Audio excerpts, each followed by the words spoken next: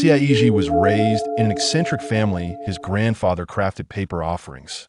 His grandmother prepared the deceased. His father transported corpses, and his mother practiced the art of poison cultivation. His ancestors often unearthed relics themselves. In such an environment, he inadvertently grew into a freak of the highest caliber. He had initially believed he would inherit the family business, only to find himself sent to the city for work, where he also took up live streaming as a side job. Chapter 1. Rock, Paper, Scissors with the Mirror. Why do living beings develop cadaveric spots?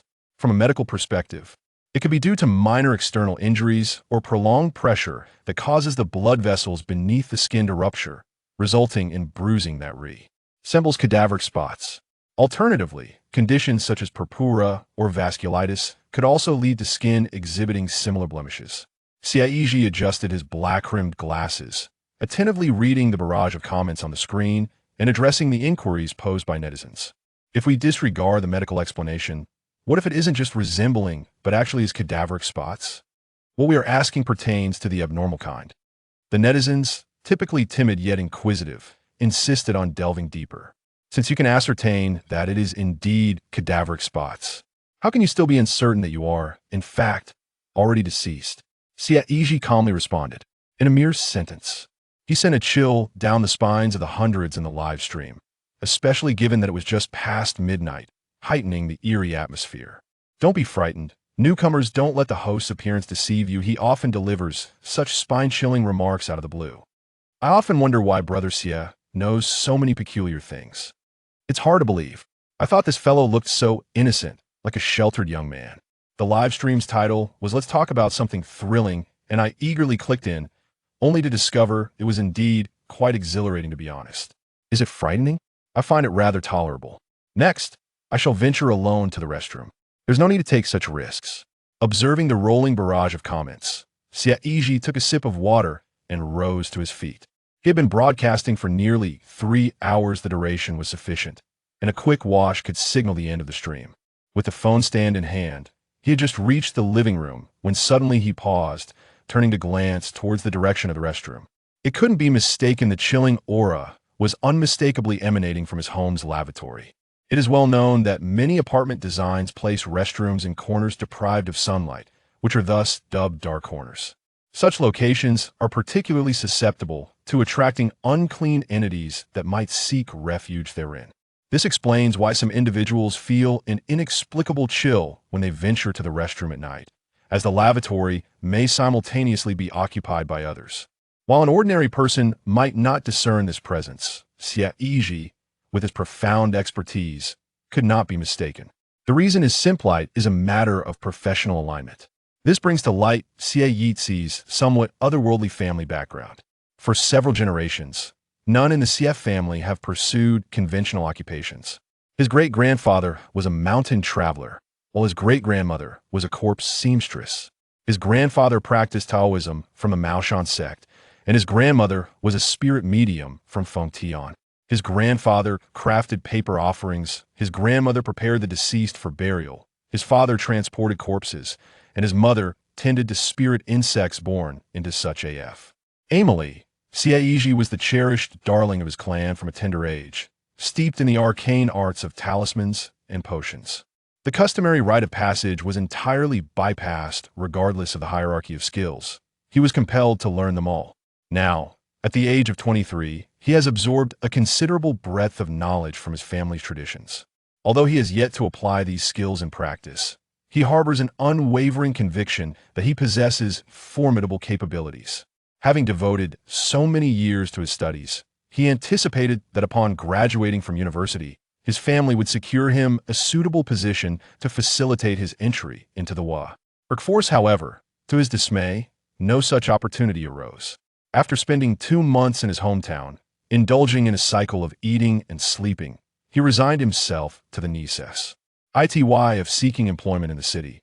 Juggling live broadcasts with a job that it was under these circumstances that Xie Yizhi first detected the unusual occurrences in his home. Why choose to hide here of all places? He muttered to himself. After all these years, his education had been purely theoretical. He had never truly encountered any supernatural entities, which left him feeling somewhat apprehensive. Surely, the skills imparted to him by his family were not mere illusions. Just then, a comment appeared on the screen. Is there really such a thing as ghosts in this world? If so, is there a way to see them? How can one ascertain whether there are spirits in their home? Xie Yizhi adjusted his camera and approached the sink to wash his hands, responding, "Indeed, there are ways to determine if there are spirits in your home. I live alone in a rented apartment that is suspiciously cheap, and I constantly hear strange noises at night. I suspect is there a bargain? Where's the location? In Yangcheng, a 2-bedroom apartment costs just over 1,000 a month. What? Is it possible that the landlord is giving you a shared rental price? Don't scare me. Brother Xie, please tell me, I beg you."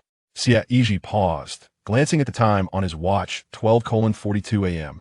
He pointed at the mirror in front of the sink. His reflection mirrored the gesture, pointing outward as well. First, the time for the test must be at midnight, when spirits begin to stir. Then, like me, stand before the mirror at home, he continued. The online viewers were momentarily taken aback, though many had indeed heard the saying about not looking into mirrors at dawn.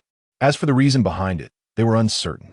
In reality, this belief has little to do with encountering ghosts or evil spirits. It is a tradition that has been passed down from ancient times. In antiquity, mirrors were made of polished bronze, and during the dark of night, one could hardly see anything clearly. Thus, the notion arose that one should avoid mirrors at night, and that was the extent of it. Stand before the mirror, and then what? Is anyone brave enough to try? I'm already here, and nothing has happened. The mirror shows nothing unusual, just me. So what now? The host isn't trying to scare us on purpose, right? Xie Yizhi glanced at the barrage of comments before turning his gaze back to the mirror. The reflection in the glass revealed a slender figure clad in a black hoodie, his expression devoid of emotion, revealing no signs of anything amiss. The mirror reflects nothing but the image of oneself. Thus, regardless of the action undertaken, the reflection within the mirror will mirror the same gestures.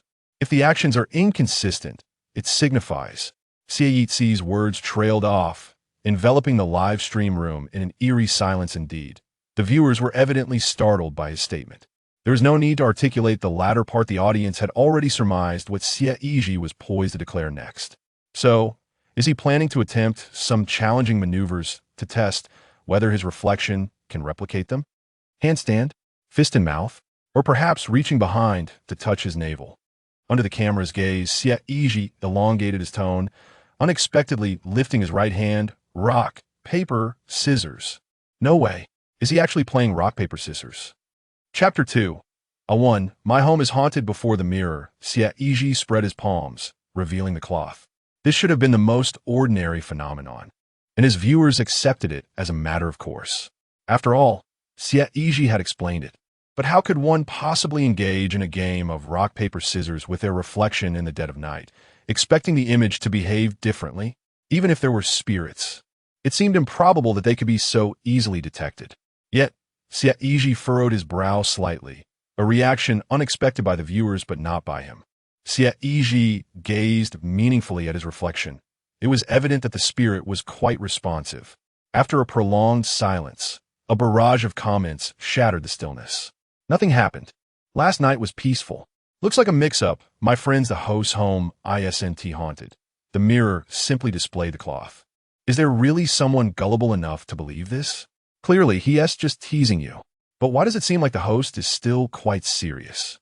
At this moment, Xie Yizhi had no time to engage with the live stream. He was curious to see how long this entity would continue to feign ignorance. This time, he refrained from calling out. Instead, he swiftly began to change his gestures before the mirror, increasing his speed. Scissors, rock, cloth. Without exception, his reflection mirrored his every move, leaving the viewers bewildered. Has the host lost his composure? He has gone overboard. The gesture changes are so rapid. It feels like he is casting spells at the village entrance. Finally, with narrowed eyes, Xie Yizhi kept his wits about him, feigning a fist. The mirror across from him indeed appeared to throw a punch. Yet in reality, Xie Yizhi's fist was merely a ruse. From a bird's-eye view, it was undeniably a stone. But from other perspectives, it became evident that his ring and pinky fingers were raised. This indicated that Xie Yizhi had, in fact, signaled scissors with the last 2 digits of his hand. The expression in the mirror reflected a barely perceptible shift in Xie Yizhi's gaze, swiftly accompanied by the elevation of his ring and pinky fingers. However, it was too late. Not only did Xie Yizhi witness this, but the hundreds of viewers in the live stream also saw it clearly. Did I just go deaf? Did Brother Xie in the mirror really just throw scissors afterwards? You're not deaf. He did throw scissors last. Oh no, I have goosebumps all over. Does this imply that there's a ghost in the host's house? Run. What are you doing, brother? Are you stunned into silence? The viewers, separated by the screen, felt a surge of anxiety for Xie Yizhi, yet he remained rooted in place, staring at his hand, seemingly lost in thought. This drove the viewers nearly frantic, and they resorted to the fervor of their earlier discussions, attempting to revive Xie Yizhi through a barrage of frantic comments. It was apparent that something was amiss in his home, yet he stood there, frozen in disbelief. His courage seemed overly diminished, leaving him utterly flabbergasted. Perhaps due to the heightened activity in the live stream, the viewer count surged to over 1,000. After what felt like more than a minute, Xie Yizhi finally broke his silence. Oh no, does that mean I lost? He exclaimed, filled with disbelief. So the host's first reaction is to realize he lost the game. Run, brother. That's not a person. That's a ghost. How can one expect to win a game of rock, paper, scissors against a ghost? Oi, oi, frantically patting his belly. Wait, the host has lost it. Why is he starting rock, paper, scissors again? What does this mean? Is it best out of 3? Or must he win at least once to rest? Under the live streaming camera, Xie Yizhi not only refrained from fleeing. His immediate reaction, upon realizing the situation, was to initiate another round of rock, paper, scissors. Scissors, rock, paper. Scissors, rock, paper. Scissors, rock, paper. Once discovered, the entity in the mirror ceased its pretense, and Xie Yizhi shouted the 3 rounds, only to lose each one. The scene was undeniably bizarre. The viewers in the live chat fell silent, watching as Xie Yizhi's expression darkened with every defeat. His glasses were discarded, and his complexion took on a slight flush. In contrast, the reflection of Xie Yizhi in the mirror displayed a wandering gaze, with a smile that bore a hint of mockery. This infuriating expression only intensified Xie Yizhi's irritation. How dare this malevolent being, residing in his home, disregard all semblance of human decency, having won not a single round? When had he ever endured such humiliation? With this thought, Xie Yizhi could no longer restrain himself and reached out to grab his reflection in the mirror. The ghostly figure, assuming Xie Yizhi intended to continue the game, did not even prepare a hand gesture before his collar was seized through the mirror. What? The spirit now regarded Xie Yizhi with an expression akin to one who had encountered a specter. Xie Yizhi's sudden movement was so forceful that it even knocked over the nearby phone holder, shrouding the camera in darkness. Am I seeing double again? Had the host just grasped the collar of the reflection in the mirror? It seemed he was not entirely deaf, but perhaps a little out of his depth. The ghostly figure remained unfazed, yet after losing a series of rock, paper, scissors games, the host felt as though the sky had fallen. What was that? Whose anguished cries echoed throughout the stream. Though the visuals were lost, the audio remained intact. Viewers were met with a chorus of piercing screams reverberating through the live stream, sharp and jarring, leaving them unable to discern the source of the terror. Their hearts raced at the dreadful sounds, conjuring images of unimaginable brutality. Anxiously, the audience paced around their living rooms, fearing that a malevolent entity had emerged from the mirror to wreak havoc upon Xie Yizhi, even contemplating whether to summon the authorities. The screams persisted for quite some time before gradually subsiding. As the phone was propped up, the live stream finally regained its luminosity. Upon seeing Xie Yizhi unscathed, with no sign of injury, the viewers exhaled in relief, grateful that their host was safe. Yet, a moment's reflection led them to a disconcerting realization. If Xie Yizhi was unharmed, then who had been the source of those harrowing screams? All eyes turned toward the mirror suspended above the wash basin. Indeed, the entity within had transformed beyond recognition. Smoke billowed from its head, its face marred with bruises, and its clothes torn into a tattered net draping over its form, rendering it unrecognizable as Xie Yizhi. Let's start anew. Rock, paper, scissors, Xie Yizhi declared. This time, as he revealed the cloth, The ghostly figure in the mirror dared not act recklessly, wisely retreating behind a stone.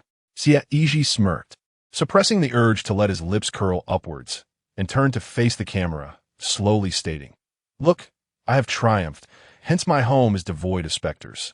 Not a chance? Who would believe you? Thousands of netizens simultaneously flooded the comments, propelling the count to 99. Chapter 3. Well-fed, yet profitable, if I'm not mistaken. Did that fellow just unleash a flurry of blows on his mirror image? Was that horrific scream emitted from the mirror? The host's home is haunted, yet he refuses to acknowledge it. Was this supposed to be an educational session? What am I learning here? Did you see that? The male's competitive spirit is so fierce that even ghosts cannot contend with it. The barrage of comments in the live stream surged, leaving the viewers bewildered by the explosive scene unfolding before them. Concurrently, the number of online viewers skyrocketed, with waves of new audiences pouring in. In a short span, the count reached an impressive 3,000, marking the first time in 2 months of streaming that Xie Yizhi's audience had swelled to such a size. Not only were the comments and viewer count escalating, but the gift effects also flickered in succession, signifying that Xie Yizhi's earnings were likewise on the rise. Charity live stream. No gifts allowed. A few oblivious viewers attempted to joke in the comments, but before they could react, Xie Yizhi swiftly banished them from the stream. No gifts. How could he possibly gather the fragments for his culinan? Well-fed and profitable, Xie Yizhi remarked with satisfaction. In the brief span of time, his gift leaderboard refreshed, revealing that he had accumulated a substantial 2,000 yuan from gifts, of which, after deductions, he would pocket around 1,000. Had he known that delivering a thrashing to a ghostly figure could yield such profits, he would have taken action long ago instead of engaging in mere games of chance. However, before he could savor his triumph, a notification popped up. Promotions and superstitious guidance are prohibited in the live broadcast. Please maintain civility. Xie Yizhi paused momentarily and muttered under his breath. Indeed, when the crowd swells, the scrutiny follows suit. Previously, he had managed only a modest audience of 2 digits, occasionally reaching a few hundred with a stroke of luck, without ever attracting the attention of the reviewers. Yet, now that his viewer count had surged to 3,000, the reviewers were quick to intervene. No sooner had he finished his thought than another notification appeared. Please maintain civility in your broadcast. The use of inappropriate language is forbidden. Goodness, what have I said that is uncivilized? Are they trying to stir up trouble? He thought, if that's the case, let the games commence. There is something rather exhilarating about being in the spotlight. With a forced smile, he made a heart gesture towards the camera. The money he had just earned was still warm in his hands. If the broadcast were to be suspended now, he would be unable to withdraw the gift funds, rendering his efforts futile. After all, Xie Yizhi had never been one to bend easily. As long as the rewards were ample, he was content. The host appears somewhat resolute, yet not excessively so. What an enigmatic man, inscrutable yet oddly endearing. The live broadcast was merely a performance. Do not take it to heart. It was all about positive energy. Upon receiving 2 consecutive warnings, Xie Yizhi sensed that continuing the broadcast would undoubtedly lead to peril, and thus, he decisively chose to conclude the session. Before the viewers could utter a word, Xie Yizhi abruptly terminated the live stream with astonishing swiftness. The remaining audience stared blankly at the darkened screen and Xie Yizhi's profile picture. Such an unexpected turn of events, to cut off so suddenly without a moment's notice. Was this merely for the sake of dramatic effect? If so, it was executed flawlessly, without a hint of editing evident. Xie Yizhi hardly appeared to be the type who could afford such extravagant theatrics. 3,000 followers, yet a performance worth millions? Surely not. Once the broadcast concluded, the audience's curiosity shifted away from Xie Yizhi, leaving them to speculate as they pleased. The line between truth and fiction had little significance. It was the topics that garnered attention. After all, Xie Yizhi had been streaming for 2 months and possessed a modicum of understanding regarding the industry. The immediate priority was to withdraw the gift money. For one, must always prioritize the security of one's earnings. After accomplishing this task, Xie Yizhi finally put away his phone, grabbed a towel to dry his face, and prepared to exit the restroom. However, upon turning around, he was startled by a chilling, hissing sound that echoed eerily. In that moment, he remembered the ghastly apparition still lingering in the mirror. Turning back, he beheld the apparition in its true form. Disheveled hair, dark circles under its eyes. A pale complexion, and clad in a flowing white robe, it leaned almost lifelessly against the mirror. Surprisingly, its features were rather endearing, though it was evident that this was not a mere modern ghost. Had this occurred while he was still live-streaming, the absurd viewers would undoubtedly have been ecstatic. What an opportunity. Now is the time for Chibai Chow. Is she still there? Is the event still ongoing? Xie Yizhi needed not ponder, for he could easily envision the musings of those in the audience. Upon meeting Xie Yizhi's gaze, the female ghost visibly panicked. Just moments ago, this man had struck her with 2 powerful blows, exhibiting remarkable ferocity. It was her first encounter with such a situation. Typically, the living would be terrified upon seeing her. Yet, this man, when provoked, emanated a formidable intensity that left her paralyzed with fear. Had she foreseen the outcome, she would never have sought refuge in this abode. What folly it was to hide in her home, and now it seemed she was merely unfortunate. Observing that she bore no trace of blood, Xie Yizhi declared, "I shall spare your life." From a young age, his grandmother had imparted wisdom to him regarding his role as a mortician. She had mentioned that while preparing the deceased, many wandering souls would linger nearby, observing their own lifeless forms. Thus, having encountered numerous spirits, she explained that those who were malevolent in life or had committed heinous acts would often carry the sin of death, a result of their tormented souls. The female ghost before Xie Yizhi, however, bore no such odor. She appeared timid, merely mischievous, albeit unfortunate. The ghost nodded repeatedly, clasping her hands in a gesture of supplication. Nevertheless, Xie Yizhi resolved not to let her depart unrestrained. He surveyed the surroundings and ultimately fixed his gaze upon an empty shampoo bottle on the windowsill. Curiosity flickered within the ghost as she wondered what he intended to do, only to witness him rinsing the bottle under the tap before deftly confining her within it. Subsequently, he retrieved a talisman he had practiced with and affixed it to the bottle's surface. It became clear that he intended to seal her away. Yet, she mused, at least procure a more suitable vessel. Traditionally, vessels such as urns or jars were employed for such purposes. At the very least, it could serve as a mere decorative object, couldn't it? Which benevolent soul would casually seize a shampoo bottle to seal a spirit? And what a peculiar choice it is, a bottle of ginger shampoo.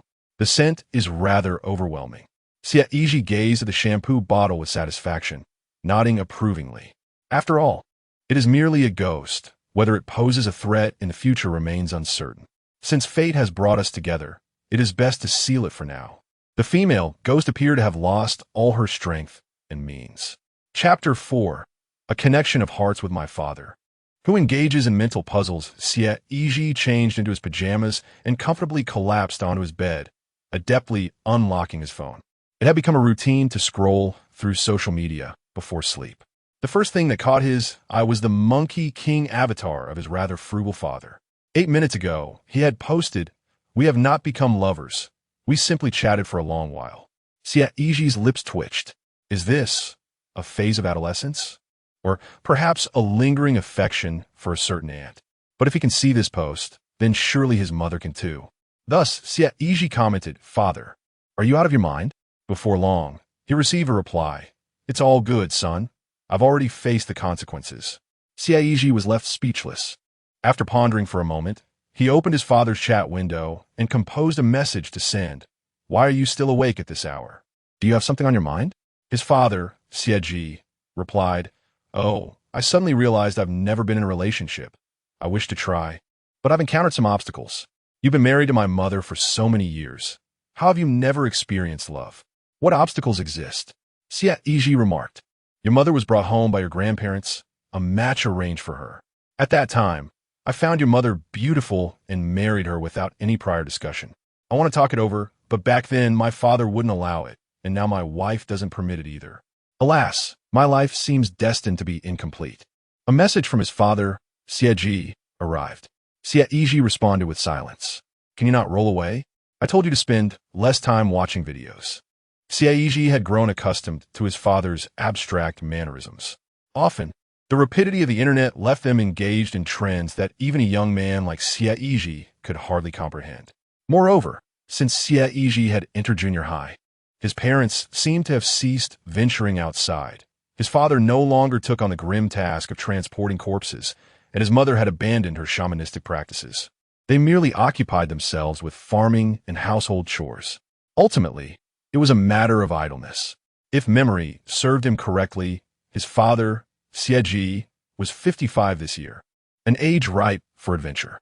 Staying at home felt like a sheer waste of potential, and Xie Yizhi continued to harbor the hope that his father would achieve greatness. Logically, in a family engaged in such a macabre profession, dealing with the deceased, one would expect a considerable income, perhaps even exorbitant profits. After all, that was what he had gleaned from novels. Yet, after all these years, despite having matured and graduated from university, he still awaited the day his parents would reveal their circumstances, living a life that remained painfully frugal. Xie Yizhi's suspicions were not unfounded. He recalled a time during his sophomore year when he had exhausted his living expenses and found himself unable to afford a meal. He requested money from his father, and perhaps moved by his son's plight, Xie Yizhi decided to lend him a small sum from his secret stash.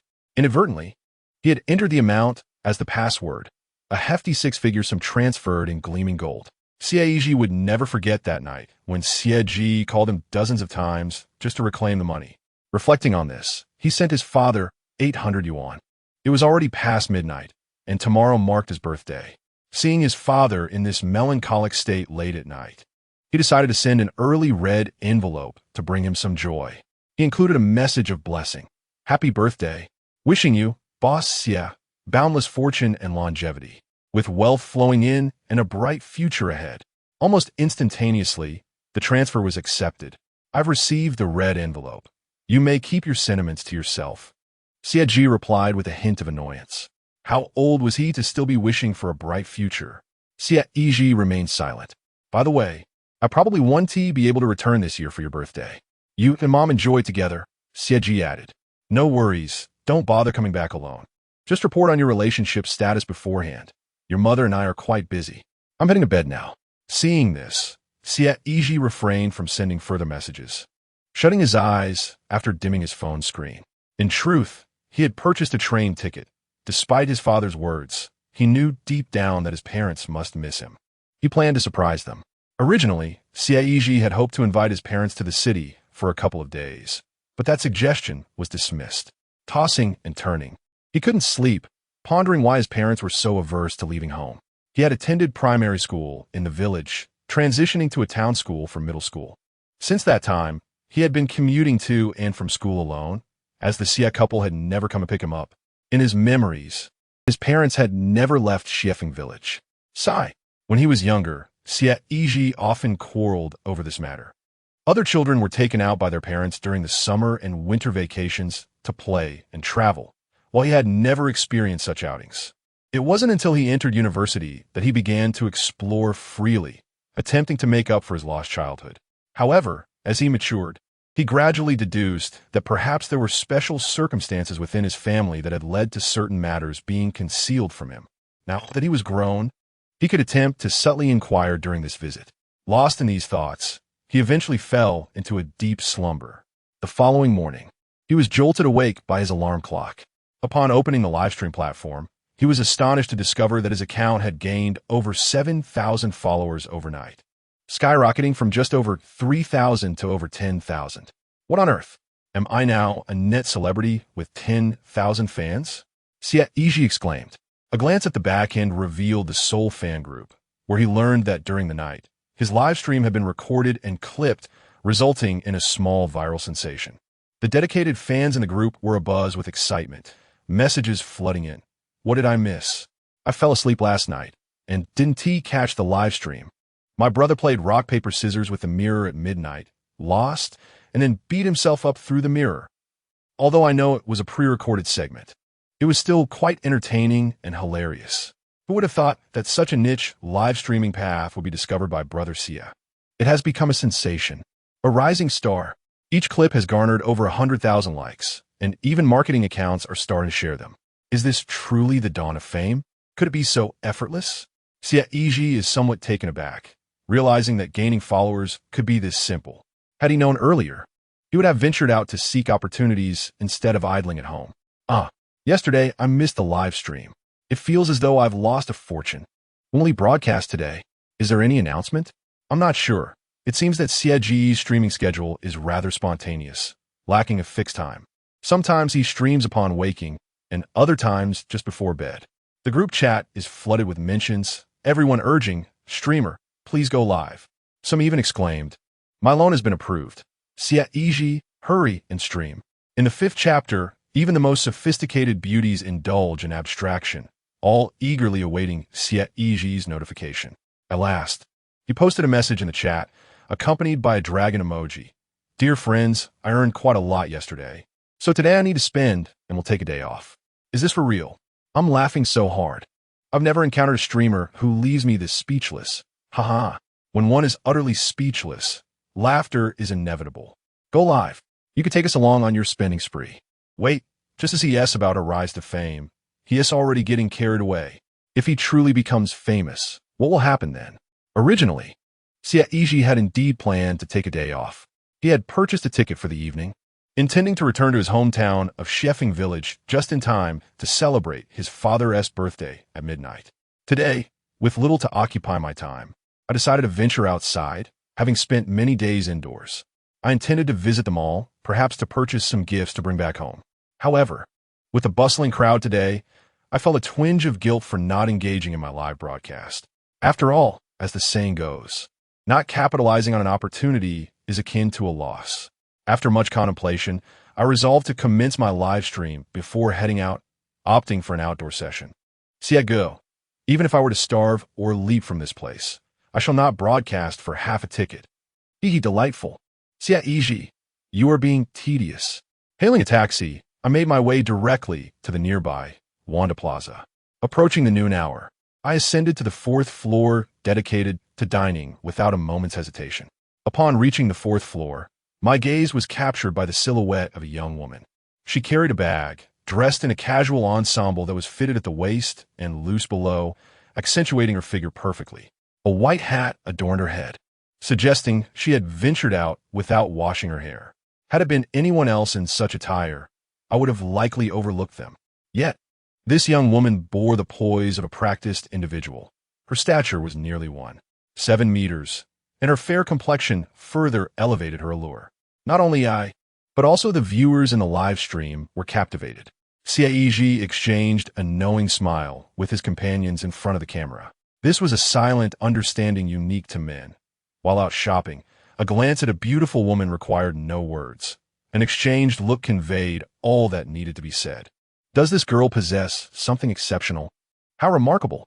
Even without makeup, she is stunning, and her figure is admirable. Truly a gift from the heavens. Dear streamer, we are here to dine, not to gawk. Wait, why is she looking over here?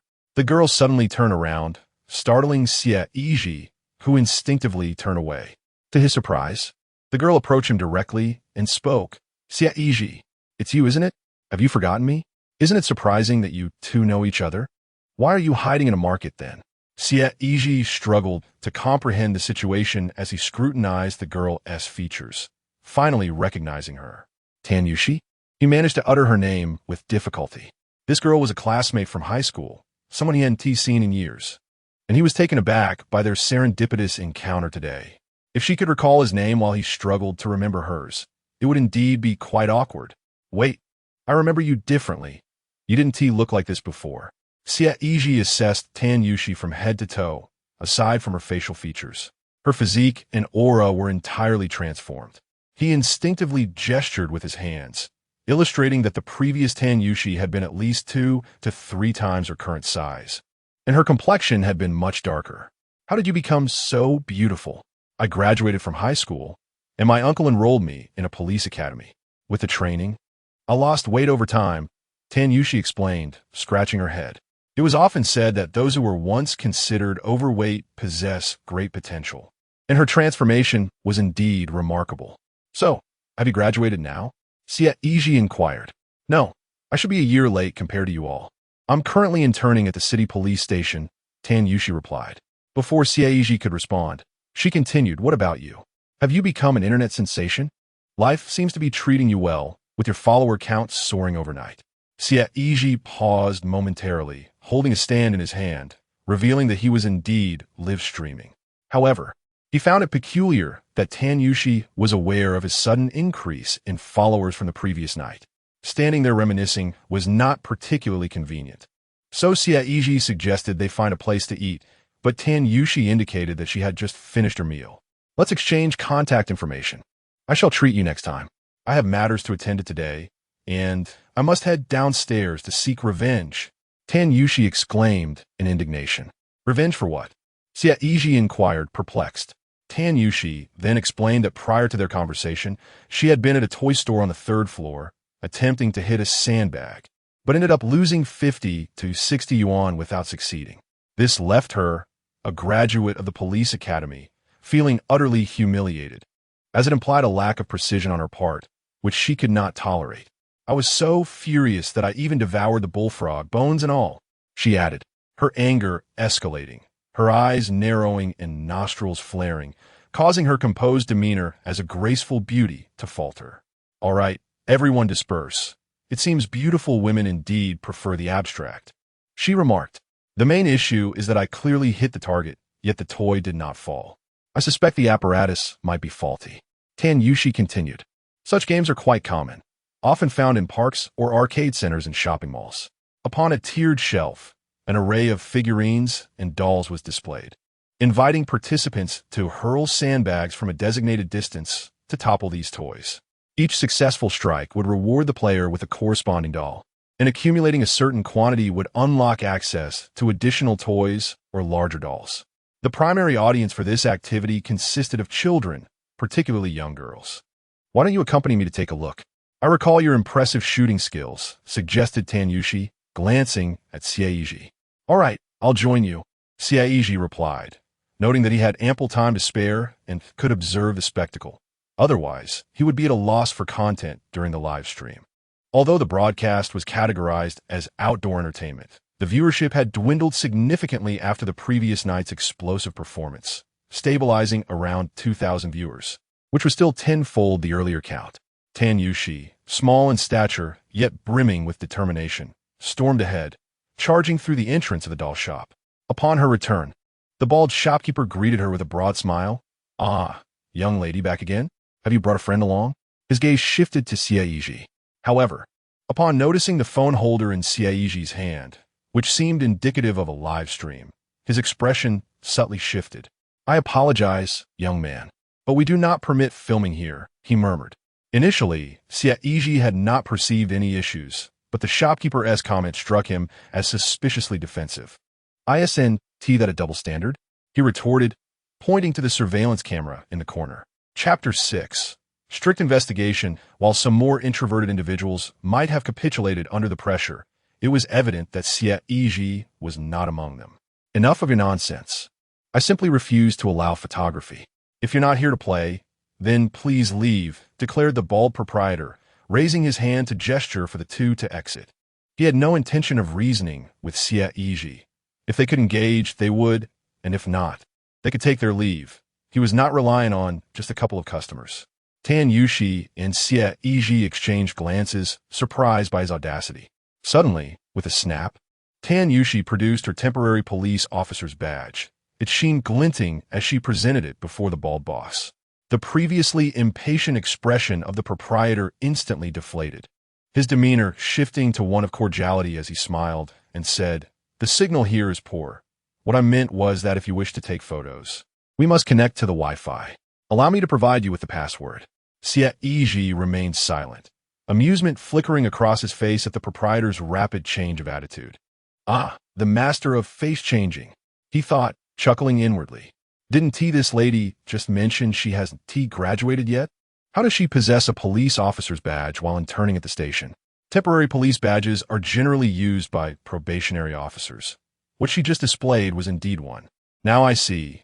This brings to mind that phrase, 'How may I assist you?' People often feign busyness when caught in an awkward situation." Noticing Tan Yushi brandishing her credentials, the bald boss became noticeably more animated. He enthusiastically inquired about what Tan Yushi and Xie Yizhi intended to do and how much they planned to spend. Let us start with 3 bowls. Priced at 60 yuan each, Tan Yushi replied, promptly handing over the money to avoid any potential disputes later on. On the desktop lay a series of small pots, each filled with sandbags, 10 sandbags per pot, with each sandbag costing 2 yuan. I was rather skeptical. Tan Yushi picked up a sandbag and aimed at the small figurines perched on the shelf, launching into a frenzied barrage of throws. Whoosh, whoosh, whoosh, one by one. The little sandbags soared through the air, reminiscent of a pea shooter. Despite her beauty, her movements were quite endearing in their clumsiness. Xie Yizhi observed from the side. To his surprise, although Tan Yushi threw rapidly, she actually struck a fair number of the figurines. However, the peculiar thing was that the figurines on the iron rack seemed almost welded in place.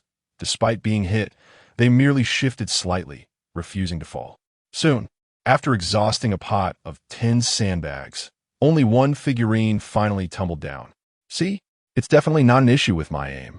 Tan Yushi turned her head, pouting and casting a forlorn glance at Xie Yizhi. It was evident that she took her accuracy very seriously. Could the sandbags be too light? Xie Yizhi mused as he weighed one in his hand. Its weight was reasonable, not light at all. At such a distance, being struck would certainly be painful, so it seemed impossible that such small figurines could remain upright after being hit. I frequently visit the park, and usually, even a slight bump causes them to fall. Exactly. How could so many hits result in just one falling? A thorough inspection is necessary. There must be something wrong with the rack. A scam. It demands strict investigation. Even those watching from behind the screen were clamoring that something was amiss. Xie Yizhi deftly tossed the sandbag in his hand, striking one of the Pikachu plush toys squarely in the face. Remarkably, the toy merely swayed but remained upright on the shelf. Has this Pikachu become impervious? It doesn't budge at all. I must take a closer look, Xie Yizhi remarked, preparing to step over the boundary to approach the iron rack when he was suddenly halted by the bald proprietor. Ha ha ha, my young friend, you cannot touch that rack. It would be too troublesome to rearrange, the bald man chuckled, gesturing toward a few large stuffed toys hanging nearby. We are merely running a small business. It is not easy. Here, beautiful lady, choose one you like, and I shall gift it to you. Although his face bore a smile, his tone had grown noticeably displeased. Had it not been for Xie Yizhi's live broadcast and Tan Yushi's status as a trainee police officer, he would have expelled ordinary customers long ago. I do not want your gift. I only desire what we have earned ourselves, Tan Yushi replied, waving her hand dismissively. Xie Yizhi ignored the bald man and attempted to sidestep him to approach the iron rack, only to find the grip on his clothing tightening. His brow furrowed, and his expression darkened. Are we not allowed to look? Xie Yizhi inquired further. You cannot see. It's as simple as that. If you can play, then play. If not, please leave, both of you. The bald man dropped the pretense, perceiving them as troublemakers. What did it matter if one was a trainee police officer? He operated a business openly, with clear pricing. No one was coerced into playing. What is this attitude? I now suspect you of consumer fraud. Please cooperate with the investigation. This is the first time Tan Yushi has encountered such arrogance. She retrieved her identification, attempting to intimidate the other party. However, it was evident that the bald owner was seasoned in these matters. He shrugged and responded, What consumers have I defrauded? Have I charged extra fees? Or failed to provide rewards when expected? In running my business, I must establish my own rules. It is not acceptable for the police to bully us ordinary citizens. His rebuttal was flawless, and he even turned the tables on Tan Yushi. Tan Yushi was so infuriated that her nostrils flared and her mouth twisted in frustration. Yet she found herself at a loss for words, her gaze instinctively shifting towards Xie Yizhi.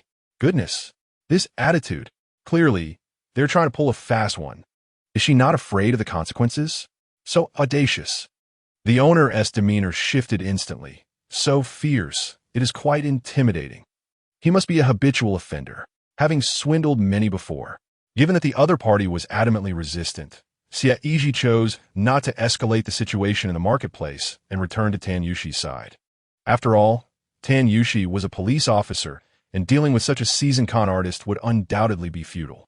To face further accusations would only complicate matters and reflect poorly. Yet, swallowing his anger was not Xie Yizhi's style. So, if you use your sandbag, you receive a reward for knocking down a toy.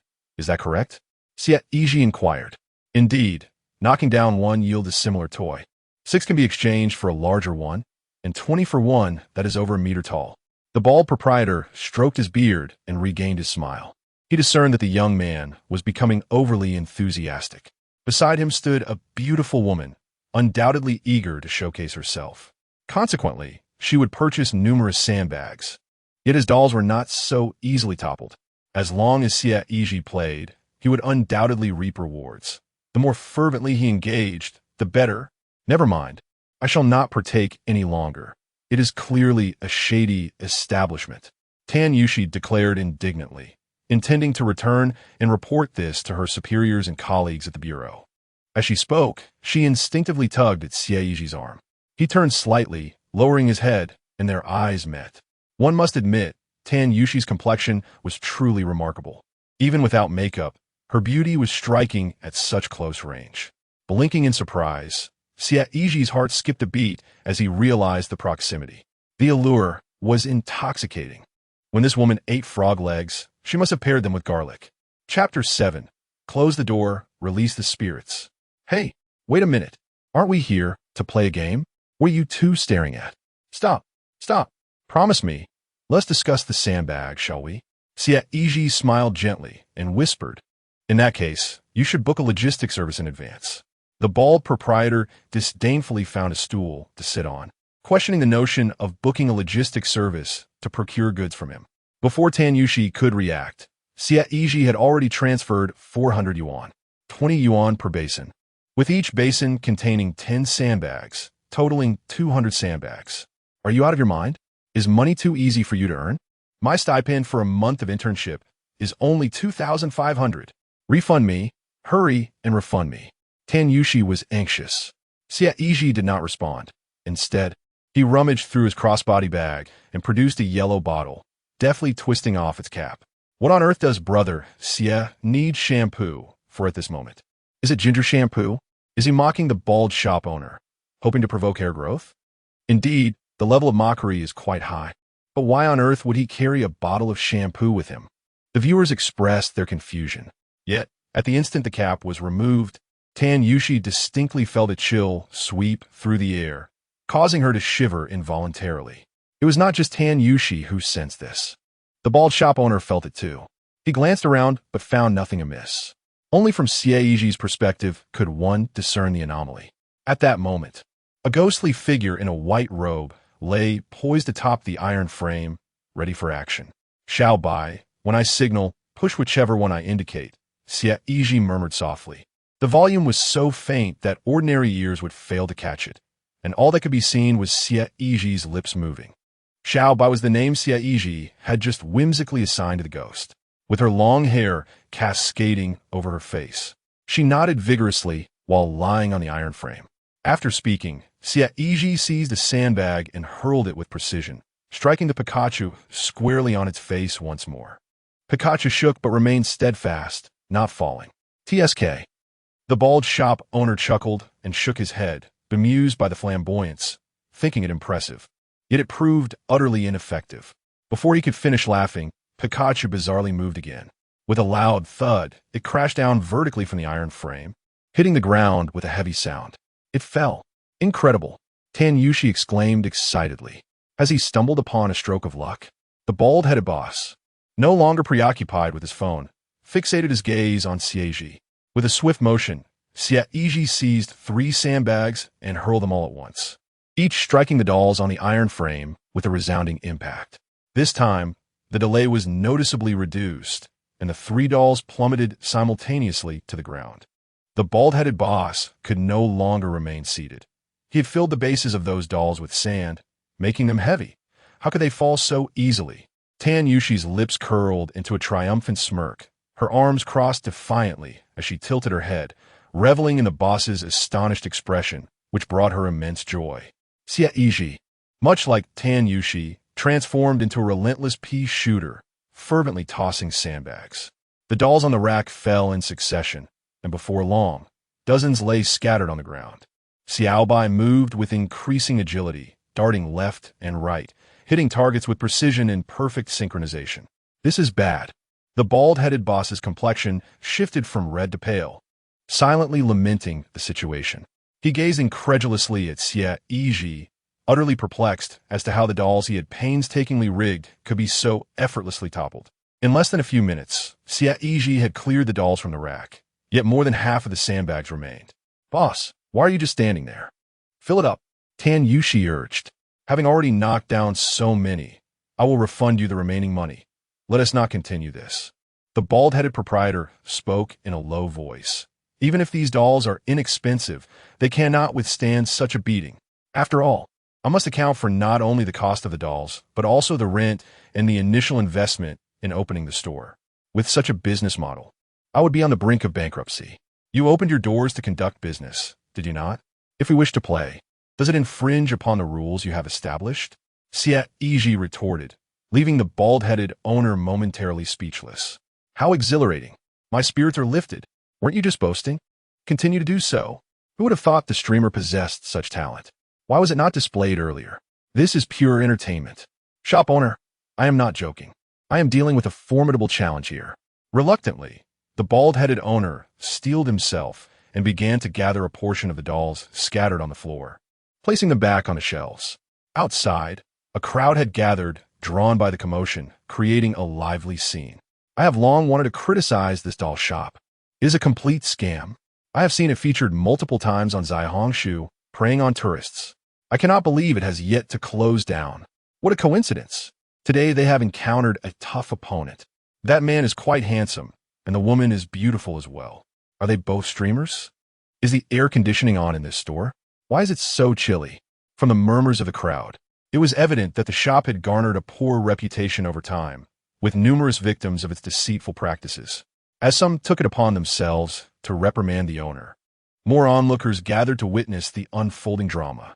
With the diminishing number of sandbags, Xie Yizhi's throwing speed gradually slowed.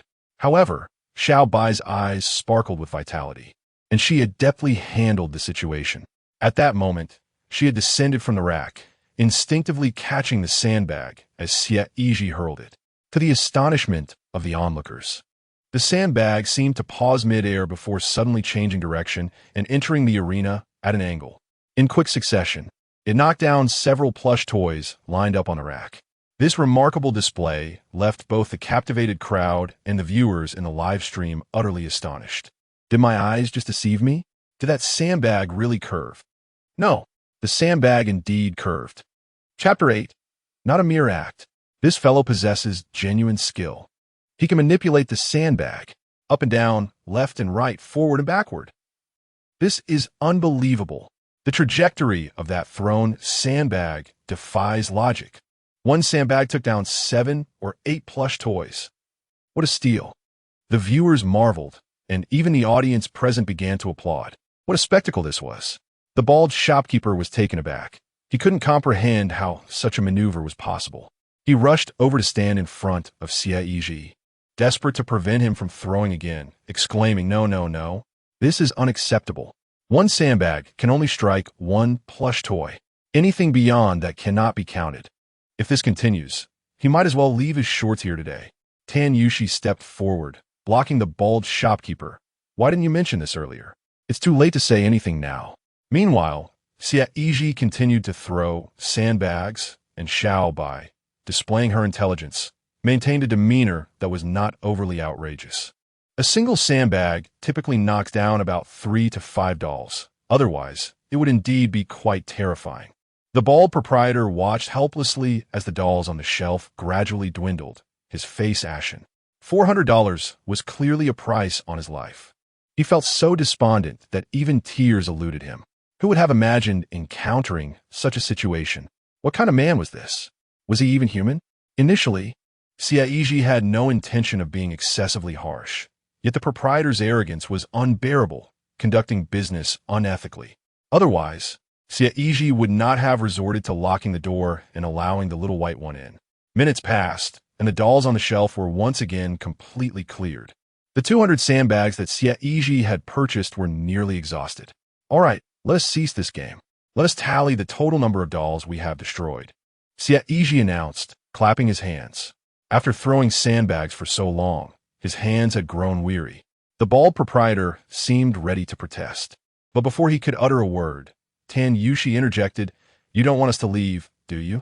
Then let us throw in another $500. Upon hearing that the game was still on, the bald proprietor was too frightened to resist. His expression was more grotesque than if he had consumed something vile. And under the watchful eyes of the two, he dutifully began counting the dolls. He hurriedly finished counting, eager to send these two troublesome patrons away. With a casual gesture, Xie Yizhi signaled, and Little White instantly understood, darting back into the shampoo bottle. Xie Yizhi was quite pleased with her performance today. "Well done. When we return, I shall reward you with a luxurious mansion," he murmured. Little White. At last, she could be rid of that wretched, ginger-scented shampoo bottle.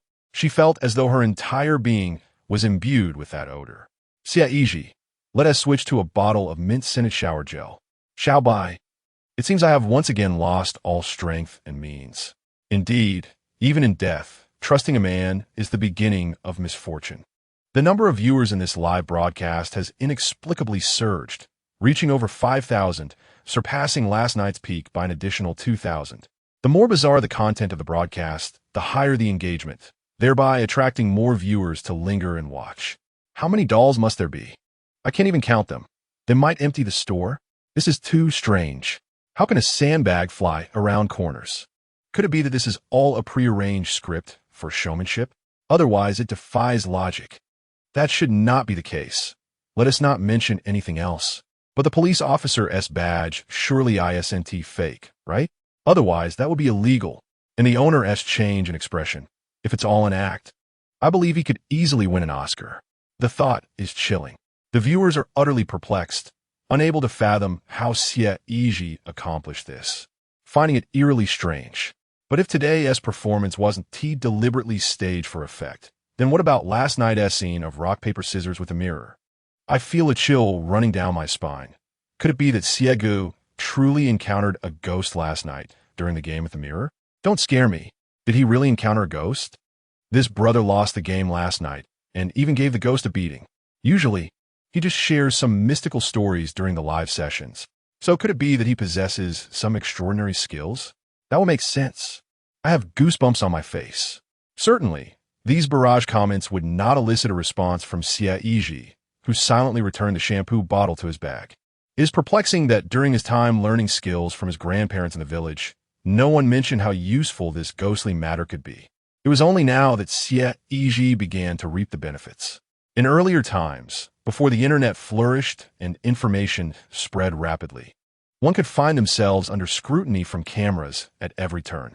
In those days, capturing even a single ghost could have led to small ventures yielding profits, sparing the family from languishing in the village without accomplishments. This aspect baffles Xie Yizhi somewhat. However, it is also possible that encountering ghosts is no easy feat. After all these years, it was his first genuine encounter with one.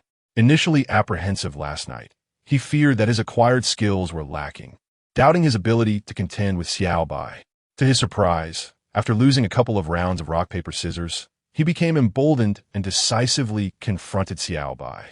Xiao Bai was caught off guard, unable to retaliate, and was easily subdued. This further confirmed Xie Yizhi's suspicions that the skills he had learned in elementary school had transformed him into a formidable presence before a ghost. Perhaps Xiao Bai was merely a weakling spirit, devoid of any capacity to defend itself. In total, he shattered 413 dolls. With a bald shopkeeper announced the figure, Xie Yizhi felt as if his heart had stopped for a few seconds. After smashing over 400 dolls with 200 sandbags, who could withstand such a toll? He, of course, did not consider that in running a black market for so long, he had swindled far more customers than this. Xie Yizhi had merely restored a fraction of the average. Human nature often tends to overlook what is gained in favor of what is lost. With her hands placed firmly on her hips, Tan Yushi nodded and then turned her gaze towards Xie Yizhi. The count was accurate. She had been observing the boss tallying the figures all along, so there could be no mistake. Whatever can be exchanged, whether large or small, is acceptable as long as the quantity remains intact. We are indifferent to everything else. Xie Yizhi replied with a smile. Tan Yushi gave a thumbs up, genuinely impressed by Xie Yizhi's prowess. After all, a boy who can throw a sandbag with precision is certainly a plus. Not only did he seek revenge, but he also profited handsomely. Let us exchange contact information. I'll arrange for a vehicle to deliver them to you after the exchange. For a moment, the bald-headed boss sounded utterly exasperated. Xie Yizhi wished for Tan Yushi to assist with the writing, only to see her shake her head. You pay for the money, and you smash the dolls. There is no reason for them to be sent to me. It must certainly be your address that's filled out. Dan Yuxi insisted. Xie Yizhi glanced at the dolls strewn across the ground, pondering the purpose of possessing so many. As a grown man, having an abundance of adorable dolls serves no practical function. Since you don't want so many, could it be? The bald-headed boss interjected. Tan Yushi and Xie Yizhi responded in unison. Absolutely not. The bald-headed boss fell silent. We. Our fans. Frantic hints. Boss, so? Oh no, this won't do. Chapter 9.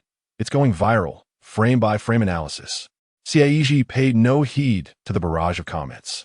He was not particularly famous, and gifting dolls to fans felt rather extravagant at this moment. He quietly arranged for small fortune bags in the live stream room. Ha ha ha, it's utterly amusing. How many lucky bags will be distributed? Xie Gu truly remains true to his original intention, distributing 10 digital coins to 50 people, while 5,000 others still receive only 10 coins. Even 10 coins are not worth competing for. What a farce. With no other option, Xie Yizhi reluctantly filled in his address, contemplating the possibility of reselling the items online later. I might return to your place to claim a couple of my favorite things. Tan Yushi flashed a bright smile, revealing her pearly whites, and naturally placed her hand on Xie Yizhi's shoulder. Wait, I didn't fast forward. How do we reach this point? Are we heading to the next place? Let's enjoy it. No. Pay close attention to Xie Yizhi's gaze.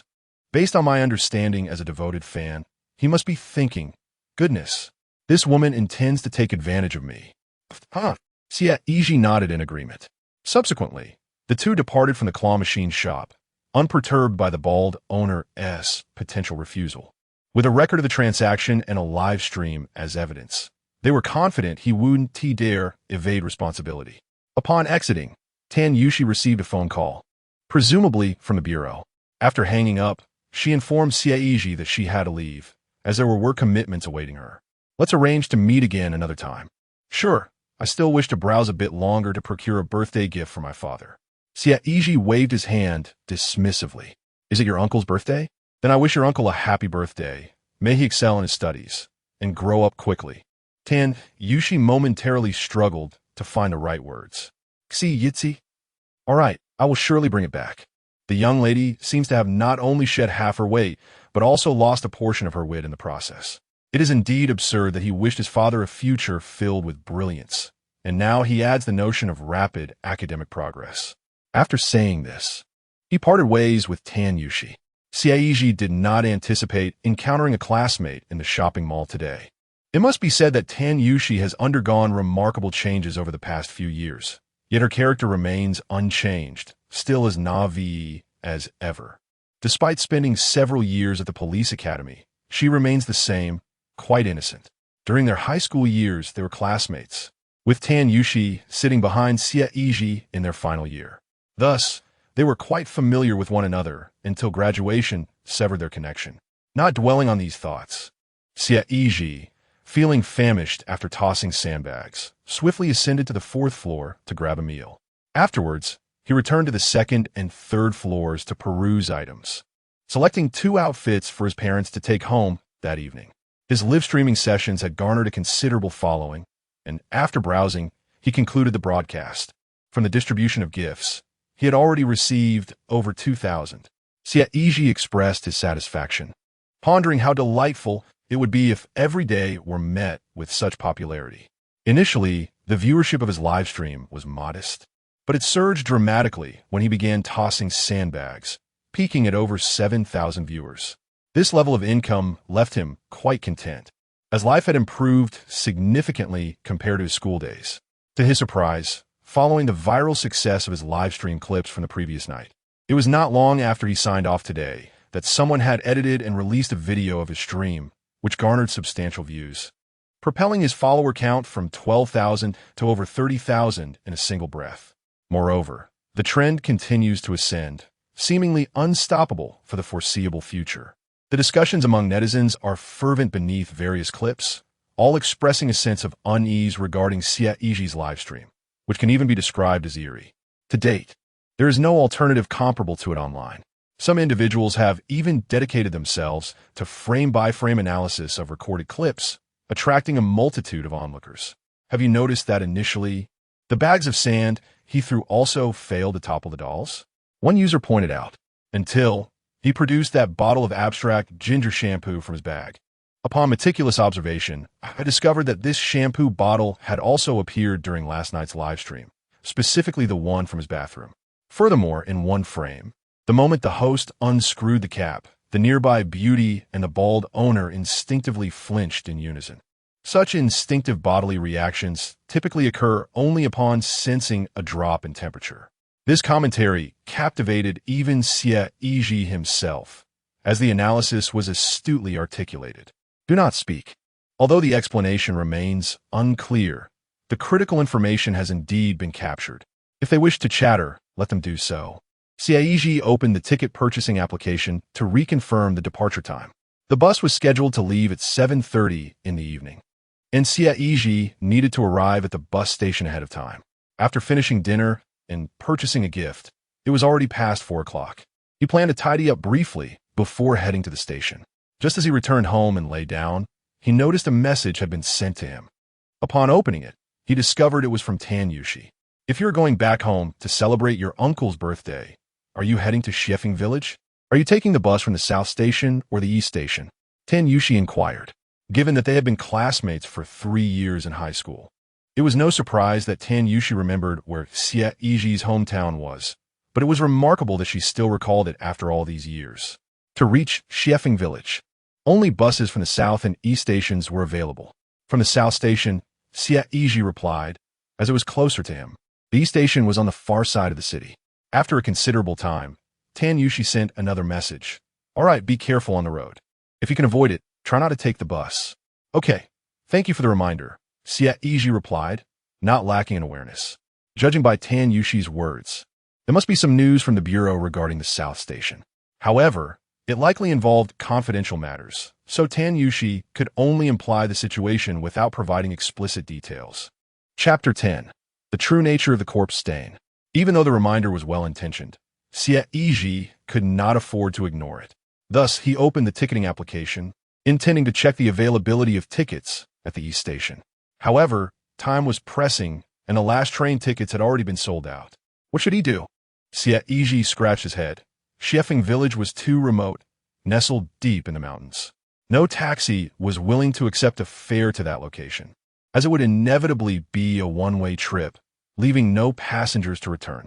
Therefore, he had no choice but to take a bus. After pondering for a moment, Xie Yizhi decided to pack his belongings and head to the station. Regardless of the circumstances, he had to return to celebrate his father's birthday. Preparations had already been made. He simply packed a backpack with 2 changes of clothes and his streaming equipment. Just in case, he also brought Xiaobai along. If trouble arose, he could always close the door and leave Xiaobai inside.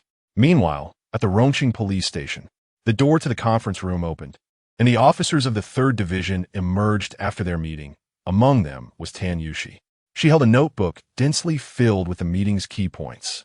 Some critical information was circled in red ink by Tan Yushi, such as South Station and license plate number LC1675. Returning to her seat, she opened Xie Yizhi's chat page, noticed he had not sent any new messages, and then turned off her phone. She exhaled deeply.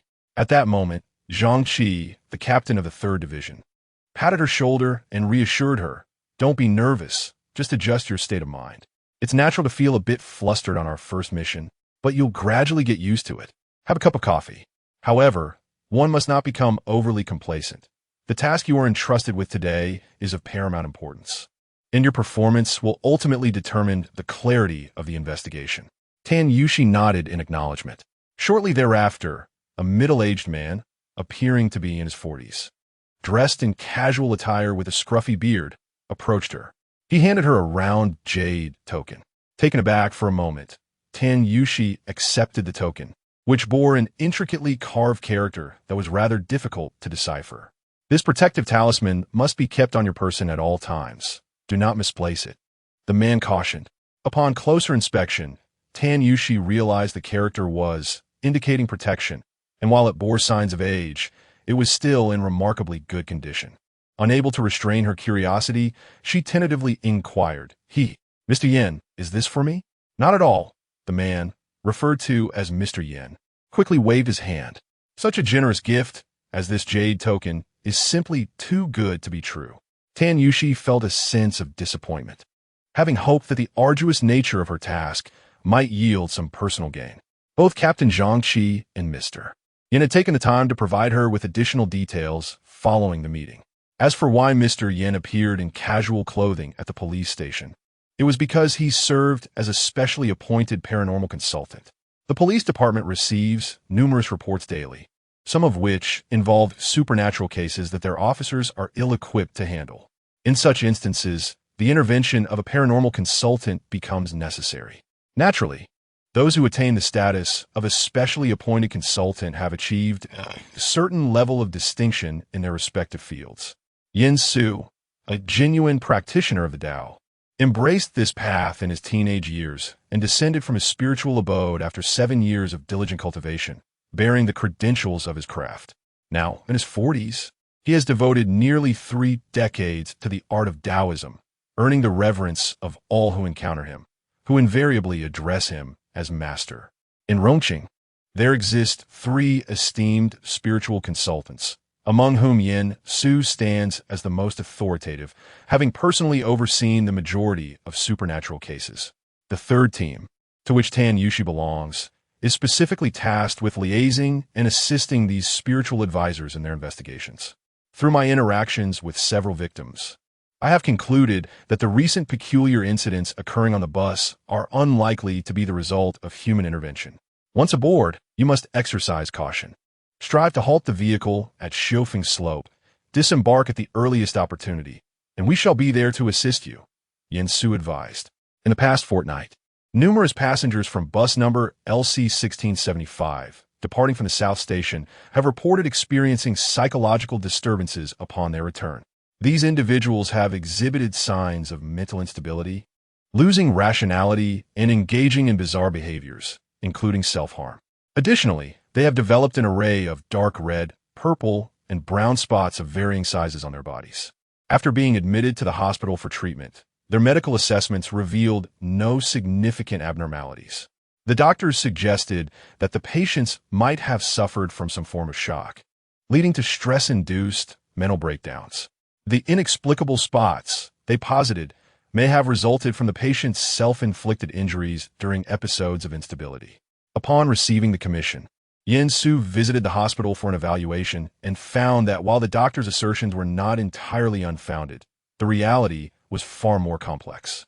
The patient has indeed been startled, losing what is commonly referred to as one of the souls among the 3 souls and 7 spirits. The 3 souls consist of the fetal light, the pure spirit, and the ethereal essence.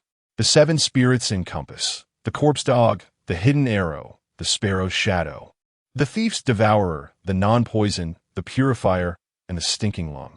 In such instances of mental derangement, it is likely that the principal soul, the pure spirit, has been lost.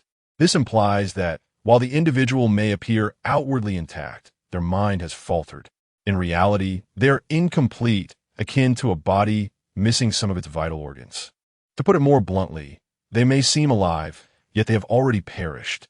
The mottled markings upon their skin are, in fact, cadaveric spots.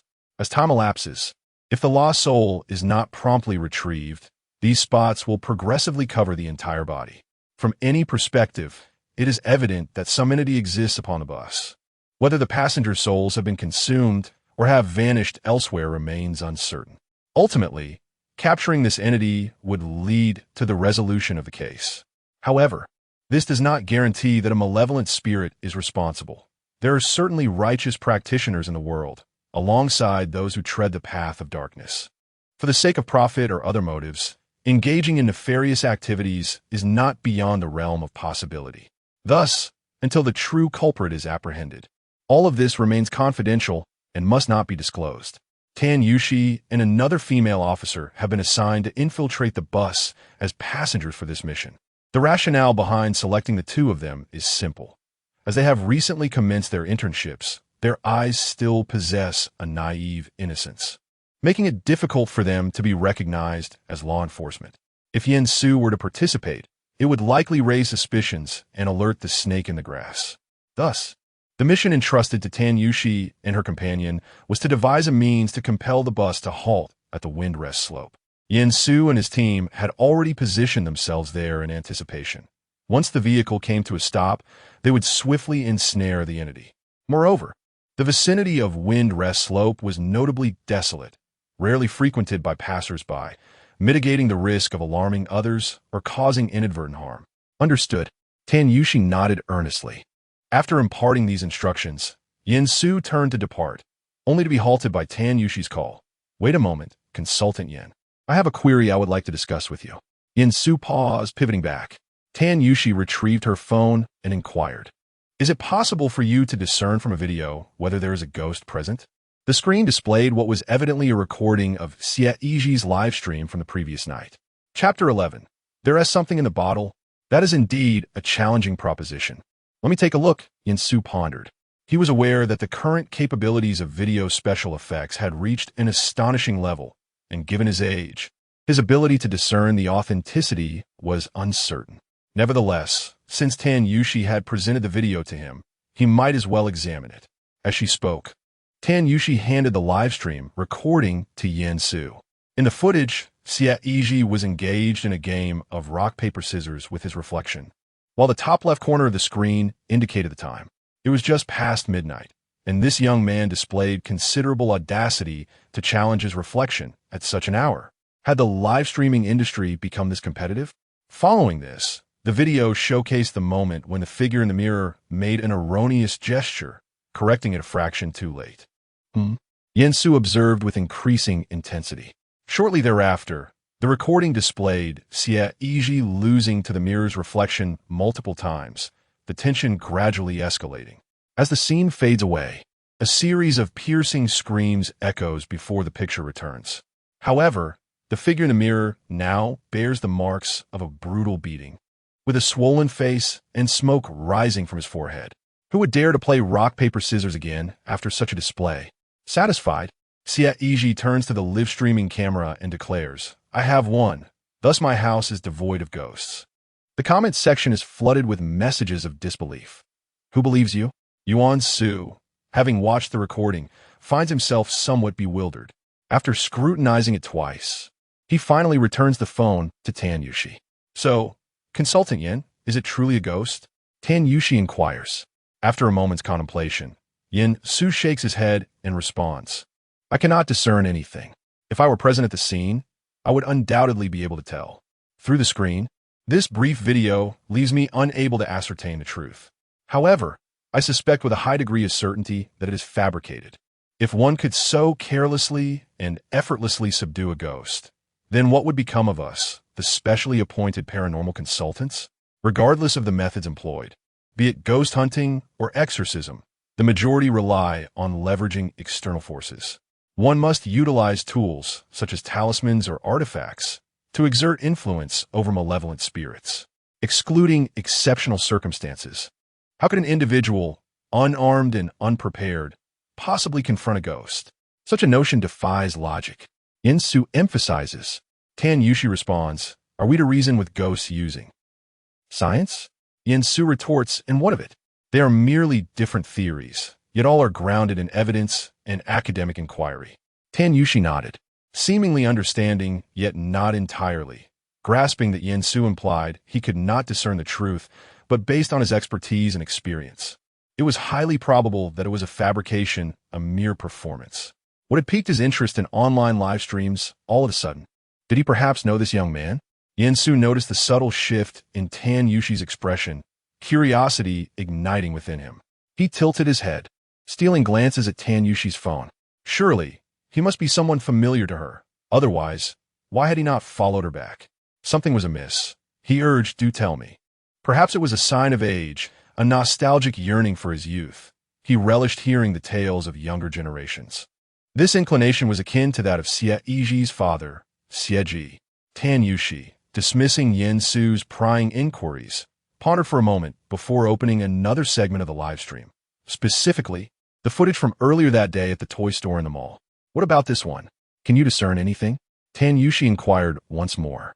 Yin Su remained silent. For sometimes silence spoke volumes. He offered Tan Yushi an understanding glance, his demeanor now more earnest as he scrutinized the video. After several careful viewings, his expression darkened, the earlier mirth evaporating entirely. "This makes no sense. How could this be?" Yin Su furrowed his brow, ultimately replaying the recording once more before pulling a chair beside him and sitting down. Tan Yushi, observing the transformation in Yin Su's demeanor, wore a puzzled expression and patiently awaited his explanation. Yin Su glanced at the video, then at Tan Yushi, repeating this action several times. In the recorded video, the silhouette of Tan Yushi appears, indicating that she must be acquainted with the young boy from the livestream. "What is your relationship with him?" Yin Su suddenly inquired. Taken aback by Yin Su's unexpected question, Tan Yushi paused for a moment before barely responding. "Just a classmate, a high school classmate." Yin Su then paused the footage at the moment when Xie Yizhi retrieved a bottle of shampoo from his crossbody bag. "There is something within that bottle," Yin Su continued. "Ah?" Tan Yushi exclaimed, startled. Despite it being broad daylight and in a police station, Yin Su's serious demeanor and tone unnerved her. In truth, Tan Yushi had also found it peculiar at the scene why Xie Yizhi inexplicably pulled out a shampoo bottle from his bag. She had initially thought he was intentionally showcasing a bottle of ginger hair growth shampoo to mock the bald owner. However, after hearing Yin Su's assertion, she sensed that the situation might be more complex. "Weren't you right beside him? At such a close distance, didn't you feel anything when he opened the bottle?" Yin Su pressed further. Reflecting on a moment, Tan Yushi replied, "It felt a bit colder." Yin Su exhaled deeply. This indicated that he had misjudged during the first video. Something invisible to the naked eye was concealed within that bottle. That sandbag couldn't possibly knock down the dolls on the shelf, could it? Those dolls must have been tampered with. Under normal circumstances, it would be exceedingly difficult to remove them. Yet, why was it that your classmate managed to do so? As he released something invisible to the ordinary eye, it appeared as though a sandbag had struck the doll. Yet in truth, a ghostly hand was at play. As Yin Su elucidated, Tan Yushi swallowed hard. It dawned on her that at that moment, she had been in the same shop as an unseen entity, mere inches apart. Yin Su's assertion sent a shiver down her spine, quickening her heart's rhythm. Could it be that the earlier scene of her playing rock, paper, scissors with a mirror was not a mere figment of imagination? How could that be possible? Yin Su found himself perplexed, wondering if there truly existed individuals so audacious that they would confront a ghost without fear, even daring to strike it barehanded. Being a seasoned expert in the supernatural, Yin Su began to formulate a hypothesis based on the two segments of video footage. Could it be that he encountered a ghost at home, bewildered it, and then casually seized a nearby shampoo bottle to contain the spirit? When he later played with the doll in that dubious establishment, could he have inadvertently opened the bottle, releasing the ghost? Surely, it could not be that terrifying, could it? It was evident that only an insider could grasp the intricacies. While others disassembled the footage frame by frame online, Yin Su found himself at a loss. Having viewed the recording just twice, he had already pieced together a substantial portion of the unfolding events. Tan Yushi inquired, "Are ghosts truly frightening?" Yin Su replied, "Not the ghosts, but rather your classmate." Tan Yushi responded with silence. Chapter 12. Handsome. Shall we be friends? While it seemed highly plausible that the reality was as such, after watching the second segment of the video, Yin Su was convinced that there was indeed something within that bottle. A sandbag could not levitate and spin in midair.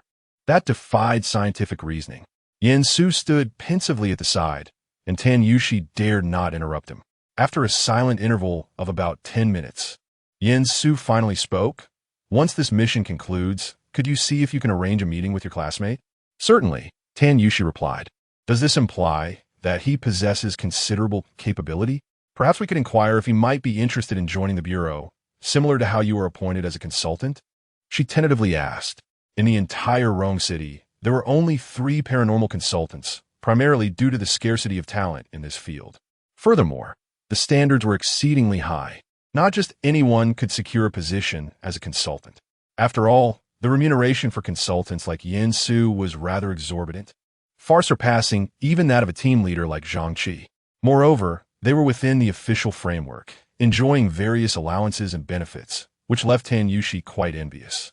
Many aspired to this opportunity, yet few could find a way in. Given this context, Tan Yushi felt compelled to assist Xie Yizhi with an inquiry. If he truly possesses the requisite skills, it should pose no issue. I can easily compose a recommendation letter, she offered. However, if your classmate is indeed as capable as depicted in the video, it is likely that he comes from a well-connected background. There would be no need for us to concern ourselves with it, Yin Su replied with a smile. Tan Yushi nodded, somewhat chagrined. His reasoning did seem valid. She felt rather foolish for having worried unnecessarily. Meanwhile, at the south station of Rome City, night had nearly fallen, and the number of passengers entering the station steadily dwindled. The ticket inspectors at the checkpoint, observing the diminishing crowd, began to engage in casual conversation as they awaited the end of their shift. Is that train still scheduled to depart at 7:30? It is uncertain what issues may arise today, as an air of disquiet permeates the atmosphere. The staff at the station have nearly all heard about the troubles plaguing the last train. Passengers frequently report feeling unwell upon boarding, succumbing to drowsiness and a vague sense of forgetfulness regarding their experiences on the train, as if a portion of their memory has vanished. They consistently express that time seems to pass swiftly once they are on board. Disturbingly, some passengers have returned home only to suffer mental breakdowns, necessitating hospitalization. Originally, there were plans to suspend the service of that particular train, but the implications of halting the last train service are substantial for the station. After all, this would serve as concrete evidence of the train's faults, deterring future travelers from using the southern station. Consequently, after deliberation, it was decided to temporarily maintain the operation of the last train, specifically LC 1765. It remains uncertain whether the train itself is at fault. The passenger's subsequent issues could stem from other causes.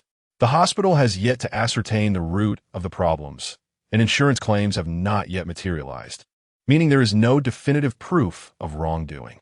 Halting the service would imply an admission of guilt. The police have outlined their operational strategy, recognizing that ceasing the train service would hinder their ability to unearth the true culprit.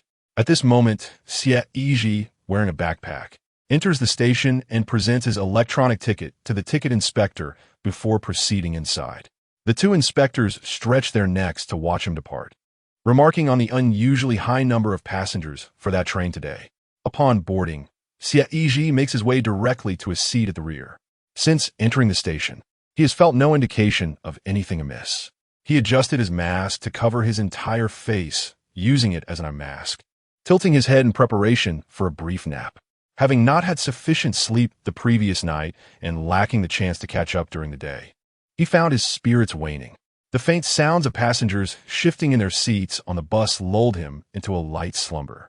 It was only when he sensed someone occupying the seat beside him that Xie Yizhi instinctively shifted his body to lean closer to the window. "Hello, handsome. Is this seat taken?" A young woman's voice broke through his drowsiness, and as he turned to look, he was surprised to find Tan Yushi sitting next to him. "What brings you on this bus?"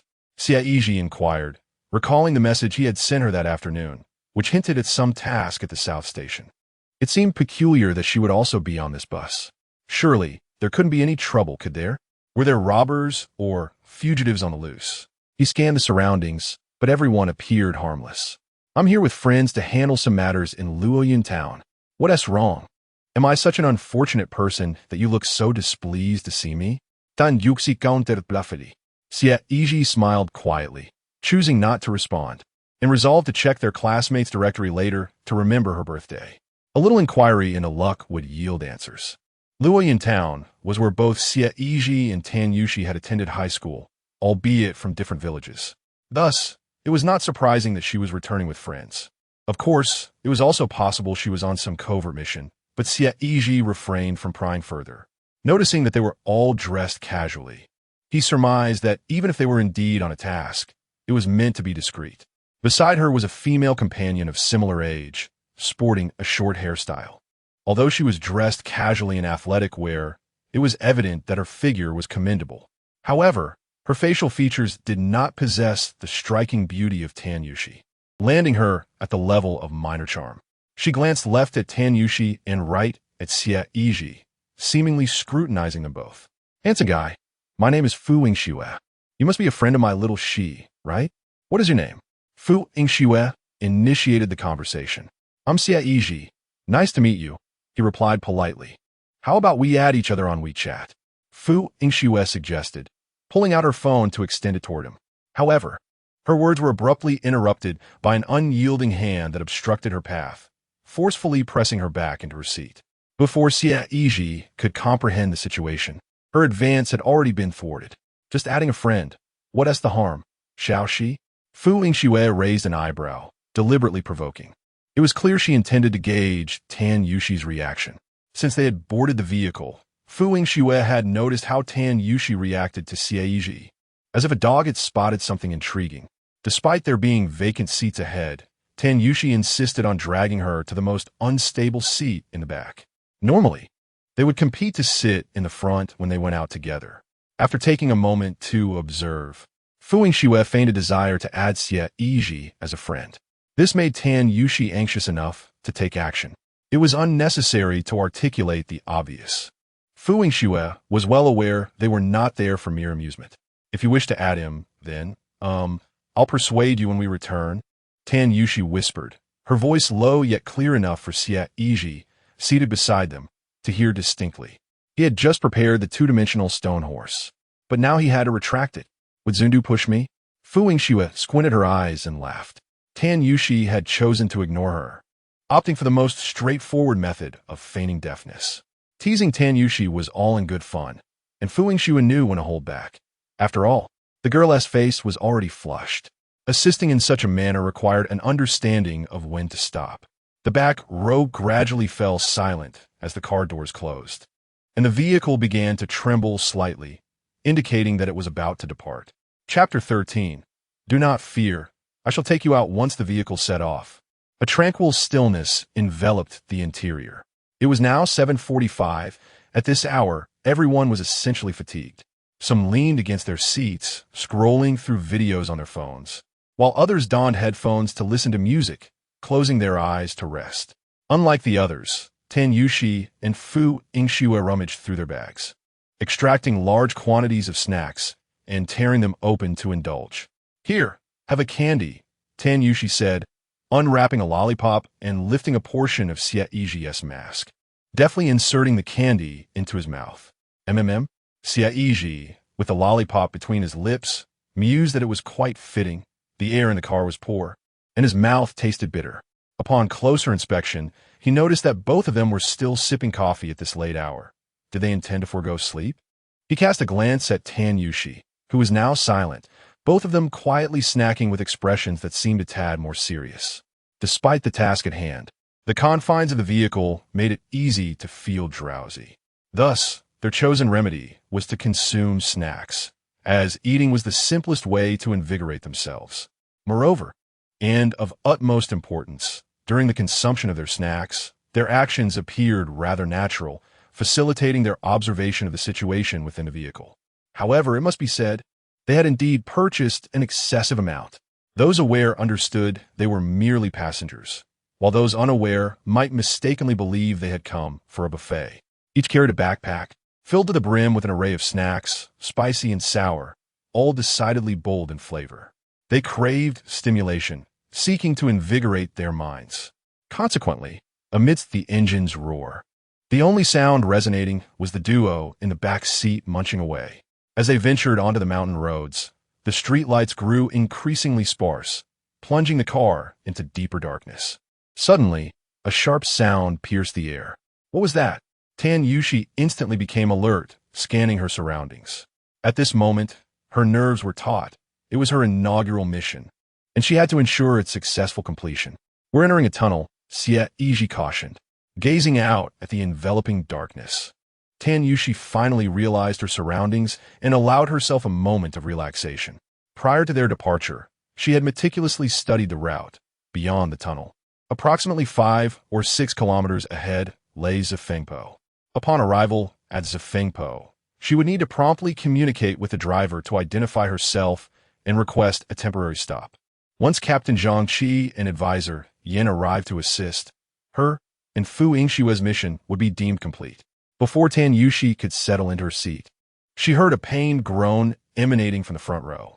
Turning her gaze, she discovered a woman clutching her swollen belly, likely a pregnant woman, accompanied by a small boy of 4 or 5 years, presumably her child. The woman clutched her abdomen, her face contorted in agony, swaying her body from side to side. It appeared that she was quite far along in her pregnancy, though it was uncertain whether her discomfort stemmed from the prolonged journey. Strangely, the passengers who had previously been engrossed in slumber or in their mobile devices were now wide awake, sitting upright in an unusually stiff manner. Observing the discomfort of the pregnant woman, it was disheartening to see the utter lack of concern from those around her. Even the child beside her exhibited a dispassionate demeanor, sitting quietly and gazing ahead, indifferent to the mother's distress as she writhed in pain. Such a lack of compassion was truly disheartening. In a fit of indignation, Tan Yushi rose from her seat, clutching her thermos filled with hot water, and briskly approached the woman, eager to ascertain if assistance was required. "Hello, are you all right? Is your discomfort severe? If it's serious, we must get you to a hospital," Tan Yushi softly inquired. It was imperative to seek medical attention without delay if her condition was critical, for a pregnant woman's body is exceedingly fragile, prone to unforeseen complications that warrant immediate attention. Once they emerged from the tunnel, she would find a way to arrange for another vehicle to transport the woman to the hospital. The woman did not respond immediately. Instead, she suddenly seized Tan Yushi's arm with a tight grip. The thermos in her hand tilted, spilling hot water onto Tan Yushi's palm, causing her hand to redden instantly. However, Tan Yushi remained composed and continued to inquire gently. "It hurts, doesn't it? Don't be afraid. Let us have some hot water first." Upon finishing her words, the woman remained silent, slowly turning her head with a stiffness that was unsettling. Not only the woman, but her child followed suit, their faces emerging before Tan Yushi like pale specters. Even in the dim light, their ghastly pallor was alarming. Yet, just moments before when Tan Yushi had approached the vehicle, she could not recall ever having seen these two faces. During her training at the police academy, there had been specialized courses designed to enhance their ability to remember faces. Habitually, as she had made her way to the back seat, she had scanned the faces of the passengers, committing them to memory. In such a brief span of time, it was inconceivable that she could have forgotten them entirely. Tan Yushi was convinced that the faces of this mother and child had never graced her recollection. You. With that thought, a sense of unease began to creep into Tan Yushi's mind, prompting her to glance anxiously around at the other passengers' reactions. However, what met her gaze were more unfamiliar, pallid faces, each expressionless and devoid of emotion. The woman's earlier agonized cries had failed to rouse their attention. At that moment, it seemed as if nearly all the passengers' eyes were fixed upon Tan Yushi, regarding her as though she were an anomaly. The sensation of being scrutinized by dozens of individuals sent a chill coursing through her body. It doesn't hurt anymore, does it? If it doesn't hurt, I shall return to my seat, Tan Yushi remarked, sensing that something was amiss. She forced a smile, attempting to retract her hand and make a hasty exit. Yet, the woman's grip was like an iron vice, resisting all of Tan Yushi's efforts to break free. As she gazed into the woman's bloodshot eyes, the pale face was marred by prominent veins, presenting an exceedingly eerie visage. Yet, Tan Yushi found herself utterly unable to break free, her heart lodged in her throat, her body trembling in fear. She could not recall when exactly the transformation had occurred, nor why the people in the car had all become so different from moments before. Suddenly glancing towards the back seat, she discovered that both Fu Yingxue and Xie Yizhi, who should have been there, had vanished. In their place were two unfamiliar faces. The overwhelming sensation of being utterly alone was the most terrifying, plunging her into despair. This is bad. I might meet my demise on my very first mission, Tan Yushi thought anxiously. She could distinctly feel the woman's grip on her hand tightening painfully. Help! Ugh! Just as Tan Yushi attempted to cry out for assistance, hoping other vehicles in the tunnel might hear her, her voice was abruptly muffled by a hand. Unlike the icy grip of the woman, this hand was warm. Almost immediately, Xie Yizhi's familiar voice resonated in her ear. Don't be afraid. I will take you out. Chapter 14. A Chance Encounter. The moment the first word escaped his lips, Tan Yushi recognized Xie Yizhi. Strangely, the tension that had gripped her began to dissipate upon hearing his voice. Looking again, she saw that he was indeed standing right behind her. Tan Yushi nodded. Only then did Xie Yizhi release his hand from her mouth. Do not be anxious. Close your eyes and regulate your breathing. Regardless of what one hears or feels, one should remain indifferent. Slowly retract their hand and return to their seat. Xie Yizhi continued, his voice soft and near, so close that Tan Yushi could feel a warm breath against her ear. Despite her fear and the grip on her hand, Tan Yushi chose to trust Xie Yizhi, silently closing her eyes. She then took a couple of deep breaths, striving to empty her mind and slow her racing heart. In the next moment, the hand that had held her was indeed gradually released. Tan Yushi seized the opportunity to withdraw her hand and turned to head back. However, just as she spun around, she was suddenly seized by another hand. Having thought she was safe, Tan Yushi was startled by this unexpected grasp, causing her body to shudder and her eyes to involuntarily fly open. Upon opening her eyes, she found herself nearly face to face with a colorless visage.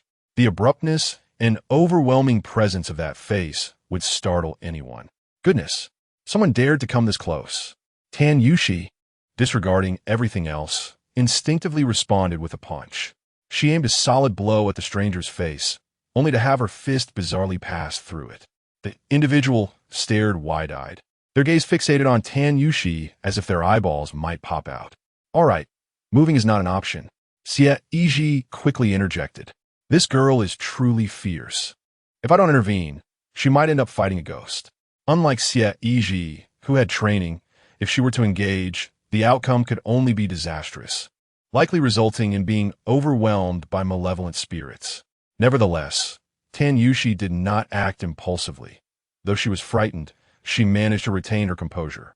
Upon hearing Xie Yizhi's words, she immediately ceased her actions, convincing herself that everything she currently observed was merely an illusion. Her heart was unsettled, no matter what she did. It seemed impossible to influence the situation. Xie Yizhi elaborated. What on earth is happening? In a bid to prevent further shock, Tan Yushi closed her eyes once more. Yet she remained oblivious to the current circumstances. How could the people in the vehicle suddenly transform? Without uttering a word, Tan Yushi sensed that they did not resemble living beings. If they were not alive, then they must be ghosts. The tunnel's dim lighting cast a persistent scene outside the vehicle. Prolonged exposure to such a monotonous environment led her mind to gradually acclimate, and coupled with the stagnant air, it disturbed her senses. Unbeknownst to her, her spirit had slipped away, lured astray. In other words, we are no longer in our original vehicle, but rather in another one. Xie Yizhi continued. His adoptive father had encountered similar circumstances during his youthful days of corpse transportation. Another vehicle, a ghostly carriage? Tan Yushi trembled as she inquired. At this moment, the clothing worn by the passengers appeared outdated, not resembling recent fashion trends. Particularly, a few youths adorned with eyeliner and tousle bangs likely hailed from the early 2000s. Xie Yizhi nodded. Is it not obvious? It's a ghostly vehicle. How unfortunate for us to be drawn here, Tan Yushi queried again. To be precise, it is you. I merely came to find you, Xie Yizhi replied solemnly. His own spirit was unlikely to be so easily enticed. Tan Yushi, isn't it absurd? Can one truly arrive at such a moment spontaneously? The one suffering from misfortune is undoubtedly her. Moreover, how could Xie Yizhi manage to come over on his own accord? That seems rather exaggerated. Yet, despite the fact that he was not summoned, he still rushed over to find her. This thought stirred an indescribable feeling within Tan Yushi. As they conversed, the passengers in the vehicle had inexplicably risen to their feet. Their intentions were unmistakable, all directed towards Tan Yushi, completely disregarding Xie Yizhi. Goodness, Why are they ignoring you? I am the target here, Tan Yushi exclaimed in a panic. Just hold on for a moment, Xie Yizhi advised, aware of her urgency, but gesturing for her to remain calm. As per usual, he encouraged her to adjust her mindset. The less fear she exhibited, the slower the spirits would approach. After saying this, Xie Yizhi made his way towards the front of the bus, surveying the surroundings in search of something useful. He had been unable to bring his bag along, so he had to improvise based on the situation. Eventually, his gaze settled on two newspapers affixed to the window. He casually tore them down, noticing that the dates printed were from 2005, indicating that the bus they occupied was nearly 2 decades old. Finding a seat, Xie Yizhi deftly folded the newspapers, leaving Tan Yushi utterly bewildered. Why are you folding newspapers at a time like this? Look at me. Can you hear me? I believe I can still manage to salvage this situation, Tan Yushi exclaimed, nearly frantic. Yet, over there, Xie Yizhi was leisurely folding a newspaper, seemingly unaware of what she was crafting. She folded it back and forth, her movements betraying a certain proficiency. The dilemma was that the specters surrounding her had completely encircled her. If this continued, would she not be devoured by these apparitions? After a considerable while, Xie Yizhi finally completed her origami endeavor, producing a pen to inscribe words upon it. She was perilously close to being engulfed by the tide of spirits. Determined, she squeezed her way through and stood beside Tan Yushi. The eerie calmness radiating from Xie Yizhi sent chills down Tan Yushi's spine. Most alarmingly, the first question Xie Yizhi posed upon her arrival was, "Do you prefer white or black?" Was she preparing a coffin for her? Tan Yushi quipped, "Is there pink?" Xie Yizhi shook her head, indicating there were only the 2 colors. "Then I shall choose white," Tan Yushi replied, her expression revealing her readiness to face her fate with composure. Xie Yizhi lifted the folded newspaper, and upon closer inspection, it revealed 2 hats. Before Tan Yushi could inquire, Xie Yizhi swiftly placed one atop Tan Yushi's head, while she donned the other herself. Almost instantaneously, as the hats adorned their heads, the countenances of the surrounding ghostly passengers shifted dramatically, retreating in a frantic manner. Their previously hollow gazes were now filled with palpable fear as they beheld the hats atop the 2 girls. This scene left Tan Yushi utterly astonished. Just moments ago, they had appeared menacing. What had transpired to render them so subdued? Tan Yushi widened her eyes, if she had not misread. The 4 prominent characters on the paper hat should read, "A fortuitous encounter brings wealth." Chapter 15. A small mouth? The ghosts, silence. These 4 characters appeared strikingly familiar, as if she had encountered them before. Rarely did Tan Yushi's mind begin to ponder and reminisce. And then she cast another glance at the other hat worn by Xie Yizhi. It too bore 4 square characters. Peace under heaven. Peace under heaven. A fortuitous encounter brings wealth, 1 black and 1 white. Oh, the duality of life and death, Tan Yushi exclaimed. No wonder it all seemed so familiar. Before donning the hats, the ghostly passengers fixed their eager gazes upon Tan Yushi, closing in on her. However, once the hats were placed upon their heads, the ghostly passengers instantly scattered in alarm, retreating to the corners of the vehicle, fearfully regarding Xie Yizhi and Tan Yushi. This was a simple official's hat of the underworld, augmented by a decree. To them, we now bore no difference from the infamous duality of the black and white impermanence, Xie Yizhi elucidated. In the realm of the dead, the deities, known as soul reapers, are led by 10 illustrious commanders, among whom the most renowned are the black impermanents, Fan Wujiao, and the white impermanents, Xiebian. Merely uttering their names instills fear in every spirit encountered. Alas, after surveying the vehicle, there are no other useful items to be found. We could only borrow the aura of the black and white impermanents to intimidate this carriage full of ghostly passengers. As it stands, it proved effective. With the hats upon their heads, Xie Yizhi and Tan Yushi stood resolutely, leaving the ghostly passengers too terrified to move an inch. Crouched in the corners of the vehicle, trembling with fear of inciting the anger of the 2, Tan Yushi's eyes brightened with intrigue. Is it truly so formidable? No wonder, just moments ago, she felt as if she were on the brink of being torn apart by spirits, while Xie Yizhi remained unfazed, calmly folding newspapers. It turns out he possesses such extraordinary abilities, instilling fear in these apparitions, frightening the ghosts. How could that not be delightful? She recalled the time in the police station office when even the specially appointed supernatural consultant, Yin Su, couldn't help but express astonishment while watching the live stream. In their school days, Xie Yizhi exuded a sunny and passionate demeanor. Even when reprimanded, made to stand, or reported, he rarely exhibited a trace of negative emotion. It seemed that, to him, every matter was trivial. He possessed a charisma that was palpable, unlike anything she felt from others. After 4 years apart, Xie Yizhi had become increasingly reserved and dependable. Although he still retained a hint of eccentricity, his words inspired unwavering confidence, mysterious yet powerful. This means that they should be the ones fearing us now, right? Tan Yushi smirked, and Xie Yizhi instantly recognized that she was up to no good. After being frightened for so long, resentment had long brewed within her. Now that the tables had turned, would she let such an opportunity slip away easily? No longer afraid, she boldly stepped forward and pointed at the ghostly passengers before her. You, stand up. Was it you who startled me earlier? And you, with your hands all bruised, stand up as well. The two ghosts, called out by Tan Yushi, exchanged fearful glances before rising, hands clasped together in a desperate plea for mercy. The fierce and indifferent demeanor that once characterized her had completely vanished. After all, in their eyes, Tan Yushi was now the very embodiment of the white impermanence, capable of drowning them with but a mere spit. As the white impermanence began to capture ghosts, the other specters in the vehicle trembled in fear. The cacophony of ghostly wails sent shivers down Tan Yushi's spine. Yet upon reflection, what was there for her to fear? Instantly adopting a commanding presence, she coldly reprimanded. Were you all so noisy about? Little mouths? The ghost retorted, we won't speak. Chewing on a Chinese cigarette, Xie Yizhi thought to himself.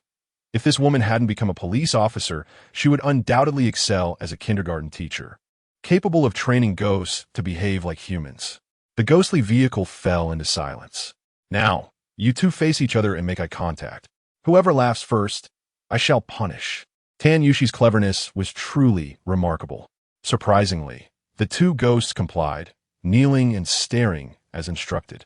The scene was undeniably comedic, to the point where even Xie Yizhi struggled to maintain his composure. As he gazed at the male ghost with sparse, flowing hair, swollen lips, and a serious expression, he could not help but burst into laughter. Just as Tan Yushi rolled up her sleeves to take action, Xie Yizhi swiftly intervened, delivering a sharp blow to the pregnant ghost's forehead. Ouch! The pregnant ghost's forehead began to smoke, swelling considerably. Subsequently, Tan Yushi was restrained by Xie Yizhi, who whispered, That's enough. We are merely playing a role. This is an illusion. Do you understand? You need not truly embody the role of the black and white impermanence. Tone it down a bit. All right, brother, Tan Yushi replied. This feeling is akin to a novice player, unexpectedly ascending to the pinnacle of a character while on holiday at home, as if trapped in a beginner's village. If one does not take a moment to announce their presence on the public screen of the server, a profound sense of regret may linger eternally. Xie Yizhi remarked. Tan Yushi scratched his head, pondering the situation, yet something felt amiss. How is it that Xie Yizhi could strike the ghost? Just moments ago, Tan Yushi had unleashed a powerful punch, only for it to pass straight through the male specter's visage, utterly ineffective. Before Tan Yushi could voice his query, Xie Yizhi interjected. Do not act recklessly. Once we emerge from this tunnel, I shall guide you back. It was not that Xie Yizhi lacked the courage to engage. A glance at the ghostly passengers in the vehicle revealed no fewer than dozens.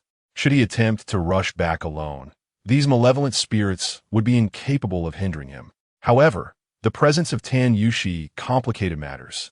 Despite Xie Yizhi's extensive theoretical knowledge, this was only his second encounter with the supernatural, following a previous incident with a minor ghost. His psychological fortitude was commendable, yet one could hardly remain composed in the face of several dozen apparitions. Moreover, it is crucial to note that the ghostly vehicle they inhabited had met with misfortune long ago. The passengers within refused to accept that they were, in fact, deceased, thus perpetuating the actions they performed in life. Much like the ghostly pregnant woman earlier, How could she still experience labor pains when she had already transitioned into a specter? She was merely instinctively replaying the scenarios of her previous existence.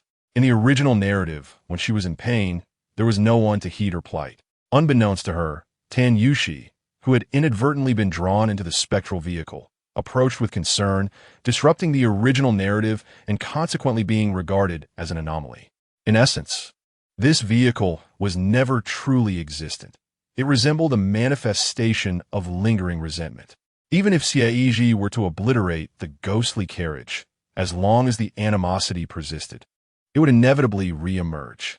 Presently, the critical inquiry revolved around the medium that lured Tan Yushi into this spectral realm, or the identity of the individual behind this intricate scheme that remains undiscovered. Acting recklessly would evidently yield no benefits.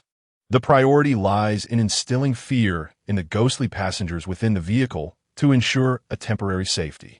Once they exited the tunnel, the specific conditions would be disrupted, allowing them to escape unscathed. Within the tunnel, the bus sped along. Aside from Xie Yizhi and Tan Yushi, the other passengers remained oblivious to any abnormalities. Some were engrossed in their mobile devices, while others slumbered, exhibiting no changes from before. Fu Yingxue continued to munch on snacks, the sound of crunching filling the air, when she suddenly sensed something amiss. To her astonishment, she discovered that Tan Yushi and Xie Yizhi had unknowingly leaned against each other, fast asleep. Chapter 16. Police. Please stop and cooperate with the investigation. Just moments ago, they had been so shy, yet now they found themselves so close. Fu Yingxue remarked with exasperation. They were no longer concerned about others. She was still seated beside them. Raising her gaze, Fu Yingxue could faintly discern the distant tunnel entrance gradually widening. Wake up! You cannot sleep any longer, Xiaoxi. We are about to exit the tunnel. We are nearly at Xiofeng Slope. Despite Fu Yingxue's persistent attempts to rouse her, Tan Yushi showed no signs of awakening. Leaning against Xie Yizhi's shoulder, she slept soundly, her breath steady and tranquil. Observing that no amount of disturbance could rouse Tan Yushi, Fu Yingxue reluctantly shifted her gaze to Xie Yizhi. He, too, was ensconced in slumber, clutching a bag and seemingly grasping something in his hand, much like Tan Yushi. Despite her persistent attempts to awaken him by gently patting his shoulder, Xie Yizhi remained unresponsive. The bus had already exited the tunnel without her having roused anyone. Fu Yingxue tried softly calling out to Tan Yushi several more times, careful not to disturb the other passengers. Under normal circumstances, she would not have been so gentle. She would have tossed her shoes directly onto Tan Yushi's face to wake her. What on earth was happening? Fu Yingxue sighed. She and Tan Yushi had graduated from the same police academy and knew each other well. Although Tan Yushi often appeared brash and bold, she was remarkably diligent regarding her work and serious matters, never allowing significant mistakes to occur. Logically, it was inconceivable that she could sleep soundly at such a critical moment. As the bus drew closer to their mission location at Xiofeng, Tan Yushi still showed no signs of awakening. Fu Yingxue had no choice but to brace herself and prepare to undertake the task alone. The sign for Xiofeng would soon appear beneath the streetlight, making it easily identifiable. Once she spotted the sign, Fu Yingxue knew she must act promptly. The streetlights flickered by on either side, casting shifting shadows within the bus, and the atmosphere grew increasingly tense. Fu Yingxue exhaled a long breath, dismissing all other thoughts, and rose from her seat. She slowly made her way to the center of the bus, grasping the handrail, poised for action. At last, the sign for Xiofeng Slope appeared in the distance. Upon spotting the sign, Fu Yingxue hurried forward to the driver's side, producing her credentials from her pocket. Hello, I am Officer Fu Yingxue from the Rongqing Police Department. We are currently conducting a routine investigation. Please pull over to the side of the road and cooperate with our inquiry. At this declaration, a wave of astonishment swept through the bus. The young woman was a police officer? Just moments ago, while enjoying snacks at the back, most passengers had assumed she was a university student. The notion of police business raised questions. Was there a criminal among them? Passengers began checking their valuables, concerned about theft. What was happening? Why the sudden stop for an inspection? The atmosphere buzzed with speculation as the passengers, startled by Fu Yingshue's abrupt actions, voiced their unease. After all, if they were sharing a vehicle with a criminal, their safety was at risk. "Driver, please pull over. Let the officer conduct her inspection." "Yes, stop the bus. We will cooperate." The passengers displayed a commendable sense of awareness, urging the driver to halt. However, curiously, the driver seemed oblivious to Fu Yingshue's request. He did not lift his head, showing no intention of braking, continuing to navigate the road with indifference. Observing this, Fu Yingxue reiterated, "Please pull over promptly and cooperate with our investigation." The driver was clad in a uniform, a cap perched upon his head, beneath which his eyes appeared particularly shadowed. Even as Fu Yingxue reiterated her plea, he remained unresponsive. "Driver, what is the matter with you? Please stop the vehicle. We are willing to cooperate with the investigation. Just halt. Do not continue driving." What did this driver mean by ignoring the officer's command to stop? Could it be that there was something amiss with him?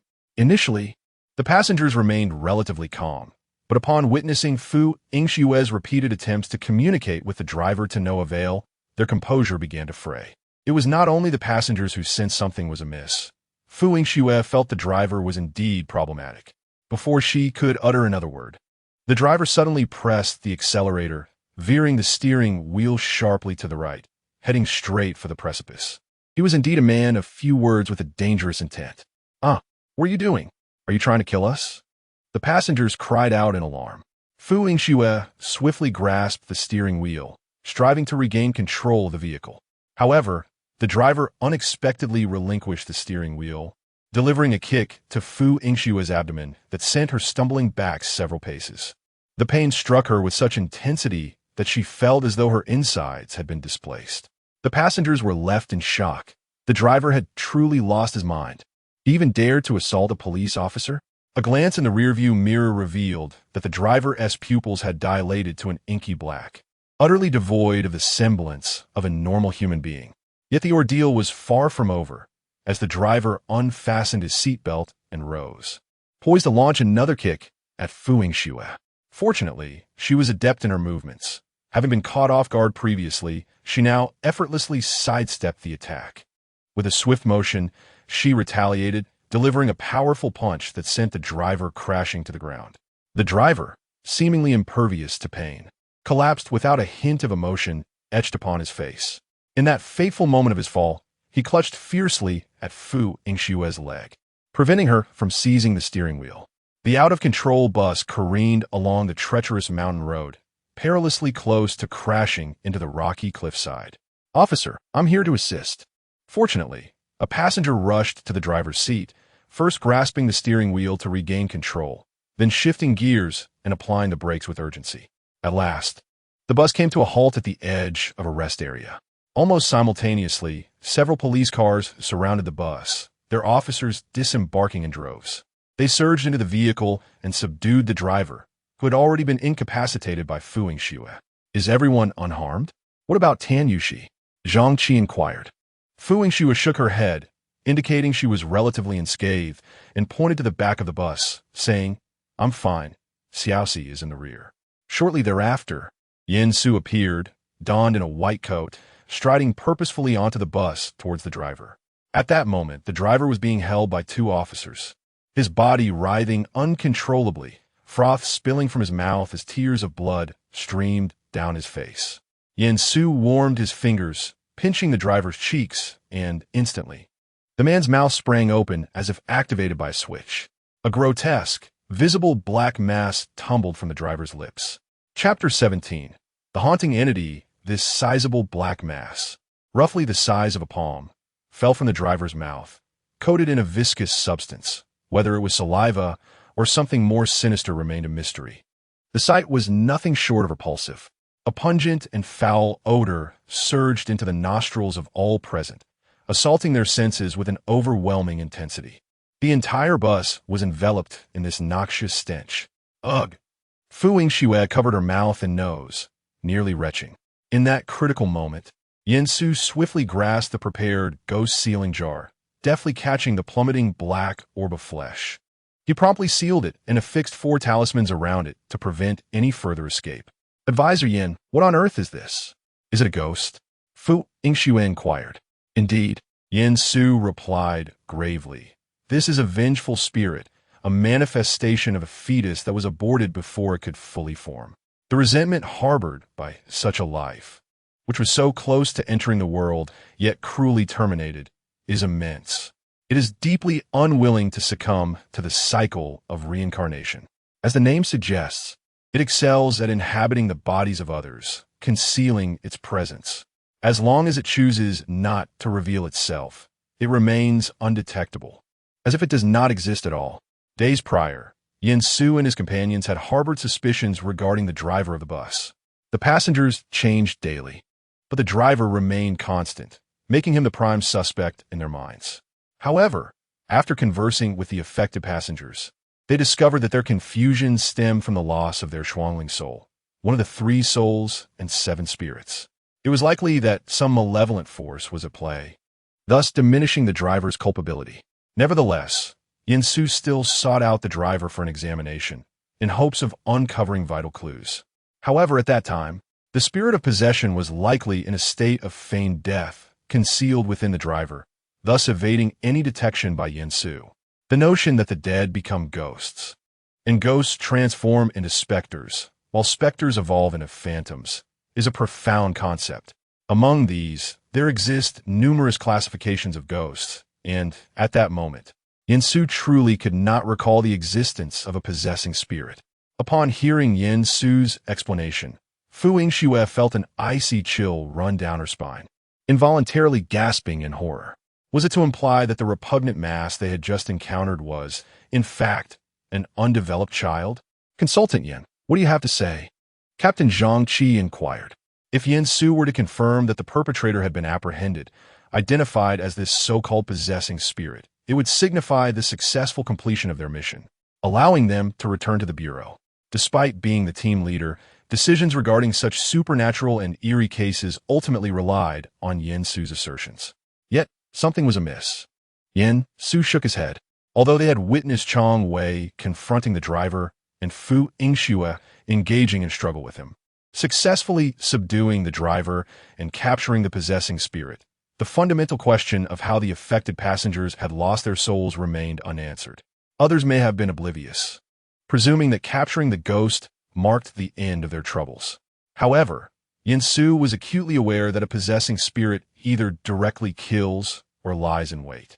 In essence, they are merely unformed fetuses, their minds yet to develop.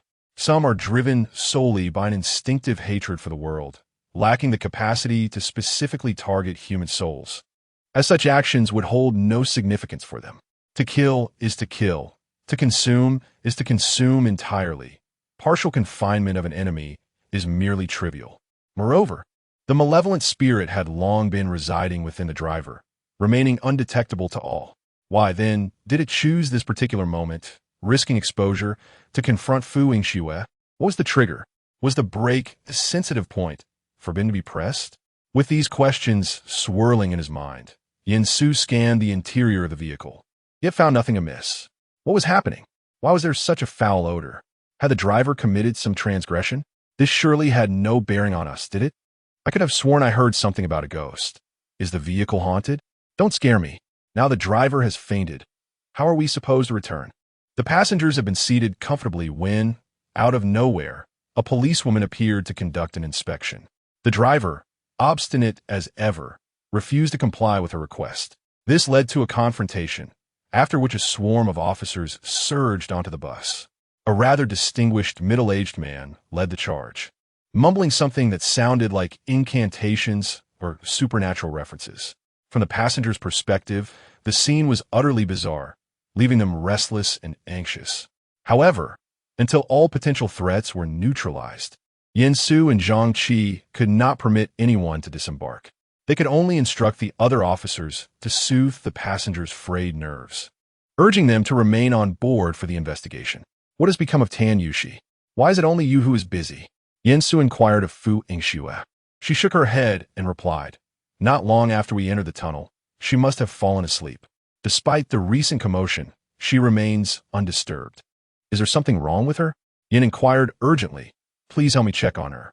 Initially, AI Yingxue thought that Tan Yushi might simply have been fatigued from a restless night, succumbing to slumber in the vehicle.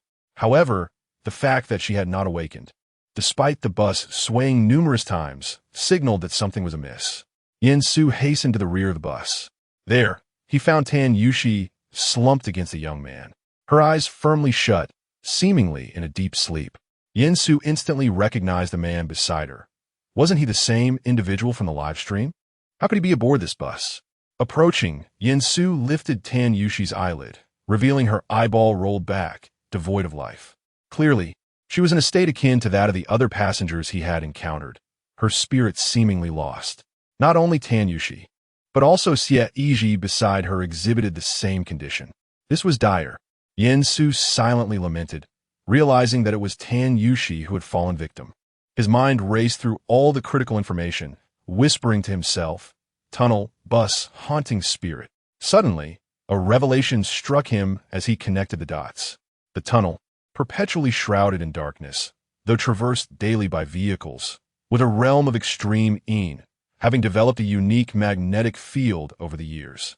The repetitive visual stimuli within the tunnel could easily disorient the mind, leading to the soul inadvertently departing the body. Ultimately, a haunting spirit could latch onto the driver, ensnaring the souls of the passengers. Decades of experience dealing with spirits allowed Yin Su to formulate a hypothesis swiftly. Moreover, the guesses were remarkably precise, nearly identical to what Xie Yizhi had conveyed to Tan Yushi. The spectral vehicle, which housed the souls of Tan Yushi and Xie Yizhi, had perpetually existed within the tunnel.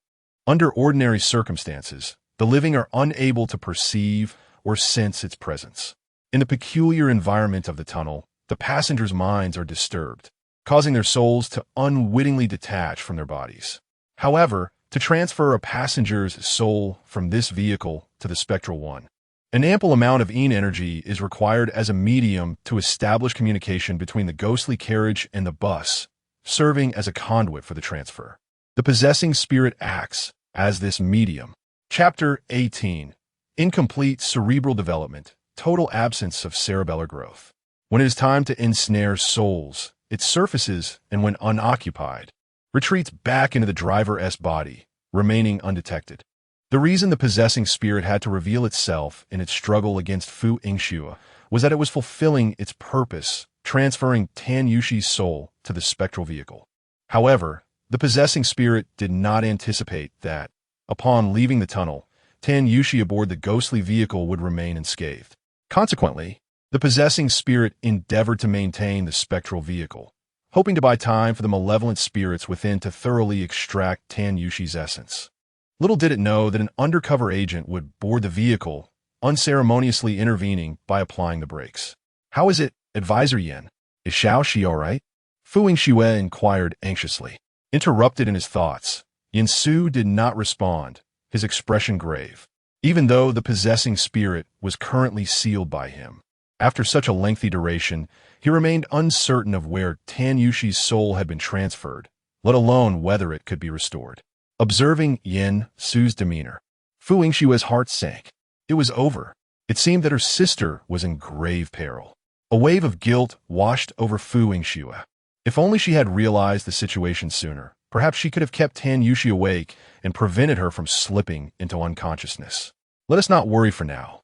I will devise a plan once we return," Yin Su commented. Yet, despite his reassurances, the task of retrieving Tan Yushi's spirit seemed daunting. While it was certain that she could awaken, there was a lingering fear that, upon regaining consciousness, she might resemble the other passengers who had succumbed to madness.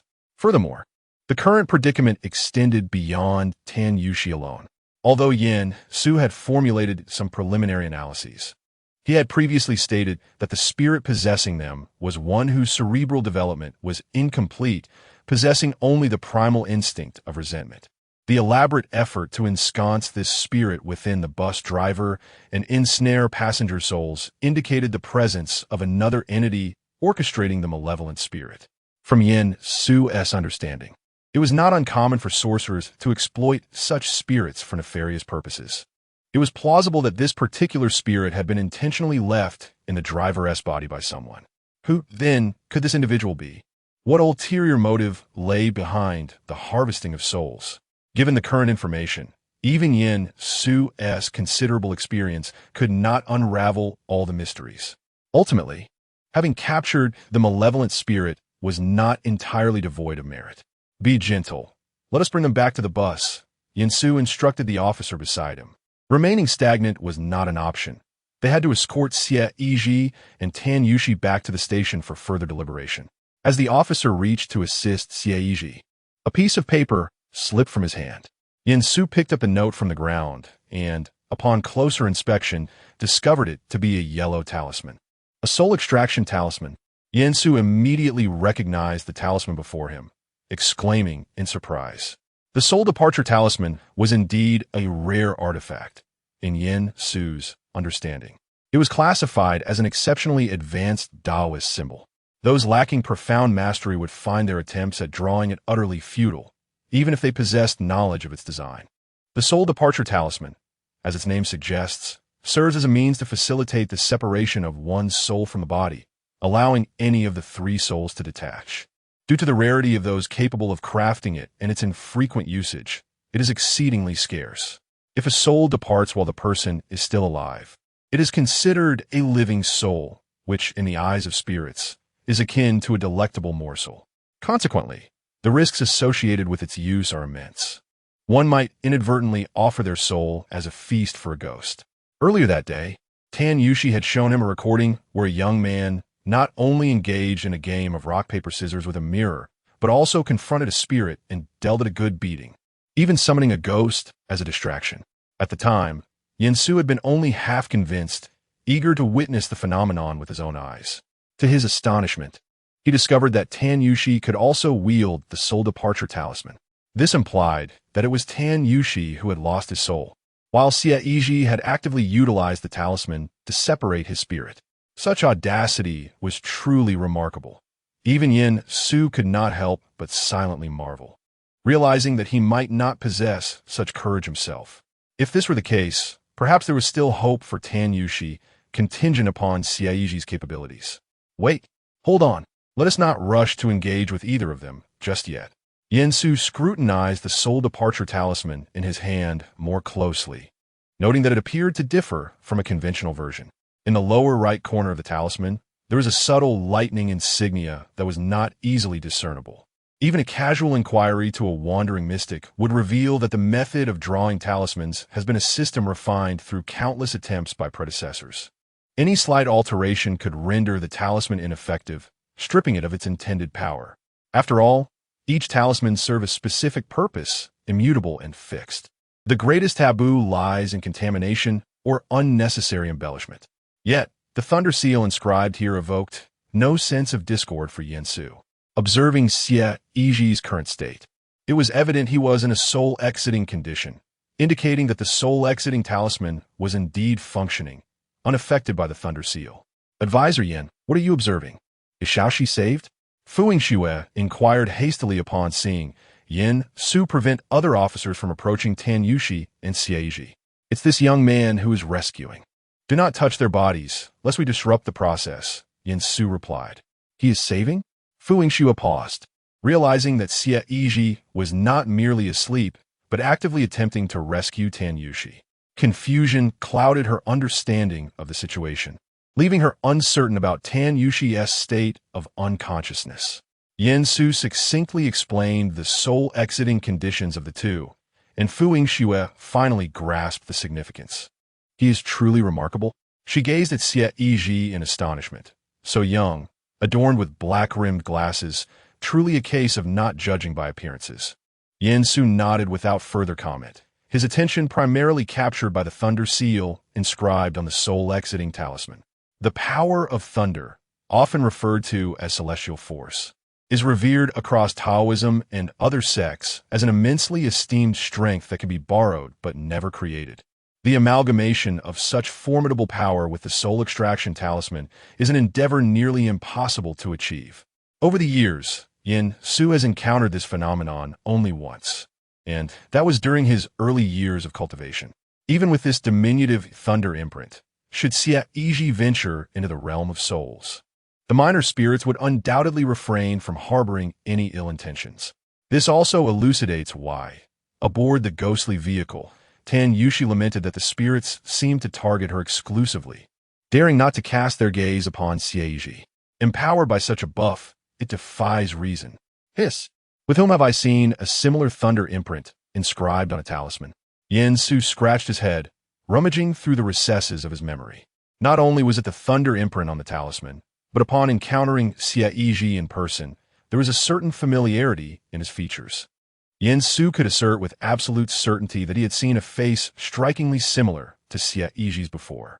Suddenly, as Yen Su was lost in thought, the soul extraction talisman in his hand ignited spontaneously with a whoosh. The heat jolted him, bringing a look of elation to his face as he exclaimed, "The talisman has burned. The person must be saved." Chapter 19. Get lost, I'm going solo. The methods of utilizing different talismans vary significantly. Some must be ignited prior to use, while others only ignite upon completion. The spontaneous combustion of a soul extraction talisman in Yen Su's hand signifies the conclusion of Xie Yizhi's soul excursion, indicating his imminent return.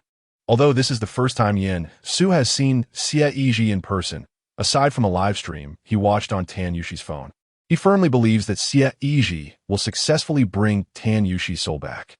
How splendid, how splendid. Fu Yingxue and Zhang Qi both breathed a sigh of relief. However, given that the soul had been separated from the body for quite some time, it would require a period of adjustment before it could fully return. Yen Su explained that they would have to wait a while for Xie Yizhi and the others to awaken from their soul retrieval. Furthermore, they could inquire about their experiences during the separation and whether they had any clues to offer. Even though he had managed to capture a spirit, there were no definitive leads available. Further investigation would have to wait until they returned. Please remain calm, everyone.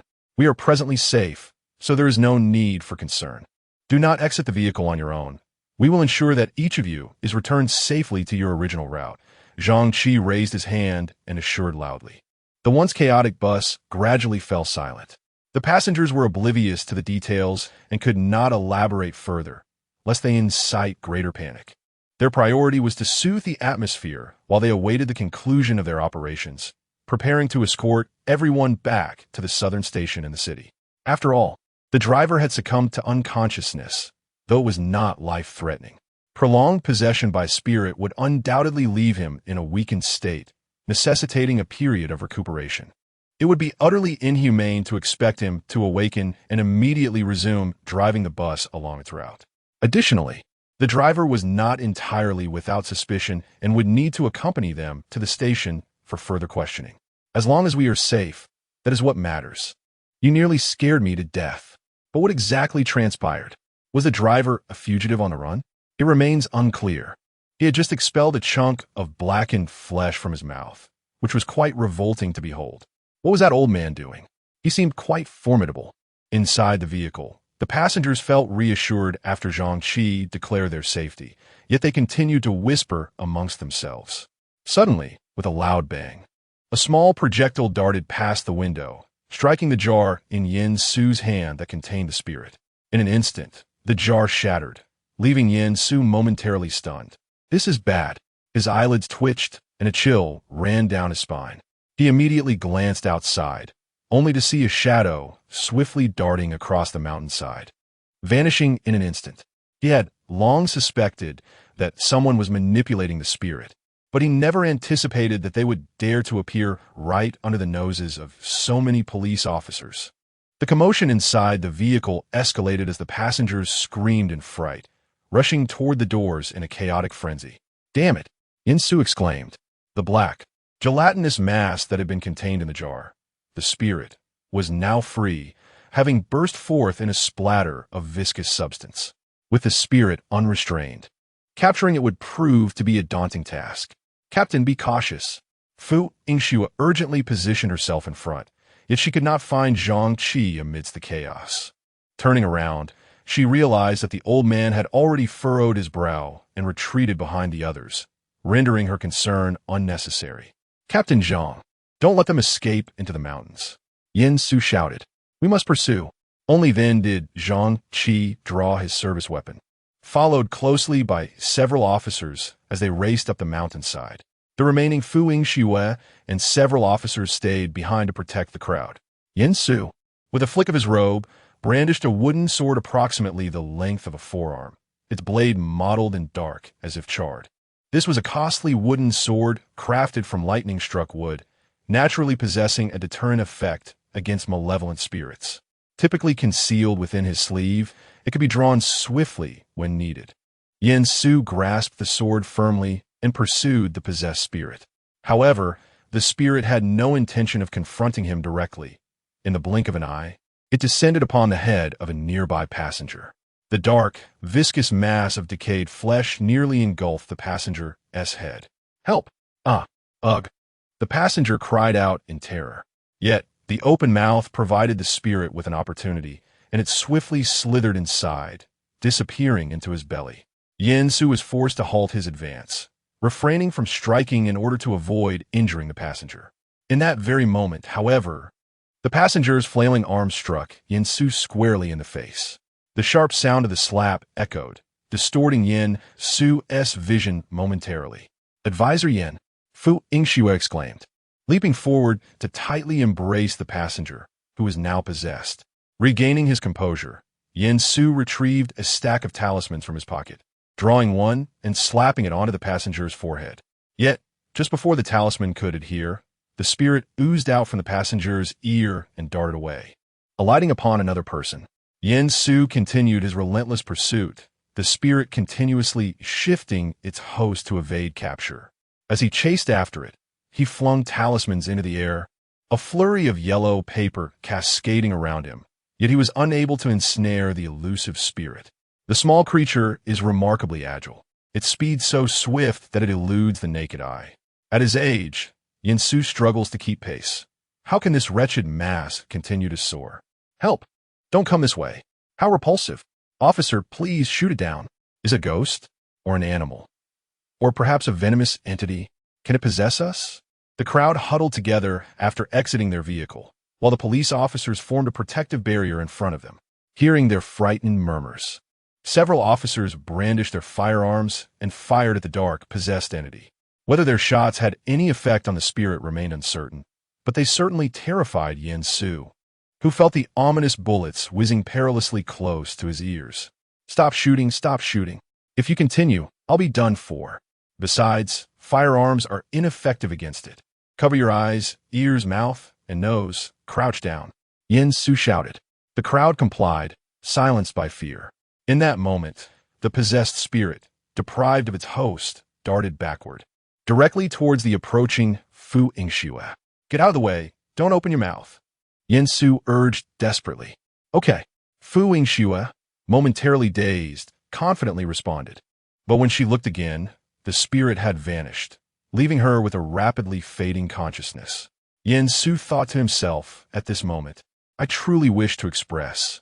I want to solo this." Sometimes, dealing with a ghost alone makes one long for the police. It's not the ghost's ferocity that frightens me, but the incompetence of my allies. Chapter 20. I love watching women fight. Possessed, Fu Yingxue rushed towards Yin Su. Without having the chance to deploy his talisman, was sent flying by a kick. The old buttocks were nearly sparking against the ground. Such ferocity? Cough, cough. Yin Su clutched his chest, a mouthful of old blood lodged in his throat, stubbornly refusing to rise or fall, his eyes bloodshot. After delivering a swift kick that sent Yin Su sprawling, Fu Yingxue immediately turned to flee. This body, hosting a spirit, felt remarkably more comfortable than any previous vessel it had inhabited. Reluctant to relinquish it, the spirit intended to take both body and soul. Several officers intercepted Fu Yingxue. Yet at that moment, she was extraordinarily fierce. Within mere seconds, without exception, all were laid low by Fu Yingxue, unable to rise. However, they could not fire their weapons, lest they harm Fu Yingxue's body. Just as Fu Yingxue appeared poised to escape, a figure lunged from the shadows, tackling her to the ground, and the two quickly engaged in a fierce struggle. Tan Yushi. Yin Su struggled to rise, distant but clear enough to discern the identity of the assailant. Regardless of who you are, get off Xiao Xue. The two young women fought fiercely by the side of the vehicle, exchanging blows in a manner that made it impossible to determine a victor. Yen Su and the surrounding officers were left in astonishment. No one had anticipated Tan Yushi's prowess. Despite numerous officers being no match for this Fu Yingxue, Tan Yushi held her ground without faltering. Even Xie Yizhi, who had just disembarked from the vehicle, was equally bewildered. "It seems we must witness a girl-on-girl brawl," Xie Yizhi murmured. Initially, their exchanges were merely a clash of fists and feet, but as the struggle intensified, their combat grew increasingly wild. Fu Yingxue grabbed Tan Yushi's hair, pulling down her originally tied ponytail. Tan Yushi did not hesitate, retaliating with a fierce stomp on Fu Yingxue's foot, simultaneously preventing her from escaping. But the skirmish did not end there. She swiftly bit down on Fu Yingxue's shoulder. Xie Yizhi watched in horror, convinced that there was no way this could be devoid of personal animosity. This scene of conflict eclipsed any spectacle, be it WWE or a battle of spirits and demons. Ziqiao, spare your words and come witness this for yourself. Once I failed to comprehend the allure of women brawling, but now I understand. I'm momentarily at a loss as to whom to cheer for. The onlookers gradually shed their fear, eyes wide open and unblinking. In such circumstances, it was evident that no one knew how to intervene. Suddenly, Tan Yushi leaped into action, swiftly positioning herself behind Fu Yingxue, her arms tightly constricting around her throat. Her legs coiled around Fu Yingxue's body like a serpent, and thus they reached a stalemate. Fu Yingxue struggled a few times, but could not break free from Tan Yushi's unyielding grip.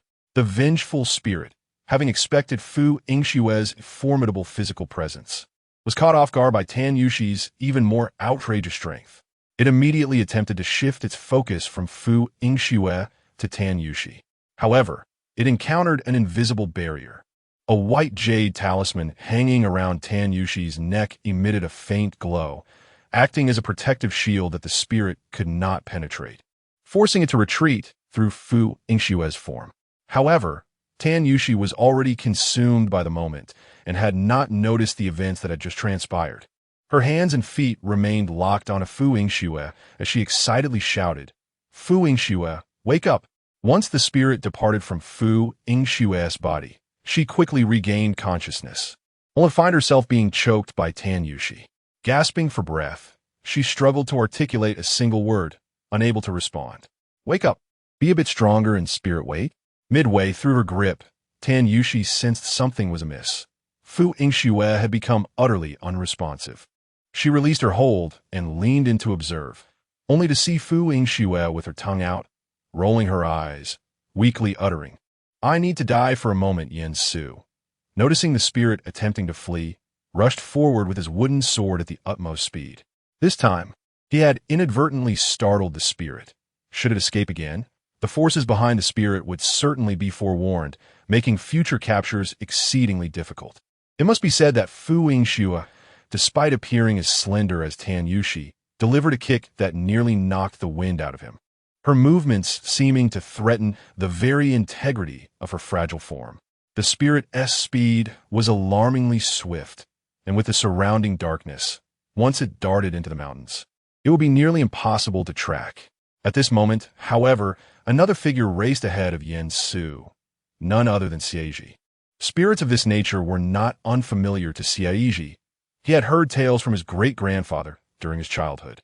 In the era of his great-grandfather, amidst the turmoil of war, they were most commonplace. Countless unborn souls perished during battles, and some of their lingering malice coalesced into these vengeful spirits. In almost every household, there exists an unsuspecting individual harboring a hidden entity, leading the entire family to financial ruin and illness, with misfortune befalling them at every turn. Previously, Xie Yizhi was perplexed as to what was communicating with the ghostly vehicle. It turned out to be a parasitic spirit. Concealed within the driver, it masked its presence, which explains why it went unnoticed upon boarding. It is not powerful, merely troublesome. This little creature can hide and evade, remaining undetectable as long as it does not reveal itself. With its swift movements, it is not easily captured. However, Xie Yizhi's physical prowess, honed since childhood, proved formidable. as he maintained his speed and did not allow himself to be outmaneuvered by the slippery parasitic spirit. The spirit, sensing an instinctual hint of danger, detected something in Xie Yizhi that was absent in the others, yet it could not shake him off. Though it was a ghost and its speed was explicable. What justified this man's pursuit? Not only could it not escape, but it found itself increasingly cornered, prompting the parasitic spirit to emit a cry for the first time. Its dark, fleshy form contorted into a visage reminiscent of an infant, releasing a piercing shriek. The sound was more jarring than the gunfire from the police earlier, forcing everyone to cover their ears. The echo reverberated through the valley, repeating incessantly. This little creature seemed to be genuinely frightened. Who was that young man?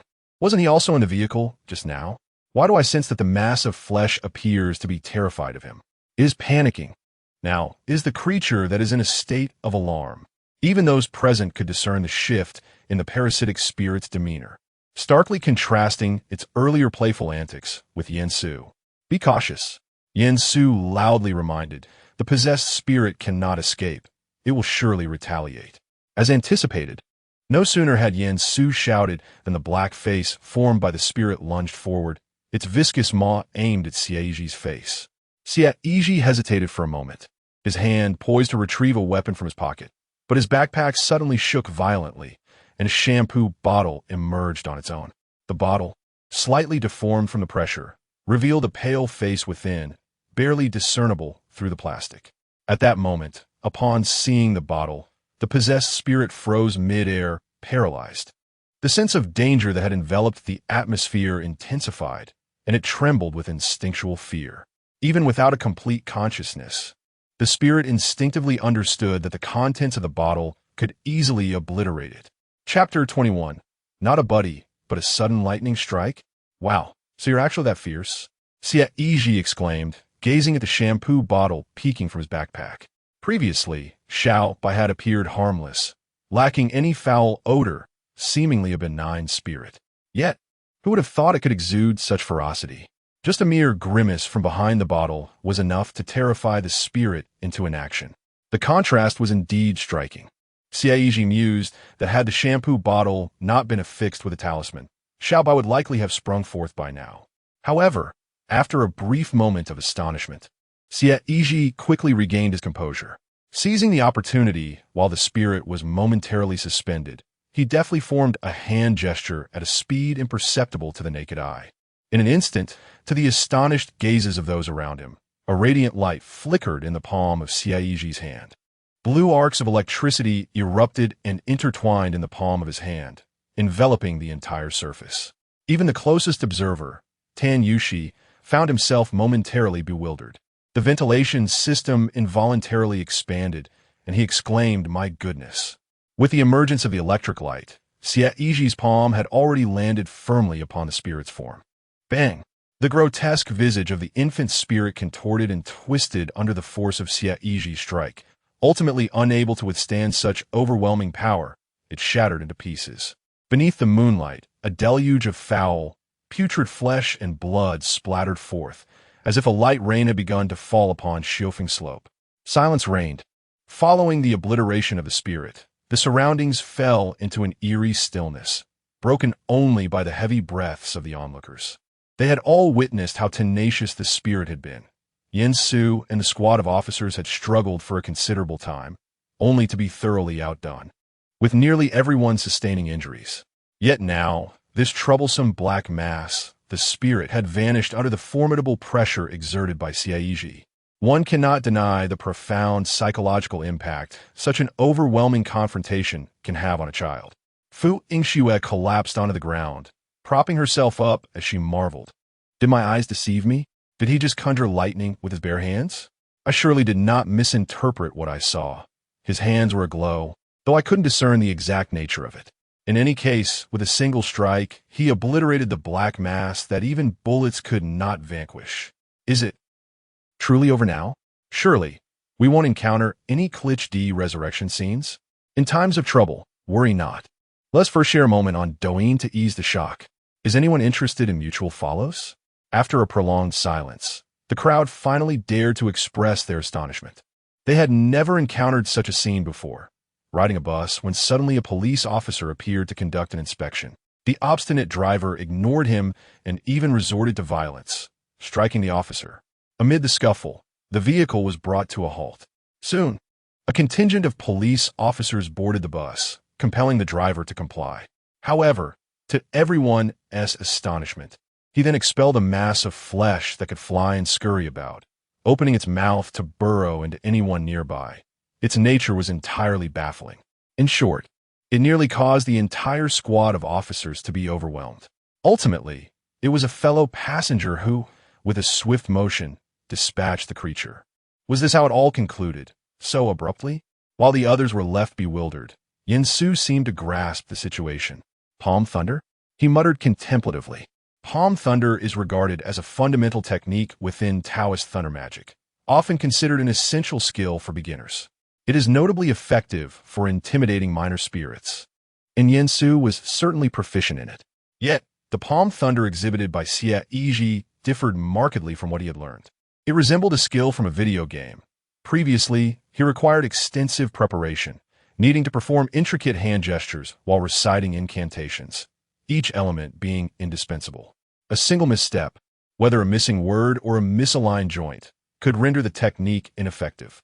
Therefore, Yinsu seldom employed palm thunder during his missions, as it was not particularly practical, only effective against stationary or already subdued spirits. Against entities capable of slight evasion, it was utterly futile. No matter how foolish a ghost may be, it would not remain stationary, waiting for him to gesture with his hands and recite incantations. From the east rises the thunder of Mount Tai. From the south, the thunder of Mount Hung. From the west, the thunder of Mount Hua. From the north, the thunder of Mount Hung. And from the center, the thunder of Mount Song. 5 thunders hastened to strike. By the time he finished these words, the specters had already fled 2 miles away. Yet, just a fleeting moment ago, he had witnessed Xie Yizhi conjuring the palm thunder with remarkable swiftness. Not to mention, this was instantaneous. The power was terrifying. With a single blow, he had vanquished the malevolent spirit that had been tormenting him. How could it be so? Although it was clear that this young man possessed formidable abilities, the instantaneous nature of his thunder technique, even the most rudimentary form, seemed rather exaggerated. It felt unervingly familiar. Yinsu shook his head. He was not only astonished by Xie Yizhi's effortless annihilation of the malevolent spirit, but also by the posture he assumed while unleashing the palm thunder. The sense of familiarity grew more intense. Images from years past began to surface in his mind. An old Taoist priest, clad in a fluttering robe, executing the palm thunder while facing away from him, striking down an evil spirit with a single hand. The resemblance in posture and movement was strikingly similar to that of Xie Yizhi. It dawned on him.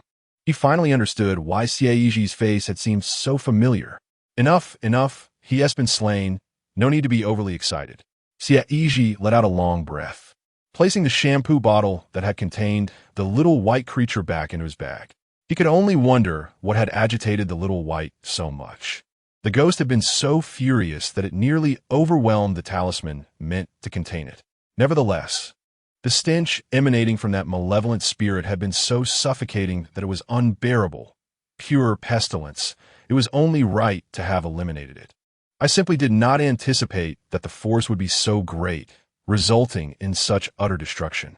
It is likely that in the coming week or two, the fragrance of spirits will linger around everyone present. Are you unhurt? Tan Yushi inquired as she approached Xie Yizhi. I am fine, do not worry. Xie Yizhi patted his charred hand, realizing that no matter how hard he tried, it remained unclean. Just then, Tan Yushi came over and casually wiped it on her clothing. Tan Yushi. On the ground, Fu Yingxue, in pain all over, groaned as she struggled to rise. Ouch, my rear. The truly injured party is right here, you know? Coming right away, my apologies, I wasn't paying attention. Tan Yushi, realizing the situation, hurried over to assist Fu Yingxue. Yinsu also approached the trio, turning to Xie Yizhi with gratitude. Thanks to you, young brother, your timely intervention prevented the spirit from escaping, potentially saving countless others from harm. With so many people present, the conditions for the spirit's manifestation were readily available. He could not afford to harm innocent bystanders. and prolonging the encounter would be quite troublesome. Even if they managed to drive the spirit away, it would merely be a temporary solution. Eliminating it was no simple task. I was merely passing by, and if I could assist, I would certainly do so, Xie Yizhi replied. Moreover, Tan Yushi had often helped him with his homework in the past, and their relationship had always been amicable. It was impossible for him to stand by and do nothing. Yin Su nodded with a smile, then scrutinized Xie Yizhi closely before pausing to ask, "May I be so bold as to inquire, young brother, is your surname?" Xie? Chapter 22. Your grandmaster? He is my great-grandfather. Tan Yushi scratched her head. It appears she merely showed Yin Su a recording of the live broadcast without revealing to him the name of Xie Yizhi. How did he come to know the surname? Yes, my surname is Xie, Xie Yizhi inquired.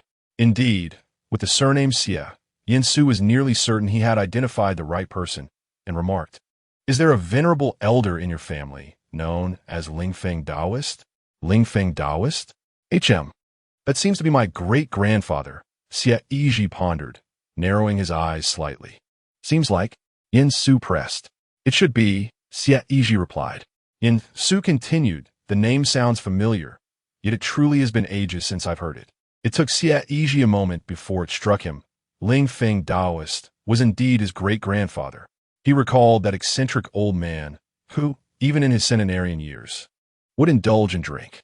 As a child, Xie Yizhi felt a twinge of fear toward him, as he would often boast and brag. Whenever Xie Yizhi chose to ignore him, the old man would become quite vexed, frequently proclaiming, "When you venture out into the world, invoking the name of Lingfeng Taoist will surely open doors for you." As for how impactful that name truly was, Xie Yizhi had no way of knowing, for he had never dared to mention it himself, always feeling a sense of foreboding. To his surprise, today someone actually inquired about his great-grandfather in his presence. Tan Yushi and Fu Yingxue, on the side, were whispering gossip. It seemed these two were acquainted. "You know my great-grandfather?" Xie Yizhi asked, his curiosity piqued. Given Yin Su's appearance, which suggested he was in his 40s, how could he possibly know his great-grandfather? "I certainly know your great-grandfather. By lineage, I must respectfully refer to him as my grandmaster. Yet, he may not remember me, as it has been many years since he fortuitously saved my life. I have always held that memory dear," Yin Su remarked with a smile. If Lingfeng Taoist is indeed the great-grandfather of Xie Yizhi, then it is entirely plausible that Xie Yizhi possesses such remarkable abilities. Tan Yushi and Fu Yingxue, listening nearby, could not help but gasp in astonishment. The lineage of Xie Yizhi is surprisingly formidable. Even Yin Su speaks of him with great reverence, having once saved his life. Even after several decades, Lingfeng Taoist remains a legendary figure in our eyes. As Yin Su reminisced, he elaborated further. During his parents' divorce, he found himself adrift at a tender age, and by chance, he ascended the mountain to apprentice at a branch of a Taoist temple. However, just 2 years into his training, a ghastly tide of spirits erupted, compelling all within the temple to descend and confront the threat. Alas, the spirit tide was overwhelmingly fierce, and even Yin Su's master succumbed to its wrath, gravely injured. Yin Su had no choice but to carry his master up the mountain, acutely aware of the pursuing spirits. Fortunately, at that moment, reinforcements from the Maoshan sect arrived, led by none other than the venerable Lingfeng Taoist himself. This was Yin Su's first and only encounter with the illustrious figure, who wielded the palm thunder technique with an artistry that rendered it an entirely different form of Taoist magic. The sky was ablaze with bolts of lightning, submerging vast swathes of the spirit tide, leaving an indelible impression of awe upon the young Yin Su, a sight he has never witnessed since. He sought to learn more about Lingfeng Taoist's exploits, with each revelation deepening his sense of wonder. Lingfeng Taoist is renowned for his formidable lightning techniques, often embellishing his talismans with his unique lightning seal. It is even rumored that he has mastered the supreme 5 thunder method. The tales of the Maoshan lineage's prowess in ghost-catching owe a considerable part to his reputation. Years have passed, and Yin Su's memories had long been buried. Yet through Xie Yizhi, he seemed to glimpse the shadow of Taoist Lingfeng once more. So it turns out he wasn't exaggerating. I thought he was just being frivolous, Xie Yizhi exclaimed in astonishment.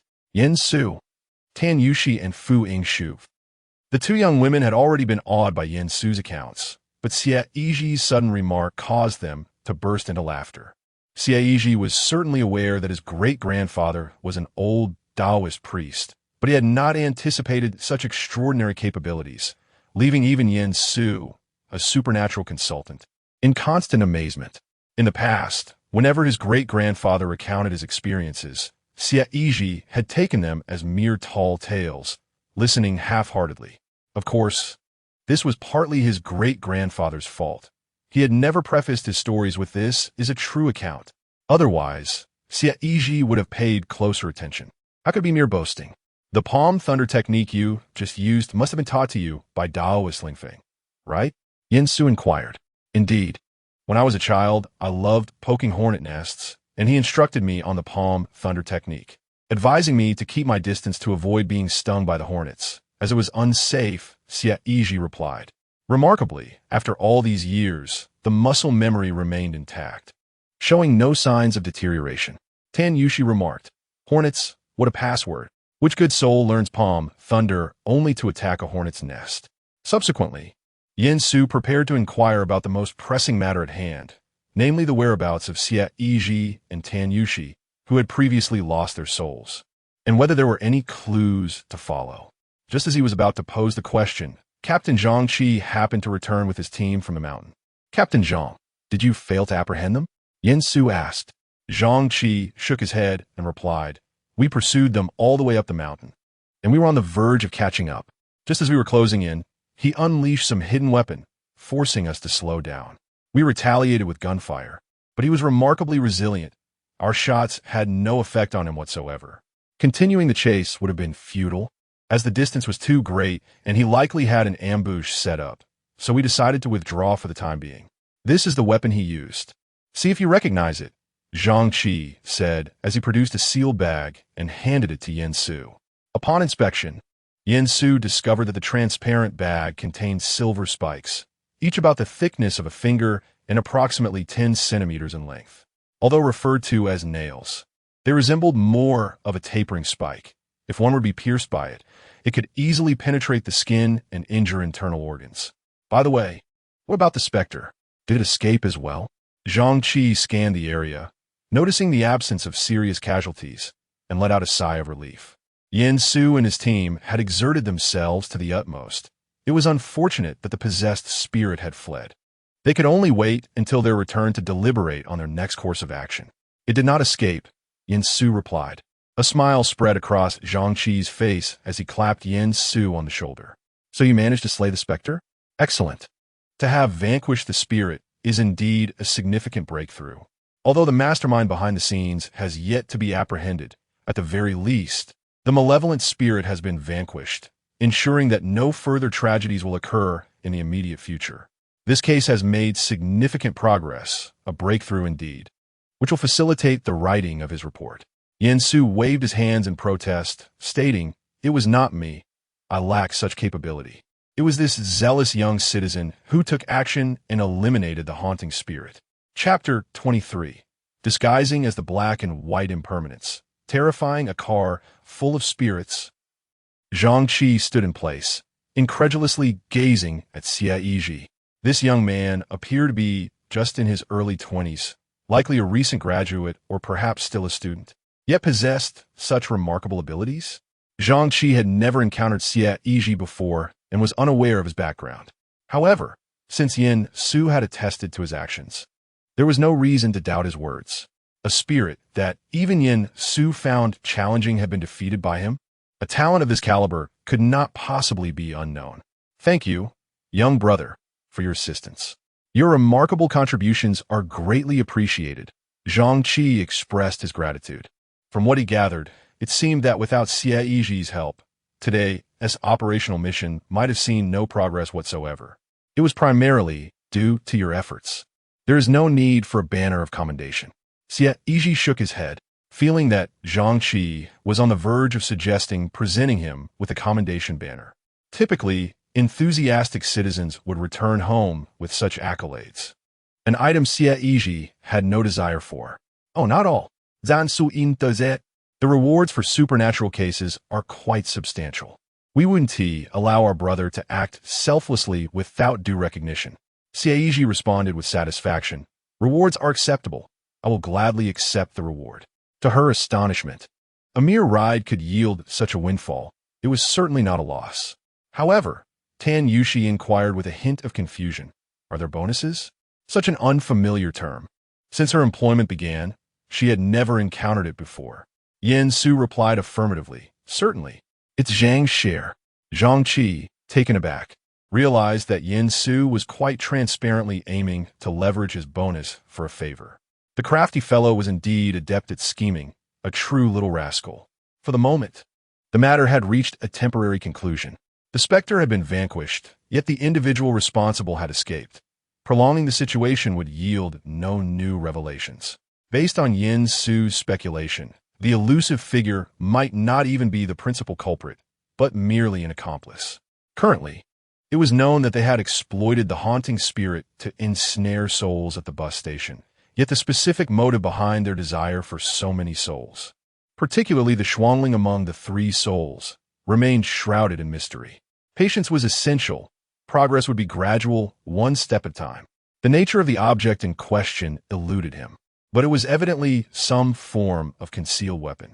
The very object that had shattered the ghost ceiling altar must have been this very spike. Take it back and investigate. Perhaps you can uncover some pertinent information. Yen Su instructed as he returned the concealed weapon to Zhang Qi. Nodding in agreement, Zhang Qi then commanded the team to regroup and report to the Bureau for reinforcements, while arranging for a vehicle from the South Station to transport them there. The earlier bus, deemed a potential safety hazard, could not be utilized until thoroughly inspected. Discovering any overlooked security threats could lead to further complications. Despite having endured a fierce battle, it felt as though an eternity had passed, when in fact it was still only a little past 9 o'clock. Now, even the thought of boarding a bus filled her with trepidation, her heart racing as if it might leap from her chest. It is truly astonishing. How is it that this world differs so greatly from my original perception? To speak candidly, have you all secretly evolved without my knowledge? If the apocalypse were to descend upon us, you would soar through the skies or teleport, while I would be left running on the ground. I would genuinely curse in frustration. Nevertheless, I intend to return to the city and indulge in some fries at the dock. Following the recent events, a lingering sense of apprehension has taken hold, and a shadow of fear now looms over the bus. Xie Yizhi hesitated. Should he return to the South Station now? Even if he managed to hail a taxi, he would likely arrive home in the dead of night. This would mean celebrating his father's birthday a day late, completely derailing his plans. Observing the complexity of Xie Yizhi's expression, Tan Yushi immediately understood his thoughts. Aren't you supposed to celebrate your father's birthday? Is there not enough time? She inquired. Yen Su, standing nearby, quickly interjected, perfect timing. If you don't mind, I could drive you home. I've long wished to pay my respects to your great-grandfather, and now that my task is temporarily concluded, I have no further obligations. If your father is celebrating his birthday, it would be an opportune moment for me to extend my best wishes. I just wonder, brother, would it be convenient for you? Under different circumstances, gaining an audience with the esteemed figure of Xie Yizhi's great-grandfather, Ling Feng Daoist, would not have been so simple. Today presents a rare opportunity. I must seize this moment to visit under the pretense of escorting Xie Yizhi home. While it is indeed convenient, my great-grandfather has passed away many years ago. If you truly wish to pay your respects, you will have to accompany me to the mountain for a grave visit tomorrow. Xie Yizhi Shulget, Yen Su remarked. It makes sense. Ling Feng Daoist was already over 90 when he saved him, and with more than 20 years passing since then, it is improbable that he remains ageless despite his profound cultivation. Nevertheless, Yen Su expressed his eagerness to visit the ancestral home of Xie Yizhi's great-grandfather, as such an opportunity is indeed rare. After all, while it is likely that his great-grandfather did not recognize Yen Su, he had saved his life and shared a lineage, establishing a meaningful connection with Xie Yizhi. It was entirely reasonable to extend birthday wishes to his father. I wish to join as well. It will be lively. Tan Yushi exclaimed, raising her hand. What? I want to go too. Are you having cake without me? Fu Yingxue also raised her hand in enthusiasm. Despite her earlier pain, she was now full of energy. In truth, she had not sustained severe injuries. She merely had a couple of falls, which were not significant issues. Very well, let's go to my home for tea, Xie Yizhi invited. The invitation was hard to decline. As Tan Yushi had mentioned, the more the merrier, and his father would surely be pleased. Subsequently, Yin Su briefly briefed Zhang Qi on the tasks at hand before getting into his car, taking Xie Yizhi and the two others towards Xiefeng village. Zhang Qi, as the team leader, remained behind to manage the aftermath of the scene. Yin Su took the wheel himself, choosing the most direct route, which would undoubtedly be faster than the previously circuitous bus journey. What was originally a 2-hour drive was now expected to take just a little over an hour to reach the village. While on the road, Yin Su inquired about the matter at hand. Brother Xie, what exactly transpired in the car earlier? How did you realize that Yushi's soul was lost? Yin Su asked. Advisor Yin instructed me to simply refer to him as Xie Yizhi. Shortly after entering the tunnel, she began to nibble on spicy strips, her movements becoming erratic, akin to a malfunctioning machine. It soon became apparent that she was under some kind of influence, her spirit seemingly lost. Seizing the moment, I conjured a soul-releasing talisman and followed suit. Upon my arrival, I discovered her engaged in conversation with a ghost. Xie Yizhi sighed, revealing his thoughts. Tan Yushi's face flushed with embarrassment. It dawned on her that her actions appeared so foolish from Xie Yizhi's perspective. Alas, the fade of her new persona crumbled on the very first day. Well, I shall feign a few extra years, gaining a slight advantage, and call you Yizhi, my younger brother, while you can address me as Brother Su. After a brief pause, Yin Su inquired, what transpired in the car? Xie Yizhi pondered for a moment. Had Tan Yushi not disrupted the existing order within the vehicle before his arrival, he could have comfortably seated her in the back, remaining indifferent to the events unfolding within. Once they emerged from the tunnel, the peculiar circumstances would dissipate, allowing their spirits to return to the original vehicle. However, since Tan Yushi had already acted, all Xie Yizhi could do was buy time, prioritizing the preservation of Tan Yushi's life. A ghostly vehicle? A carriage full of spirits? So, you all succumbed to slumber because you ventured into such a terrifying place. The hair on Fu Yingxue's neck stood on end upon hearing this. Not only Fu Yingxue, but even Yin Su felt a chill of apprehension. If he were to face such a multitude of ghosts on that ghostly vehicle, he doubted he could maintain the same composure as Xie Yizhi.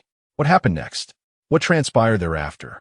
How did you manage to bring Yushi back when so many ghosts were already alarmed? Yin Su inquired with curiosity. A large bus filled with dozens of ghosts. And yet, Xie Yizhi was able to safeguard Tan Yushi until they emerged from the tunnel into the realm of the living. It was indeed hard to fathom.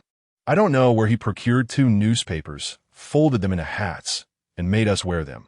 All the ghosts fled in terror, some even crying. Tan Yushi exclaimed with excitement. To scare a busload of malevolent spirits, albeit with the advantage of numbers. No, rather, the advantage of human support, was something she could boast about for a lifetime. You can frighten ghosts with newspaper hats? Even Yin Su found it incomprehensible. Chapter 24. The mystery of Xie Yizhi. It was only then that Xie Yizhi elucidated. It was the illustrious names of the black and white impermanents from the underworld, accompanied by a decree to intimidate the lesser spirits. The more formidable ghosts could see through such ruse at a glance. Yin Su understood, so that was the method. Essentially, it was a matter of signing first, and then enchanting, blurring the line between reality and illusion. No wonder a fresh mind is so advantageous. Had it been him, he would never have conceived such a stratagem. Moreover, since the Yin gods are indeed divine, their names must not be inscribed carelessly. A single misstep could lead to dire consequences, as any displeasure could result in the withdrawal of divine power. Although Xie Yizhi was young, his profound skills allowed him to achieve this feat. Others should not attempt to replicate it, as failure could lead to backlash. Furthermore, to execute such a maneuver with merely a wisp of a soul was tantamount to courting death. So cool. Fu Yingxue mused enviously. Just hearing about it felt impressive. Internally, she cursed the dead souls. Why don't you just disappear? So you disguise yourselves as the black and white impermanents to frighten the spirits. managing to hold on until the bus exited the tunnel? Yen Su inquired. However, Xie Yizhi shook his head, indicating that the reality was far more complex. They both understood that after the bus emerged from the tunnel, it continued on until it reached Xiofeng Slope, where Xie Yizhi and his companion regained their senses. During this journey, they encountered certain disturbances aboard the ghostly vehicle. Logically, the essential environmental conditions that summoned the ghost vehicle should have dissipated, leading to its disappearance. Yet, contrary to expectation, a foreign malevolent energy enveloped the bus, substituting for the required tunnel ambience. This sinister force was none other than the recently encountered spirit possessing them. Xie Yizhi elaborated, and both Yen Su and Fu Yingxue were enlightened, realizing that Xie Yizhi and Tan Yuxi, who had been brought onto the ghost bus, were unscathed. Thus, the possessing spirit had prevented their escape, forcibly extending the duration of the ghostly vehicle's manifestation. When Fu Yingxue rushed to inform the driver of the need to halt for an investigation, the possessing spirit was already on the verge of collapse. No wonder. Xie Yizhi Muzit. Upon boarding, I easily subdued the possessing spirit, thinking it merely weak. It turns out it had expended considerable energy to trap you. Later, when I was rescued from the altar and had nearly recovered, I became far more formidable, yet it was still unable to capture me. Yen Su gripped the steering wheel tightly, releasing a long breath. Thankfully, they had all managed to endure safely. Reflecting on the ordeal, he realized how perilous each step had been. However, he had not anticipated that the possessing spirit could sustain the ghost vehicle for such an extended period. Xie Yizhi remarked, "From the moment we exited the tunnel to reaching Xiofeng Slope, the distance spanned several kilometers. It is also possible that the connection between the haunting spirit and the ghostly vehicle is sufficiently profound, thus facilitating the maintenance of the latter," Yen Su analyzed. At that moment, Tan Yuxi suddenly interjected, "Is it conceivable that the haunting spirit is originally a part of the ghostly vehicle? The affinity seems quite high. After all, there is also a pregnant spirit aboard." As her words fell, the others in the vehicle simultaneously turned their gazes toward Tan Yuxi, their expressions remarkably complex. It was hard to believe such an analysis had come from her. Fu Yingxue exclaimed, "Regardless of your identity, get off my sister." Tan Yuxi retorted, "Is it not permissible for her to display intelligence for once? Why the astonishment, as if she is typically devoid of it?" Xie Yizhi nodded, acknowledging that Tan Yuxi's conjecture is indeed highly plausible. The haunting spirit is likely a part of the ghostly vehicle, which allows for such adept control. It is quite possible that it pertains to the child of the pregnant spirit, who met an untimely end. In essence, our accumulated knowledge is quite limited. One further point of consideration is that the incident involving the ghostly vehicle should have occurred in 2005. We could investigate the car accident cases from that year in this vicinity. Perhaps there is something to uncover, Xie Yizhi suggested. The date on the newspaper confirms it was indeed 2005, and coupled with the attire of the passengers, it appears the vehicle's incident also transpired in that year. Yen Su concurred, recognizing it as a significant lead. Thus, he promptly sent a voice message to Zhang Qi, instructing him to research the bus accident cases from 2005. Soon after, Zhang Qi responded with the information. The individuals he had successfully arranged on that side have sent the passengers back to the South Station and are about to return to the bureau. Meanwhile, he took photographs of the weapon left by the mysterious figure and sent them to his colleagues at the bureau for investigation. Some information has been uncovered, and the relevant documents have been forwarded to Yen Su. However, Yen Su is currently driving, so it falls to Tan Yuxi at the rear to examine them. Indeed, it is an exact match. This weapon was not originally a concealed dart, but rather a form of torture device used during the wars in Southeast Asia in the 18th and 19th centuries. Known as the Lita venomous spike, its smooth exterior is a mere facade, concealing a finely sharpened needle coated in poison at its tip, which will spring forth automatically upon striking its target. Tan Yuxi read aloud the information contained in the documents.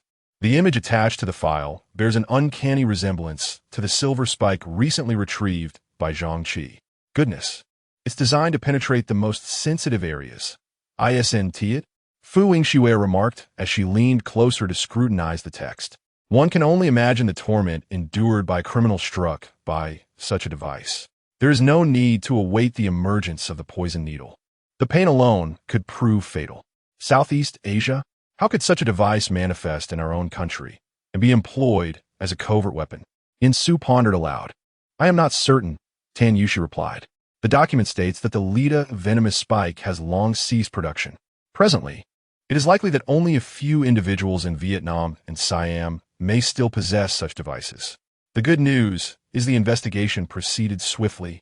It has been less than an hour since we began, and clarity has emerged. The bad news, however, is that we remain utterly perplexed, unable to establish any definitive leads. As the conversation unfolded, Yinsu skillfully navigated his vehicle into Luoyun town, making his way towards Shifeng village. Before long, the navigation system indicated that they had arrived at their destination. From this point onward, only Xie Yizhi could provide guidance. Yinsu halted his car at the entrance of a small convenience store in the village, stepping inside to purchase a few items, intending to present them to Xie Yizhi's father, as one cannot arrive empty-handed for a birthday celebration. Xie Yizhi momentarily hesitated but decided to wait at the entrance. Upon exiting the store, Yinsu inhaled deeply at the village's entrance, feeling invigorated. Having returned to Rong City for some time now, this is the first instance I've encountered such pure air in a village, he remarked. Here, breathing feels effortless. Fu Yingxue and Tan Yushi took a couple of breaths, but failed to sense anything remarkable. Observing their puzzled expressions, Yinsu took it upon himself to elucidate. The purity of the air he referred to was not merely a conventional assessment of freshness. Its exceptional quality suggested that the village must be remarkably clean. As those who practice cultivation understand, spirits possess their own unique auras, and the essence of mountains and earth is imbued with vitality, all collectively categorized as yin-qi. Moreover, any place that has witnessed loss of life often harbors lingering karmic flames, exuding an unpleasant odor akin to that of a malevolent spirit. These energies bear distinct scents. Exposure to such aromas over time can lead to illness and misfortune. Generally, rural villages are not devoid of supernatural entities. Thus, over time, these places develop their own unique scents. In the village where Xie Yizhi resides, there is an utter absence of any supernatural presence, a fact that leaves Yinsu marveling at the purity of the air. After years of cultivation, it is his first encounter with such an unblemished village. So that's how it is. We can rest assured, Tan Yushi and Fu Yingxu convey, suggesting that the likelihood of encountering ghosts in the village is minimal. Do not worry. I too have only had my first ghostly encounter just recently. Xie Yizhi responds with a smile, reflecting on his belief that ghosts are not so easily encountered. At 23 years of age, he has only met two, the little white figure last night and the spirit residing with him this evening. If Yinsu's assertion holds true that the village conceals numerous ghosts, how could he have never encountered one before? It seems implausible. In my years as a paranormal consultant, the number of ghosts I have encountered could easily form an entire reinforced company. Often, they lurk along roads, in rivers, or even in public restrooms. Even ordinary individuals, when luck runs against them, may find themselves targeted by spirits. Yizhi, you must surely understand this? Yinsu argues, the fate of a person ebbs and flows. No one remains perpetually fortunate. There are always times of rise and fall. You are already 23 years old, and with such profound cultivation, you should be able to perceive the presence of spirits without needing to open your eyes. How could it be that you have never seen one before? Yinsu shakes his head, expressing his disbelief. Xie Yizhi halts, casting an odd glance at Yinsu, his mind racing with thoughts. It seems that for many years, he has never contemplated this matter. Due to his ancestors' dealings with spirits, he harbored a profound aversion to such matters in his youth. He was reluctant to learn anything his family attempted to teach him, only complying after enduring punishment. Consequently, from kindergarten to his current graduation from university, he has never encountered a ghost, and thus, Xie Yizhi has remained indifferent. He fully comprehended what Yinsu was articulating. It was merely that he had previously failed to recognize the anomaly. Suddenly confronted with this assertion, the notion that he had not seen a ghost in all these years indeed seemed nearly implausible. While others might have plausible explanations, Xie Yizhi was an exception. As Yin Su pointed out, Xie Yizhi need not even open his eyes. Spirits had no sanctuary from his perception. Any trace of malevolent energy in his vicinity could never escape his awareness. Yet, why had he never encountered one throughout the years? Xie Yizhi fell into a trance, lost in contemplation until Tan Yushi gently nudged his shoulder, snapping him back to reality. Instinctively, he retrieved a small bottle of shampoo containing a spirit from his pocket. Coincidentally, just yesterday, this female ghost had managed to silently infiltrate his home. Chapter 25. The suspended coffin within the door. Yizhi, are you all right? Upon seeing the familiar bottle, both Yin Su and Tan Yushi were drawn to it. Xie Yizhi steadied himself and shook his head. His thoughts were currently in disarray. Since they were returning to the village, he would inquire with his parents later, as they would undoubtedly possess the answers. The group boarded a vehicle, heading towards Xie Yizhi's residence. Although they had been classmates for 3 years, all in the same class, Tan Yushi only knew that Xie Yizhi lived in Xiefeng village and had never visited his home. Not only had Tan Yushi never heard any classmate mention visiting Xie Yizhi's home, but it seemed that no one ever had. At that time, the class buzzed with rumors that Xie Yizhi's parents were unemployed and engaged in some mysterious activities. Tan Yushi, who was then an unremarkable chubby girl, faced ostracism from her peers. In contrast, Xie Yizhi appeared unperturbed by the opinions of others, often wearing a cheerful smile. A significant reason for Tan Yushi's courage to transform herself stemmed from Xie Yizhi's influence. The solemn expression that Xie Yizhi wore just moments ago was a sight Tan Yushi had never witnessed before. Lost in thought, she barely noticed when the vehicle came to a halt. The village had few inhabitants, most of the younger generation having moved to the city for better opportunities. Consequently, only elderly residents remained, tending to their grandchildren and engaging in agriculture. At this hour, they were likely already asleep. As the car entered the village, not a single house was illuminated. We've arrived. Everyone, please disembark, Xie Yizhi announced, regaining her composure before stepping out of the vehicle. Upon exiting, Tan Yushi and the others could hardly contain their astonishment at the sight before them. Pointing at the imposing structure, they exclaimed, "No, it can't be. Didn't you say your family lived in a courtyard?" Not only Tan Yushi, but also Fu Yingxue and Yin Su stood frozen in disbelief. Before them loomed a grand entrance, flanked by towering walls that transcended the definition of a mere house, verging instead on a mansion. As they surveyed the surroundings, it was evident that Xie Yizhi's residence was the most substantial edifice in the entire village. In the days of our schooling, Xie Yizhi was always simply attired, never adorned with any valuable possessions. Coupled with the rumors that his parents were unemployed, Tan Yushi had long presumed that his circumstances were rather modest. Thus, during breaks, when she had ample pocket money, she would often buy 2 portions of snacks from the small shop, one for herself and one for Xie Yizhi. To her astonishment, however, his family resided in a remarkably grand abode. It was not merely a courtyard, but a magnificent residence known as 4 Points of Gold. Yin Su, after surveying the surroundings, began to elucidate. The estate is divided into 3 distinct sections, comprising the front hall, courtyard, and back hall. Each side of the back and front halls connects to an additional room, and when viewed from above, it aptly occupies the 4 corners of the 4 Points of Gold. Hence its name. In the past, such a residence could only be afforded by families of considerable wealth and status. Given Yin Su's age and experience, he spoke with an air of authority, effortlessly identifying the architectural style of Xie Yizhi's home with just a glance. Yet, the residence bore signs of age and lacked any renovations. Considering that Xie Yizhi's great-grandfather was the renowned Lingfeng Taoist, it was hardly surprising that such a prominent figure would inhabit a spacious estate. Nowadays, land in the countryside hardly holds significant value. Xie Yizhi shook his head. TSK. Tan Yushi and Fu Yingxue gasped in disbelief. Even if rural land was not particularly valuable, the sheer size of the estate was overwhelming. It seemed to stretch indefinitely. How vast could the area be? Oddly, why had the lights been extinguished so early today? Had even the lantern at the entrance been dimmed? Xie Yizhi gazed at the pitch-black window and the dark red lanterns hanging on either side of the entrance, and with a hint of confusion, remarked, typically, individuals of my parentage retire early, as they begin to prioritize their health. However, my parents are quite the exception. They remain active until the night falls. Often, I find them online, surfing the web well into the wee hours. Moreover, the lanterns at the entrance usually remain lit. Why are they suddenly so frugal with electricity? Could it be that they have already succumbed to slumber? Tan Yushi inquired. Surely not. It's fine. Let us proceed to open the door.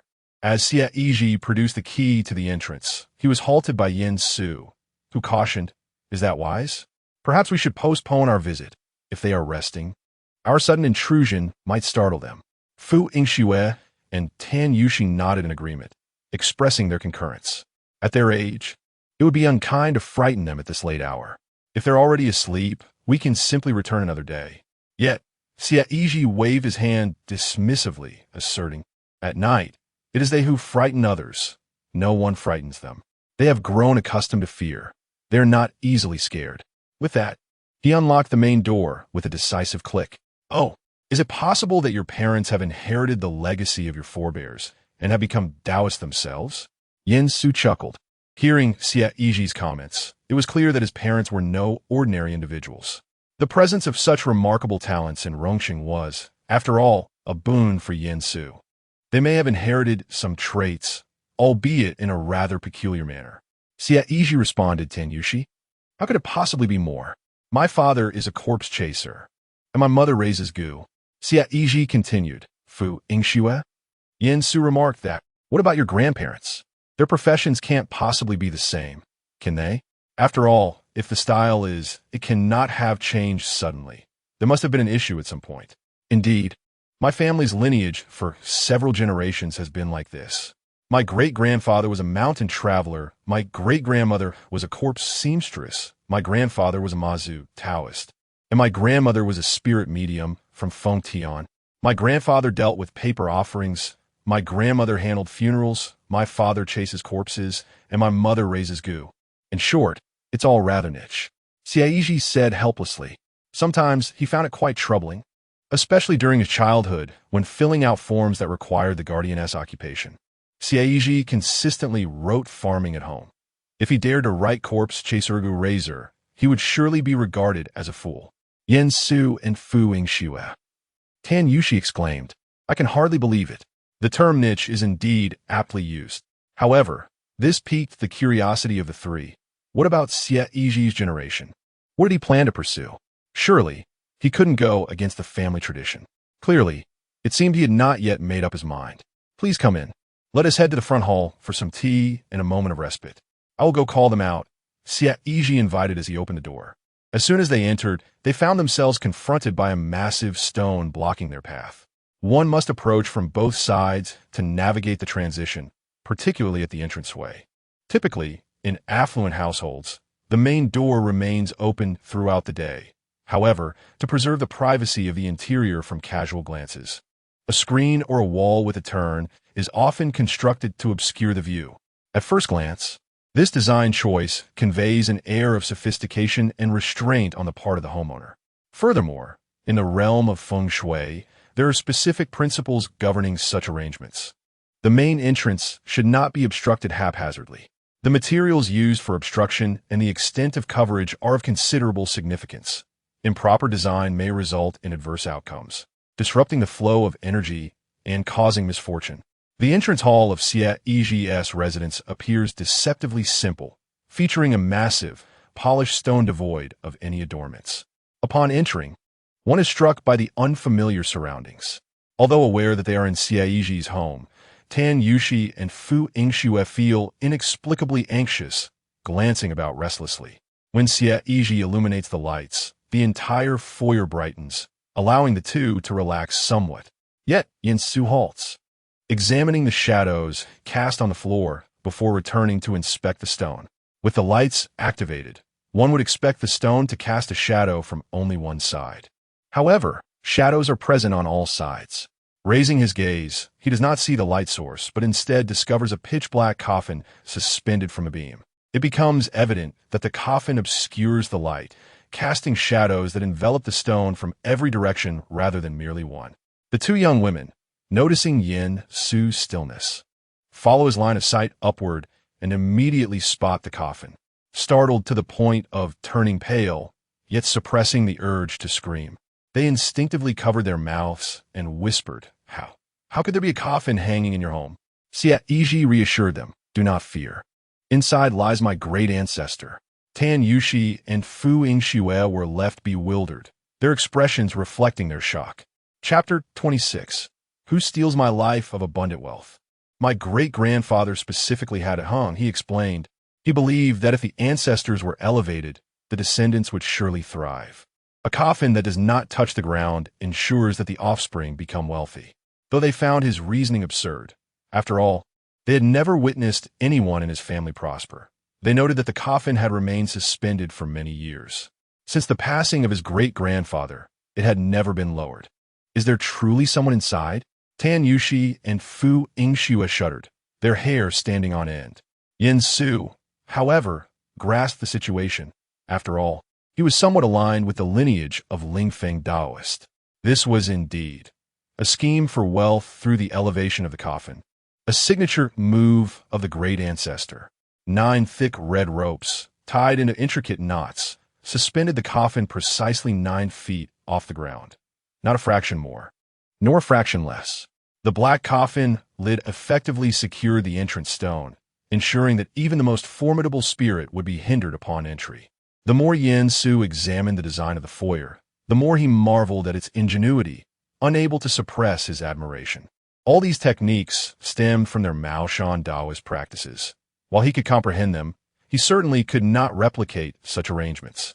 The principles were inherently simple, yet they thrived on exquisite execution. Upon surveying the entire foyer, he realized there was hardly a superfluous element. It was truly terrifying.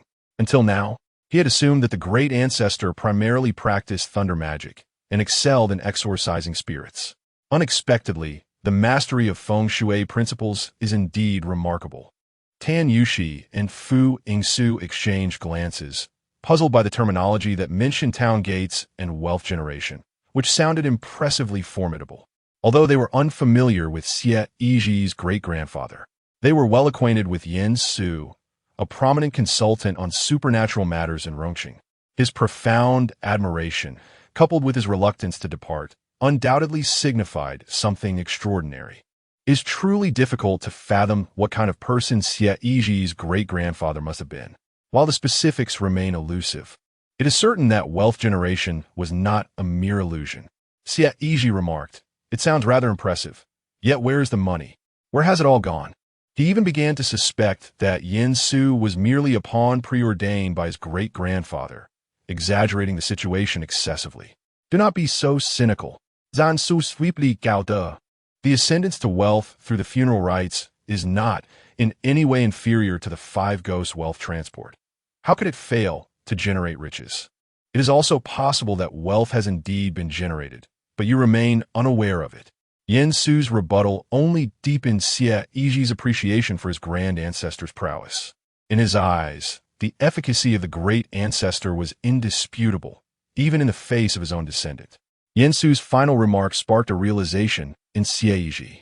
How could a lineage steeped in dubious practices not accumulate wealth? Where is the money, coupled with previous events?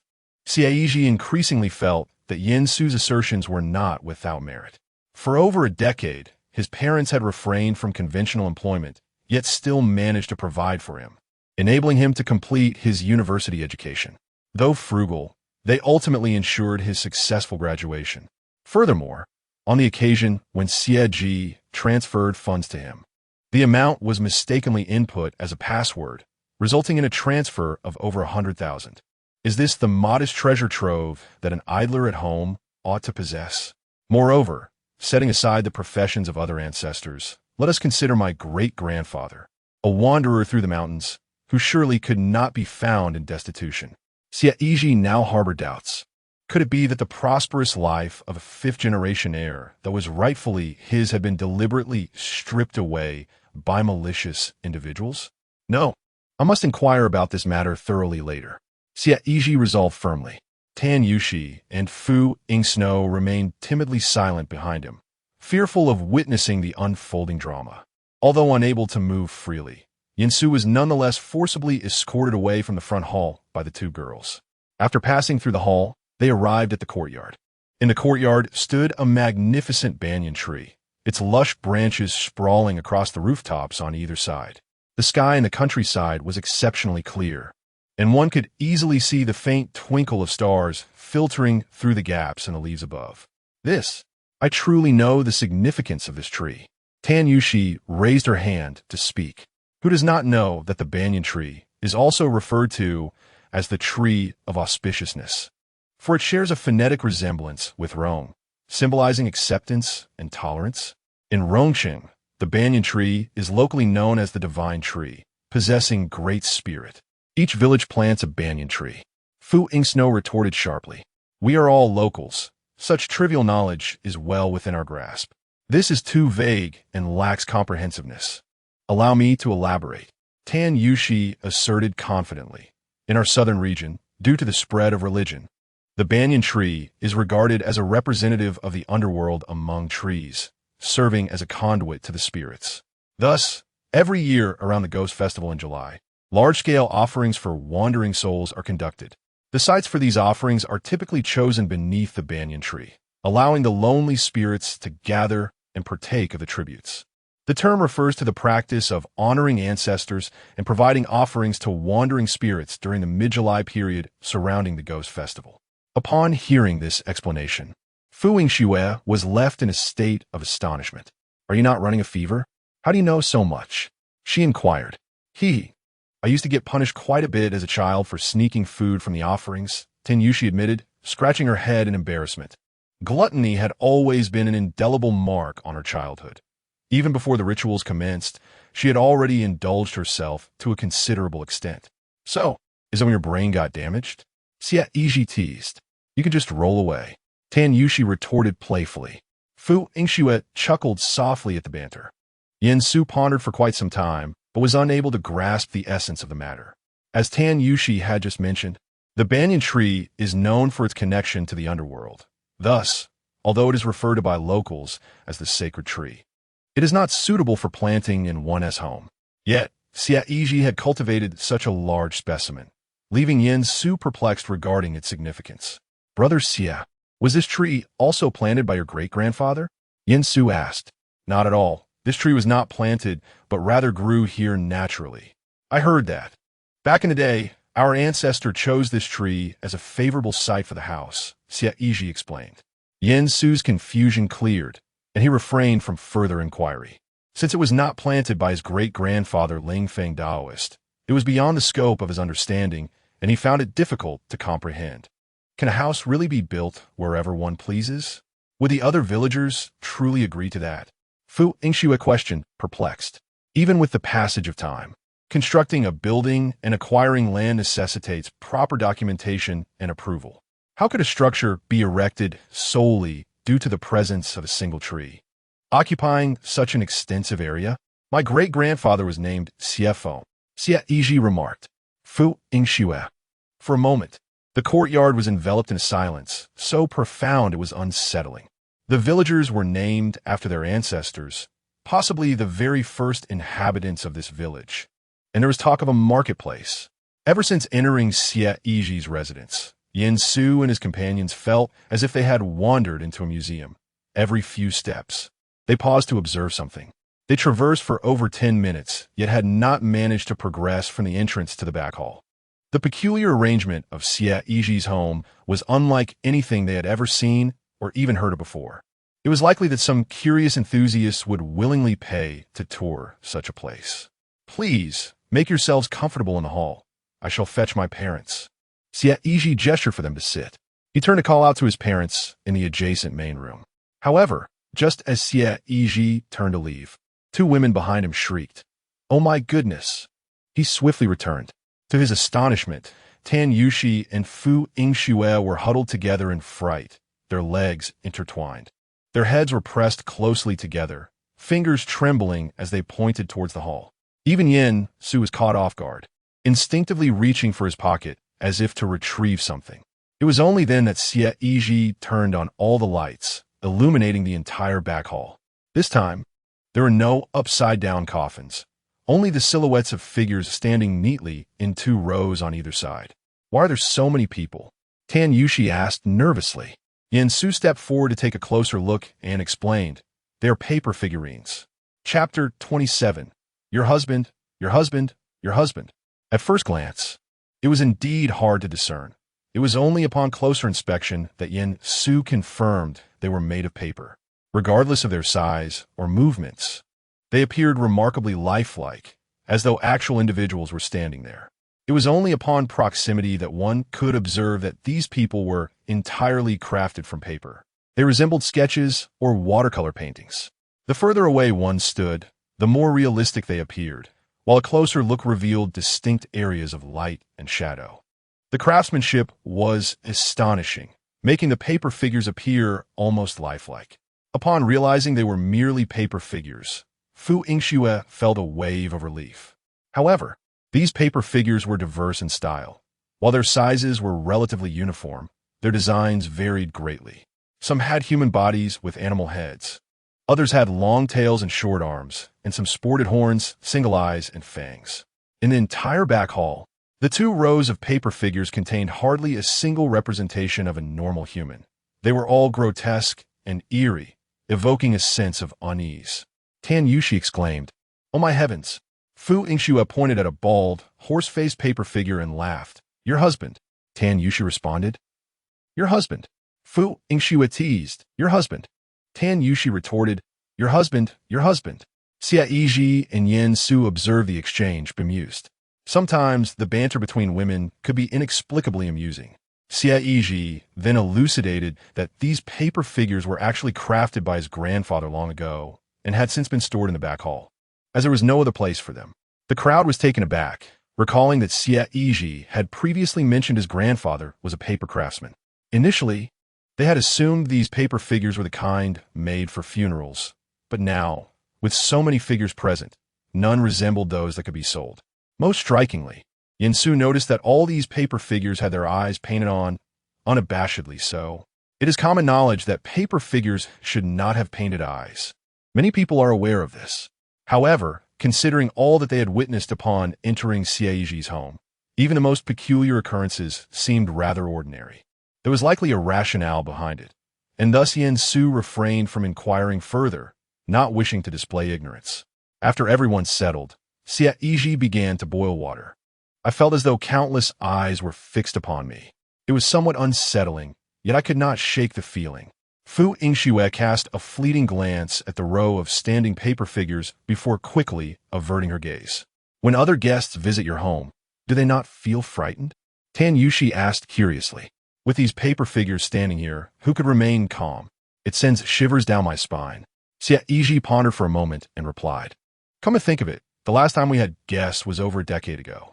It was when my middle school teacher visited for a home visit, but shortly after, he applied to transfer schools." Tan Yushi responded, "You transferred schools? There are only 2 middle schools in town. How is it I have never seen you since? Your middle school is not the same as Xie Yizhi's. It was the teacher who transferred," he clarified. Xie Yizhi smiled apologetically. After pouring water for a few people, he instructed them to take a seat while he went to rouse his parents. A vague sense of foreboding loomed over him. The commotion since their arrival was too pronounced for his parents to have remained oblivious. After all, whenever Xie Yizhi was at home, his mother could always discern when he rose in the night. Today, the atmosphere in the house felt decidedly unusual. "Mom, Dad, what are you up to? Are you asleep?" Upon reaching the door of his parents' room, Xie Yizhi knocked and called out a couple of times. Yet, after a prolonged silence without any response, a sinking feeling gripped his heart. Could they be secretly practicing the trumpet without him? No, that seemed implausible. Their family had maintained a tradition of only having one child for several generations, and mastering such an instrument was not something one could simply take up at will. Xie Yizhi knocked repeatedly, but still there was no sound. Pushing the door, he discovered it was locked. Not in the room. He pondered, perplexed. It was late at night. If they were not resting inside, and not in the back hall, where could they possibly be? Just as he was about to head to his own room to check, he passed by the back hall, where Tan Yushi and the others were watching him curiously. "Where are your parents? Are they asleep?" Yin Su inquired. "They're not in the room. The door is locked," Xie Yizhi replied. He then entered his own room, but still found no trace of his parents, prompting him to return once more to the back hall. Now, everyone stood up. "Why not give them a call or send a message?" Tan Yushi suggested. Xie Yizhi took out his phone and sent a message to the family group chat, yet no one responded. In desperation, he sent a red envelope. Usually his father, Xie Bao, would seize it within moments. However, today, after a prolonged wait, Xie did not appear to claim it. This was highly unusual. His parents had not left a single word behind, suddenly vanishing without a trace. Such a thing was unfathomable. Xie Yizhi dialed his mother's number, but both their phones had the Do Not Disturb mode activated. At this point, Xie Yizhi could no longer remain calm. He had never encountered such a situation before. His parents, who had never left the village for over a decade, where could they possibly be? The village was so small that if they were still around, they would have surely crossed paths with him upon his return. With a multitude of questions swirling in his mind, Xie Yizhi felt even more bewildered. He recalled the image of his parents urging him to leave home and seek employment in the city just a few months prior. Then there was his father's remark last night about not letting him return for no reason. Did they truly harbor some secret they were concealing from him? Had he unwittingly become an orphan? Xie Yizhi exclaimed. No, knock on wood, I mustn't say such things. Perhaps they simply went out to visit someone today? Tan Yushi quickly interjected. But Xie Yizhi knew this was improbable. He had no living friends or relatives, and his parents had no one to visit. With this thought, Xie Yizhi approached his parents' room once more. Tan Yushi and Yin Su could discern that Xie Yizhi was genuinely anxious, hastily following behind. "The door is locked. Do you have the key to their room?" Yin Su inquired. "No, there's no need for it," Xie Yizhi replied, producing a handful of 8 copper coins from his pocket, which he cradled in his palm. The 3 present wore expressions of bewilderment. The door was locked, yet Xie Yizhi was brandishing copper coins. In the next moment, Xie Yizhi placed the 8 coins in his palm, adjusting their positions with his thumb. Then, he began to murmur incantations, the words indistinct, save for the final phrase, urgent as the law commands, which rang clearly. As soon as he uttered those words, the 8 coins began to shift positions autonomously before the astonished eyes of the onlookers. With a whoosh, they transformed from a circular formation into a small sword crafted from the 8 coins. What on earth? How did that happen? Tan Yushi and Fu Yingsheng exclaimed, their mouths agape, utterly astonished. Coin formation? Sword formation? Yin Su recognized the technique. The coin formation was among the most fundamental of their Maoshan Taoist arts. Typically, the lower the threshold of a technique, the higher its potential ceiling. In the hands of an ordinary Taoist, one would arrange the coins in designated positions within the palm while reciting the incantation, subsequently casting the formation to strike at spirits or apparitions, inflicting a measure of damage, hence its frequent usage. More adept practitioners could incorporate supplementary incantations during the recitation, amalgamating various techniques, thereby enabling the coin formation to undergo transformation. Theoretically, with sufficient understanding, one could even transform the copper coin formation into any desired shape. Common variations include the 8 gates lock formation and the sword shape formation, among others.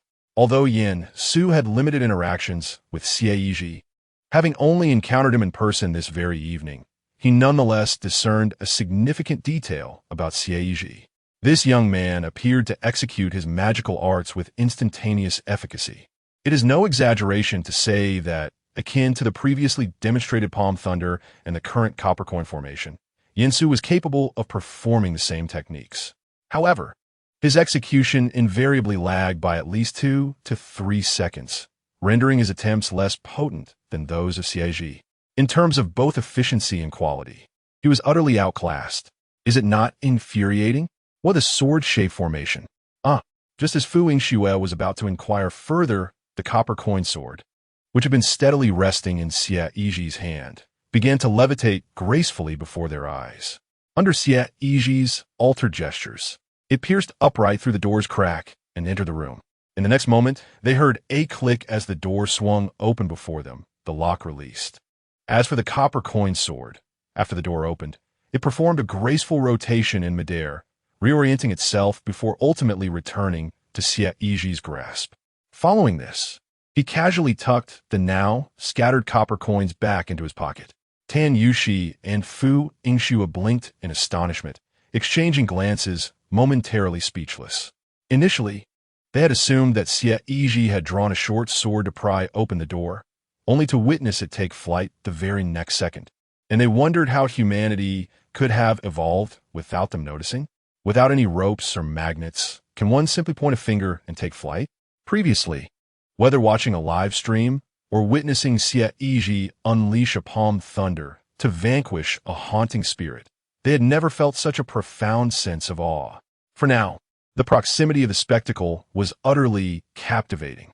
It was utterly incomprehensible how a copper coin could soar into the air without any external force. Moreover, the execution of this feat was remarkably adept. Xie Yizhi must have employed this technique to unlock doors on numerous occasions. With such a skill, one could easily imagine retrieving a water cup from the warmth of their bed during winter without ever having to leave the covers. Tan Yushi's imagination was as whimsical as ever. Indeed, one could even fly to the kitchen, open the refrigerator, and summon ingredients, allowing Cuckoo to prepare a delightful trio of dishes and a soup for a midnight snack. Fu Yingxue equipped with a hint of irritation. Tan Yushi exclaimed, "Is that true?" Fu Yingxue replied, "Clearly, this fool has entirely missed the sarcasm, fixating only on keywords like 3 dishes and a soup and midnight snack." Chapter 28. Discovery of a memorial photo of Xiao Bai at home. While they were still enraptured by the spectacle, Xie Yizhi had already stepped into the room. Behind her, Tan Yushi curiously whispered, "Advisor Yin, is this also a form of Taoist magic? Can you perform it?" As a distinguished paranormal consultant, Yin Su prided himself on years of Taoist practice and should possess a repertoire of such techniques. It stands to reason that he could also execute Xie Yizhi's copper coin array. "Of course I can. However, when my copper coins fly out, they generally do not return." Yin Su responded. "Tan Yushi and Fu Yingxue, they will certainly return. There is no need to inquire about Yin Su." Upon entering the room, Xie Yizhi cast a glance around. The quilt was neatly folded, the surface of the table was tidy, and even the dressing table was covered with a cloth to shield it from dust. Everything appeared as though preparations were being made for a long journey. There were no notes or any other belongings left behind. Had they truly fled? Xie Yizhi pondered aloud. He opened the drawer and began rummaging through its contents. Yin Su and the others did not disturb him. They simply waited in silence, observing if there was anything they could assist in analyzing. "What is he searching for?" Fu Yingxue inquired. "Probably looking for any clues or instructions," Yin Su replied. Tan Yushi and Fu Yingxue nodded in understanding. After all, from Xie Yizhi's perspective, rushing back to the city overnight to surprise his parents and celebrate his father's birthday, only to find the home intact but his parents absent, anyone would feel disoriented, and heightened emotions are quite natural. Typically, in such scenarios, one would expect some token or message to be left behind, just as Tan Yushi intended to offer comfort. They heard Xie Yizhi exclaim, "What the heck? They took the card too. Not even a bit of living expenses left for me." Tan Yushi and Fu Yingxue, "What the heck?" So he was looking for money. While they were concerned about Xie Yizhi and worried he might overthink the situation, his immediate reaction upon entering the room was to search the drawer for his card. Truly an enigmatic man. In truth, their worries had been unwarranted. Others may not comprehend the intricacies of Xie Yizhi's parents, yet he possesses an intimate understanding of them. Although his parents have not ventured outside for many years, his father, Xie Yizhi, was once a wandering corpse transporter traversing the land. His mother, too, was a champion in the grand contest of the 100 great strongholds in Yun province over 2 decades ago, only to have fallen into the hands of a corpse transporter. Therefore, their excursions are unlikely to invite any trouble. It is more a matter of not causing undue inconvenience to others. What is this? Xie Yizhi retrieved an unfamiliar photo frame from the drawer, one he had never encountered before. Why was the photograph concealed so deeply? Pondering this, he turned the frame to reveal its front. Suddenly, a black and white portrait came into view. It was a memorial photograph. caught off guard. Even Xie Yizhi felt a tremor in his hand. How exquisite! Tan Yushi and the other two approached, and they beheld the image of a girl. With her hair cascading and clad in white, her features delicate and graceful. In terms of beauty, she rivaled Tan Yushi, representing a wholly different type of allure. One serene and poised, the other lively and vibrant. Tan Yushi, with her endearing silliness, radiated youthful exuberance, while the girl in the photograph, with her enchanting gaze, evoked a sense of tenderness and compassion. Whose photograph is this? A family member? Tan Yushi inquired. Xie Yizhi shook his head, indicating that his family had no relatives due to their generations of single lineage. He, too, was perplexed as to why a memorial photograph of a girl resided in his parents' drawer, especially since her features seemed hauntingly familiar, as if he had encountered her somewhere before. Xie Yizhi gazed at the memorial photograph for an extended period, leading Tan Yushi to believe that he was captivated by the beauty of the girl in the image. In the next moment, Xie Yizhi retrieved a classic shampoo bottle from his bag, deftly prying open the cap with his thumb. As the cap was lifted, an icy chill permeated the entire room. Among those present, it was Tan Yushi who was most familiar with this sensation. The frigid aura mirrored the eerie feeling she experienced earlier in the doll shop. The oppressive malevolence caused Yin Su's eyelids to twitch involuntarily, and he instinctively tensed up. He had previously seen this bottle in Tan Yushi's recording and surmised it contained something significant. However, he did not anticipate that Xie Yizhi would suddenly produce it. In the practice of Maoshan, there exist numerous methods to command spirits, and since Xie Yizhi was the great-grandson of Lingfeng Daoist, it was not entirely unexpected. What is happening? Only Fu Yingxue remained oblivious to the situation. Observing the tense expressions on Tan Yushi and Yin Su's faces, she felt an uncontrollable surge of anxiety. Almost immediately, a plume of white smoke spiraled out from the bottle's opening. Subsequently, the figure of a girl materialized before them, clad in white. Her hair cascading down to obscure her face, bowing slightly with an aura of chilling coldness. This is what you encountered when playing rock, paper, scissors with a mirror. Tan Yushi stammered. How do you know? Xie Yizhi inquired, puzzled. That was an occurrence from the previous night, long before he had met Tan Yushi. How could she possibly be aware of his livestream content? Nevertheless, such matters seemed trivial in the present moment. Xiao Bai, lift your head so I can see you. Do not let your hair obscure your face, said Xie Yizhi. Can she comply? Fu Yingxue thought anxiously. She swallowed hard. Although she had just encountered a vengeful spirit, for some inexplicable reason, her instincts told her that this female ghost before her was far more terrifying than the previous one. Under the gaze of the others, Xiao Bai slowly raised her head, parting her hair to reveal her face. However, she deliberately stretched the corners of her mouth, a grotesque grin that extended to the back of her head. Oh my slit-mouthed ghost! The two girls, witnessing this horrifying sight, clung to each other in fear, trembling uncontrollably. Catching a glimpse of Xie Yizhi's changed expression and his readiness to strike, Xiao Bai finally chose to remain silent. If she provoked him further, she might end up in a perilous situation. At that moment, they finally discerned Xiao Bai's features clearly. To their astonishment, her facial structure was identical to that of the girl in the recently discovered photograph. They compared the photo with Xiao Bai, repeatedly confirming their shocking realization. Isn't this the same person? Fu Yingxue exclaimed. The most bewildered of them all was Xie Yizhi, who, after a prolonged silence, finally managed to ask, So, you have known me all along and came from this house to find me, only to have received a beating from me?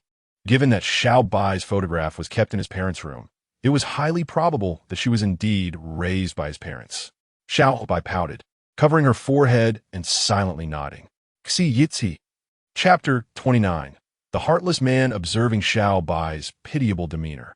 Xie Yizhi felt the chilling gaze of two blood-red eyes fixed upon him.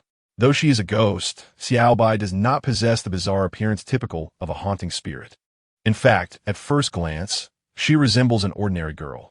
Her woeful expression evokes a sense of sympathy in Tan Yushi and Fu Yingxue, compelling them to stand up for her. Xie Yizhi, feeling somewhat awkward, is equally unaware of the situation. Xiaobai is unable to articulate her plight. And during Xie Yizhi's previous time at home, he had not detected any supernatural presence. Otherwise, his keen perception would have surely alerted him. It seems likely that her presence was established while he was away, perhaps orchestrated by his parents. Suddenly appearing in the city and taking refuge within a mirror, Xie Yizhi, oblivious to the circumstances, would have undoubtedly reacted hastily. How unfortunate! What a heartless man! Fu Yingxino lamented. Indeed, she was already in a pitiable state, and yet you left her bruised and battered. Tan Yushi echoed.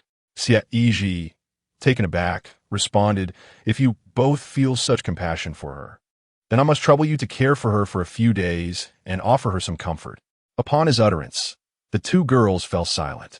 Though they felt sympathy, the fact remains that Xiaobai is still a ghost, and they lack the courage to take her along. Nonetheless, Xie Yizhi felt a twinge of embarrassment. Xiaobai could not possibly know where she was meant to reside, so it must have been his parents who directed her to this location. He resolved to find an opportunity to make amends in the future. No wonder you instinctively subdued the ghost when it arrived, Xie Yizhi murmured softly. Xiaobai pointed toward a photograph of Xie Yizhi's parents hanging on the wall, as if trying to convey something significant. Oh, is it they who entrusted you to protect me? Xie Yizhi inquired. Xiaobai nodded. The two of them had unknowingly wandered off to play, yet summoned a ghost from miles away to safeguard him. Xie Yizhi's skills were all taught by them. They were acutely aware of his true nature and the extent to which he required protection. Was it that moment, just now, when the ghost momentarily halted?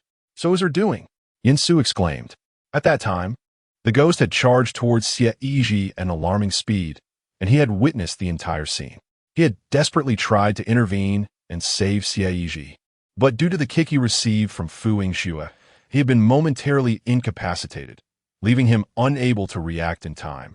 Yinsu could easily recognize the palm thunder technique that Xie Yizhi had unleashed. However, the reason why the ghost had stopped just as it was about to reach Xie Yizhi was what baffled him the most. He initially thought it was some other method employed by Xie Yizhi, but it turned out to be due to Xiaobai's influence. As Yinsu spoke, he began to walk around Xiaobai, scrutinizing her from head to toe. You are confined within a bottle, yet you can still intimidate the ghost from afar? Yinsu remarked in astonishment. In such circumstances, there was only one possibility. Xiaobai must undoubtedly be superior to the ghost by several degrees. Yet, Xiaobai appeared utterly harmless.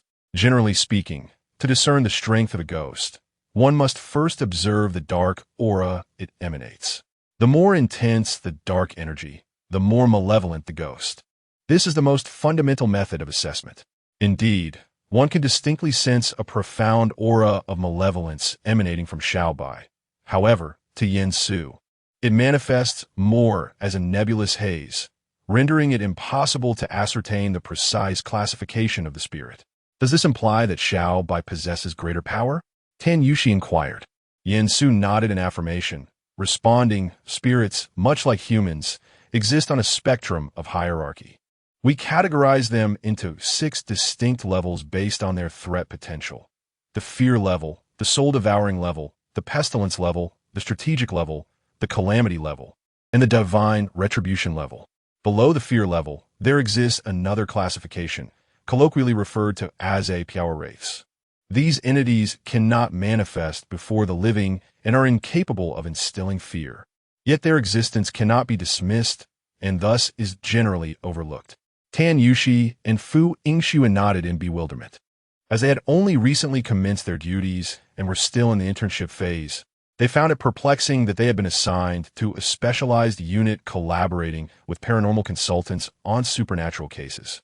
Previously, they had been unaware of the actual existence of spirits. Now, upon hearing Yin Su's elucidation, they realized the intricate hierarchy that spirits possess. What level does a host spirit belong to? Tan Yushi subsequently asked. Yin Su replied, although host spirits are classified within the fear level, they rank among the most formidable within that category. Many soul-devouring spirits pose a lesser threat than host spirits. As for Xiaobai, it possesses the remarkable ability to easily intimidate the spirit, rendering it immobile with fear. At the very least, it must be at the soul-capturing level or higher. The exact tier remains a mystery to me. Yin Su shook his head, acknowledging that mere reliance on the presence of yin energy would not yield any insights. However, based on its performance, it is undeniably at least at the soul-capturing level, and it may even be possible that it is of the plague, descending level. If it truly is of the plague, descending level, that would be alarming indeed. To have a spirit of such caliber obediently following one around would afford a person in Rome City a significant sense of security against the threat of other spirits. Who would dare to challenge such a situation? Upon further reflection, an even more terrifying thought emerged: the parents of Xie Yizhi. How on earth did they manage to raise or capture a female ghost of Xiaobai's caliber? Such prowess is astonishing. Tan Yushi and Fu Yingsheng expressed their amazement, their envy for Xiaobai evident in their glances. In a time when malevolent spirits roam freely and supernatural incidents abound, why had their parents not left behind a formidable, ghostly sister for their protection? Naturally, if they were to take one away, they would not dare to accept it. While they engaged in conversation, Xie Yizhi remained silent, lost in contemplation. It brought him back to the question raised earlier by Yin Su at the village entrance. What was Xie Yizhi's true situation? He had never encountered a ghost until now, though this may sound peculiar, as if one would eagerly wish to meet a ghost. Xie Yizhi's circumstances were altogether different. With an ancestral lineage tracing back to the Republic of China, steeped in unorthodox practices, how could he have never encountered a ghost? Until Xiaobai's arrival. Wait, Xiaobai? Xie Yizhi shifted his gaze towards Xiaobai. It all began with the encounter of a spirit, the first of which was a ghost named Xiaobai. Now, astonishingly, Xiaobai is revealed to be a spirit nurtured by his parents, manifesting within the confines of his home, a consequence of his parents' actions. At this moment, Xie Yizhi harbors a bold conjecture. Could it be that all these years he has not been unable to see ghosts, but rather that his parents, Xie Yizhi and Li Wangxia, have been orchestrating events behind the scenes to prevent him from doing so? The thought sends a shiver down his spine. He harbors no doubt that his parents possess such capabilities. Yet, what could their intentions be? Might they be linked to the recent disappearances? A multitude of questions converge in his mind, intertwining in a manner that leaves Xie Yizhi utterly perplexed. Without the opportunity to confront Xie Yizhi and Li Wangxia directly, clarity eludes him. Xiaobai, do you happen to know where they have gone? He inquires, upon returning home. The only lead he has uncovered is Xiaobai.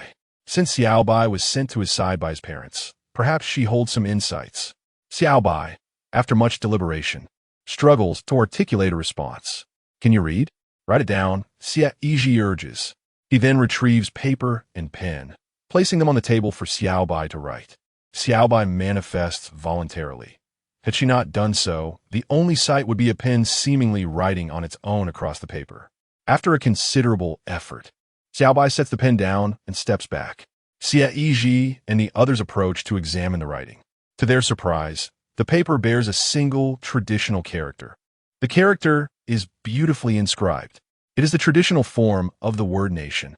Tan Yushi asserted resolutely, it's evident to anyone that this is a character from our national script. Fu Yingsu retorted with a hint of annoyance. Tan Yushi replied, is that all? Xie Yizhi glanced at Xiaobai, then at the paper, exasperated that, after all this time, only a single character was inscribed. Did they actually go abroad? Yin Su inquired. Xiaobai shrugged, indicating that her recollection was limited to this, and she was unaware of anything further. The character, Xie Yizhi pondered, could it be that the nation could no longer tolerate it and decided to recall them? Tan Yushi chuckled softly. Chapter 30. The infestation of insects on the wall. Xiaobai continued to point at the character on the page, signifying that this was indeed the answer. And beyond that, she had no additional information. Prior to Xie Yizhi's parents departing from the residence, Xiaobai had already ventured into the city to seek out Xie Yizhi. Yet, no matter how hard he tried, Xie Yizhi could not fathom how his parents could be entangled with matters of state. It seemed futile. Months earlier, they had insisted on sending Xie Yizhi to the city, and, subsequently, they had instructed Xiaobai to find him, implying they had long been prepared for departure.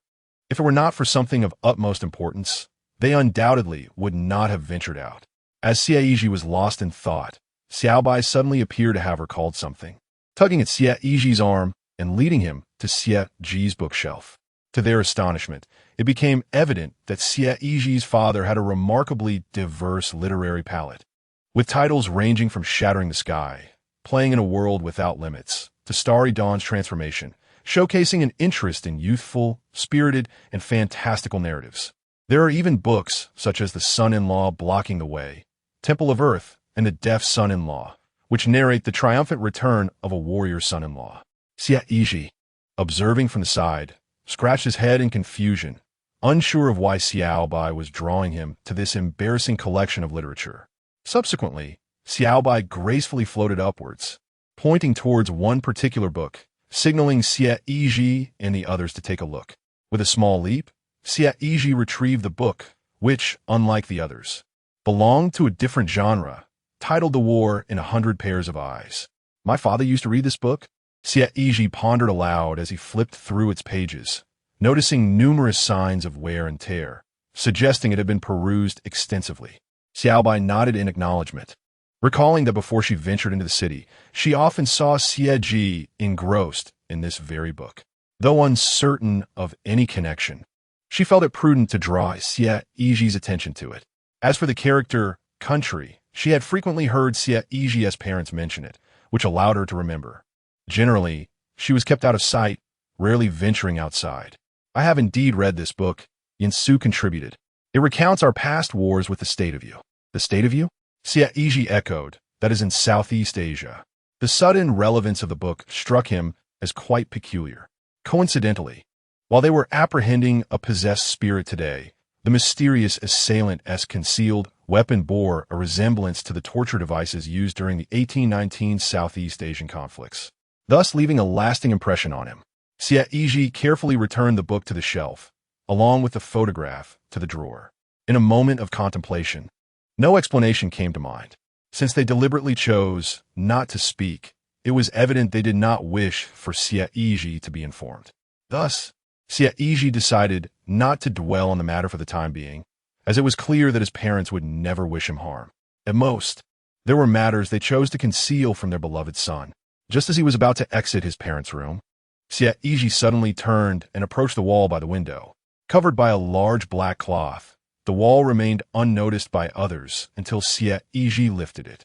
Upon unveiling the cloth, the three behind him were left in stunned silence.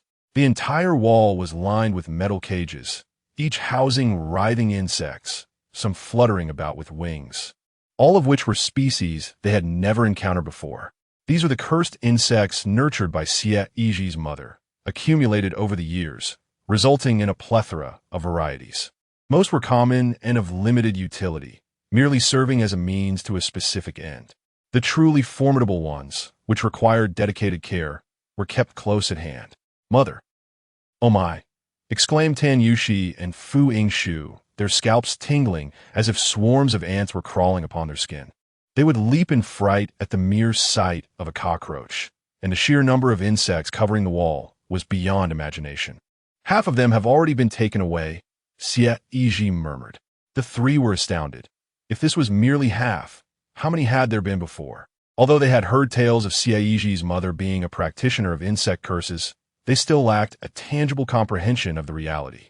Upon reflection, it becomes evident, indeed, overwhelmingly so, that it is difficult to fathom how you managed to endure such circumstances during your childhood, remarked Tan Yushi in astonishment. If her home had been infested with so many insects, she would have surely perished countless times over. Quite simple, really. Just keep them as pets, chuckled Xie Yizhi, simultaneously parting his lips. At that moment, a long, multi-legged creature reminiscent of a centipede emerged from his mouth. Goodness! Tan Yushi exclaimed, her eyes rolling back as she fainted into Fu Yingshu's arms. It seems that the practice of playfully scaring girls is a pastime cherished by boys of all ages. Not only Tan Yushi and Fu Yingshu, but even Yin Su was taken aback.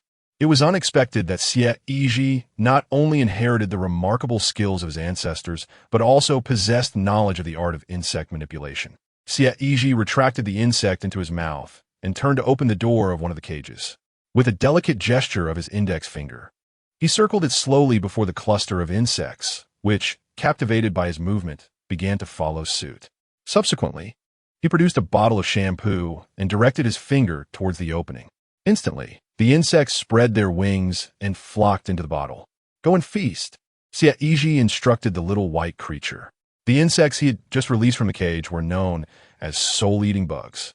Their teeth bore a unique toxin, and those unfortunate enough to be bitten would experience excruciating pain, leaving them in a state of terror. The soul-eating bugs would then consume the victim's very soul, thus earning their ominous name. Once captured, they were sustained by special means, regarded as a delicacy among spirits. Xie Yizhi unexpectedly delivered a blow to Xiaobai.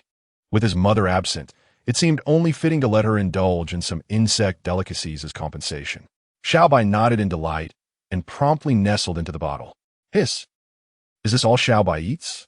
Tan Yushi gasped in surprise. Chapter 31. Do ghosts truly exist?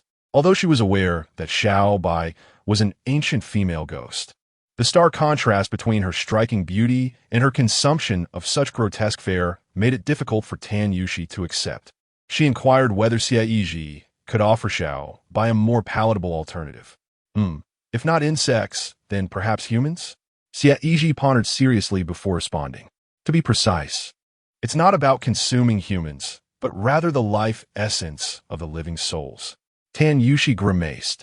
In that case, I do prefer the insects. They're rich in protein. The group departed from Xie Yizhi's parents' room, closing the door behind them as they returned to the sitting area. Initially, they had gathered to celebrate Xie Yizhi's birthday, but with everyone absent, their visit felt rather futile. Fu Yingxue stood by the table, her eyes fixated on the cake, nearly drooling onto the floor. Thus, Xie Yizhi stepped forward to unwrap the cake. It would be a waste not to partake, so they might as well share it together. He took it upon himself to distribute the cake among them, and by the time they finished, it was already past midnight, leaving everyone quite famished. The moment the cream touched their tongues, Tan Yushi and Fu Yingxue felt as if the world had transformed into a dazzling paradise. It's delicious, I love it, Tan Yushi exclaimed joyfully. Before she could finish her sentence, Fu Yingxue playfully smeared a dollop of cream on her nose, making her appear even more endearing. Shall I take you back to the city once we finish? Yin Su suggested, glancing at the others. After completing their task, you must be quite fatigued.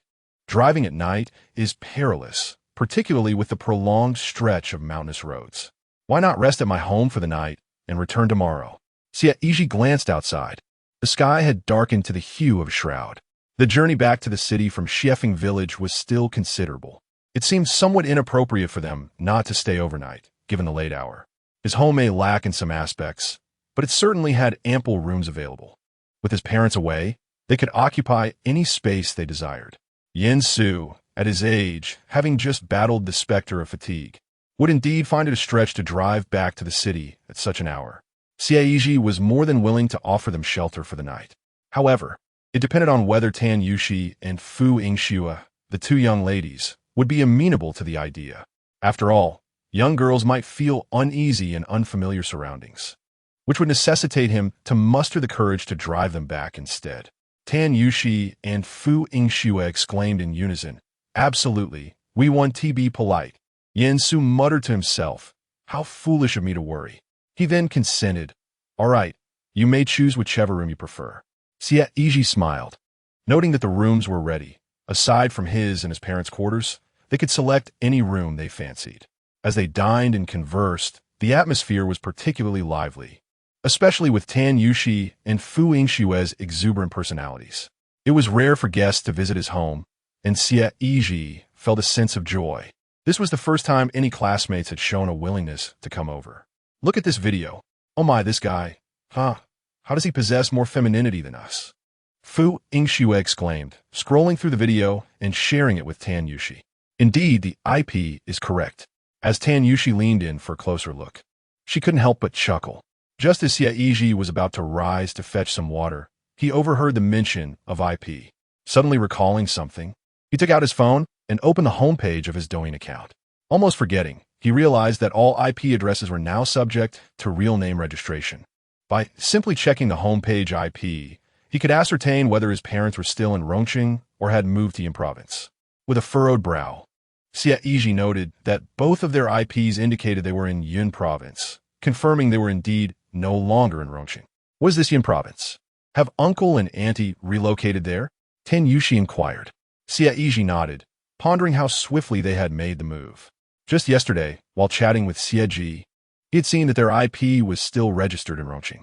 He gradually exhaled, relieved that they had not gone abroad.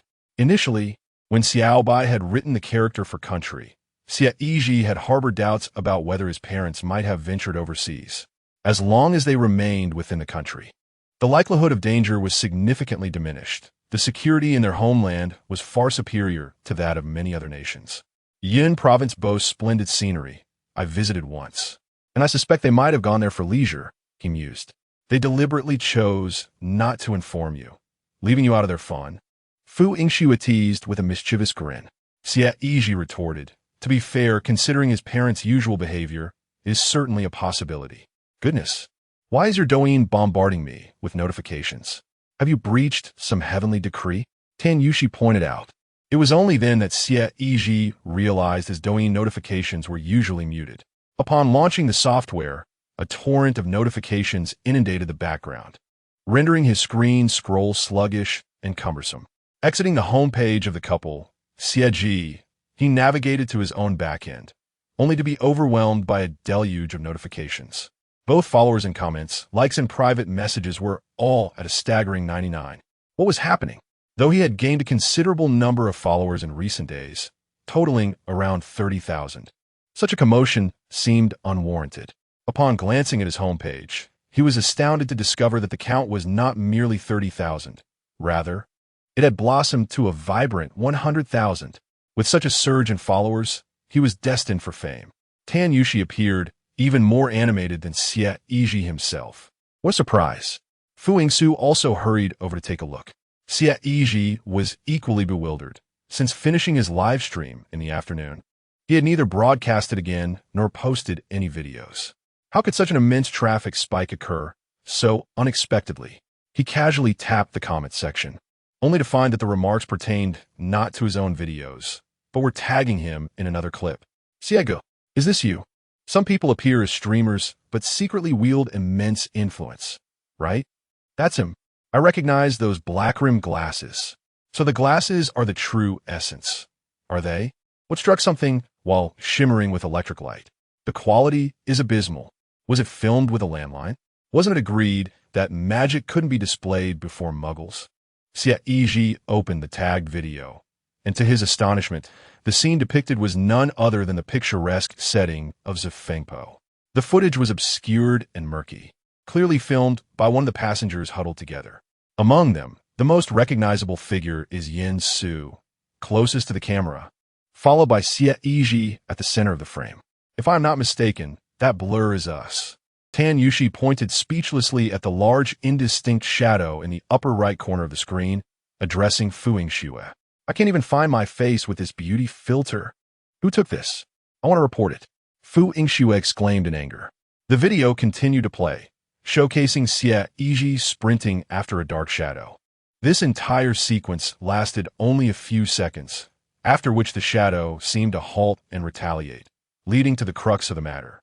A blue glow emanated from Xie Yizhi's hand, with arcs of electricity flashing and striking the shadow.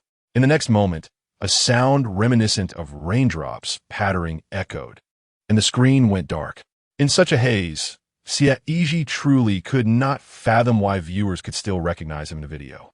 Moreover, the individual who posted it had specifically mentioned in the description suspected ghost encounter at Rongqing South Station while taking a bus. Present throughout the event, filming absolutely authentic, unedited. I told you this guy was eerie. Now, there is irrefutable evidence. Could the streamer be merely a side job? Recently, such bizarre cases have been increasing. Many have come to light, not just in Rongqing. Has the version been updated? Playing rock, paper, scissors with mirrors, try to win, and the gravity-defying sandbags. Now he's off to the mountains to play with electricity. What have I even become a fan of? So what I want to know now is, do ghosts truly exist in this world? Chapter 32. What use is your money? The viewership of the video has surpassed previous slices. Under this accumulation, Xie Yizhi's fanbase has remarkably exceeded 100,000. It is noteworthy that this achievement occurred in just a day's time. The speed of this growth is indeed astonishing. Does this kind of video not affect you? Xie Yizhi curiously inquired of Yansu. Certainly, it does to some extent provoke a certain degree of panic. However, with the emergence of various short videos over the past 2 years, information spreads at an unprecedented pace, and policies have long since been relaxed. In earlier years, handling cases necessitated a veil of secrecy and the sealing off of scenes. Now, that is no longer the case. The dissemination of such information can be beneficial, as it raises awareness regarding safety hazards associated with supernatural phenomena and emergency avoidance methods. Yansu replied, "There's an old adage that rings true. Humans do not provoke spirits, nor do spirits provoke humans. 80% of individuals tormented by spirits have engaged in certain forbidden acts, resulting in their entanglement with the supernatural. In the past, when information was not disseminated as swiftly, coupled with societal development and the ascendancy of science as the foremost productive force, it was difficult for people to believe in the existence of spirits. Today, however, circumstances have changed. Individuals are exceedingly astute, and when faced with any incident, their first instinct is not to flee, but to capture the moment and share a short video, making it challenging to maintain control. Of course, phenomena such as the soul-harvesting spirits on buses and ghostly vehicles indicate that there are malevolent forces at play behind the scenes. Take, for instance, Tan Yushi. Had she disregarded the pregnant ghost after encountering the ghostly vehicle, allowing the narrative to unfold normally, she might not have attracted attention. Other passengers who previously lost their Shuangling souls likely shared a similar fate to Tan Yushi, where their good intentions ultimately led to calamity. There remains a portion that may have experienced the ghostly vehicle, ultimately returning to safety as if awakening from a dream. Regardless of the events transpiring within a vehicle, they chose to remain indifferent. Xie Yizhi has withdrawn from Douyin. In any case, an increase in followers signifies a boost in his income, and he must continue to broadcast tomorrow. Tan Yushi, having indulged in a hearty meal, let out a prolonged belch and stretched lazily, feeling drowsy. "Xiaoxue, shall we sleep together tonight?" Tan Yushi said, wrapping her arms around Fu Ying's snow, her eyes narrowing in delight. "Absolutely not. The last time we shared a bed, I woke up sore all over the next day." Fu Ying Snow replied swiftly, glancing towards Xie Yizhi. Xie Yizhi assured them that there were indeed rooms available, should they prefer to sleep separately. Tan Yushi sighed, another day of being unwanted. It was true that she was not a peaceful sleeper. She required a pillow to embrace for a good night's rest. When sharing a bed with Fu Ying Snow, she relished the opportunity to cuddle her, for the girl's figure was quite appealing and provided a comforting embrace.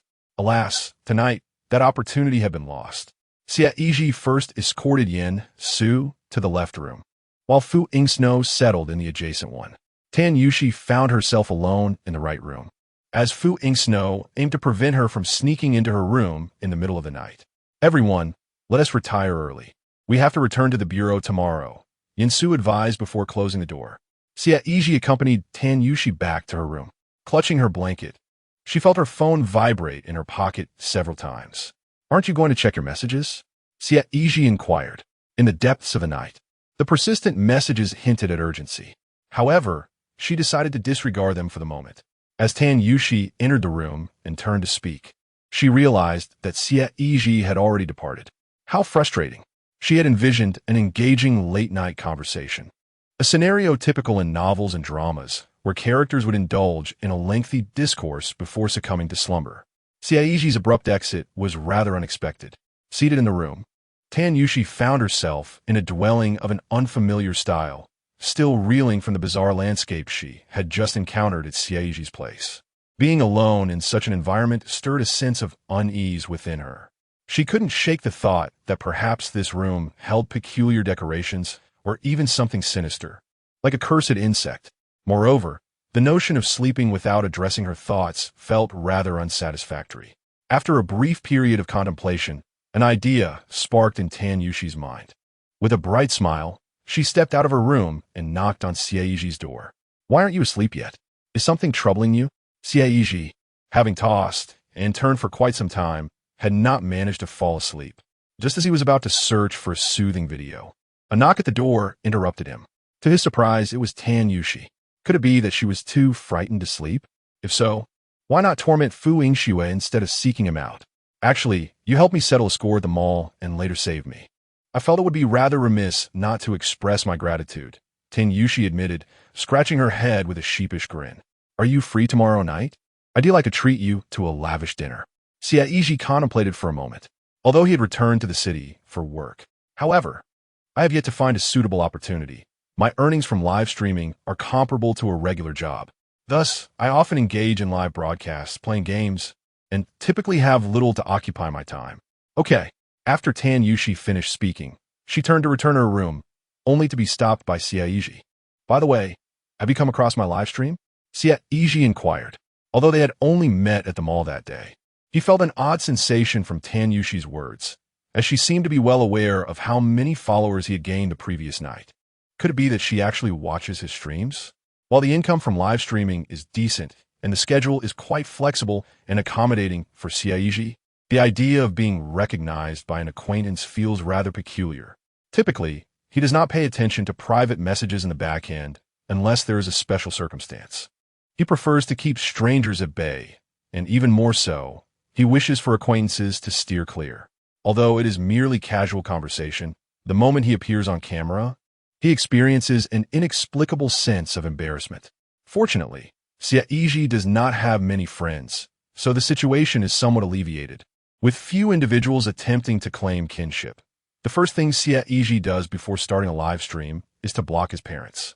Otherwise, given his father Xie Yizhi's personality, he would undoubtedly demand daily recognition and ask Xie Yizhi to rally support for him, seeking to ride on his son's popularity. This father would certainly resort to such antics. Tan Yushi stifled a laugh and replied, somewhat miffed, I am actually an administrator in your live stream. I possess an 11th level fan badge. I am a true, die-hard fan. Xie Yizhi was taken aback, realizing that he had inadvertently stumbled upon a significant discovery. He has only been live streaming for 2 to 3 months. Yet there are only a handful of fans with a level 10 badge, each of whom he remembers distinctly. To his surprise, Tan Yushi is among this select few. And remarkably, she is an administrator. Such deep undercover work. It truly seems a pity for her to be merely a small police officer. A few IDs of wealthy patrons flashed through Xie Yizhi's mind, and he quickly zeroed in on one. Is it you? Mountain full of monkeys. My bottom is the most popular? Xie Yizhi speculated, his instincts telling him that only Tan Yushi would come up with such a ridiculous name. Tan Yushi smiled slightly, scratched her head, and replied, indeed. It is I. Xie Yizhi was at a loss for words regarding Tan Yushi. The elevation of the fan badge level is achieved either by watching live streams for a certain duration daily, or by gifting. Tan Yushi had managed to reach level 11 so swiftly by both watching and gifting. She had once deemed him insane for spending 400 on a stuffed toy in the mall. Yet here she was a spendthrift, having poured thousands into watching entertainment streams. Was there something wrong with her? Surely it must have a purpose. It was to support my beloved streamer. Tan Yushi's eyes darted away. Her pinky finger hooked around the ventilation system, a mischievous grin on her face. So, what you mentioned earlier in the stream, about the level 10 fan badge granting the option to receive a souvenir or fulfill a small wish, that still stands, right? Her hard-won lightboard was, in part, a manifestation of this desire. Initially intending to keep a secret, she inadvertently let it slip, planning to contact Xie Yizhi only after her confirmation. To her surprise, she encountered him today and inadvertently revealed her wish ahead of time. During the early days of his streaming career, Xie Yizhi indeed mentioned that he could fulfill a modest wish for fans with a level 9 lightboard. At the time, she had considered offering a fortune-telling or some form of divination, given that the jokes and discussions during his streams often delved into the mysterious, appealing to an audience inclined towards such themes. Little did she know that Tan Yushi was also involved in this venture. That certainly diminished its significance. After all, she had gained prominence as a major influencer. How many internet celebrities truly kept their promises? Xie Yizhi jestingly remarked. That seems somewhat reasonable. But wait, did that mean my light board was raised for nothing? Tan Yushi nodded, then shook her head vigorously, exclaiming, 2 months of streaming for nothing. Is that acceptable? All right. Don't you have work tomorrow? You should head back and rest. Xie Yizhi gestured, urging her to leave. Okay, but remember to eat tomorrow. I'll find you after my shift. Tan Yushi chirped before turning on her heels and dashing away. After closing the door and lying back on his bed, Xie Yizhi, with his eyes shut, felt particularly alert. He still couldn't fathom what Xie Yizhi and Li Wangxiao were mysteriously up to in Yun Province. Lost in thought, he eventually fell into a deep slumber. The events of the past few days had been overwhelming, leaving him both mentally and physically fatigued, resulting in a profound sleep. It was not until the early hours of the following day that a phone call roused him from slumber. The incessant ringing of the phone in the early morning was utterly jarring. Who could be so inconsiderate as to call at such an ungodly hour? As he fumbled for his phone at the bedside, he noticed the incoming call was also from Rongqing, prompting him to answer. On the other end of the line, a somewhat familiar female voice burst forth, animated and somewhat frenzied, exclaiming, Xie Yizhi, you made it big. You have amassed tens of thousands of fans. Sitting up in bed, he stifled a yawn and finally recalled the owner of that shrill voice. It was Lin Qian, the operations director of the guild he had joined not long ago.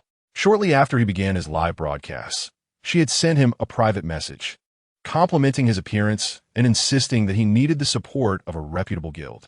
She extolled the virtues of her guild, claiming it was the best option available, and urged him to join, promising to provide strategies that would facilitate rapid audience growth.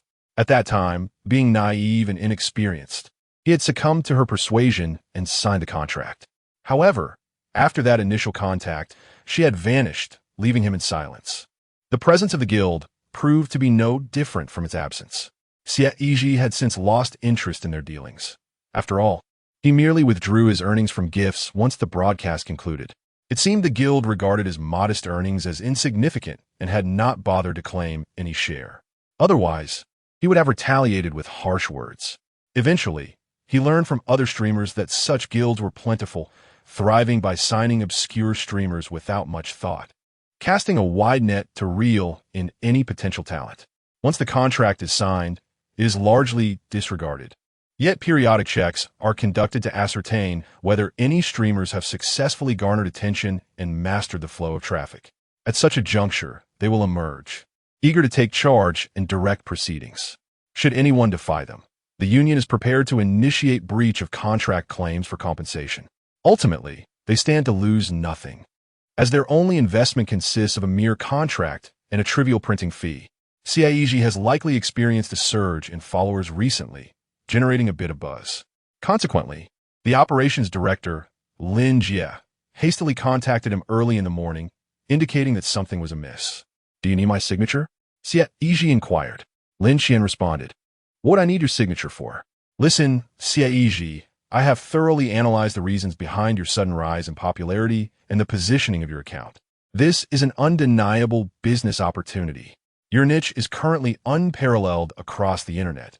Truly unique. Others cannot replicate it, and its commercial value is immense. Lin Qian's voice trembled with excitement.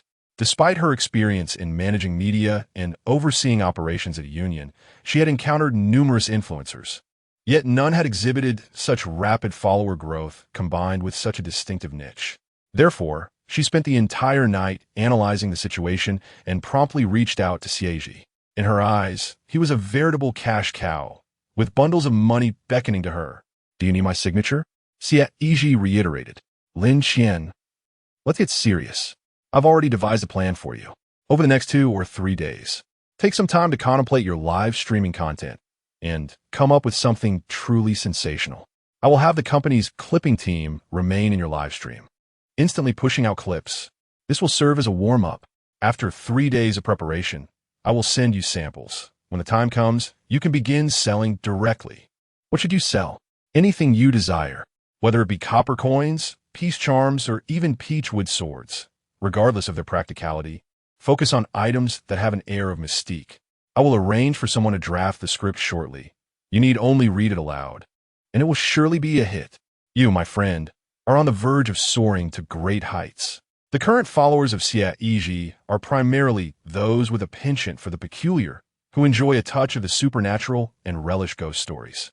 As long as Xie Yizhi sells items related to this theme, he is bound to achieve remarkable sales. After all, there is yet to be a breakout account or a significant influencer in this niche. This indicates that Xie Yizhi could very well be the pioneer in this domain. Moreover, when it comes to selling such items, who can ascertain their true efficacy? Ultimately, the claims can be as grandiose as they wish. As long as they sell, there's no need to worry about after-sales service.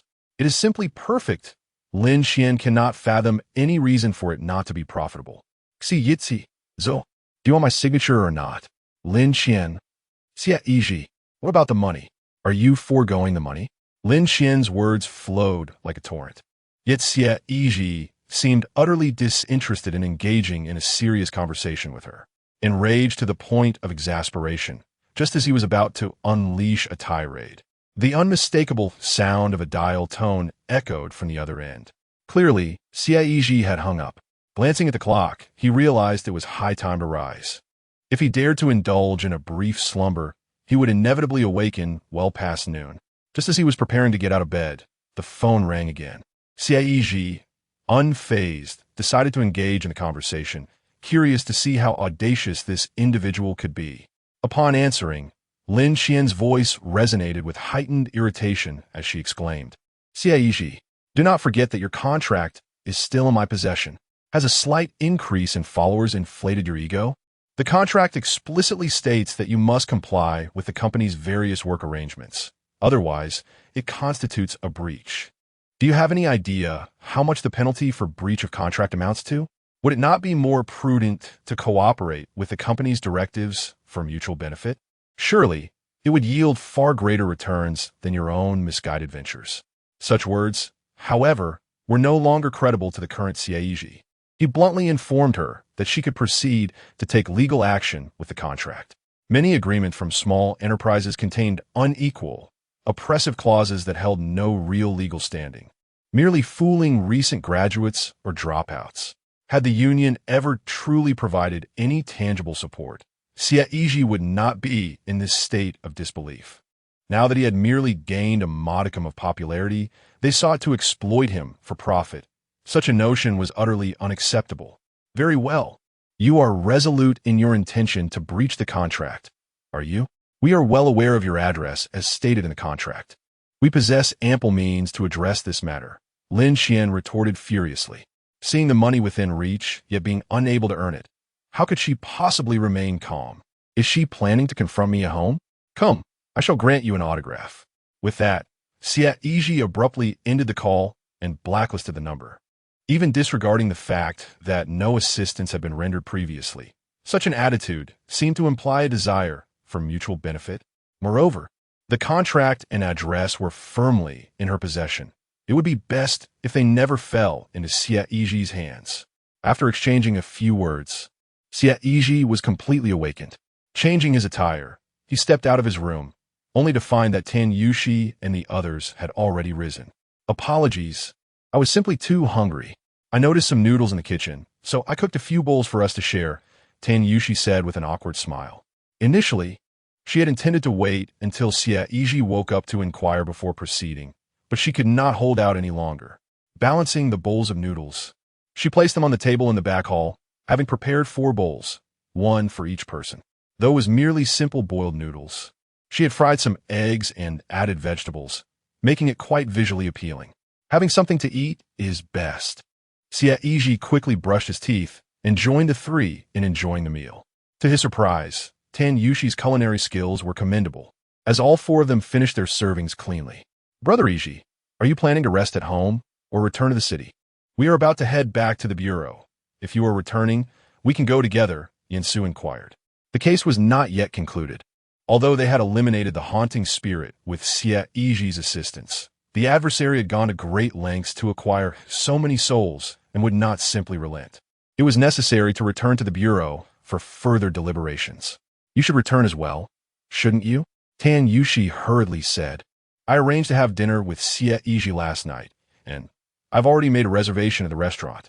It would be splendid if we could return together, as there is so little to eat in Luoyan town. Xie Yizhi nodded, indicating his intention to return. Fu Yingxue, who was originally carrying a bowl to wash in the kitchen, paused upon hearing this, her expression subtly shifting as she raised an eyebrow and remarked, "Oh, it seems there's a new development?" Xie Yizhi was taken aback. Rarely did he witness such overt lewdness expressed on a girl's face. Chapter 34. Invitation, wash your own bowl. Once you're done, you can leave. Tan Yushi scolded. The group tidied up, then boarded Yin Su's car, embarking on their journey back to Rome City. Throughout the ride, Tan Yushi and Fu Yingxue huddled together, whispering about who knows what. Meanwhile, Xie Yizhi occupied the passenger's seat, occasionally engaging in light conversation with Yin Su. Initially, judging solely by Yin Su's appearance, he had assumed the man to be overly serious and devoid of humor. However, after this period of interaction, he discovered that Yin Su was rather intriguing. Despite being a paranormal consultant with a stable income and considerable influence, he bore the weight of a tragic past. His parents had divorced during his childhood, with neither willing to take him in. He drifted among relatives until he chose to retreat to the mountains to cultivate. After descending, he married, only to suffer the loss of his wife unexpectedly. Now, he was left with only his daughter, who was in junior high, to keep him company. She stayed at school during the week and returned home only on weekends. Over the years, his dealings with the supernatural had left him with countless unseen and visible scars. And the lingering aura of darkness around him foretold a life that would not be long. Thus, as long as there are tasks at hand, I strive to be at the forefront, eager to make the most of my capabilities while they remain. I wish to accumulate resources for my daughter, enabling me to secure a modest yet decent home for her in the city before her graduation. This way, whether she chooses to marry or pursue other life paths, she will possess the confidence and independence I lacked in my own youth, having been at the mercy of others without a genuine place to call home. Upon hearing this, Xie Yizhi felt a wave of sentiment. In today's society, merely surviving demands an extraordinary effort from countless individuals. Tomorrow marks Saturday, and in the afternoon, I shall collect my daughter from school. The mere mention of his daughter brought an exuberant smile to Yin Su's face. Indeed, his daughter is the sole pillar of his existence at present. As he drove, his eyes would occasionally drift towards the cherished photograph displayed before him. Yin Su's daughter, Xiao Jing, is even more delightful than this picture. We have all had the pleasure of meeting her. Academically, she appears to be performing well, likely qualifying for the prestigious Xi High School, praised Tan Yushi. Yin Su's smile widened further, unable to conceal his joy, his lips curling in delight at the thought. She is indeed adorable, destined to grow into a beauty, Xie Yizhi concurred. In the photograph, the little girl still bore traces of baby fat, her round face exuding innocence. Her bright eyes sparkling as she posed with a playful peace sign. It was no wonder Yin Su dotes on her so. By the way, my dear brother Eve, how is your live-streaming career progressing? This industry, after all, tends to be rather unstable. Would you be interested in considering a position as a consultant in our department? You need not worry about anything else. I shall gladly provide you with a recommendation letter, and I can certainly vouch for you with Captain Zhang. There is a high probability of your acceptance. Although it is somewhat tiring, the job benefits are indeed satisfactory. I assure you, my friend, I would not deceive you. Furthermore, when the time comes, I can apply for certain permissions that will not interfere with your streaming endeavors. It is merely a matter of adhering to some regulations during the streaming process. Yin Su inquired earnestly. Previously, this question had already been posed by Tan Yushi. At that time, Yin Su had yet to meet Xie Yizhi in person and was unaware of the young man's true capabilities. Thus he could not provide a definitive answer. However, the situation has changed. Not only is Xie Yizhi a descendant of Yin Su's esteemed ancestor, but he also effortlessly defeated a host ghost just last night. This singular demonstration of prowess is more than sufficient to pass the competency assessment. It may be that the written examination poses more of a challenge. Given that Xie Yizhi is quite young and has only just graduated this year, lacking certain persuasive credentials. Nevertheless, Yin Su has stated that he can exert influence with team leader Zhang, significantly increasing the likelihood of success. Tan Yushi gazed at Xie Yizhi with eager anticipation, naturally wishing for him to secure a position as a supernatural consultant. Her division is specifically tasked with assisting supernatural consultants in addressing cases of an unnatural nature. Should Xie Yizhi indeed become a consultant, their opportunities for collaboration would greatly multiply, which is why she had directly inquired about this matter with Yansu yesterday. A supernatural consultant. Xie Yizhi fell into contemplation. All present awaited his response.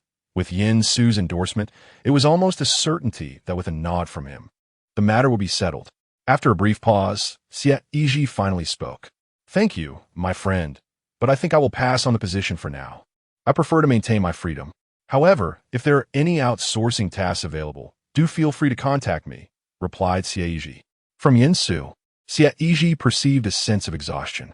The prospect of returning to work genuinely unsettled him, particularly given the nature of the job, which involved saving lives and was closely tied to human fate, bearing immense responsibility. Whether one deemed Xie Yizhi selfish or lacking in accountability, he simply did not wish to be placed on such precarious heights. Human beings are not infallible. A single misstep, even if not directly attributable to him, could lead to an unbearable moral burden following a fatal incident. Although live streaming is inherently unstable, it offers the flexibility to broadcast at one's leisure, making it a more appealing option.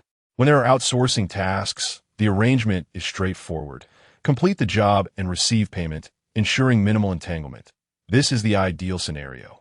In that case, I shall respect your choice, my dear Yizhi. Should you require assistance, I hope you will extend a helping hand, for I too cannot afford to neglect my duties. Our line of work is unique, and the bonuses are substantial, Yansu remarked with a slight smile, conveying an understanding look to Xie Yizhi. "Ha. Understood," Xie Yizhi replied with a grin. It was not mere banter. After all, if Yansu were to fulfill the promise of the bonuses he mentioned the previous night, Xie Yizhi would undoubtedly believe him. As their conversation flowed, the group found themselves already in the city center. Yansu first dropped Xie Yizhi off at his apartment complex before taking Tan Yushi and Fu Yingxue back to the police station. Watching Xie Yizhi's silhouette as he departed, Tan Yushi stood in a daze, pondering her thoughts. "Oh, Xie Ge merely declined the role of an advisor. He did not reject you. One wonders if certain individuals might feel disheartened by this." Fu Yingxue deliberately elongated her tone. Tan Yushi retorted, "Enough of your prattle," as she pressed her hand against Fu Yingxue's face, pushing her back into her seat. In truth, she was not disillusioned. Rather, from her perspective, Xie Yizhi might have found greater benefit in accepting the opportunity. Such chances are not bestowed upon everyone. While it is true that Xie Yizhi possesses considerable talent, beyond the realm of a supernatural consultant, there exist no superior avenues. What does it matter? In this present age, the notion that one must maximize their abilities to save others and assist humanity has faded. When the occasion arises, one may extend a helping hand, but if not, it is of little consequence. Each individual must prioritize their own well-being before contemplating actions from their own viewpoint. Yizhi is far more astute than you might presume. Although he did not definitively refuse, he did indeed decline. He simply does not wish to bear a title that would obligate him to undertake responsibilities, becoming the primary figure accountable for success or failure. However, he has not stated that he would not offer assistance, has he? It merely depends on whether our recompense aligns with his contributions. Yansu explained with a smile to the two. Tan Yushi and Fu Yingxue nodded, somewhat understanding, and in the blink of an eye, they arrived at the Rongqing police station. Upon entering, Captain Zhang Qi approached them. "Captain Zhang, why are you still here? You should take a break to recuperate," Yansu remarked in astonishment. Zhang Qi was responsible for the aftermath on site last night and likely returned to the station in the early hours. At this hour, he is still at the police station, seemingly foregoing sleep. "Before dawn, I had already laid down in the office for 3 or 4 hours, which sufficed," Zhang Qi remarked. Despite his words, his eyes were bloodshot, clearly indicating a lack of rest. "You're a trooper," Fu Yingxue marveled. "Let us set aside other matters for now and proceed to the interrogation room," Zhang said. After returning last night, the driver regained consciousness and shared some pertinent details, which I have duly noted. I believe there may be concealed clues among them. Your insights would be invaluable for our subsequent investigation. With that, He gestured for the three to follow him to the interrogation room. All three were key personnel in this operation and had direct encounters with the possessed spirit. Thus, they might possess further insights. By the way, what about the young man who killed the spirit last night? Chapter 35. The accident of 2005. Zhang Qi glanced behind Yin Su and the others, noticing that Xie Yizhi had not accompanied them to the police station. Given that Xie Yizhi had not only encountered the possessed spirit, but had also vanquished it, it was customary for him to return to the station to provide a statement, and the police would express gratitude and offer a reward. However, it appeared that he had not come along. Zhang Qi, with his keen perception, discerned that Xie Yizhi and Yin Su likely shared a connection. A young individual capable of slaying spirits could not have achieved such prowess without a mentor. They do not indulge in pretense. I am well informed about the sequence of events. I shall provide a supplementary report shortly. I am not the one who committed the murder, and I shall accept only a 10% share of the reward. As for your portion, you may arrange it as you see fit, Yin Su remarked with a deliberate smile. Understood, Zhang Qi responded, a twitch at the corner of his mouth revealing his discomfort. However, it is true that many unforeseen circumstances arose during their mission yesterday. Had it not been for Xie Yizhi's fortuitous presence, it is highly likely that Tan Yushi would not have returned, nor could they have possibly eliminated the possessing spirit. Although everyone exerted themselves to the utmost and were thoroughly exhausted, it must be acknowledged that Xie Yizhi, the benevolent citizen, deserves at least 80% of the credit. Those like Yin Su, who serve as paranormal consultants, occupy a position of extreme risk. Thus, the rewards are generously bestowed. Even though the mission has not yet concluded, the elimination of the possessing spirit ensures that the evidence is preserved and a report can be submitted, allowing the reward to be dispersed within a day. This is precisely why Yin Su has devoted many years to the role of a paranormal consultant, because, in his words, the authorities in this field are not lacking in diligence. Upon arriving at the interrogation room, they found the driver still seated inside, trembling with anxiety upon noticing the new arrivals. Given his age and having watched numerous crime films, he presumed that entering an interrogation room would inevitably result in a beating. Especially with Yin Su's appearance, anyone would be startled at first sight. Officer, I have disclosed everything I know. When may I return home? The driver implored, panic evident in his voice. Your family will soon arrive at the police station to collect you, so there is no need for concern. As long as you have truthfully recounted what you know, there will be no repercussions. However, even if you return, should any circumstances arise necessitating your cooperation in our investigation, we hope you will be amenable. Zhang Qi reassured him. Upon hearing that his family was on their way to pick him up, the driver exhaled a long sigh of relief. Having spent an entire night at the police station, his spirit had nearly been extinguished by fear, unbeknownst to others.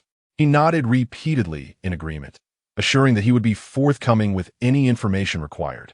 Subsequently, Zhang Qi produced a notebook from the table, which contained the information he had gathered during the interrogation. He laid it open for everyone to peruse, seeking out significant details.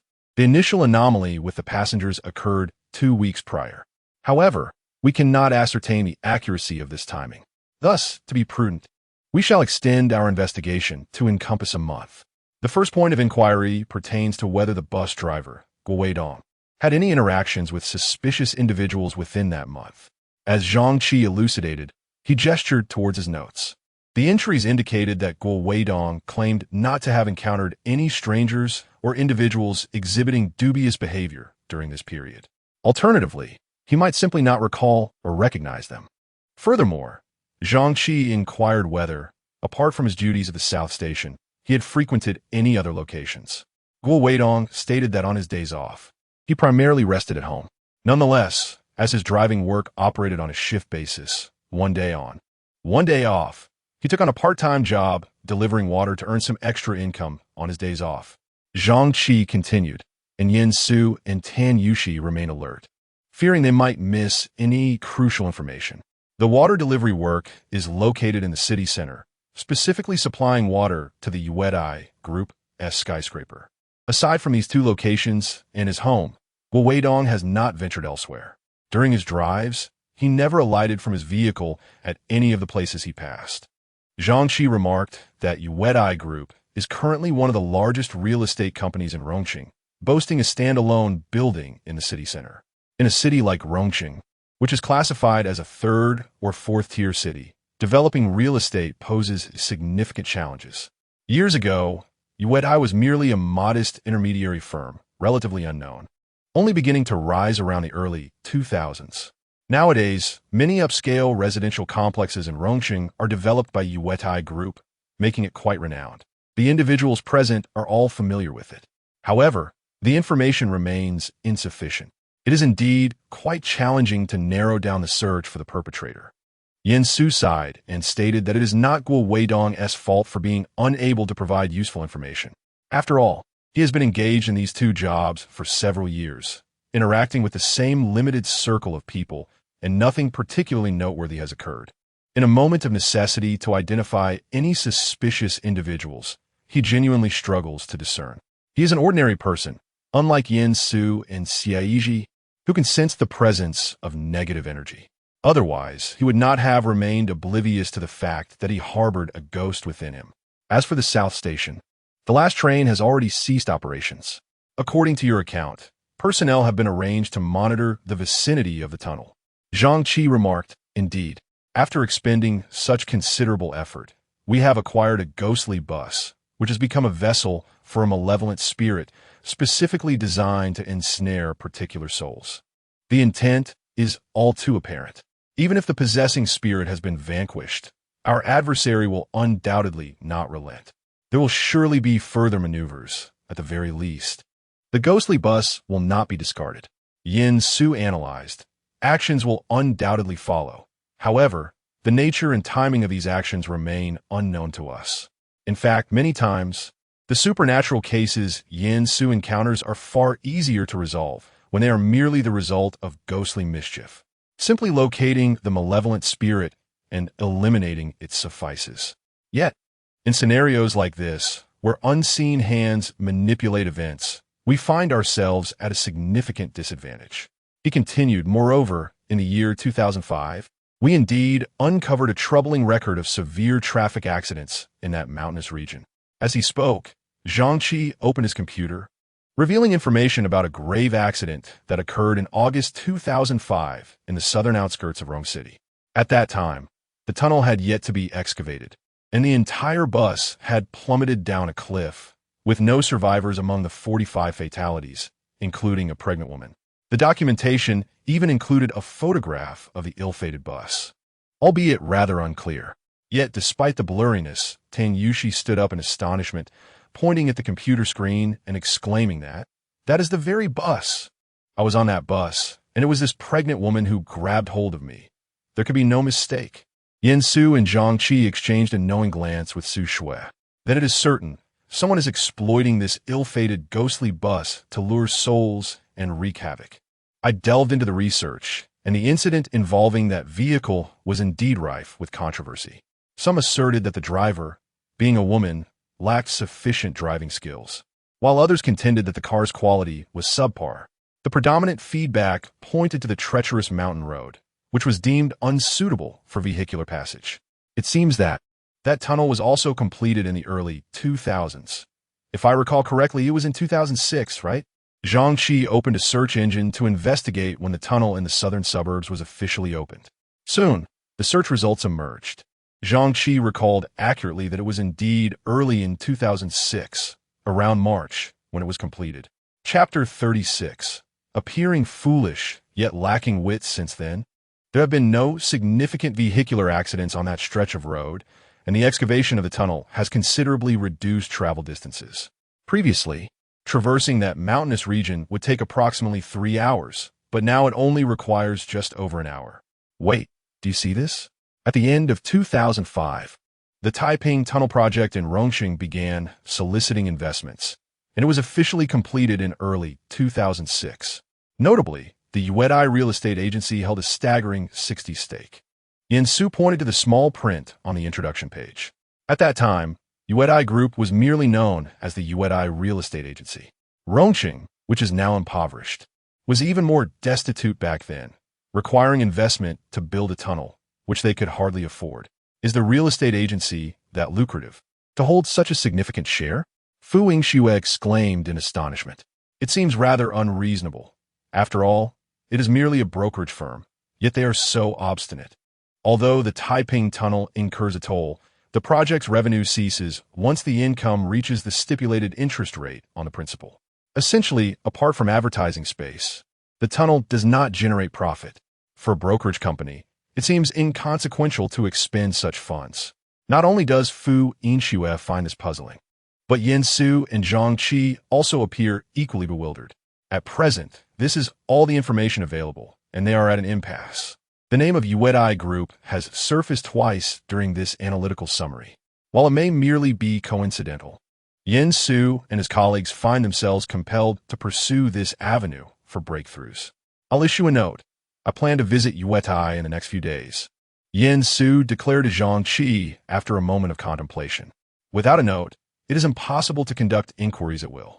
For cases like this, it is best for Yin Su to conduct the investigation himself, as he may uncover details that others might overlook. He then approached the driver, Guo Weidong, and quietly added, "When the time comes, I would appreciate it if you could elaborate on your work process and the departments involved in as much detail as possible. Let us see if we can uncover anything.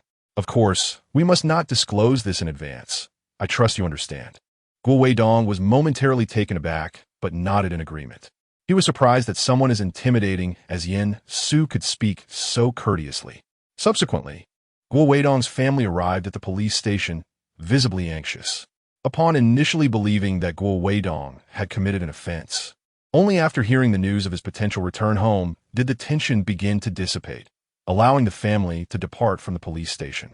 Witnessing this scene, Yin Su felt a profound sense of reflection. The group revisited the information currently available, striving to fill in the gaps. Yin Su recounted to Zhang Qi the insights he had gleaned from Xie Yizhi regarding his experiences on the ghost bus. However, ultimately, there were no significant breakthroughs to be had. They could only await Yin Su's journey to Yuedai, hoping for a stroke of luck and perhaps some new discoveries. Yet, Yin Su pondered the difficulty of the task ahead. The perpetrator would not bear the label of murderer on their face. His objective was to diligently sift through ancient texts, searching for any arcane practices that might necessitate the Shuangling, one of the three souls, as an essential component. Your great-grandfather's great-grandson? No wonder he possesses such remarkable abilities. Ghosts can be dispatched with a mere word. Such talent should not be squandered. Is there a possibility of inviting him to serve as a consultant? Zhang Qi spoke of Xie Yizhi, expressing a similar sentiment. He believed that having a young person of such capability join their ranks would be ideal. Currently, there were only 3 supernatural consultants in Rongqing, which was far too few. Hence, there was a need for a specialized Muggle task force to assist in their investigations. They had extended an invitation, but the individual in question had aspirations beyond this field, displaying considerable intelligence. Yin Su chuckled. Zhang Qi nodded thoughtfully, acknowledging, indeed, he is still quite young. To serve as a consultant in a 3rd or 4th tier city like ours would indeed be a misallocation of his talents. While it is regrettable, we must also respect his personal choices. Suddenly, Yin Su recalled, "By the way, please return my protective talisman." He turned abruptly to Tan Yushi, extending his hand in request. Tan Yushi instinctively retracted her neck, momentarily believing that Yin Su had forgotten. She contemplated discreetly wearing it for a while longer, waiting for Yin Su to recall it before returning it. To her surprise, he remembered rather swiftly. While she appeared foolish, she was, in truth, not particularly astute. The previous day, she had engaged in a scuffle with Fu Yingxue, who was possessed by a spirit. While others managed to harbor spirits, she and Fu Yingxue had been entangled for so long that the spirit had not manifested within her. This could only imply that the protective talisman bestowed by Yin Su was indeed effective. Reluctantly removing it from her neck, she returned it to him. With a hint of reluctance, she remarked, "You are well acquainted with Yizhi, so why not request it from him? Given his resources, he could easily provide you with a far superior treasure than this." After witnessing the riches at Xie Yi's residence, Yin Su had truly broadened his horizons. "We are not related. Why should I ask him for anything?" Tan Yushi pouted, muttering softly. From Xie Yizhi's perspective, she might merely appear as an ordinary high school classmate. Perhaps just the older sister in a live stream. So, what kinship do we share? Yin Su countered. Tan Yushi responded. Just hand it over. This talisman was borrowed from my daughter for your protection due to the perilous nature of this task.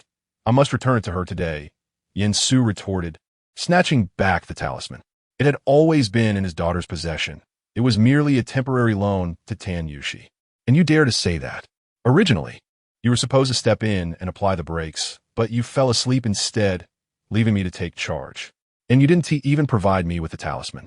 Fu Yingxue expressed her dissatisfaction, while Tan Yushi, feeling dejected, dared not utter a word. She found herself in an unfortunate predicament, nearly losing her very soul.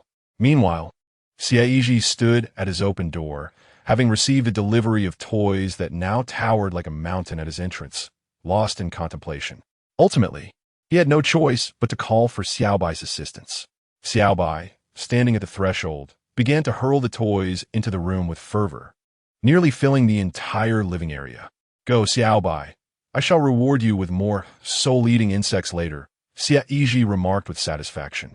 It must be said, having a spirit like Xiaobai around was indeed a remarkable asset for household chores. His parents truly should have sent such a helpful spirit to him much earlier. As Xie Yizhi pondered this, the elevator doors opened with a soft ding.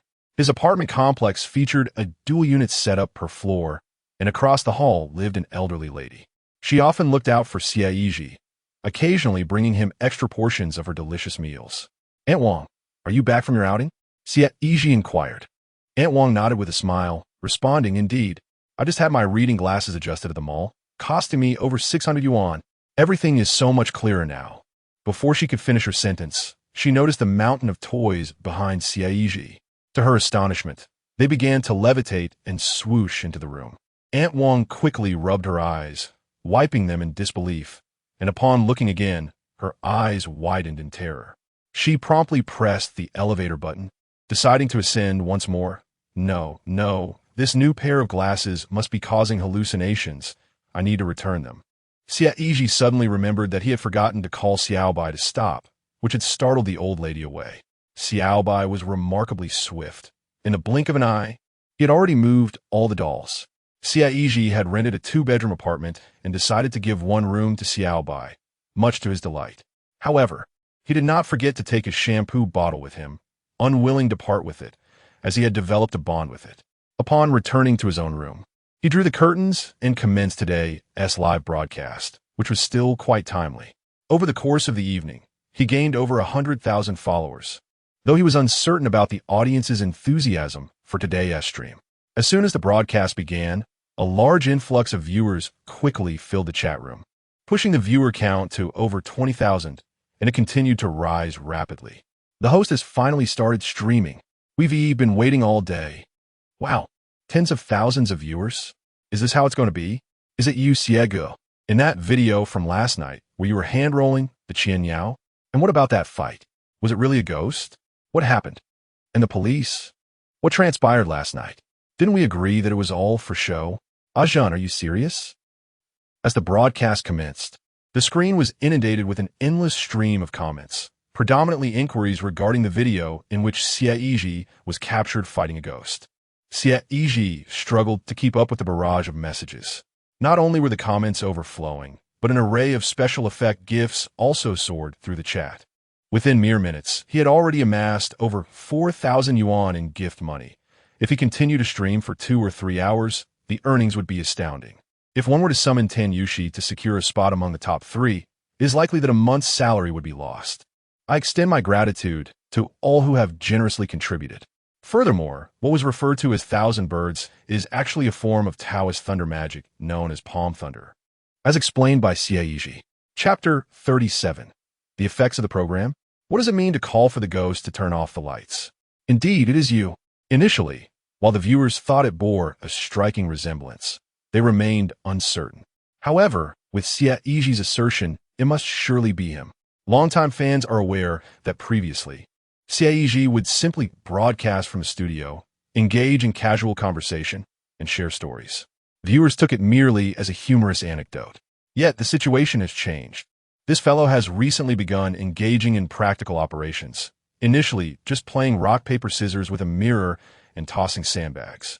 Last night, he even ventured to confront ghosts. This implies that the anecdotes shared by Xie Yizhi in the livestream might indeed hold a kernel of truth. If that is the case, it becomes quite chilling upon reflection. Engaging with corpses, seeking their energy, preparing them for burial, digging through mountains, and communicating with spirits. It seems there are many obscure professions that exist in this world. So, could you enlighten us about what transpired last night? Why was palm thunder necessary? Was the ghost particularly fierce? Do you accept disciples? I have always felt that my extraordinary aptitude makes me exceptionally suited for cultivation. Were there police present on site? Did they present you with a commemorative banner? Swiftly promoting goods. My loan has already been approved. I never claimed that individual was me. However, it is advisable for netizens in Rongqing to refrain from venturing outdoors during the evening hours, as suggested by Xie Yizhi. As previously stated by Yen Su, even though the malevolent spirit has been vanquished, it is unlikely that the adversary will simply relent. They may devise alternative methods to ensnare souls and wreak havoc upon humanity. Thus, the extermination of a ghost does not guarantee safety. The elimination of one spirit does not preclude the emergence of others, as humans remain susceptible to the presence of more apparitions. Currently, the popularity of his livestream has surged, drawing the attention of numerous onlookers. Notably, the top ranks of the leaderboard are dominated by official accounts associated with Rongqing's cultural tourism and fire safety, necessitating a cautious approach in his discourse. Should he dare to affirm the authenticity of the video, the repercussions would be significant, leading to immediate phone calls to his residents. Certain matters may be open to speculation, yet they must not be brought into the public eye. The pervasive nature and influence of the internet are truly formidable. For instance, while playing the game Peace Elite, there is a deliberate disclaimer on the screen stating, "In-game actions, please do not replicate in reality." This may sound absurd, yet there indeed exist individuals who would attempt such foolish feats. Hence, any demonstrations should await the direction of higher authorities, leaving Xie Yizhi with no reason to speak out. Maintaining the status quo is satisfactory. He earns a considerable income, and no one can impose upon him. Today, Xie Yizhi's livestream content will revolve around sharing anecdotes, ensuring a steady flow of currency. Soon, Tan Yushi will join him for dinner, so he cannot broadcast too late. The palm thunder technique is regarded as a fundamental aspect of Taoist thunder magic, concentrating energy in the palm, reciting incantations to summon thunder. One may also employ talismans as a substitute, which exerts a formidable deterrent effect on malevolent spirits. The characteristic lies in its resounding volume. While its power may not be overwhelmingly strong, the sheer loudness serves as a significant factor in instilling fear in the supernatural. Given their keen interest in this palm thunder technique, Xie Yizhi proceeded to elucidate its application and attributes. He demonstrated the finger gestures and the specific incantations, providing detailed explanations in a leisurely manner. He emphasized that this was merely a foundational lesson in thunder techniques, not some esoteric skill that must remain undisclosed. Laughing out loud, Xie Ge is actually attempting to teach us. I've got it. Just follow my lead. First this, then that, and finally it will manifest. I comprehend. This technique is somewhat ambiguous in power, growing stronger against formidable adversaries. I assent it. Additionally, he noted that if a young boy or girl were to wield it, its potency would be significantly enhanced. This holds true not only for palm thunder, but for most thunder techniques, as Xie Yizhi reminded them. Haha, then it's settled. I'll just use it to make a noise for the spirits. No wonder it isn't widespread. Where are all the young boys and girls now? What about a single woman in her 30s like me? Wouldn't I wield considerable power? A single woman in her 30s doesn't need to learn palm thunder. Her resentment far exceeds that of a ghost. As the conversation unfolded, the rhythm of the live stream evolved, creating a lively atmosphere as everyone immersed themselves in the scholarly discourse on palm thunder. These netizens neither attend classes nor read books. Instead, they meticulously absorb knowledge frame by frame within Xie Yizhi's live streaming room. At this moment, Tan Yushi sent a message, notifying Xie Yizhi that she had finished work and would be coming to see him. Glancing at the clock, Xie Yizhi realized it was already past 5 o'clock. Time had flown by in their conversation. All right, he added, the atmosphere in the live stream is purely for show. Do not take it too seriously. This statement was necessary, for should someone truly possess extraordinary talent, it would not be his concern. With that, Xie Yizhi exited the room, preparing to change his attire before heading out. He inadvertently called out, "Xiao Bai, turn off the lights." As soon as the words left his lips, he recognized his mistake. But before he could rectify it, the lights in the room behind him automatically extinguished. Suddenly, the rhythm that Xie Yizhi had established was reignited with fervor. As a longtime fan, if I remember correctly, the host has always lived alone, right? Xiao Bai? Who is that? Has Xie Ge begun dating? Nonsense. Just moments ago, there was clearly only Xie Ge in the room.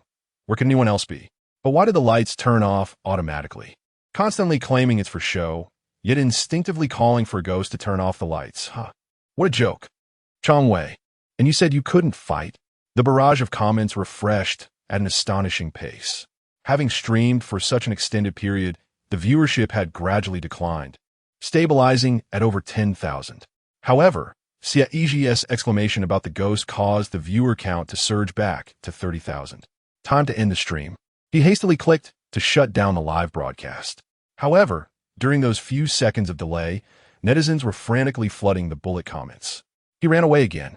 So is that video last night really the host? He still hasn't answered. Are you foolish? Brother Xie has even started teaching about Palm Thunder. What do you think? Tears in my eyes. He must be deeply in love with Xiao Bo. That girl. Could Xiao Bai be? There was clearly no one in the room just now. Is it a ghost? Upon closing the live stream, Xie Yizhi immediately withdrew his share of the gifts. This morning, Lin Xian had already called. She was likely lurking in the live stream just now. The gift earnings must be withdrawn promptly to ensure security. Otherwise, that woman would surely cause trouble. After broadcasting for over 2 hours, he had earned more than 13,000 yuan.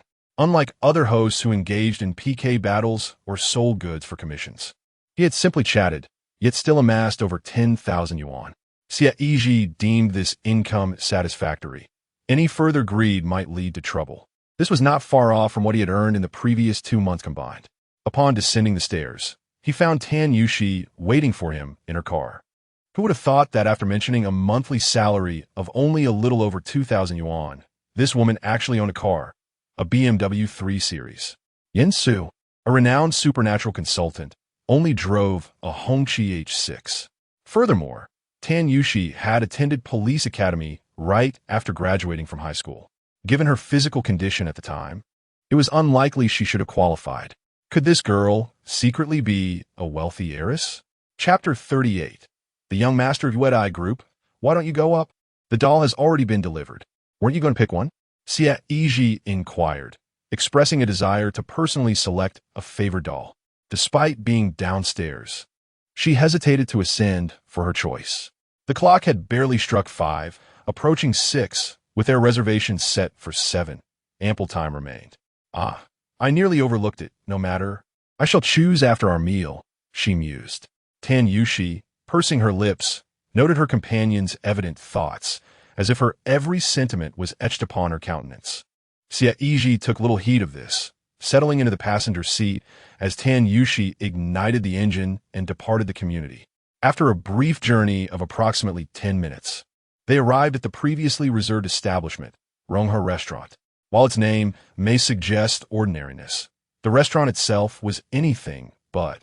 Renowned as an old brand in Rongqing, it had been in operation for decades, frequented by the city's prominent figures, with prices to match. Typically, when entertaining significant guests or organizing gatherings, Ronghe Restaurant was a first choice. Moreover, securing a table required advance reservations.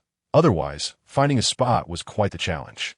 Upon arriving in the parking lot, Tan Yushi's BMW 3 Series appeared somewhat modest amidst the array of vehicles, where even the least impressive were Mercedes E-Class models.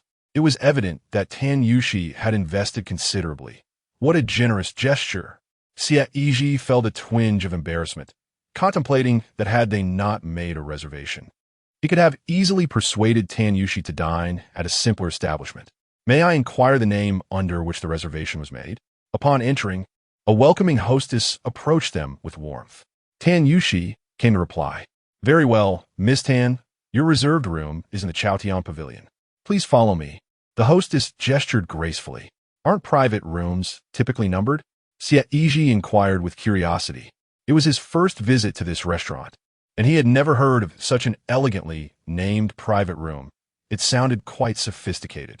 Indeed, the Chaotian Pavilion is one of our esteemed VIP rooms. Other VIP rooms include the Sigyiting, Shuiyun Pavilion, Quanyin Hall, and Jinyutang, among others. The hostess, not only possessing striking beauty, but also a remarkably gentle voice, explained everything with a smile as they walked. Tan Yushi nodded thoughtfully, a flicker of realization crossing her face. Suddenly, she blurted out, "Do you have a magic fairy castle?" The hostess was momentarily speechless. In all her time on the job, this was the first instance someone had rendered her at a loss for words. Xie Yizhi stifled a laugh. The two of them felt as if they were like Lu Lao entering the Grand View Garden, marveling at everything they encountered. Tan Yushi had only heard Zhang Qi and others mention it frequently. This was her first time experiencing it herself. Is this a bit too formal? You truly have no business to discuss, do you? Xie Yizhi asked. Oh, don't be ridiculous. Tan Yushi chuckled. It was her first invitation to dine with Xie Yizhi, and since it was to express her gratitude, she chose a venue that exuded a sense of refinement. Upon entering, Xie Yizhi's first instinct was to observe the layout of the restaurant. In such established high-end restaurants, the decor might not always appear exceptionally lavish or sophisticated. However, they possess an inherent comfort that envelopes you the moment you step inside, devoid of any sense of constraint. This situation arises from their meticulous attention to the internal layout. The ceiling height, wall colors, and even the placement of decor in the corridors all serve unique purposes. To put it simply, at the very least, each private room boasts its own window. Many restaurants fail to achieve even this basic feature. What are you looking at? Order whatever you desire. Tan Yushi handed the menu to Xie Yizhi. Xie Yizhi diverted his gaze, opened the menu, and exclaimed, "Goodness, a plate of stir-fried vegetables for 98? Is this the price in Rongqing? I need to grab a power bank. You take your time looking it over." With that, Tan Yushi rose and exited the room, as power banks are usually located at the front desk. Just as she stepped outside, a voice called out from behind her. "Tan Yushi, are you also dining here?" Tan Yushi turned to see a young man with a slicked-back hairstyle, dressed in a jacket, emerging from another private room. This individual was evidently a former classmate from her high school, Zhao Xie, who had been in the same class as Xie Yizhi and came from a well-off family. However, Tan Yushi and Xie Yizhi were not particularly familiar with him. Recently, Zhao Xie had added her on WeChat and had been engaging her in conversation for several days. But Tan Yushi had not responded much, and eventually, he ceased communication. Shortly thereafter, he added her to their class group chat. They had even organized a gathering in the group, seemingly for today, but Tan Yushi had concocted an excuse about being busy with work, never expecting to run into him here. How fortuitous. Tan Yushi offered a brief reply before shifting her gaze back to Xie Yizhi, who remained in the private room. What could this expression signify? It seemed as though one were more helpless than being caught by a ghost on a haunted bus. It was then that Xie Yizhi stepped forward and beheld Zhao Xie. "You are. Xie Yizhi, you're here, too." Zhao Xie instantly recognized him, mainly because Xie Yizhi had remained largely unchanged over the years. "What a coincidence," Xie Yizhi replied. In their school days, this fellow had a somewhat arrogant demeanor. Xie Yizhi was a maverick in class, and their interactions had been limited. "Have you just finished work and come out for a meal?" Zhao Xie instinctively appraised Xie Yizhi, directing the question at both of them. "Yes, just wrapped up," Tan Yushi responded. Indeed, she had only just clocked out. Xie Yizhi, not oblivious to the situation, observed the gleam in Zhao Xie's eyes and glanced at Tan Yushi, surmising the circumstances. He recalled how Zhao Xie had previously looked down upon Tan Yushi, yet now, with her transformed demeanor, he was suddenly warm and welcoming. "Since fate has brought us together, I see you haven't ordered yet. Why not join us in our private room for a meal and a chat? It's been years since we last met. It's a wonderful opportunity to catch up," Zhao Xie suggested, peering at the empty table, which held only utensils and water glasses. Xie Yizhi and Tan Yushi exchanged glances, In this context, declining seemed somewhat impolite, especially given their shared history as classmates. At Zhao Xie's invitation, they proceeded into the adjacent private room. Not bad, no dishes ordered yet. Although it was Tan Yushi's treat, Xie Yizhi was rather uninterested in the 98 yuan stir-fried vegetables. A glance around the room revealed a collection of somewhat unfamiliar faces. At the dining table, Zhao Xie took his place at the head and warmly introduced to everyone. "Look who has arrived. I just encountered Yushi and Yizhi outside, so I invited them in." Tan Yushi casually greeted the crowd before finding a seat, pulling Xie Yizhi to sit beside her. "Oh, everyone has heard that Sister Tan has become more beautiful, but she is truly stunning. And how does Xie Yizhi manage to remain so youthful? If we met on the street, I would wager you would be the only one I could recognize. Please take your seats." The group was quite enthusiastic, offering a chorus of welcomes to the two. Zhao Xie slicked back his shiny hair and passed the menu to Tan Yushi, saying, "I've already ordered some dishes now. Yushi, feel free to see if there's anything else you'd like. Indeed, order whatever you desire. Tonight's expenses will be graciously covered by our affluent and handsome young Master Zhao." The speaker was none other than Li Wenbin, who had been Zhao Xie's loyal follower back in high school. And it was surprising to see him still in the same role after all these years, a testament to the stability of his employment. "In that case, we shall not hold back." Tan Yushi smiled as she handed the menu to Xie Yizhi. For some reason, as Xie Yizhi perused the menu, everything seemed surprisingly affordable. Not wanting to be overly reserved, she and Tan Yushi chose several appealing dishes together, since they had been so warmly invited. Being too restrained would seem impolite. "No problem at all. Waiter, please bring the dishes." Seeing the familiarity between Xie Yizhi and the other person, Zhao Xie's expression darkened momentarily. However, he quickly regained his composure, donning a smile that radiated amiability. Leaning against his chair, Xie Yizhi awaited the dishes while surveying the individuals present. In truth, many of them were mere visages to him, their names escaping his memory, recognized only by their familiar faces. Judging by their attire, it seemed they were all faring quite well. Yet, Zhao Xie, since his entrance, had drawn Xie Yizhi's attention, not merely for the way he gazed at Xie Yizhi, who stood beside Tan Yushi, but also because Xie Yizhi detected an unusual scent emanating from him. It was not the typical odor of food, but rather a peculiar, almost ghostly scent that should not belong to a living being. However, Xie Yizhi was uncertain, as the aroma was faint, perhaps so subtle that even Yen Su would not perceive it. "I heard, Yushi, that you are currently employed at our Rongqing police station. I never anticipated that someone from our class would blossom into a police flower. It is indeed a rarity," Zhao Xie remarked with a smile.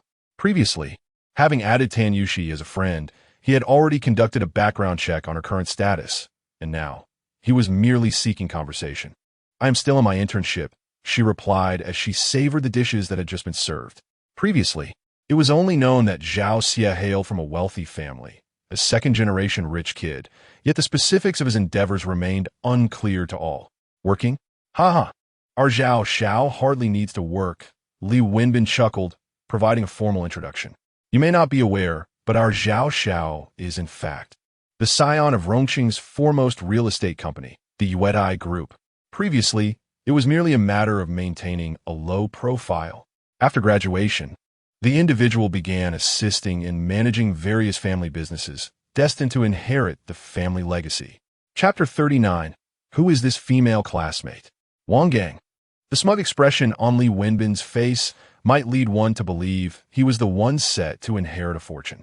Of course, the reason these individuals were summoned by Zhao Xie for a gathering was that they had long provided emotional support to him since their high school days. The specific nature of the classmates present was of little consequence. It was widely known that Zhao Xie had attempted to invite Tan Yushi several times to no avail. Thus, he resorted to using the gathering as an excuse to invite her out for a meal, only to be met with yet another refusal. Earlier, Zhao Xie had even prepared to settle the bill and leave, but upon exiting, he encountered Tan Yushi and brought her back in, abandoning his intention to depart early. Therefore, as dutiful sycophants, their sole responsibility was to elevate this young master's stature in the presence of beautiful women. ensuring he garnered ample face, thus fulfilling their task. After all, the young master of the Ute group could easily bestow them with generous benefits, ensuring they were well taken care of. Initially, upon hearing Tan Yushi's name, they all wore expressions of disdain. Her image back in the day was indeed hard to commend, often becoming the subject of jest among many boys in the class. They were baffled by Zhao Xie's sudden interest in Tan Yushi, a departure from the typical preferences of a wealthy heir. However, upon seeing her today, they were undeniably taken aback by her striking presence. Even without much makeup, her natural beauty was undeniably resilient. Upon taking a seat, the other girls at the dining table, despite their exquisite adornments, appeared to pale in comparison. It was indeed unexpected that Xie Yizhi would be in her company. One could not help but admire Zhao Xiao's understated demeanor, a distinguished heir from the Yu family, choosing to attend high school in the modest locale of Luoyang town, simply because his roots lay there. Such a nostalgic disposition is not something that others can easily emulate. Another female classmate, raising her glass filled with red wine, chimed in agreement. Clad in a strikingly sensual blue-fitted slip dress adorned with a scattering of sequins that accentuated her figure, her long, wavy hair cascaded down her shoulders. However, her makeup was rather heavy, leaving Xie Yizhi momentarily puzzled as to whether he could recall such a classmate from their time together. Beside him, Tan Yushi, intrigued, furrowed her brows and turned to Xie Yizhi, ultimately unable to restrain her curiosity, inquiring, "Who is this classmate?" When asked for her name, the young woman displayed commendable politeness, gracefully approaching Tan Yushi for a toast. With a smile, she responded, "Yushi, you don't remember me? It's Wang Gang."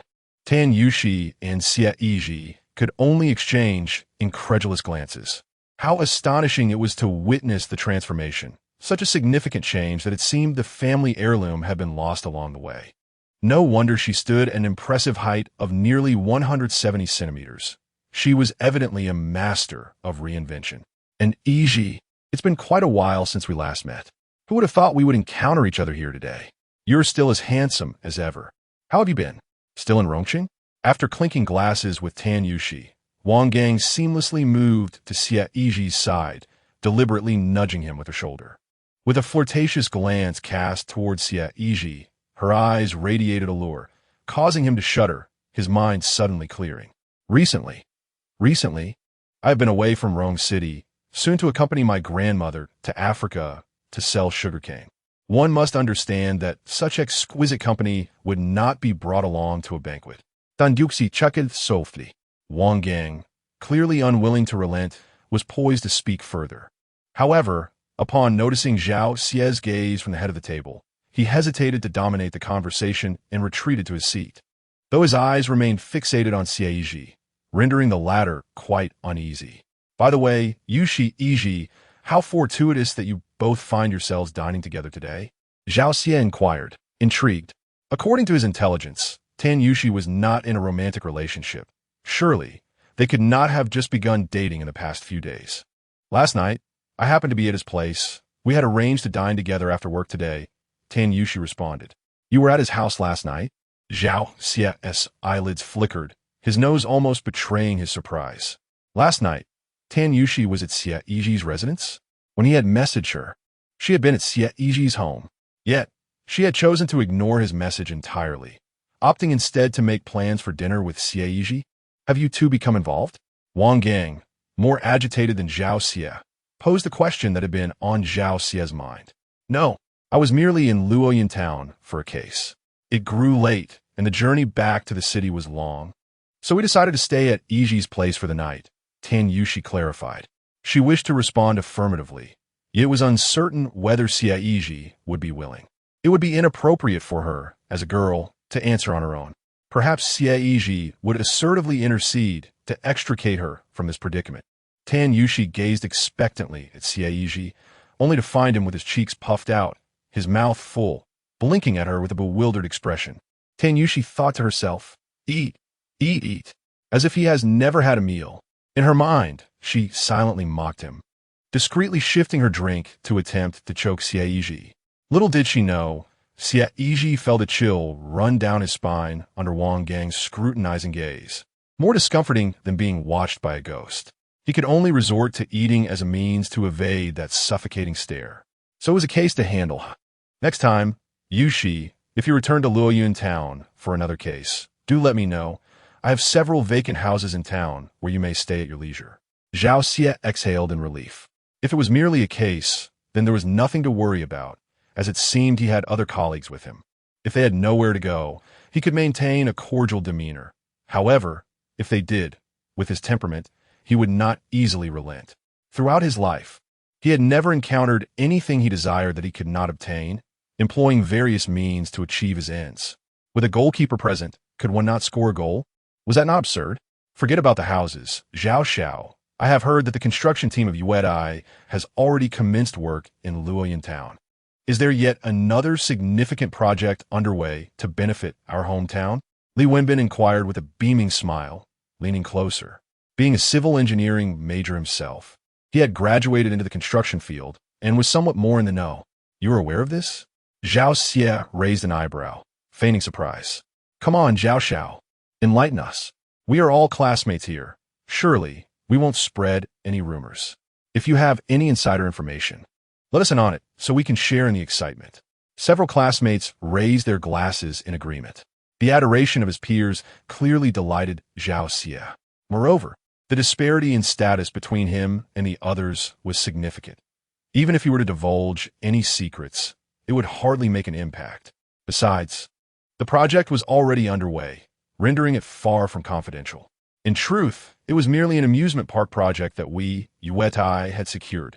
The site is located right here in Luoyun town. It is expected to be completed in a little over a year. When it opens, you can use my name for free admission and enjoy the VIP passage without waiting in line, Zhao Xie replied nonchalantly. Chapter 40, Blasting Mountains? An amusement park? Such a grand endeavor. That must cost 1 to 2 billion, right? Surely, Yuedai wouldn't be willing to take on such an expense. Luoyun town has little to offer in terms of development. If an amusement park were to be established, an influx of tourists would undoubtedly boost the economy. Zhao Xiao is quite generous, allowing us to benefit as well. Free entry and VIP access. That could save us 1,000 or so for a single visit. Quietly achieving great things, I raise my glass. As Zhao Xie's words echoed, the room erupted into a cacophony of astonishment. In the realm of project realization, their numerous minor objectives stand testament to the arduous journeys they embark upon. Even a lifetime of striving may not guarantee them prosperity. The opportunity to engage with individuals of such a caliber is exceedingly rare, perhaps a once-in-a-lifetime chance that must be seized with utmost diligence. Flattering accolades were lavished upon Zhao Xie, invigorating him with a sense of vitality. Occasionally, his gaze would drift towards Tan Yushi, curious to observe her reactions. However, a rather jarring voice interrupted the collective excitement. Is it truly suitable to construct an amusement park in the area of Luoyun town? This was the unexpected interjection of Xie Yizhi, disrupting the lively conversation. No one anticipated that he would speak up at such an inopportune moment. If he lacked the skill to flatter, he could have simply enjoyed his meal in silence. Yet he chose to interject. Oh, does classmate Yizhi have a perspective to share? I almost forgot to inquire. Where are you currently employed?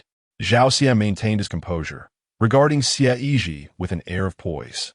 He raised a hand, signaling for silence among the crowd, eager to see what words would emerge from Xie Yizhi's lips.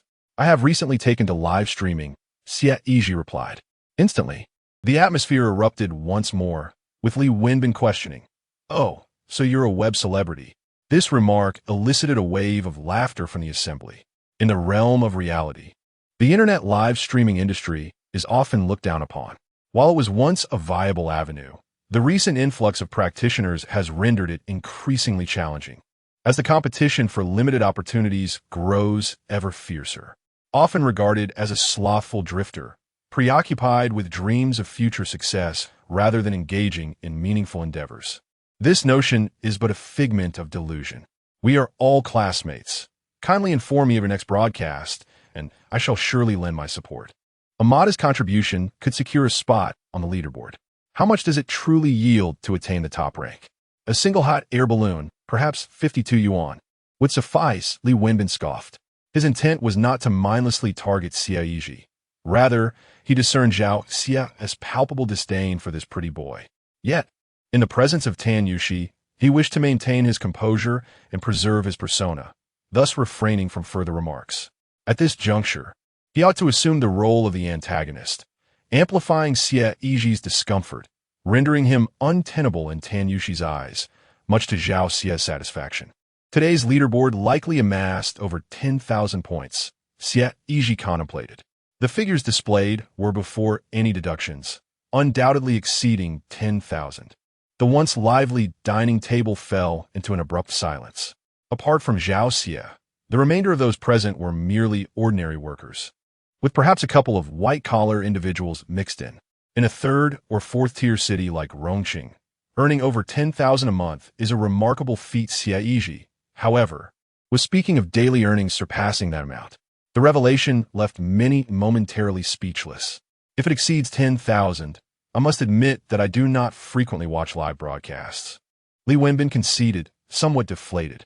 To cultivate such remarkable popularity and income in a live stream, it is evident that our classmate Yizhi possesses exceptional talents. Just moments ago, we were discussing why Luoyun Town is unsuitable for an amusement park, Zhao Xie inquired. Others may find themselves choked by the prospect of earning 10,000 a day. But not him. To him, 10,000 is but a trifling sum. Isn't Luoyun Town surrounded by mountains? How can one construct an amusement park? Xie Yizhi inquired. Zhao Xie's lips curled into a slight smile, seemingly having overestimated Xie Yizhi's insight. It is precisely because it is mountainous that the construction costs can be more effectively managed. According to the plan map, certain mountains can be demolished, a feat that modern technology renders quite feasible, Zhao Xie explained. Furthermore, the location of Luoyun Town is strategically situated at the confluence of Rong City, Feng City, and Tuo City. Currently, only Tuo City boasts a major amusement park among these three cities. Once the amusement park is established, people from all three cities will flock there, ensuring a significant influx of visitors. With Luoyun Town occupying such a prime location, yet having seen little development thus far, the contracting costs are remarkably low. In fact, there is a prevailing eagerness for them to initiate development projects, making it a venture that appears to be devoid of risk. Blast the mountains? Aren't they all filled with graves? Xie Yizhi retorted. In the past, during the old society, when elders passed away, they were often interred in the nearby mountains. This practice not only spared expenses, but also allowed for convenient visits during festivals for ancestral worship. Consequently, the mountains surrounding Luoyun Town are predominantly adorned with graves. To blast the mountains would mean to disturb these resting places.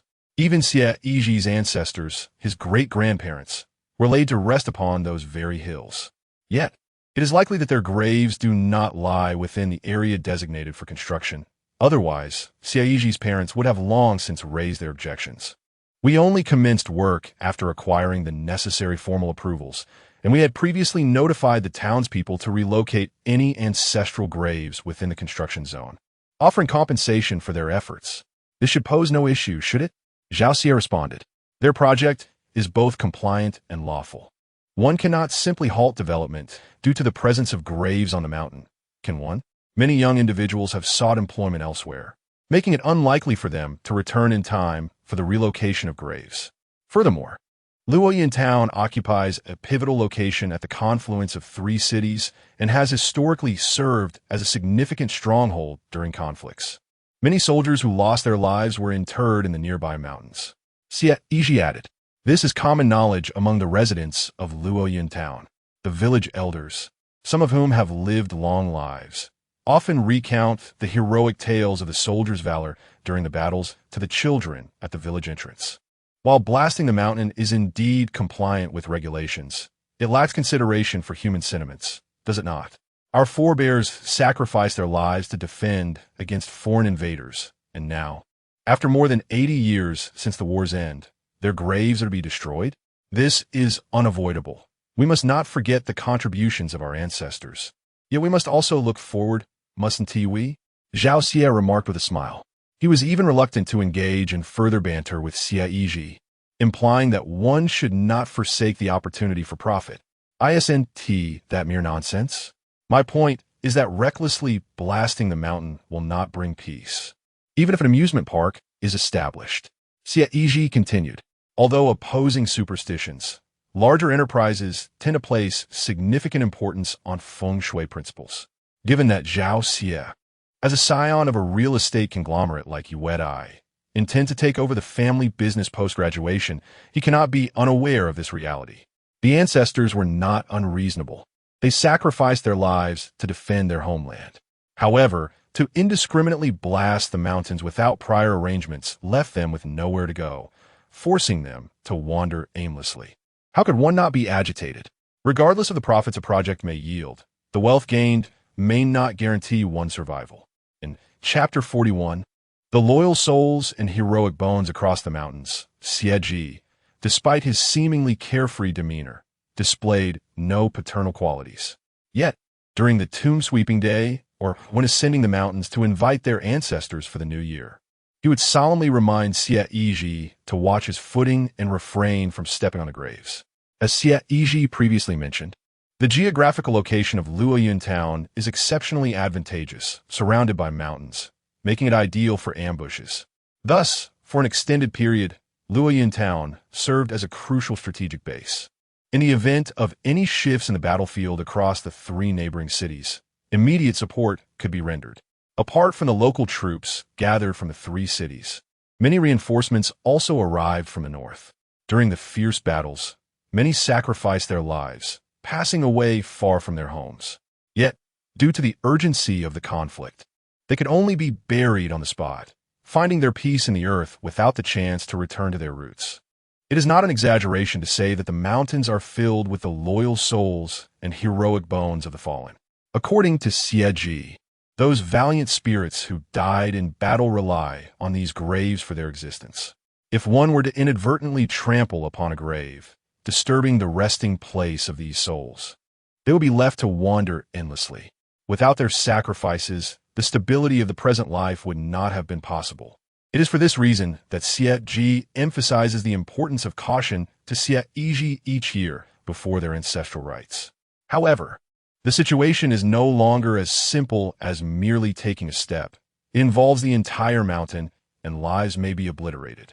Once the graves are destroyed, those who have not yet been reincarnated will immediately become wandering souls without masters.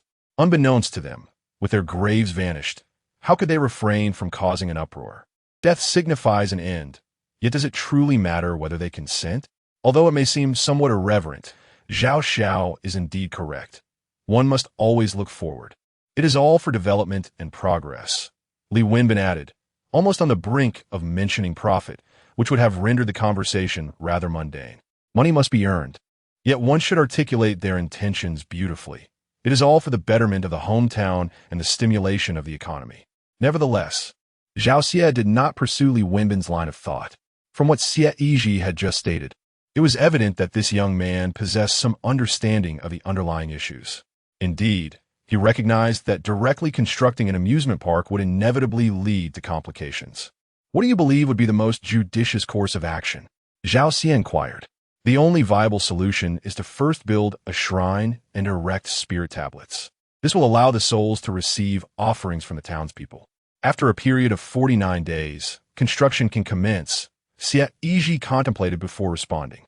This was the only approach he could conceive. Essentially, it equated to re-establishing the household registrations for the ancestors, allowing them to receive offerings. This arrangement could be interpreted as a verification of household records over the span of 49 days. During this time, the offerings must remain uninterrupted each day. Once the time elapses, the new registrations will be deemed established, and the destruction of the old graves will no longer hold significance. However, while many may have already been reincarnated, the remaining number should not be underestimated.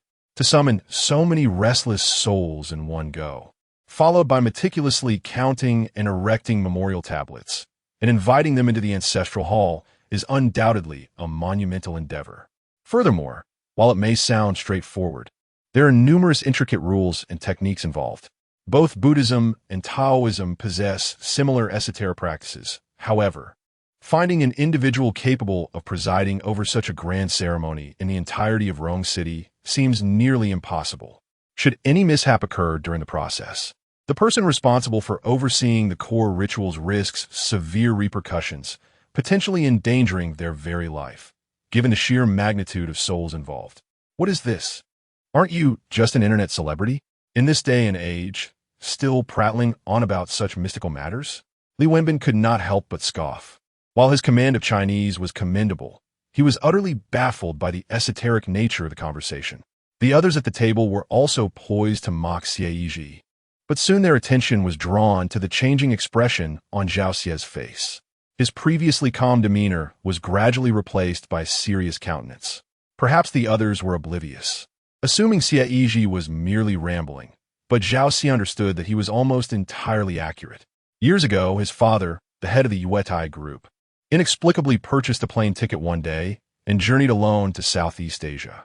Subsequently, he returned from Siam with a master, whom he appointed as the guiding director of Yuetai. This director claimed to be an ancient figure known as Gu Ba Pa Ti. From that moment on, Yuetai began to flourish, akin to a rocket's ascent. Whatever projects were feasible or not, and the manner in which they should be executed, his father would consult this director first and foremost.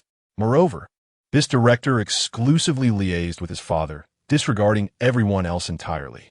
In his youth, Zhao Xie found this individual peculiar, seemingly adopting a morose demeanor, and deliberately provoked him. The consequence was nearly fatal for his father, who, in front of Patty, delivered a severe beating to him. Following this, a stern warning was issued. Within the entire Rome City, one might express disdain towards anyone, but showing disrespect to this director was utterly intolerable, and such sentiments must remain concealed. After enduring a thrashing, Zhao Xie promptly became compliant.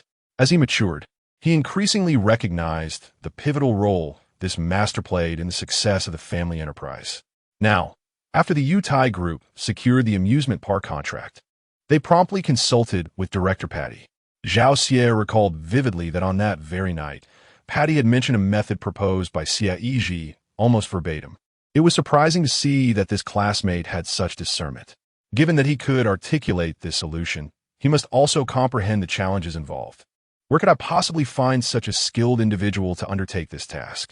That seems implausible, Zhao Xie remarked dismissively. Although he harbored disdain for Xie Yizhi, he couldn't help but regard him with a modicum of respect in this instance. Those with insight and capability invariably command greater respect. Tan Yushi had been silently listening from the sidelines. Initially, she had not grasped the preceding context, but she clearly caught this line and stood up to interject. However, as she had her mouth full of seafood noodles, she almost choked when she attempted to speak. "Where's the drink?" Xie Yizhi inquired, helping her search for it. Tan Yushi's eyes widened as she suddenly remembered that in a moment of anger towards Xie Yizhi, she had stealthily placed the drink aside, inadvertently causing trouble for herself as well. In a bid to preserve her dignity, she fiercely chewed the seafood noodles into oblivion and swallowed with a gulp. A breath of fresh air rushed into her nostrils, providing some comfort. Her vigorous demeanor left the nearby Xie Yizhi utterly bewildered. Goodness, this woman's mouth appears small, yet it could consume his entire head. If he were to offer quite a substantial amount. A money-laden smile graced Tan Yushi's face. "Are you capable?" Xie Yizhi inquired in a hushed tone. Tan Yushi replied, "I'll secure you some business. Let us make a tidy profit." Xie Yizhi retorted, "You should take a break." "Very well," Tan Yushi responded. How did she automatically assume the role of a manager, beginning to seek opportunities? Although uncertain of the specifics, in Tan Yushi's eyes, there was nothing Xie Yizhi could not accomplish. After all, he had safely brought back dozens of spirits from a ghostly carriage. With the immense wealth of the Yuetai group, should the opportunity arise, it would be imperative to seize it with fervor. Chapter 42. Can this master truly be adept? Ha ha ha ha. Perhaps it is best to disregard the words of my classmate Yizhi. Zhao Xie could no longer contain himself, bursting into laughter. It could be said that he regarded Xie Yizhi as formidable, yet could he truly handle the matters at hand? It is crucial to understand that the reason Master Patty did not proceed with this method after his explanation was that, He himself was incapable. Even a master like him lacked the confidence to preside over the ritual. How could Xie Yizhi? It was utterly implausible. Moreover, a span of 49 days without progress may significantly impact the timelines stipulated in their contract for project acceptance. Even a single day's delay could incur substantial losses. There is no need for concern. A master has already been engaged to address the matter. Now that the work has commenced, it signifies that everything is proceeding smoothly. Let's continue our meal, Zhao Xie remarked. Zhao Xiao interjected. You truly took my word to heart, didn't you? Li Wenbin chuckled. Laughter erupted among the group, as, from their perspective, Xie Yizhi was clearly feigning understanding. If he were to articulate any insights, it would likely be an attempt to gain favor with Zhao Xie. Yet there were already experts available to resolve the issues at hand, rendering Xie Yizhi unnecessary. Xie Yizhi remained unfazed by Li Wenbin's jibes. However, Tan Yushi, who had been holding back her irritation for quite some time, couldn't contain herself any longer and exclaimed, What are you even arguing about? You insist on interjecting, whether you understand or not. Is it that once the bandwidth is exhausted today, it cannot be used tomorrow? Li Wenbin was momentarily rendered speechless by her retort. Completely caught off guard, no one anticipated that beneath Tan Yushi's seemingly innocent and somewhat naive exterior lay such a sharp tongue. Xie Yizhi couldn't help but silently commend her. What a fierce woman. Tan Yushi was simply intolerant of Li Wenbin's demeanor. Whenever Xie Yizhi spoke, he felt compelled to chime in. It was clear that he was currying favor with Zhao Xie, seeking to bolster his presence in front of others. He could seek attention all he wanted, but not at the expense of Xie Yizhi. She would not stand for it. Wenbin, we are all classmates. Let us maintain some decorum, Zhao Xie interjected. Li Wenbin promptly retreated, no longer daring to voice his thoughts. Xie Yizhi gazed at the dishes before him, sensing an inexplicable peculiarity. He continued, Surely, no local sorcerer would be inclined to undertake such a task, would they? Which esteemed master has your company engaged? Aside from the methods proposed by Xie Yizhi, which were the most prudent and ensured the construction proceeded without displacing the restless souls of ancestors, alternative approaches existed. However, these would undoubtedly prove less amicable and would inevitably harm the spirits of the forebears. Such matters, any sorcerer with a modicum of conscience would refuse to handle. It was highly plausible that the master summoned by Yu Tai was not of reputable standing. Although this was not directly related to Xie Yizhi, his father had often imparted wisdom during his upbringing, suggesting that any malevolent spirit could be confronted with force, yet those clad in military garb, exuding an aura of lethality, were to be avoided at all costs. It was not due to cowardice on Xie Yizhi's part, but rather a concern over alarming them. Initially, Xie Yizhi and Tan Yushi had merely intended to share a meal, yet both hailed from Luoyun town, where numerous graves of valiant souls lay upon the mountain. Xie Yizhi felt compelled to seek clarity on the matter. Otherwise, any subsequent events would linger in his mind for an extended period. Although Xie Yizhi's practices were far from orthodox, he still adhered to a principle of clear intent. Suddenly, a dull thud resonated as Zhao Xie's wine glass shattered upon the table, fragments scattering. Zhao Xie's pupils constricted slightly as he regarded Xie Yizhi, his countenance marred by displeasure. Was this individual ever to cease? Were it not for Tan Yushi's presence, he would have summoned someone to teach Xie Yizhi a lesson.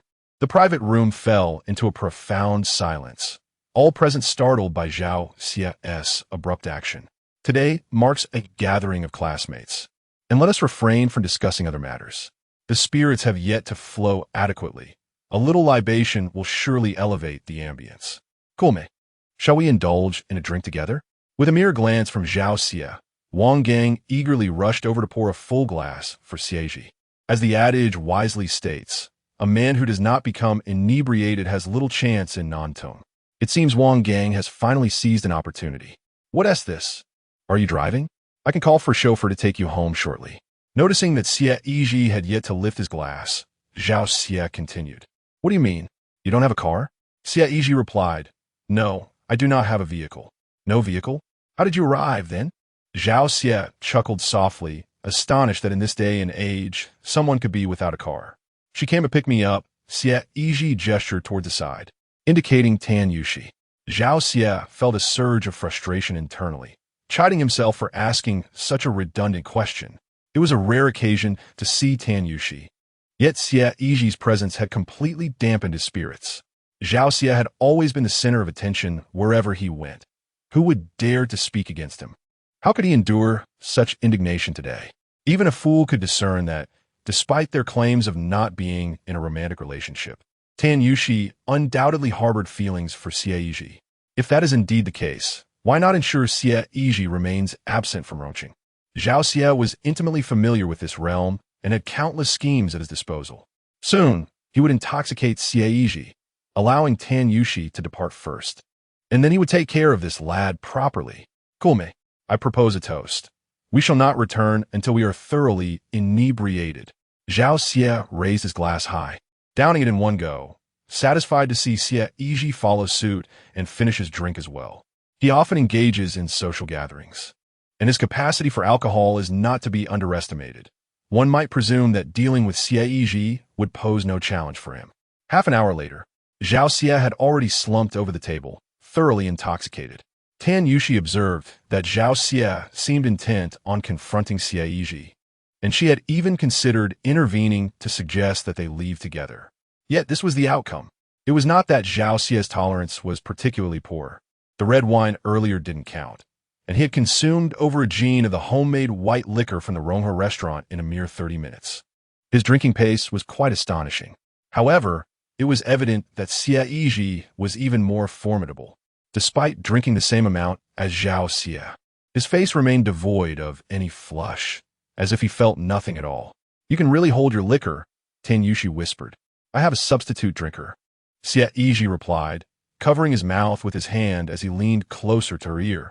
This intimate proximity evoked memories of the ghostly cab ride in Tan Yushi's mind. Her cheeks flushed crimson as she scanned her surroundings for the substitute drinker Xie Yizhi had mentioned, but she found nothing. Extend your hand, he instructed. Compliantly, Tan Yushi reached out. Xie Yizhi slowly retrieved a round, plump insect from the collar of his clothing and placed it in her palm. What on earth? Tan Yushi gasped, shivering at the sight. She hastily returned the insect to him, utterly bewildered by how Xie Yizhi managed to conceal so many of these creatures. The last time, one had emerged from his mouth. Now, he had pulled another from his collar.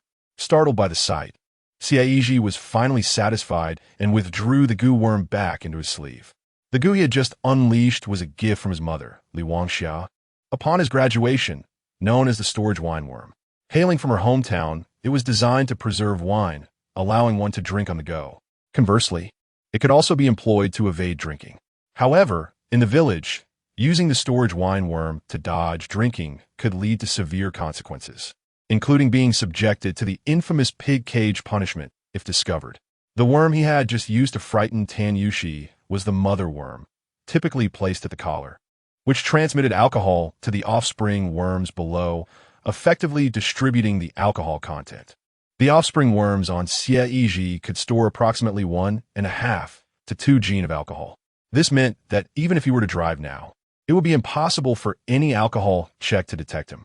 Li Wangxia, concerned for her son's health amidst the drinking culture of his future work engagements, had gifted him this mother worm, nurtured over many years. Not drinking? Then I shall excuse myself to the restroom, Xie Yizhi inquired, glancing at Zhao Xie, who was seated at the head of the table. However, Zhao Xie was already inebriated, being assisted by Li Wenbin to the restroom to cleanse his stomach. Then I shall go too. Tan Yushi, noticing Xie Yizhi standing, eagerly followed him out. With the restroom occupied, they were left with no choice but to venture to the external facilities. Given Zhao Xie's state, by the time they returned from the restroom, they would likely be able to head home. Judging by her performance today, it was evident that despite Zhao Xie's questionable character, he was certainly not foolish and could discern her intentions. Henceforth, it was unlikely he would seek to engage her in trivial matters. Upon exiting the private room, Xie Yizhi advised Tan Yushi beside him. Once he returned, kindly remind consultant Yin to pay attention to the project concerning Yuedai Group, should he find the time. In the realm of large corporations, particularly in real estate and construction, there are invariably influential figures behind the scenes. If it involves foreign practitioners, Many lack humanity and may resort to any means necessary to achieve their goals for remuneration, regardless of the consequences. Just now, I managed to extract some information from Xie, but it was evident that he lost control of his emotions, even resorting to angrily smashing his cup. In my understanding, engaging in such malevolent dealings with immediate repercussions is not a matter of affiliation, as long as the individuals involved are fellow countrymen. A modicum of conscience should deter them from participating. This is the fundamental principle. I am convinced that the only recourse lies in what I mentioned earlier: summoning the spirits, erecting a shrine, and observing a period of 49 days. There is no feasible way to appropriately lay to rest the souls of our ancestors without first disrupting their final resting places. Given that the project at Yuetai has already commenced, it is evident that they do not intend to conduct a proper summoning or construct a shrine. When I inquired about which practitioner Xie had engaged, he visibly became enraged, although he subsequently suppressed his anger. He insisted on consuming copious amounts of alcohol with me, likely in an attempt to intoxicate me. However, he did not anticipate that I had my own burdens. Ultimately, it was he who succumbed to the effects of a drink. By the way, while we were at the police station today researching, we uncovered a car accident case from 2005. That vehicle was indeed the same ghostly bus from last night. I am certain of it. It caused quite a stir at the time, and subsequently, the Taiping Tunnel was opened the following year. Coincidentally, the principal financier among them is none other than Viet Tai. Tan Yushi shared the information she uncovered at the police station today with Xie Yizhi. Earlier, while dining, she had intended to mention it, but the crowd made communication inconvenient. The ominous ghost car, the haunted lodging, the refreshing spirit. The mountains of Luoyun town have been shaken. Xie Yizhi has an inexplicable sense that the events he has encountered over the past few days are subtly interconnected. Yet he feels that something is still amiss. Suddenly, he comes to an abrupt halt, turning to face Tan Yushi, gripping her shoulders firmly, and inquires, "What was the material your captain sent you yesterday in Consultant Yan's car? Specifically, what was the cone that you found?" Taken aback by Xie Yizhi's sudden grasp, their faces uncomfortably close, Tan Yushi's mind momentarily faltered. "Let me check." She quickly regained her composure, rummaging through her bag to retrieve her phone and open WeChat. The moment she did, she was startled by a new message from Fu Yingxue. "How's it going, girl? Any progress?" Alarmed, Tan Yushi hastily navigated to Zhang Qi's chat page and opened the document, presenting it to Xie Yizhi. Her heart raced, nearly reaching 180 beats per minute. Uncertain if Xie Yizhi had noticed her fluster, though his expression suggested he hadn't detected anything amiss. The Lida poison cone, one of the instruments of torture used in Southeast Asia during the 18th and 19th centuries, is now obsolete, with only a few relics possibly still held in homes of the Vietnamese and Siamese. Xie Yizhi diligently absorbed the information contained within the document. After returning the phone to Tan Yushi, he remarked, "I need to accompany you back to the police station shortly to meet with Consultant Yan. There are matters I must confirm with him." Tan Yushi nodded in confusion, sensing that Xie Yizhi had made some discovery and wished to consult Yan Su for verification. Consultant Yan would likely not be at the station that evening, as he typically refrained from overtime work on weekends to spend time with his daughter. "It's Friday. We should go directly to his home," Tan Yushi suggested. Xie Yizhi nodded in agreement. Although there might be other consultants on duty at the station, he felt a stronger inclination to speak with Yan Su, possibly due to the influence of old Master Zheng or the knowledge of Yan Su's circumstances. Thus, it seemed more fitting to seek Yan Su directly for a conversation. As they spoke, they entered the restroom, separating into the respective male and female sides. Meanwhile, in the private room, Zhao Xie was red-faced and heaving as he stood up with assistance. Overwhelmed by the effects of alcohol, he furiously struck Li Wenbin with a punch, causing Li Wenbin to grimace in pain, though he dared not utter a word. What began as a pleasant dinner, with Tan Yushi's invitation and a group of sycophants to flatter him, had become an unfortunate affair. This was an excellent opportunity for Tan Yushi to make a strong impression, and once the dinner had concluded, they could arrange another meeting, ensuring success in their endeavors. Yet, all had been disrupted by Xie Yizhi. He had not anticipated that this fellow could hold his liquor so well. consuming over a kilogram without a hint of inebriation. Resentment festered as he pondered his misfortune. Even as he struggled to maintain his balance, he still managed to pull out his phone and send message. Soon, two robust men clad in black suits entered the private room, unmistakably the bodyguards of Zhao Xie. His father, the esteemed president of Yuetai, had undoubtedly incurred the ire of many during his years in business. As the heir apparent to Yuetai, Zhao Xie invariably required protection when venturing outside Rome City. Gulme, follow me, Zhao Xie beckoned, swaying slightly as he attempted to exit the room. Li Wenbin and Wang Gang, concerned for his well-being, approached to assist him, only to be met with a sharp rebuke. Get lost, all of you. In a drunken stupor, Zhao Xie was irritable, especially since the dinner had gone awry, and he felt no need to maintain any pretense before Tan Yushi. These individuals had lost all value in his eyes. There was no reason to spare their feelings. Surely, he wasn't so inebriated that he would seek to confront Xie Yizhi out of humiliation. Back in school, he would block those he disliked in the restroom.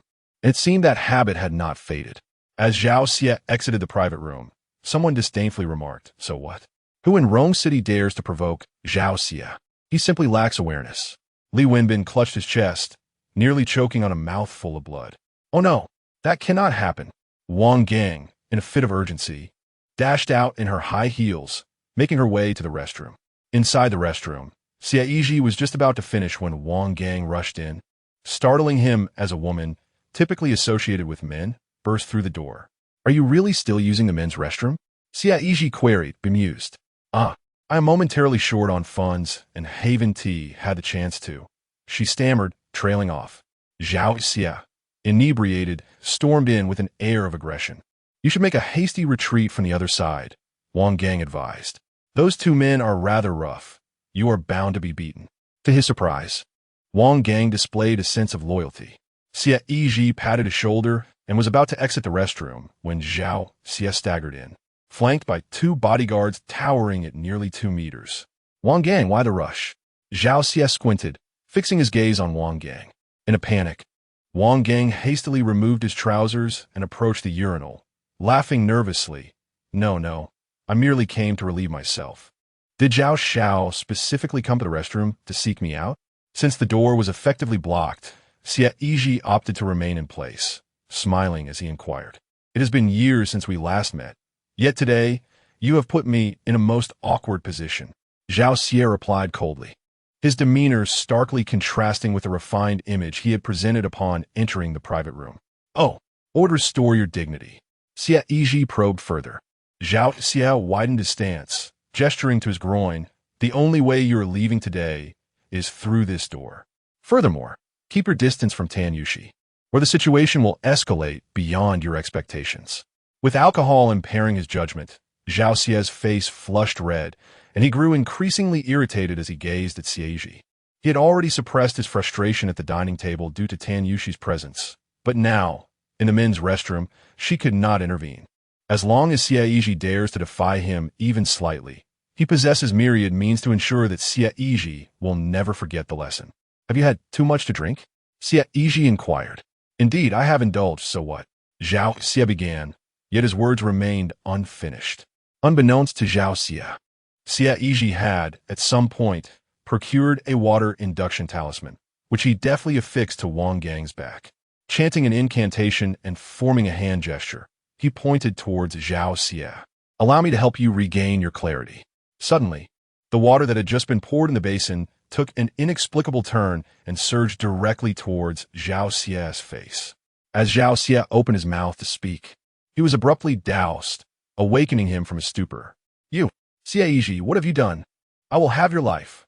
In his astonishment, Zhao Xie could not fathom how Xie Yizhi had manipulated the water to defy gravity and land upon him. He was acutely aware that he had never endured such humiliation in his life. Upon hearing Zhao Xie's command, the two bodyguards exchanged glances and charged forward, aiming to seize Xie Yizhi. Without hesitation, Xie Yizhi spread his index and middle fingers, causing the water column released by Wang Gang to split perfectly in two, simultaneously striking both bodyguards in the face. I never knew I could project so far." Wang Gang gazed at his comrades in disbelief, momentarily reluctant to part ways with them. Ugh, how disgusting. The two bodyguards hastily removed their suit jackets and hurled them at Wang Gang to shield him from the deluge, before charging straight towards Xie Yizhi, shouting, "Beat him to a pulp." Zhao Xie's eyes blazed with fury. Today, if he did not make Xie Yizhi pay, he would consider himself unworthy of the title of Crown Prince of Yu. In the blink of an eye, the bodyguards surged towards Xie Yizhi, one delivering a swift and precise punch aimed at his face.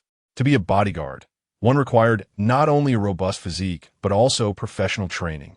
This strike was executed with remarkable speed and accuracy. A slender figure like Xie Yizhi, upon receiving such a blow, would likely find himself bedridden for at least half a month. However, Zhao Xie was oblivious to the fact that Xie Yizhi hailed from a family that placed immense value on physical strength. Each day, after his workout, he would soak in medicinal wine, alternating between various concoctions. Today, it was a brew for vitality, tomorrow a potion for healing injuries, and sometimes even a tincture for bruises.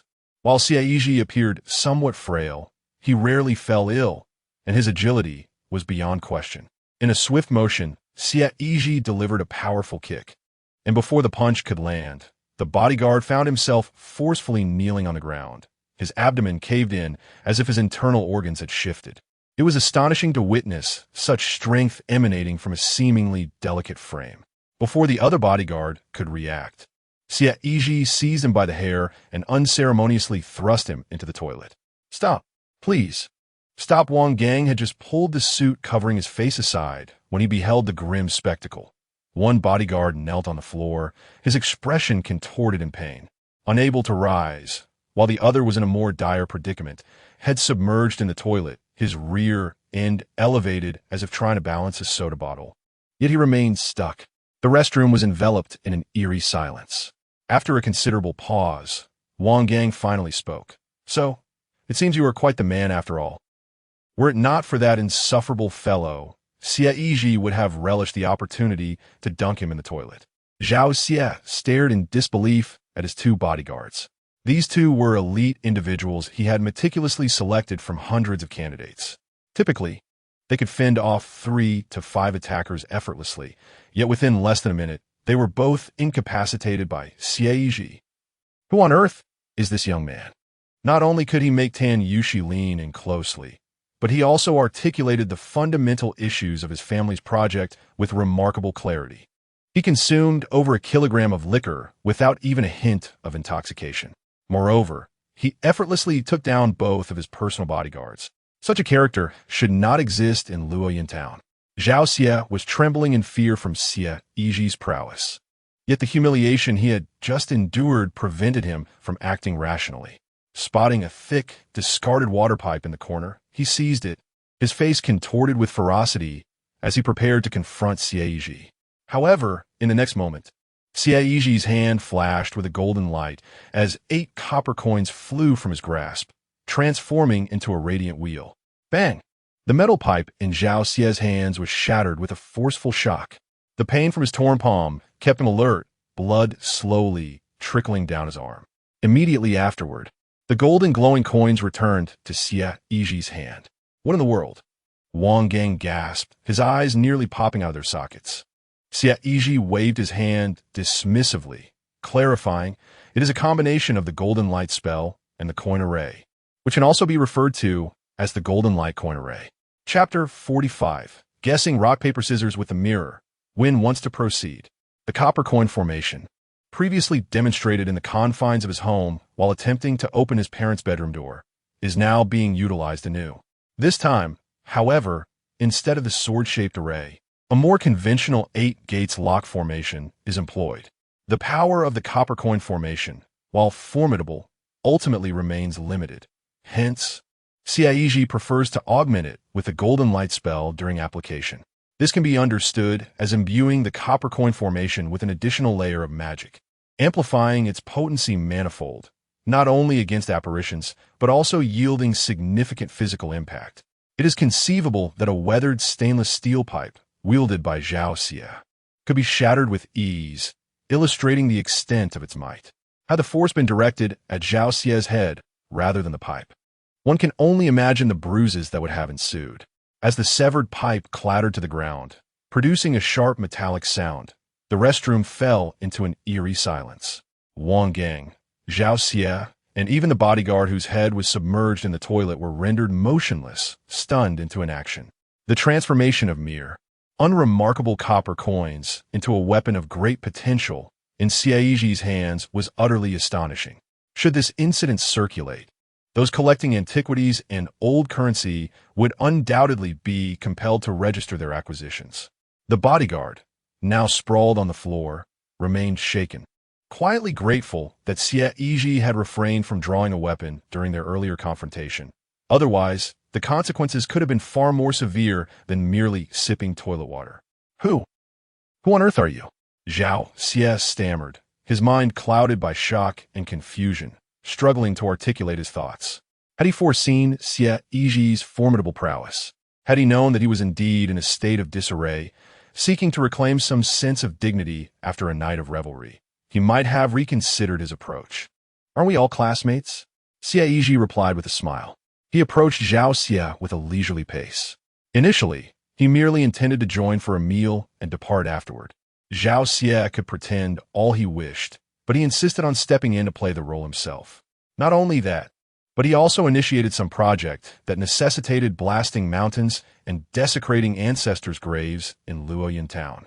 Although Xie Yizhi was displeased, he was not inclined to resort to violence on the spot. However, Zhao Xie brazenly brought along bodyguards, cornering him in the restroom, which seemed excessively unreasonable. Did he truly believe he was still in high school, blocking those he found disagreeable in the lavatory? This was clearly a message to Xie Yizhi. Come on, unless you beat me today, you shall not leave. What could Xie Yizhi say but to reluctantly comply with this scenario? Do not act recklessly. If anything happens to me, you shall not fare any better. Zhao Xie observed Xie Yizhi advancing towards him, his legs trembling in fear. Yet, he lacked the courage to flee, fully aware that even in flight, he could not escape Xie Yizhi's grasp. He could only once more assert his own identity and background in an attempt to awaken Xie Yizhi's reason. However, Xie Yizhi was utterly indifferent to Zhao Xie's status. He would neither provoke him nor allow himself to be perpetually taken advantage of. You two imbeciles, are you feigning death? Did I spend such a considerable sum to hire you merely to doze in the restroom? Zhao Xie exclaimed in panic, hurling insults at the two bodyguards. Yet, having just witnessed Xie Yizhi's capabilities, the bodyguards dared not display any bravado. Integrity is valuable, but life is far more precious. Ultimately, losing a job is bearable, but losing one's life means losing everything. Zhao Xie did not curse, but when he did, the bodyguard immediately shut his eyes tightly, pretending to be utterly incapacitated. When Xie Yizhi approached Zhao Xie, he noticed that the area around his pants was conspicuously damp. Were it not for Xie Yizhi's professional composure as a broadcaster, he might have burst into laughter. He seized Zhao Xie's collar, lifting him as one would a small chick, and brought him before the mirror. Come here, stand here, and play rock, paper, scissors with your reflection. If you win just once, you may leave, Xie Yizhi instructed, gesturing towards the mirror. While he had no intention of harming Zhao Xie, it was certainly not in Xie Yizhi's nature to refrain from imparting a lesson. Zhao Xie gazed at his reflection, utterly disheveled, and found it difficult to confront. Yet with Xie Yizhi nearby, he dared not flee and thus remain compliant. The notion of playing rock, paper, scissors with his own reflection. How could he possibly win? Whatever I choose, the mirror will reflect the same, Zhao Xie said anxiously. Xie Yizhi seemed to enjoy putting him in a predicament. Who says that? What if you lose? He chuckled. Lose? Is that even possible? If I lose, I will slap myself. Zhao Xie retorted, and with that, he turned to the mirror in the restroom and began to play. Scissors, rock, paper. Zhao Xie randomly chose scissors and, upon looking up, was astonished to see his reflection bizarrely forming a fist. The bodyguard and Wang Gang on the floor were left dumbfounded. How could the actions of the person in the mirror differ? How could this be possible? Before Zhao Xie could finish his exclamation, the Zhao Xie in the mirror suddenly reached out and delivered a sharp slap to his face. A sharp clap echoed through the restroom, causing Zhao Xie to howl in pain, his mind spinning and his mouth swollen from the strike. As he turned to flee, Xie Yizhi seized him effortlessly, as one would a small chick. Did you not declare that you would slap yourself if you lost? Are you having second thoughts? You shall not leave until you went around today. Xie Yizhi adjusted his black-framed glasses and spoke coldly. With no alternative, Zhao Xie trembled as he resumed playing rock, paper, scissors with a mirror. Rock, paper, scissors, slap, ouch. Rock, paper, scissors, slap, ouch. Finally satisfied, Xie Yizhi turned to leave, raising his hand as Xiao Bai flew out from the mirror and dove back into the bottle. However, Zhao Xie remained oblivious, secretly relieved that he had managed to avoid a beating. Since he had managed to tie, victory must be within reach, and he failed to notice Xie Yizhi's departure. The bodyguard finally extracted his head from the toilet, only to meet Xie Yizhi's gaze, prompting him to instinctively retreat his head once more. Meanwhile, Tan Yushi waited impatiently outside. Surely, even if Xie Yizhi were to unleash his full power, he could not take this long in the restroom.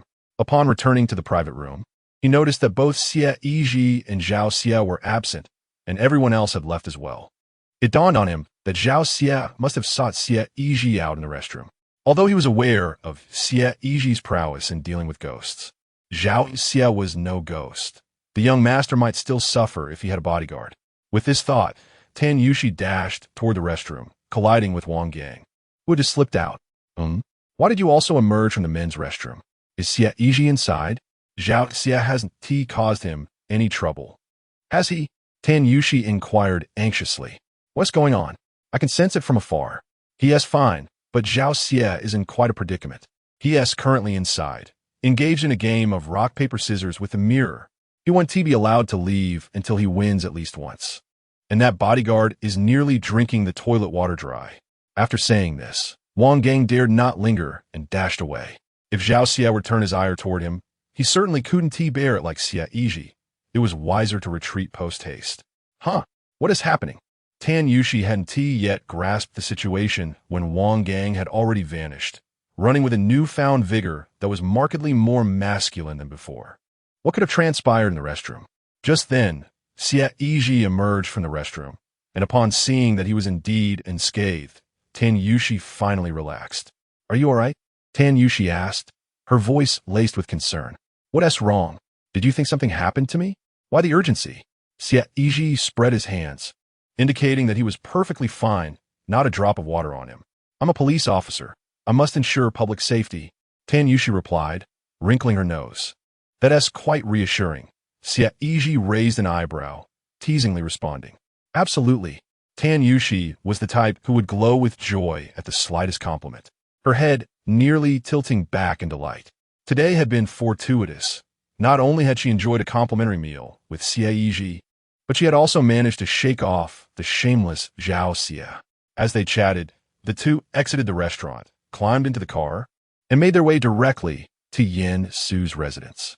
At that moment, Zhao Xie was still engaged in a strenuous game of rock, paper, scissors with the mirror. Scissors, rock, paper, scissors, rock, paper.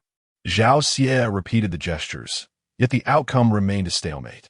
However, the painful lesson of having endured numerous slaps warned him that the situation was far from straightforward.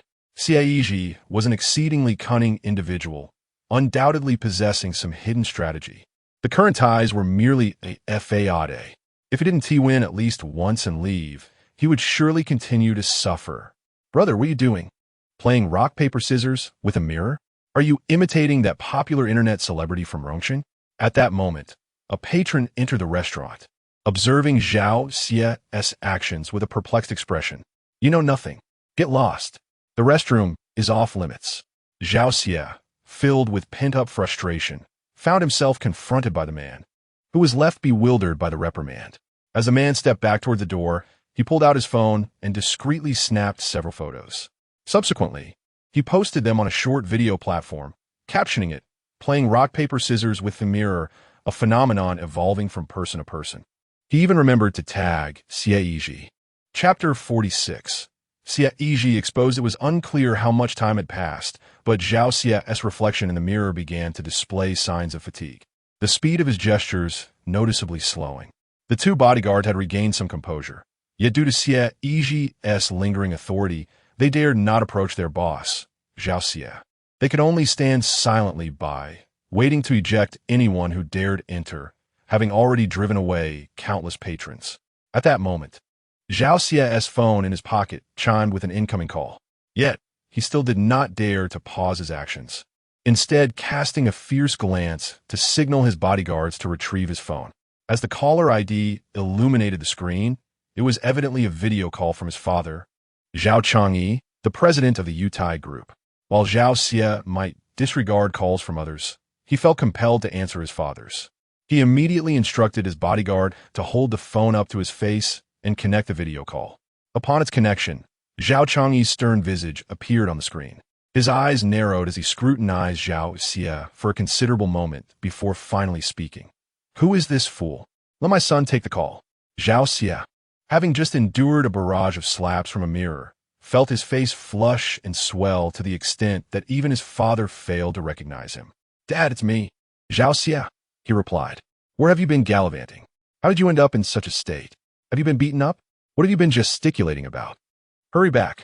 Something has happened, Zhao Changyi exclaimed, his frustration boiling over upon realizing that this foolishness belonged to his own son. The tireless efforts he invested in managing the company seemed wasted on a wayward child who only knew how to squander his time on frivolities, ending up in such a disheveled condition. Dad, I can't leave just yet. I need to win a round of rock, paper, scissors before I can go back, Zhao Xie nervously explained. At this moment, the bodyguard, displaying remarkable intuition, zoomed the camera out to provide a full view of Zhao Xie. Have you lost your mind? Engaging in madness and playing rock, paper, scissors with a mirror, and you say you need to win to leave? You must be too idle. I give you half an hour to appear at home, or I will freeze all your cards. Zhao Changyi nearly laughed in exasperation, incredulous at how he ended up raising such a lunatic who spent his days indulging in such absurd antics. At a glance, the design of this restroom unmistakably belongs to the Rongha Hotel. Dad, no. Upon hearing that his card would be frozen, Zhao Xie felt as if his very existence was at stake, prompting him to hastily snatch the phone back. After regaining possession of the device, he suddenly realized, glancing at the mirror before him, that no hand had reached out to strike him. It dawned on him that he had once again fallen prey to Xie Yizhi's trickery, leaving him seething with frustration, his molars nearly crumbling under the pressure of his indignation. He silently vowed that for every ounce of humiliation he endured today, Xie Yizhi would suffer an equal or greater fate. With a decisive wave of his hand, two bodyguards instinctively vacated the restroom, standing guard at the entrance. Zhao Xie turned on the faucet, splashing water onto his face with vigor, rinsing his mouth in the process. The recollection of being urinated upon by Wang Gang made him feel utterly nauseated. Of course, such an incident was one he must keep from his father, Zhao Changyi. Otherwise, he would surely prefer to practice the euphonium than acknowledge him as his son. It was simply too revolting. Dad, why the urgent summons? What is it that you need? Zhao Xie inquired, his voice directed at the phone resting nearby as he continued to wash his face. Zhao Changyi paused, steadying his breath before lowering his voice. Speaking in a somber tone, the scheme orchestrated by Master Patty in the Taiping Tunnel has been thwarted and the ghost has been slain. Zhao Xie stared blankly at his father, suppressing his voice in disbelief. Isn't Master Patty quite formidable? He has never faltered all these years. Who could possibly unravel his schemes? Was it those paranormal consultants from Rongqing? There are only 3 of them, and I know their backgrounds all too well. The talent is indeed present, yet one cannot claim it to be of a high caliber. How could it be possible to not only resolve the situation in such a brief span, but also eliminate a ghost? Over the years, the rapid development of Yuedai surely involves some unconventional methods. If the 3 paranormal consultants from Rongqing were truly capable, they would have approached them long ago. Zhao Xie is utterly perplexed. This is the largest project he has overseen in a long time, and now, as construction is underway, he is informed that the situation has been compromised and the ghost has been vanquished. What is he to do? In the video, Zhao Changyi shook his head and replied, The police station and the paranormal consultants have been involved, but their impact has been negligible. The ghost was not eliminated by them.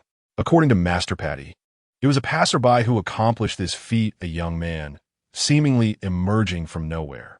Initially, the ghost had been rescued by Master Patty, yet it ultimately could not escape and was forcibly slain. The current circumstances are exceedingly intricate. You must return immediately. A man? A young passerby? Zhao Xie's mind buzzed as he recalled the conversation during dinner, where Tan Yushi mentioned that she and her companions worked late into the night and ended up lodging at Xie Yizhi's residence. Furthermore, the bus from the South Station indeed passes through Luoyin town, coupled with Xie Yizhi's peculiar behavior tonight.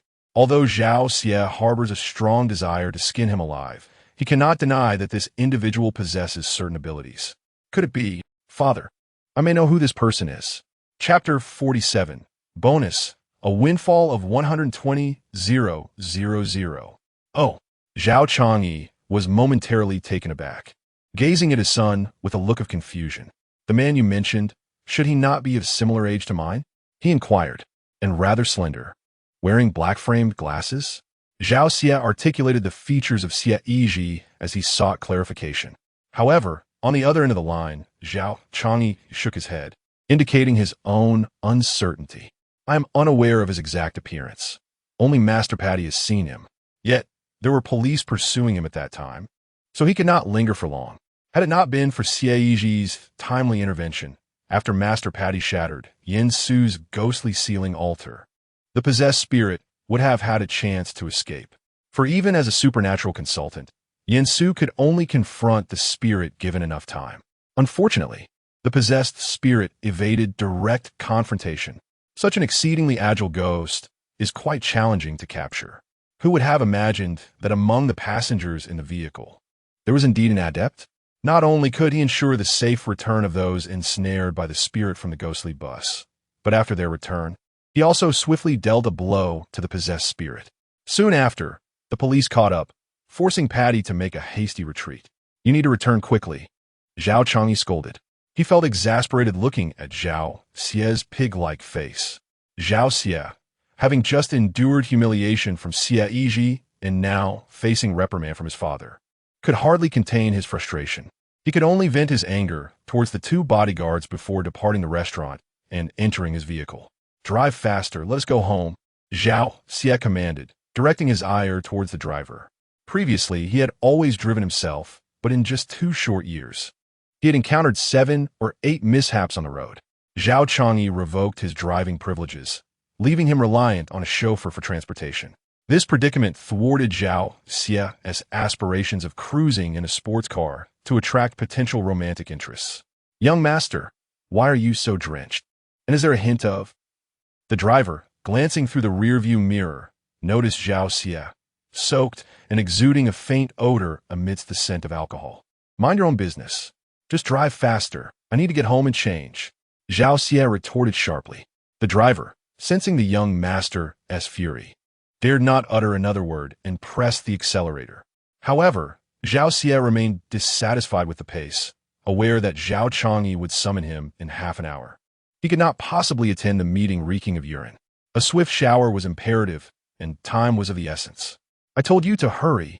What good is it to just step on the gas? Shift gears. How did you even obtain your license? The driver, feeling helpless, replied, I can't, young master. We're in a school zone now, and there are speed limits. Do I look like I care about your deductions? Zhao Xie coldly shot back. Understanding that provoking the irate young master was unwise, the driver complied, swiftly shifting to 5th gear. The engine roared to life as they surged forward. Meanwhile, outside a bakery in the city, Yin Su emerged, holding an elegantly crafted cake. This cake had been pre-ordered during his visit to Xie Yi's residence the previous night, and it was now ready for collection. The timing was perfect. Jingjing should be emerging soon. Yin Su glanced at the time. It was past 8, and his daughter should be emerging shortly. At that moment, his phone rang, and to his surprise, it was a call from Tan Yushi. He answered, Hello, Consultant Yin. Are you and Jingjing not at home? Tan Yushi's voice came through the receiver. No, Jingjing has an event at school and will be late. I'm currently waiting nearby. Is there something you need? Yin Su inquired. I just visited your house with Xie Yizhi, but you weren't there. I want to check if you were busy. Yizhi has something to discuss with you, Tan Yushi replied. Yizhi is looking for me? So you two are together? Why don't you come to the city? After I pick up Jingjing, I was planning to take her out for a meal. It will be my treat for both of you, Yin Su suggested with a smile. It was rare for Xie Yizhi to seek him out. If it weren't for an important matter, he would have simply sent Tan Yushi to relay the message. On the other end of the line, Tan Yushi agreed, but just as she was about to hang up, Yin Su called out, wait. The bonus has arrived. Have Yizhi send me his bank account number, and I will transfer it to him right away. A diligent citizen should not go unrewarded. After saying this, he ended the call. Shortly thereafter, Xie Yizhi sent him his account number without hesitation. After all, it was Yin Su who had spoken with Captain Zhang. Xie Yizhi had earned a little from his recent live streams, but who could predict how long internet money would last? If there was something to be gained, one should certainly take it. There was no need to pretend to be affluent. He had indeed put in the effort, and it was a fact that the ghost had been vanquished by him. Xie Yizhi contemplated, estimating that it would likely be substantial. Surely, a few thousand yuan would not suffice for such an endeavor. After Yin Su transferred the amount to Xie Yizhi, he immediately responded with a flurry of question marks. A staggering 12,000. The profit from vanquishing a single spirit amounted to 12,000. Yin Su retained a mere 10%, while Zhang Qi also took a 10% share, meaning the total bonus reached an impressive 150,000. At last, Xie Yizhi understood why Yin Su maintained such a high attendance rate. It was indeed lucrative. Yin Su then sent another message, stating, the case isn't closed, otherwise. There would be even more. If, like in previous years, there were private jobs available, the earnings could easily multiply tenfold or more. Xie Yizhi was momentarily taken aback. His first reaction being the realization that this industry was indeed so profitable. How could it be that his ancestors, who had all engaged in such work, had left them in poverty? With a single job yielding 12,000, performing a few more could afford them a small luxury vehicle. Xie Yizhi seemed to sense a burgeoning opportunity.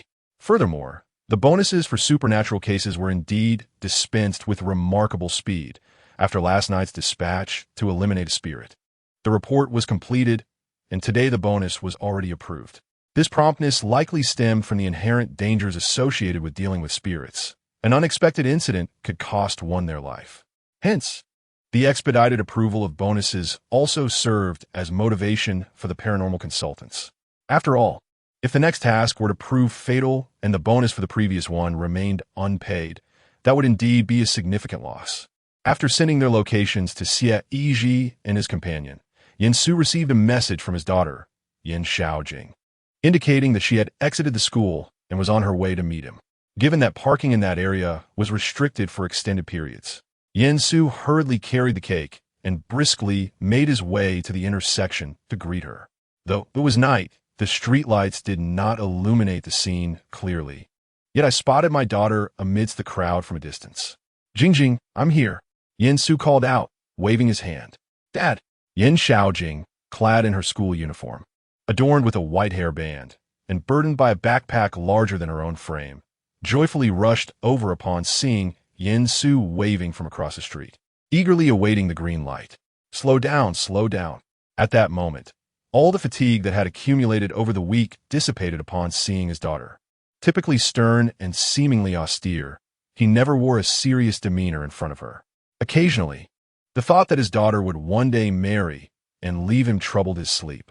Having lost his family at a young age and later enduring the loss of his wife, his world had been reduced to the presence of his daughter. With this thought in mind, Yin Su reached out to embrace Yin Xiaojing. However, at that very moment, a speeding Maybach approached from afar, racing through a red light with alarming velocity. The other pedestrians on the road, startled, hurriedly moved aside, and Yin Su instinctively sought to grasp Yin Xiaojing's hand. Yet, the Maybach, having already run the red light, swerved in the direction of the less crowded street. Unfortunately, Yin Xiaojing was among those sprinting the fastest, and the distance between father and daughter was perilously close. In the next instant, Yin Su's gaze was met with the ominous silhouette of the sleek black vehicle. Jingjing, Jingjing. His mind went blank, and a sudden ringing filled his ears. He was not alone, as all pedestrians froze in shock. Chapter 48. Medical assistance was futile. Yet I could still glancing back. He saw the small figure of his daughter, Yin Xiaojing, sprawled far away. The cake in Yin Su's hands slipped from his grasp and fell, and he dashed toward Yin Xiaojing in a frenzy. Beneath her, blood flowed slowly, staining her hairband crimson. Without affording Yin Su a moment to react, Yin Xiaojing's eyes remained tightly shut, as if she had drifted into slumber. "Don't scare Dad, Jingjing." Yin Su's eyes were bloodshot, tears streaming uncontrollably down his cheeks as he clutched his daughter's hand, feeling no response whatsoever. The sight of Yin Xiaojing in such a state felt like a colossal stone lodged in his chest, and he struggled for breath with every ounce of strength he possessed. This should not be happening. At this moment, they should be joyfully dining together at a restaurant, listening to Yin Xiaojing recount her week at school. How could it have come to this? Yin Su could not accept it. In a fit of desperation, he called out to the onlookers, "An ambulance. Please, someone call an ambulance." If death was inevitable, it should be he who perished first, whether at the hands of a specter or tormented by malevolent spirits. He would welcome any fate over this. Why did it have to be his daughter? Abandoned by his parents, bereaved of his wife through unforeseen tragedy, and now faced with the loss of his daughter. If only he could trade places, he would gladly lie on the ground in her stead. "Don't sleep, Jingjing. You mustn't sleep. The ambulance is on its way. Once we reach the hospital, the doctors will save you. Modern doctors can heal anything. Please hold on for Daddy." Yin Su gripped Yin Xiaojing's hand tightly, his vision blurred with tears as he glared at the black car that had struck his daughter. Meanwhile, within the vehicle, the driver, pale with fear, stammered, I've hit someone. Hurry, drive. Are we just going to wait to be caught? Forget everything else, just drive. If we don't leave, we both will end up in jail." Zhao Xie angrily slapped the driver twice, attempting to restore his sanity. Incidents such as this were not new to Zhao Xie. Otherwise, he would not be unable to drive himself at this moment. As long as they could leave the scene, Zhao Changyi had numerous ways to assist him. However, remaining here with incriminating evidence would lead to far greater complications. After receiving the 2 slaps, the driver abruptly restarted the vehicle and sped away. Damn it, the hit-and-run vehicle has fled. It was a Maybach, likely belonging to some affluent individual. What a wealthy. Do they think they can recklessly run red lights and flee after hitting someone? Such a pity for the young girl. How heartbroken her father must be. Seeing the car drive away, numerous bystanders were unable to stand idly by and voice their indignation. Yin Su clenched his fists tightly. He had memorized the license plate number of the vehicle and resolutely demanded accountability.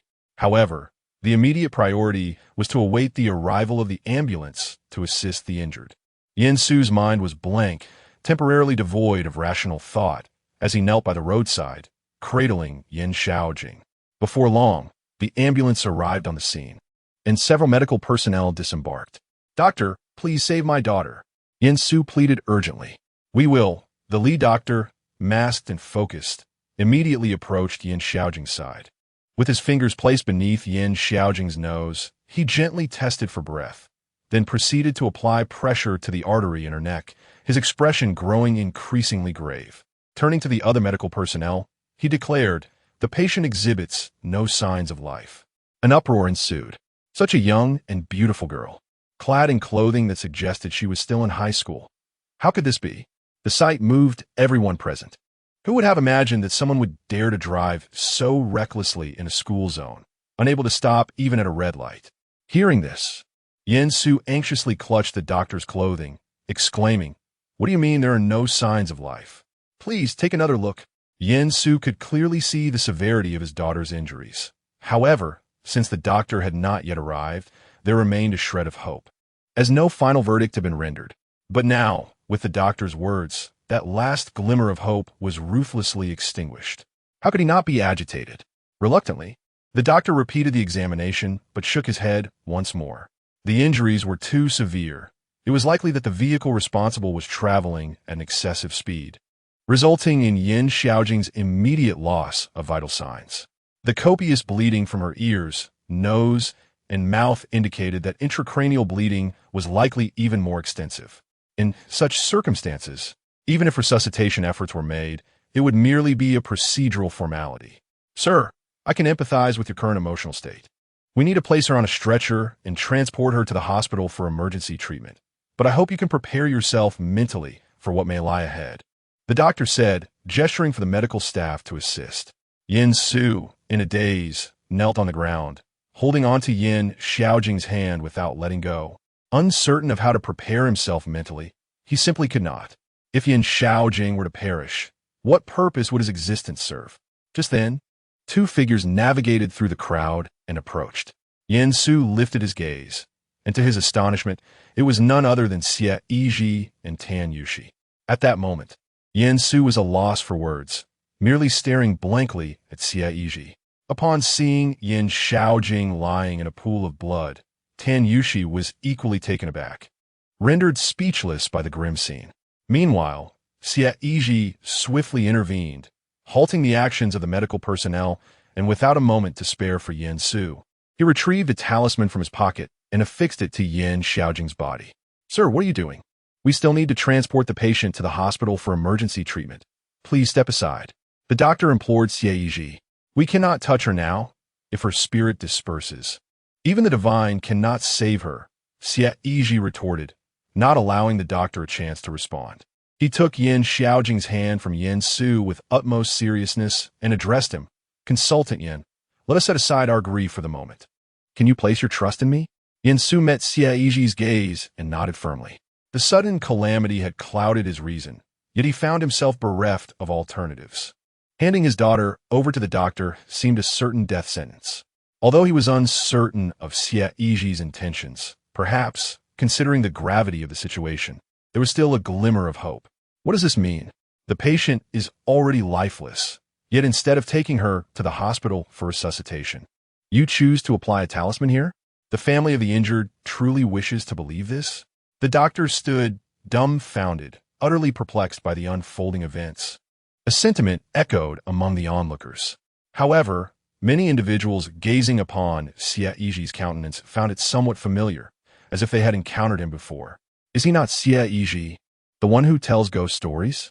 In Chapter 49, Feeling the Corpse for Qi, Reviving the Corpse, someone has already recognized Xie Yizhi. The recent surge in popularity stemmed from his live-streamed rock-paper-scissors game with a mirror, which has garnered significant attention. Subsequently, he was seen smashing sandbags at Wanda Plaza, and footage of him rubbing his palms together to create thunder-like sounds has circulated. Although it is claimed to be merely for entertainment purposes, this niche genre has left a profound impression on the audience. Just a short while ago, a local video surfaced featuring a man engaged in a rock-paper-scissors game with a mirror in a restroom, indicating a phenomenon of viral sharing. By tagging Xie Yizhi and incorporating his name into discussions, the excitement escalated dramatically. Given a multitude of onlookers present, it is hardly surprising that someone recognized Xie Yizhi. After all, he is a live streamer, orchestrating scripted performances. What could be his intent here? The young girl in distress has reached such a state. Why is she not being promptly taken to the hospital for urgent care? Why is the doctor being sidelined while he busies himself with whatever he is doing? One must wonder how the parents could permit this to unfold. Is he merely seeking to create more sensationalism? I must capture this on film. Bystanders gazed at Xie Yizhi in confusion, as it was evident that a doctor should be summoned immediately. Here he is, a social media influencer, applying talismans and dismissing the physician. What is the meaning of this? Though Xie Yizhi could hear their murmurs, the urgency of the situation left him little room for concern over their opinions. Upon arriving at Yin Shufa's location with Tan Yushi, I was met with a throng of onlookers as a sleek black Maybach departed. Navigating through the crowd, I spotted Yin Su kneeling on the ground, weeping, alongside a girl who lay unconscious. The gravity of the situation became apparent. Our immediate priority was to save the girl. Yizhi, please save my daughter. I will do anything you ask. In that moment, Yin Su gradually began to regain his faculties. Upon witnessing Xie Yizhi rush in, he swiftly produced a soul-confining talisman and affixed it to his daughter, suddenly realizing the urgency of the matter. If her spirit were not forcibly sealed within her body in a timely manner, the deterioration of her bodily functions would reach an irreversible state. He comprehended the gravity of the situation, Yet the shock had been so overwhelming that he had not had the chance to think. Over the past 2 days, Yin Su had observed that, despite his youth, Xie Yizhi exhibited remarkable composure and restraint in his actions and words. It was reasonable to trust that he would not fabricate reassurances to placate his distress at such a critical moment. "Please step back," Xie Yizhi instructed the doctors, signaling Yin Su and others to maintain a safe distance. The doctors had intended to voice their concerns, but seeing the family retreat, they could do little but follow suit. Xie Yizhi recalled his father, Xie Yizhi, once recounting that in his early years as a corpse transporter, he occasionally encountered cases where the deceased were merely in a state of suspended animation. In those days, medical conditions were far less advanced, and many who appeared to have perished were not truly dead. Rather, they had entered a state of apparent death. After a certain period, if fortune smiles upon one, there exists a possibility of revival. However, should family members exhibit excessive efficiency in their affairs and have already interred the individual, even the most tenacious spirit may succumb to fate. To avert the premature burial of a seemingly lifeless body, it is customary for the deceased to be taken to the ancestral hall, where family members may keep vigil for several days, traditionally 7, though some regions observe 3 to 5 days. This practice, which has evolved into various customs across the land, serves to instill a glimmer of hope in the hearts of the bereaved that their loved one might awaken from the depths of death. Moreover, there are instances when, at the moment of passing, the body's functions may still persist, with only the breath having departed. Traditional Chinese medicine posits that life is sustained by a vital energy, which gradually diminishes over time, a process that ideally spans decades or even centuries. Yet, should external forces interfere, this vital essence may dissipate in mere minutes or seconds. As the energy wanes, the soul disperses. Thus, Xie Yizhi promptly employs a soul-conserving talisman to safeguard Yin Xiaojing's body, preventing her spirit from vacating the vessel. At her tender age of merely a few years in her teens, Yin Xiaojing's physical form is remarkably resilient, even in the face of severe injury. Her body ought to withstand the ordeal. However, before any rescue efforts can commence, it is imperative to locate the source of her energy loss and seal it. Xie Yizhi warms his thumb and middle finger, enhancing his sensitivity to discern the location of the energy outlet.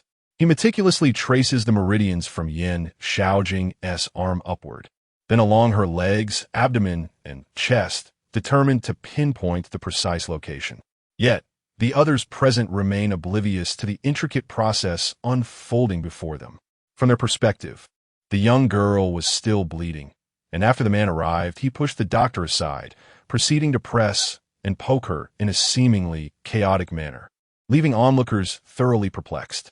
What on earth was he doing? It was difficult to assess the situation. Why hadn't they rushed her to the hospital? The girl had already been unresponsive for quite some time. What was the purpose of this pressing? Surely, he couldn't be taking advantage of the situation at such a moment. A person should not, at the very least, engage in such behavior. Uncertain, yet his technique did not appear random. It seemed rather methodical. But what did that matter? Could he possibly be more skilled than the doctors? If pressing her could revive her, I would eat the ambulance's siren lights right here and now. The crowd was indignant. Were it not for Yin Su's parental consent, they would have certainly intervened to stop Xie Yizhi. The young girl had just been struck by a vehicle, suffering enough already. They should have rushed her to the hospital without delay, rather than engaging in this futile pressing. Surely, a few presses could not bring her back to life, could they? Xie Yizhi paid no heed to the murmurs, his hands continuing their motions, while Tan Yushi could only watch anxiously, too apprehensive to interrupt him. Others may have doubted Xie Yizhi, but she certainly would not. Finally, Xie Yizhi's hand came to rest on Yin Xiaojing's forehead, his thumb pressing firmly. "Please retrieve the piece of white jade from my bag," he instructed Tan Yushi as he found it difficult to do so himself. Without hesitation, Tan Yushi reached into the bag slung over Xie Yizhi's shoulder and soon produced a piece of white jade, roughly the size of a thumb. The jade cicada, resembling a flying insect, felt particularly cool and smooth in his hand, its luster surpassing that of the protective talisman previously lent to her by Yin Su. suggesting it possessed considerable age. Xie Yizhi accepted the jade cicada and, replacing his thumb with it, placed it gently on Yin Xiaojing's forehead. He then turned to the medical personnel and requested some gauze. The staff momentarily hesitated, but swiftly fetched a bundle of gauze from the vehicle, handing it over to Xie Yizhi. He meticulously unwrapped the gauze, layer by layer, winding it around Yin Xiaojing's head, securing the jade cicada in place at her brow. "Is that you, Ran?" Yin Su inquired. Xie Yizhi nodded, explaining, "The yang energy is leaking. One cannot use purely yang objects to seal the energy points. This is the only item I possess that is of the yin attribute, and it should suffice." In ancient times, individuals of significant stature, wishing to prevent their corpses from decaying after death, would use jade to seal all 9 orifices of their bodies. These jades are collectively known as burial jades, with those held in the mouth referred to specifically as yuran. These burial jades come in various shapes, with the jade cicada being the most common. The cicada larvae undergo a metamorphosis underground, emerging from their shells to transform into cicadas, symbolizing transcendence, rebirth, and the immortality of the soul. This particular piece was something Xie Yizhi had discovered while exploring the old market in Yangcheng before his graduation.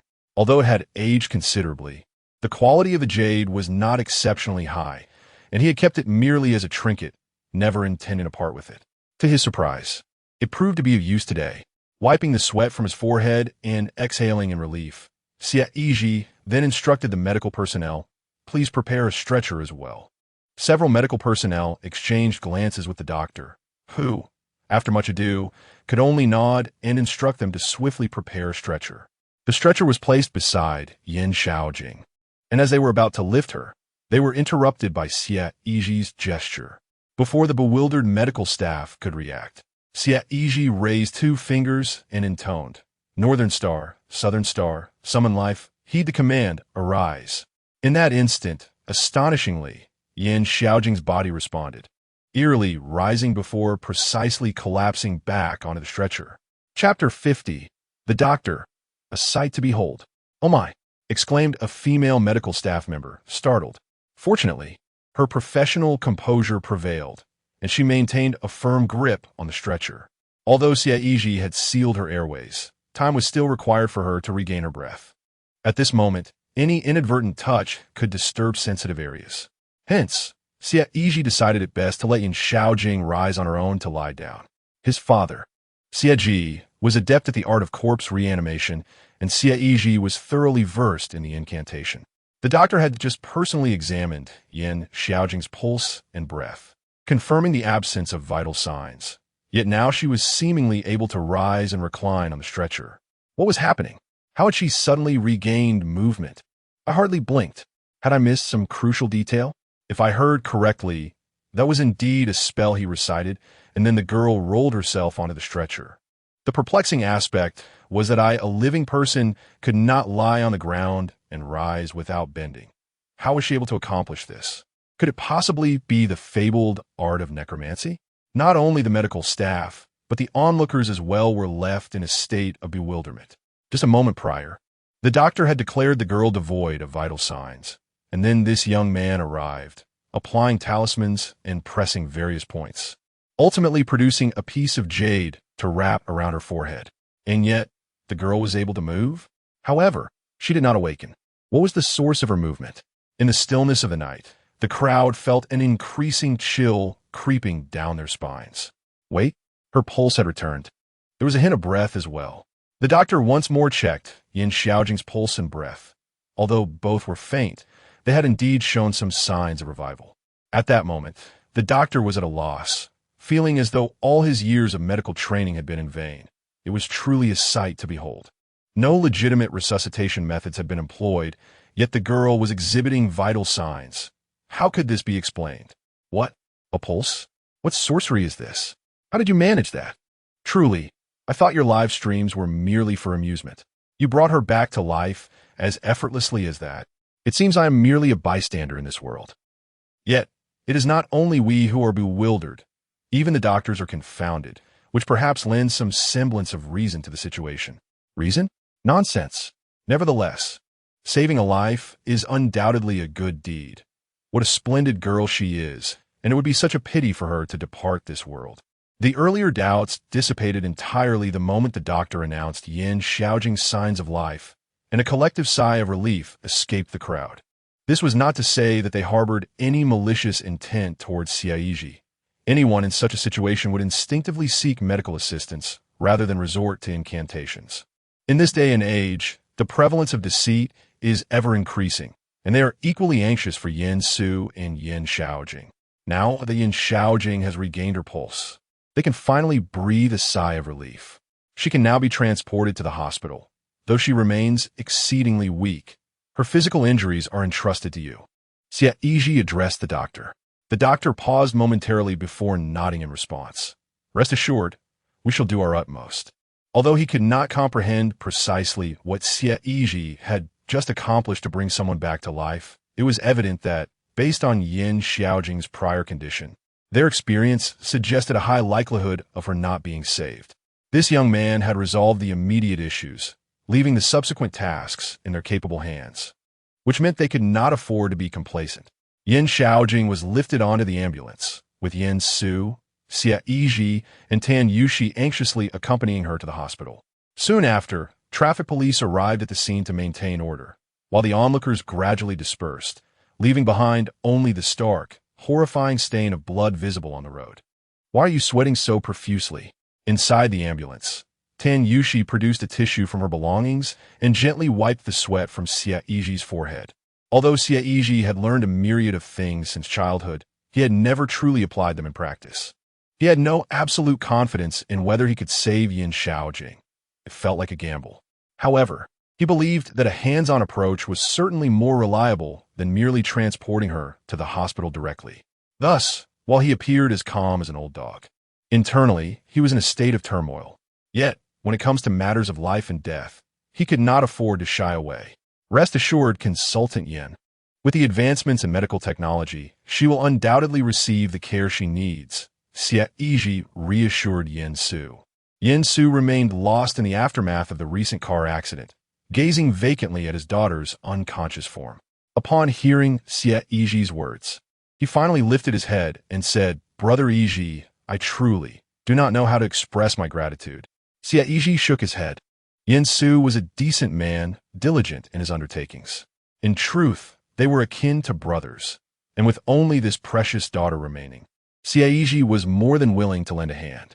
What exactly happened? Did the vehicle collide with Jingjing's car and simply flee? Tan Yushi inquired. Yin Su nodded, and at the mention of that car, his anger surged anew. I remember the license plate. If anything were to happen to Jingjing, I would risk everything to ensure he pays for it. Not only did he speed and run a red light, but after colliding with my daughter, he had the audacity to flee the scene. Such a person cannot be allowed to go unpunished. Ultimately, it would come down to a life for a life. If anything were to befall Yin Xiaojing, Yin Su had no desire to live alone. However, he vowed to settle the score before meeting his own end. I have already informed Captain Zhang. He should arrive at the hospital shortly. Please provide him with a license plate so he can assist in the investigation and review the surveillance footage. We should be able to quickly ascertain the details of the vehicle and the identity of the driver. Tan Yushi stated, with Zhang Qi's connections. The traffic police would undoubtedly expedite the inquiry. Chapter 51. A Medical Miracle. Grateful, Yin Su upon arriving at the hospital. Yin Xiaojing was immediately taken into the emergency room for critical care. Although Xie Yizhi has temporarily blocked the air vent, if the injuries on the body are not treated promptly, they will not be sustained for long. Outside the emergency room, Yin Su held his head in his hands, rendered speechless. At this moment, apart from the news that his daughter had been safely rescued, he could not absorb any further information. Shortly thereafter, Zhang Qi and Fu Yingsu arrived at the hospital. Zhang Qi, who had frequent interactions with Yin Su in their professional lives, maintained a good rapport with him. Upon hearing that Yin Su's daughter had been in a car accident, he forsook his rest and rushed to the hospital immediately. Old Yin, how is the situation? Zhang Qi inquired anxiously. She is still undergoing emergency treatment. It may take some time, Yin Su replied, glancing up at Zhang Qi, nodding slightly, and exhaling a sigh. He fished out a cigarette from his pocket, but reconsidered, remembering the hospital setting, and tucked it back away. Zhang Qi approached and placed a reassuring hand on Yin Su's shoulder, comforting him that everything would be all right. Tan Yushi had already messaged him with a general overview of the situation, so he had a certain understanding of the events that had transpired. He then turned to Xie Yizhi, nodding in acknowledgement. Among familiar men, a simple nod suffices for greetings without the need for excessive formality. The license plate has been identified, and the surveillance footage has been reviewed. Everyone can rest assured. We will not allow the perpetrator to evade justice. Zhang Qi continued. Who was the owner of the vehicle? Tan Yushi pressed for more information. Not only was Yin Su fuming, but she too was filled with indignation. Such a lovely girl, merely in high school, at such a tender age, had encountered this misfortune. To make matters worse, the offender had fled the scene of the accident without remorse. How utterly despicable. Fu Yingxue cast a glance at Zhang Qi and began to elucidate. After tracing the license plate, it was revealed that the owner is Zhao Changyi, the president of Yutai Group. However, it is likely that he was not the one driving the vehicle. The surveillance footage indicates that the car turned onto Labor Road, with its last parking record at Ronghe Hotel. Upon hearing the name of Ronghe Hotel, both Xie Yizhi and Tan Yushi exchanged a startled glance, their bodies tensing in unison. They had just emerged from Ronghe Hotel. Could it be Zhao Xie? Tan Yushi exclaimed. Zhao Xie? Fu Yingxue and Zhang Qi looked at the two with perplexity. Tan Yushi proceeded to recount the entire episode of their visit to Ronghe Hotel, where they had dined and subsequently encountered a conflict with Zhao Changyi's son, Zhao Xie. Zhang Qi nodded, concluding that it was highly probable that the individual who collided with Yin Su's daughter was indeed this Zhao Xie. Xie Yizhi felt a surge of anger rise within him. Had he foreseen the ensuing chaos, he would have certainly not allowed Zhao Xie to escape so easily. Had he acted more decisively at that moment, perhaps the timing could have been altered, preventing the unfortunate incident involving Yin Xiaojing. The thought pierced his heart like a nail, causing an uncomfortable ache. If only time could rewind to that moment in the restaurant, he would have ensured Zhao Xie was incapacitated, rendering him unable to leave the establishment for some time. Noticing the change in Xie Yizhi's demeanor, the usually whimsical Tan Yushi gently tugged at his sleeve and softly remarked, "The one at fault is the perpetrator. Even if nothing had transpired today, the root of the problem lies with him, and other incidents would inevitably occur. Indeed, such calamities invariably invite trouble." Fu Yingxue echoed her sentiments. Xie Yizhi exhaled a heavy sigh, striving to regain his composure, only to notice that Yin Su could no longer remain still. His fists were clenched tightly, his jaw set in determination. Had it not been for Yin Xiaojing's ongoing rescue within, he would have already charged out. Zhang Qi stood nearby, calming his agitation, emphasizing that he must not act impulsively. Regardless of who the adversary might be, criminal acts cannot evade the law. They would ensure that justice was served, ensuring Yin Xiaojing would not have suffered in vain. However, they must adhere to the proper procedures. After the traffic police verified the situation, those responsible would undoubtedly be apprehended. Just then, the red light indicating in surgery above the operating room extinguished and the door swung open. The crowd hastily gathered at the entrance, and moments later, the doctor emerged, removing his mask and announcing, "The patient has temporarily escaped the perilous phase. However, she remains quite weak and requires constant monitoring. Soon, she will be transferred to a ward. The following 3 days will still be critical. We must not be complacent and should engage her in conversation as much as possible." Upon hearing the doctor's words, everyone present finally exhaled with relief, grateful that she had been saved. "Thank you, doctor," Yin Su exclaimed with fervor, feeling as though he might collapse from the weight of tension that had finally lifted. "It is my duty," the doctor replied, but as he turned to leave, he paused, glancing back at Xie Yizhi, seemingly hesitant to speak. Ultimately, he expressed his heartfelt gratitude towards the young man, acknowledging that, although he remained uncertain about the specifics, his daughter was once thought to have little hope for survival. It was this individual who significantly enhanced her chances of recovery. To describe it as a medical miracle would not be an exaggeration. After speaking, the doctor did not linger and proceeded towards his department. fatigued from the demanding surgery and in dire need of rest. Yizhi, my words may be clumsy, but from this moment forth, my life belongs to you. Should you have any requests, I will exhaust every effort to fulfill them. Su grasped Xie Yizhi's hand tightly, trembling as he spoke. Such heavy words. Xie Yizhi replied, at a loss for how to respond. However, the others comprehended the gravity of the situation. In Su's eyes, his daughter held more value than his own life. Xie Yizhi had saved her, and if there were ever a need, Su would not hesitate to offer his life in gratitude. Subsequently, Xiaojing was transferred to a private hospital room, and several individuals followed her inside. Observing her frail form, adorned with numerous tubes and medical devices, Su felt a tumult of emotions within him. He silently reproached himself for failing to protect his daughter, pondering that had he been the one struck by the vehicle instead of Xiaojing, he might have fared better than he currently did. The Yutai group. Zhao Xie.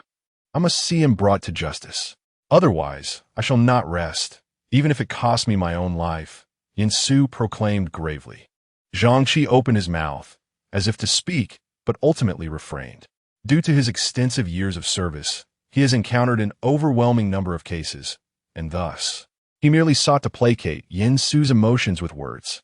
However, cases like Xiaojing's pose a significant challenge, even if the perpetrator of the hidden run is indeed Zhao Xie. Bringing him to justice is likely to be a formidable task.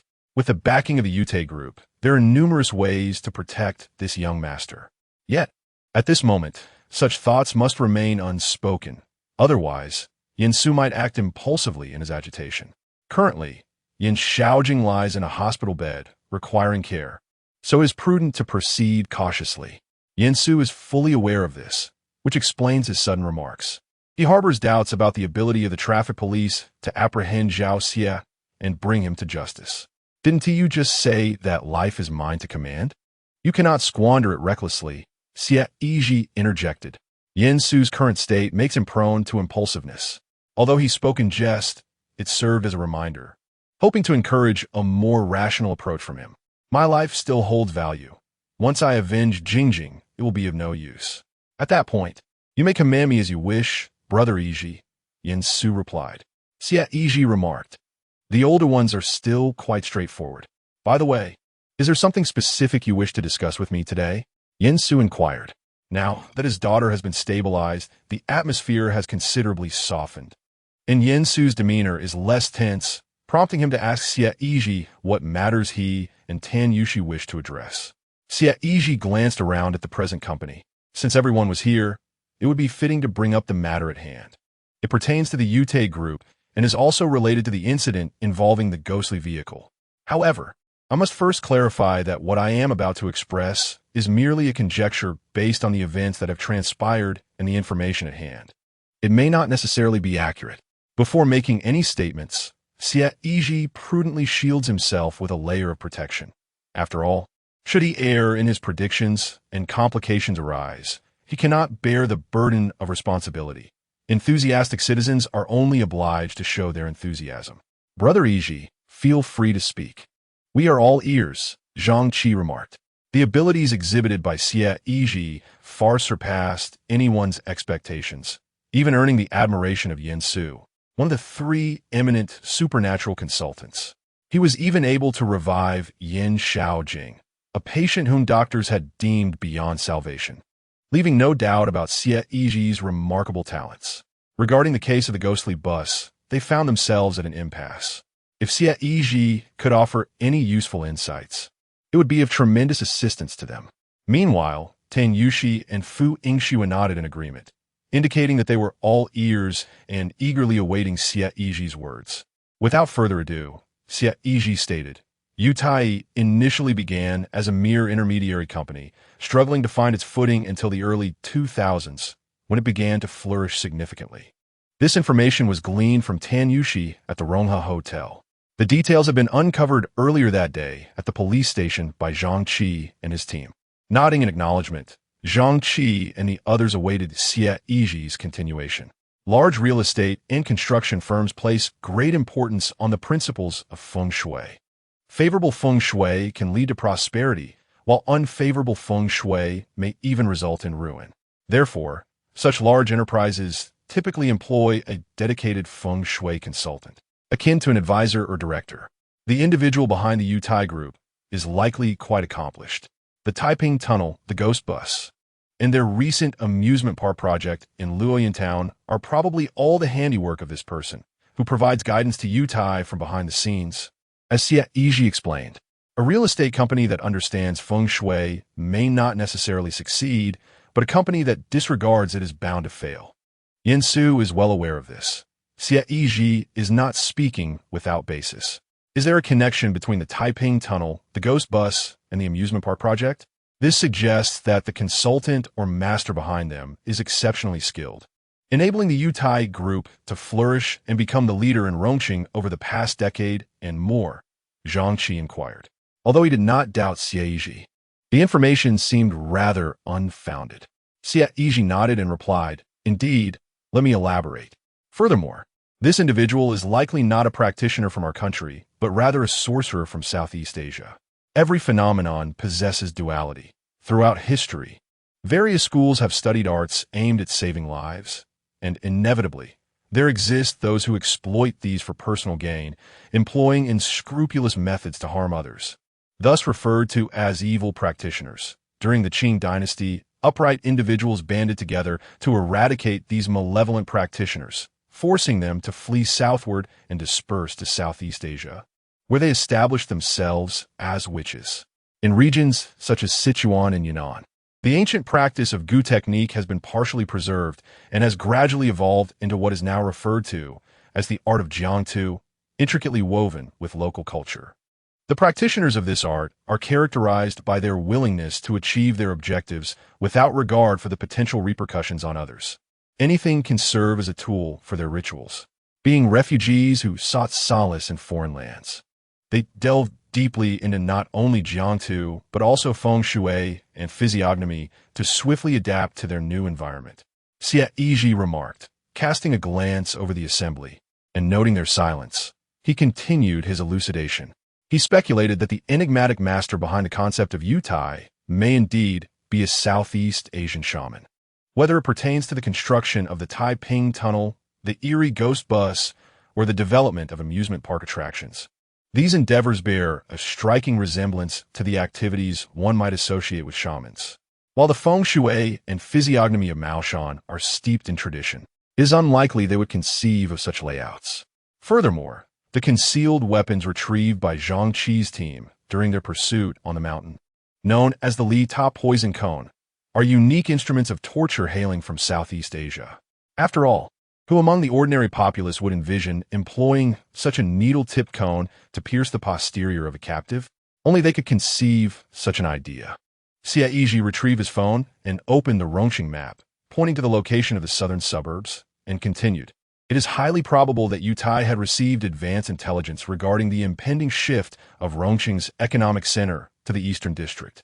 The construction of the airport aims to establish connections with surrounding cities. However, the intermediary companies in the southern suburbs face a dead end if they do not reform. In the southern suburbs, the remnants of the old city stand, beyond which lies Luoyang Town. The cities of Fengcheng, Tuoqing, and Rongqing are interconnected and easily accessible via highways, soon to be complemented by light rail, rendering any stop in the dilapidated Luoyang Town unnecessary. Thus, this area, the entirety of the southern suburbs, appears to be rendered obsolete, leaving only a hollow shell. Yet beneath this location, Consultant Yin observed this. What is it? Xie Yizhi pointed to the position of the Taiping Tunnel and traced a few lines on the map, connecting the veins of the layout. The atmosphere was undeniably stifling, prompting Xie Yizhi to initiate an interactive segment. Yin Su remarked, "This is a mountain and water." Xie Yizhi responded, "Who cannot tell that this is a mountain? Even if Tan Yushi were here, she would see it." He had to explain, "This is a water vein." Chapter 53. Is life a wilderness? Only those with resources can afford to roam freely. It appears that Yin Su has not delved deeply into the realm of feng shui within his Taoist practices, primarily excelling in ghost-slaying techniques. Is it akin to a dragon vein? Tan Yushi inquired. She often encountered plots in novels where antagonists intentionally severed dragon veins, unleashing formidable forces that were long suppressed. However, Xie Yizhi shook his head in denial, stating there are scarcely any dragon veins nationwide. Places endowed with dragon veins have historically been sites where emperors rise and fortunes flourish. The desolate place of Rongqing surely lacks any. Tan Yushi nodded reluctantly, realizing that the concept of dragon veins is not as commonplace as depicted in novels. Observing the bewildered expressions of a few, Xie Yizhi elaborated. In the realm of feng shui, mountain ranges are associated with human prosperity, while waterways symbolize wealth and power. However, waterways can also signify great misfortune or immense fortune. The location in Nanjiao, originally blocked by mountains at its terminus, has rendered the waterway stagnant and unable to flow. This stagnant waterway is a harbinger of great calamity, thus making this stretch of road prone to unforeseen accidents. Zhang Qi agreed, acknowledging the truth in this. Indeed, the controversial bus plunge incident of 2005 was attributed merely to the treacherous mountain road, without awareness of such interpretations. Therefore, upon hearing that a tunnel was to be constructed through this mountainous path, the opportunistic Yu Tai immediately seized the chance, investing heavily to become the principal financier of the Taiping Tunnel. For once the tunnel is completed, penetrating the mountain, even if the tangible benefits are minimal, the ability to monopolize the fortunes of this waterway would be exceedingly worthwhile. Yet, even with the tunnel's construction, the waterway remains severed, unchanged.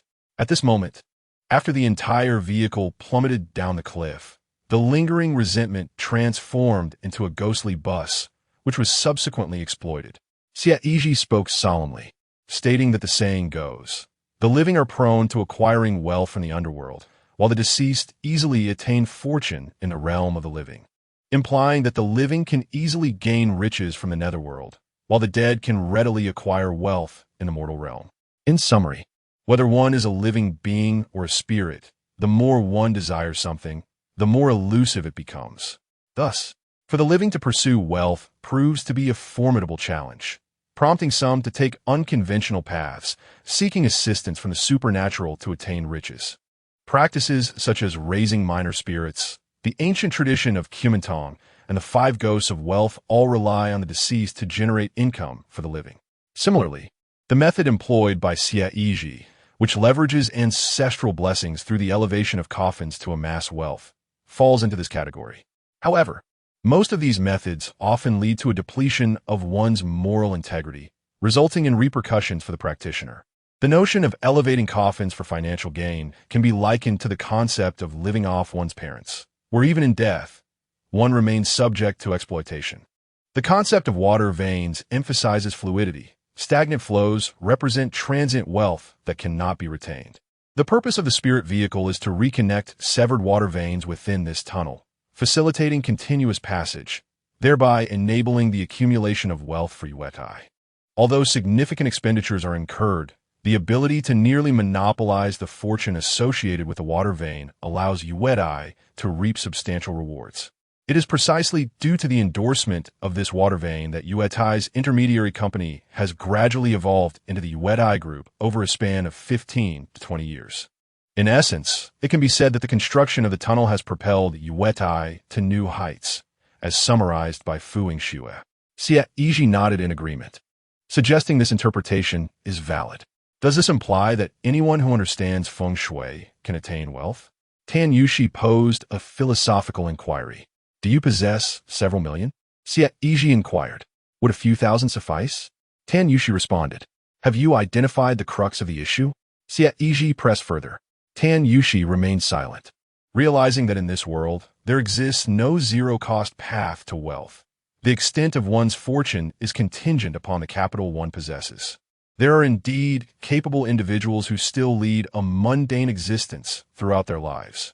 This is often due to certain elements that are absent from the moment one opens their eyes at birth, and thus may never be acquired in a lifetime. The leap across social classes is exceedingly arduous. I understand this. Life is akin to a vast wilderness, and only those with resources can truly thrive within it. As Fu Yingxu added, Zhang Qi pondered over Xie Yizhi's remarks, meticulously noting each point of information. As the captain of the team, his mindset was considerably more mature and composed, unlike the two young interns. However, if the function of the ghostly bus is merely to supplement the incomplete flow of water, then why do occurrences of soul harvesting arise, and what is their purpose? Zhang Qi articulated the most crucial inquiry. According to Xie Yizhi's conjecture, if the ghostly bus has already fulfilled its role, why then is there a need to ensnare the souls of passengers, particularly one of the 3 souls and 7 spirits known as Shuangling? I, alongside Tan Yushi, have learned that the Yutai group has undertaken a significantly large amusement park project in Luoyang town, which is substantial even for them. However, my observations indicate that the project's progress has not been as smooth as anticipated.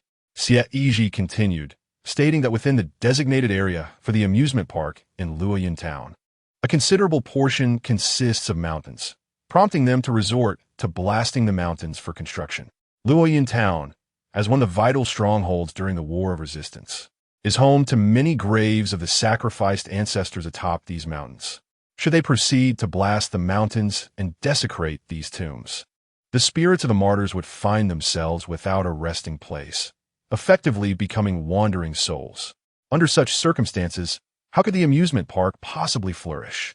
Thus, the most effective approach would be to establish a shrine and erect a tablet for veneration, akin to re-establishing a household registration. However, this process is exceedingly lengthy and demands considerable effort. Moreover, the requirements for those presiding over the rites are quite stringent. Even if the adept behind the scenes possesses this capability, they are likely disinclined to expend such considerable effort. Consequently, since the mountain must be blasted, and if the construction of a shrine is not an option, the only recourse left is to devise a means to guide the spirits of the departed away post-explosion. The souls of soldiers who perished in war carry an inherent aura of vengeance, far more potent than that of ordinary souls. Given their multitude, a forceful approach would be impractical. Even the most skilled practitioners would find themselves overwhelmed. Chapter 54. The shadowy figures in the hospital. So what then? Soul retrieval. After all, the ghostly carriage, which harbors spirits, is readily available, allowing for the extraction of the most vulnerable of the 3 souls, the Shuangling, also referred to as the Earth Solar Corpse soul. On one hand, if a person loses their other souls, their body will soon wither away completely. However, the loss of the Shuangling does not lead to immediate demise, but rather to a state of madness. In this manner, passengers return only to descend into madness, while their physical state remains unremarkable, making the true cause difficult to ascertain. On the other hand, the Shuangling, being of the Yin nature, governs wisdom, responsiveness, and investigative abilities, thus holding immense allure for ghosts and departed souls. In other words, the purpose of the ghostly carriage's soul retrieval is to captivate the spirits of the fallen heroes? Yen Su inquired. Upon reflection, this does seem to be the only plausible explanation. Yet, Xie Yizhi shook his head in denial. It should not be so. While the Shuangling may attract other spirits, it would not hold the same appeal for the fallen heroes. Xie Yizhi has always remembered his father's words, Xie Yizhi. Even in death, as a wandering spirit, they would never willingly harm others. After all, they sacrificed themselves to protect the people. So how could they possibly cause harm? There is another overlooked issue. The ghostly bus does not collect just any soul, nor does it claim passengers by mere chance every day. It appears to be rather targeted. Zhang Qi interjected. Xie Yizhi nodded, acknowledging that Zhang Qi had hit the nail on the head. Is indeed targeted. If I am not mistaken, all those marked by the ghostly bus must have ancestors who sacrificed their lives during wartime, buried on the mountains of Luoyang town. Xie Yizhi remarked. A chill ran through the crowd as they began to grasp the implications of Xie Yizhi's words. The ghostly bus seeks out the descendants of martyrs. Once a certain number are accumulated, their souls can be used as leverage to coerce the spirits of the ancestors, to protect the descendants or the souls of their comrades. They must either leave or take some action. This way, there is no need for extensive efforts to build ancestral halls or wait for long periods. Normal operations, such as blasting mountains and constructing amusement parks, can continue. Almost in unison, everyone turned their gaze towards Tan Yushi, for she too was among the targets of the ghostly bus.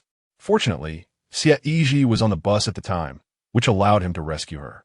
Had he not been present, Tan Yushi would likely have found herself in a psychiatric hospital, learning to slay gods. It seems that my great-grandfather sacrificed his life during the battle in Luoyang town.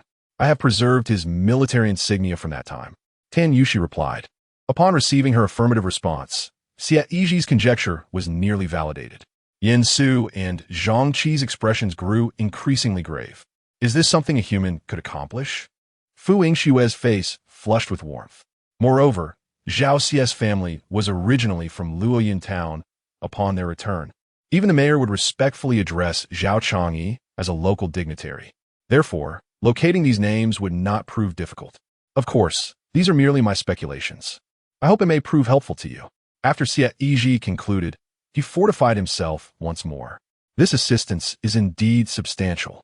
Yin Su and Zhang Qi exchanged glances, aware that their information paralleled that of Xie Yizhi. In fact, given their status, the intelligence they possessed was likely greater rather than lesser than his.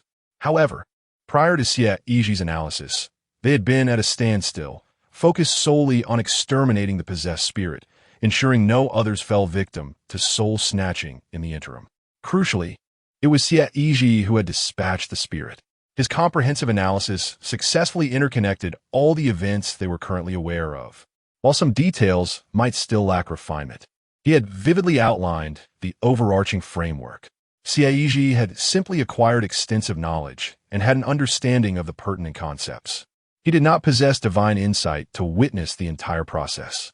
Achieving this level of comprehension left Zhang Qi profoundly astonished. This exemplified a dimensionality reduction in knowledge, necessitating not only a wealth of understanding, but also a sharp intellect. Otherwise, even the brightest mind would struggle to articulate such insights. At this moment, Zhang Qi comprehended why Yin Su held such a high regard for Xie Yizhi. Not only was he adept at exorcism, but he also possessed a wealth of knowledge. Tan Yushi and Fu Yingshuo leaned closer, whispering to one another. Do you think his mind operates more efficiently than ours, or is it that he simply utilizes it less? Zhang Qi diligently noted down the key points from Xie Yizhi's analysis on his phone, eager to refine them later. He then spoke up. This is merely the surface. What we are aware of is just the tip of the iceberg. Behind the scenes, we cannot fathom how many deeds the Yuedai group has already accomplished. When a cockroach scuttles across the floor, it signifies that the shadows of the room are teeming with them, so numerous that they can no longer remain hidden. If that is the case, having reached this stage, they are even less likely to relent. It is highly probable that there are additional contingency plans in place that we cannot afford to overlook. Yin Su spoke coldly, then turned his gaze towards his daughter lying on the hospital bed, pondering the quiet reckoning he must confront. I, too, must settle accounts with them. At this juncture, his expression grew complex, as if a silent resolution had been reached. Old Yin, your primary task these days is to watch over Jingjing in the hospital. We will manage things on our end. Rest assured, Zhang Qi reassured him. At present, aside from his daughter, Yin Su found himself incapable of attending to other matters. He could only await the moment when Yin Shaojing would awaken and truly emerge from the perilous phase. At that time, he would be free of all constraints. I will stay here to care for Jingjing. You all should head back. It has been a long day. Gratitude was expressed by Yin Su, who clasped his fists and faced Xie Yizhi and the others with heartfelt thanks. That being said, we shall take our leave. Should you require any assistance, do not hesitate to call, Zhang Qi replied. Just as they exited the hospital room, Tan Yushi seemed to recall something and spoke at the door. Oh, by the way, Consultant Yin, I've arranged for a caregiver for Jingjing, who will be arriving shortly. Please try not to leave the room. Let the caregiver handle tasks such as fetching water or washing things. Yin Su expressed his gratitude multiple times, praising Tan Yushi for her thoughtfulness. Indeed, girls often exhibit a greater attention to detail and consideration in certain matters. Xie Yizhi grew increasingly curious about the background of this woman. Her recent demeanor suggested a nonchalant attitude towards her work at the police station, as if she were indifferent to her salary. The two young women walked ahead, chatting and advocating for Yan Shaojing. Meanwhile, Xie Yizhi, trailing behind, felt a peculiar sensation, as though someone were watching them. It was a subtle yet unsettling feeling, one that he instinctively sensed was not merely a figment of his imagination. "Why are you not moving?" Tan Yushi inquired as she turned back. At that moment, Xie Yizhi halted, gazing toward the elevator not far behind him. Inside the elevator stood two men, dressed in black and white suits, their eyes meeting Xie Yizhi's. In that instant, a chill ran down his spine. The two men wore faint smiles, seemingly amused by Xie Yizhi, and they even waved at him. Subsequently, the elevator doors began to close slowly as it descended. "Did two individuals just wave at us in the elevator?" Xie Yizhi inquired of his companion, Tan Yushi. "Brother, don't frighten me. There's no one in the elevator. We just came down. This hospital is deserted," Tan Yushi replied, shrinking his neck in trepidation as he gazed at the elevator. "Isn't it descending?" Xie Yizhi questioned, his confusion deepening. "Come on, don't joke around. The inpatient building has no underground parking or anything. It's just one floor. How could the elevator possibly go down?" Chapter 55. The White Wu Chang. The mere thought of startling him makes me want to laugh. Xie Yizhi paused for a moment, then turned his gaze back to the elevator. At this moment, the display clearly indicated that the elevator was ascending. Upon a closer look, the floor indicator confirmed what Fu Yingxue had said. There was indeed no basement level. Yet, Xie Yizhi was certain he hadn't seen his scene. Two men had waved at him in the elevator, as if they were acquainted with him. Surely, it could not have been phantoms? Xie Yizhi pondered, realizing that if those two were not living beings, they ought to emanate an aura of yin energy, yet he felt none whatsoever. "What do the two individuals look like?" Tan Yushi inquired. "Perhaps I subconsciously noted someone earlier. After a long day's work, I might be experiencing hallucinations," Xie Yizhi speculated. "Just describe them. If I've encountered them before, I'll recall where." They were dressed in black and white suits, one tall and one short, with braids in their hair, and they were holding umbrellas, Xie Yizhi elaborated. Tan Yushi appeared pensive, as if recalling something. She exchanged a glance with Fu Yingxue, then retrieved her phone and swiped a few times, presenting the screen to Xie Yizhi. "Is it these two?" she inquired. Xie Yizhi focused on the screen and was taken aback. It was an image reminiscent of a comic illustration. Depicted were two figures in black and white, their expressions and gestures rather alluring, strikingly similar to the two individuals he had encountered in the elevator. "Yes, it's them. But what is this image?" he exclaimed in surprise. "This is a popular fan art of the black and white impermanence online." Tan Yushi responded. "Is this really the black and white impermanence?" Xie Yizhi retorted, perplexed. "They appear nothing like I had envisioned," which was a fearsome countenance clad in ghostly attire, wielding a crying stick and a soul-fetching rope. How could this be? Perhaps the upper realm is evolving while the lower realm is developing as well. The culture of the mortal world has infiltrated. This look is more readily accepted by netizens. Tan Yushi replied with a shrug. She sighed with relief, thinking that Xie Yizhi had merely been surfing the web too much. Yet, Xie Yizhi remained certain that what he had just witnessed was no mere illusion. In a place like a hospital, the presence of supernatural beings wasn't particularly rare. Yet there had been no one else around the moments ago. It couldn't be that, after borrowing their ghostly names on the ghost bus, they had decided to haunt him deliberately, nudging him to offer some human affairs in return. After all, the renowned black and white impermanence should not resort to such petty antics. Let us go. Xie Yizhi chose not to dwell on the matter any longer. Encountering these two was hardly a fortuitous event, and it would be wise to depart promptly, perhaps to burn some paper money and joss sticks upon returning.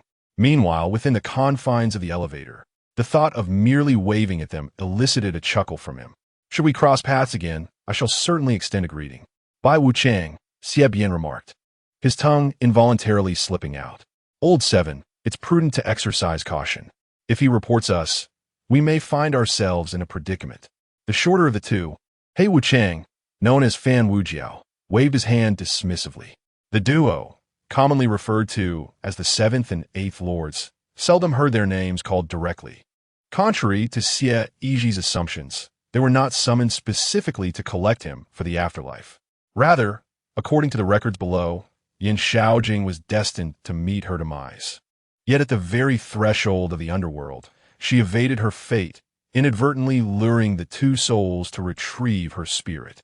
Upon their arrival, however, she was miraculously alive. As long as a soul draws breath, they are bound by the rules to refrain from intervening.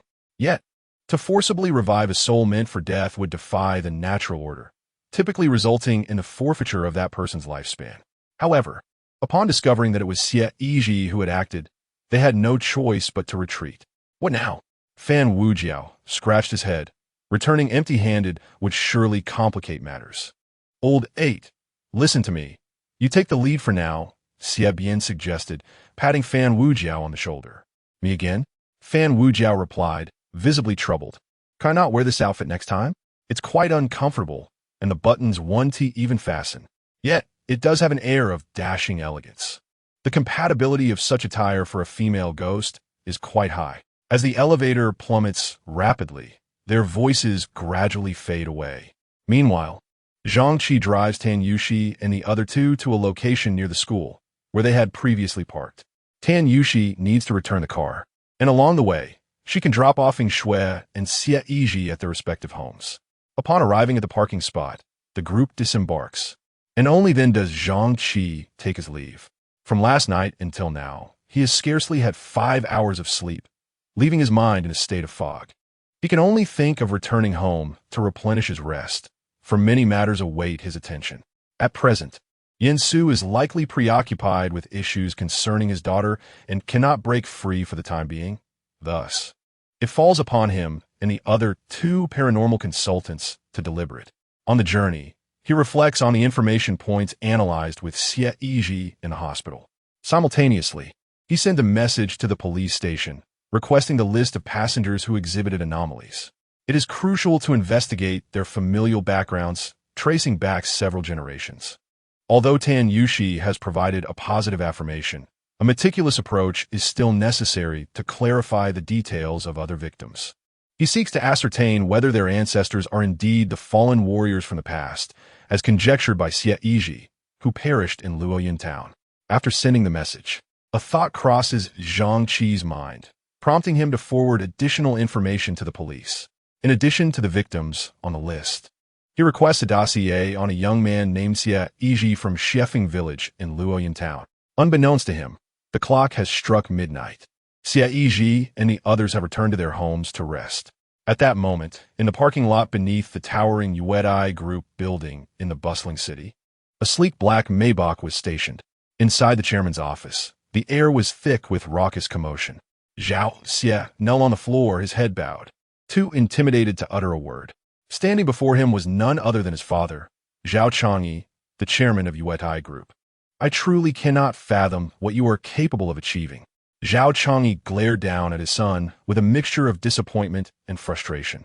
The more he pondered the situation, the angrier he became. He picked up an ashtray from the desk, contemplated for a moment, then ultimately set it back down. He had just received word that Zhao Xie had once again found himself in trouble, having recklessly collided with a student on campus before fleeing the scene.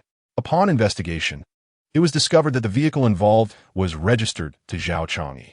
The traffic police had already made contact, and it was only a matter of time before they would arrive at his doorstep.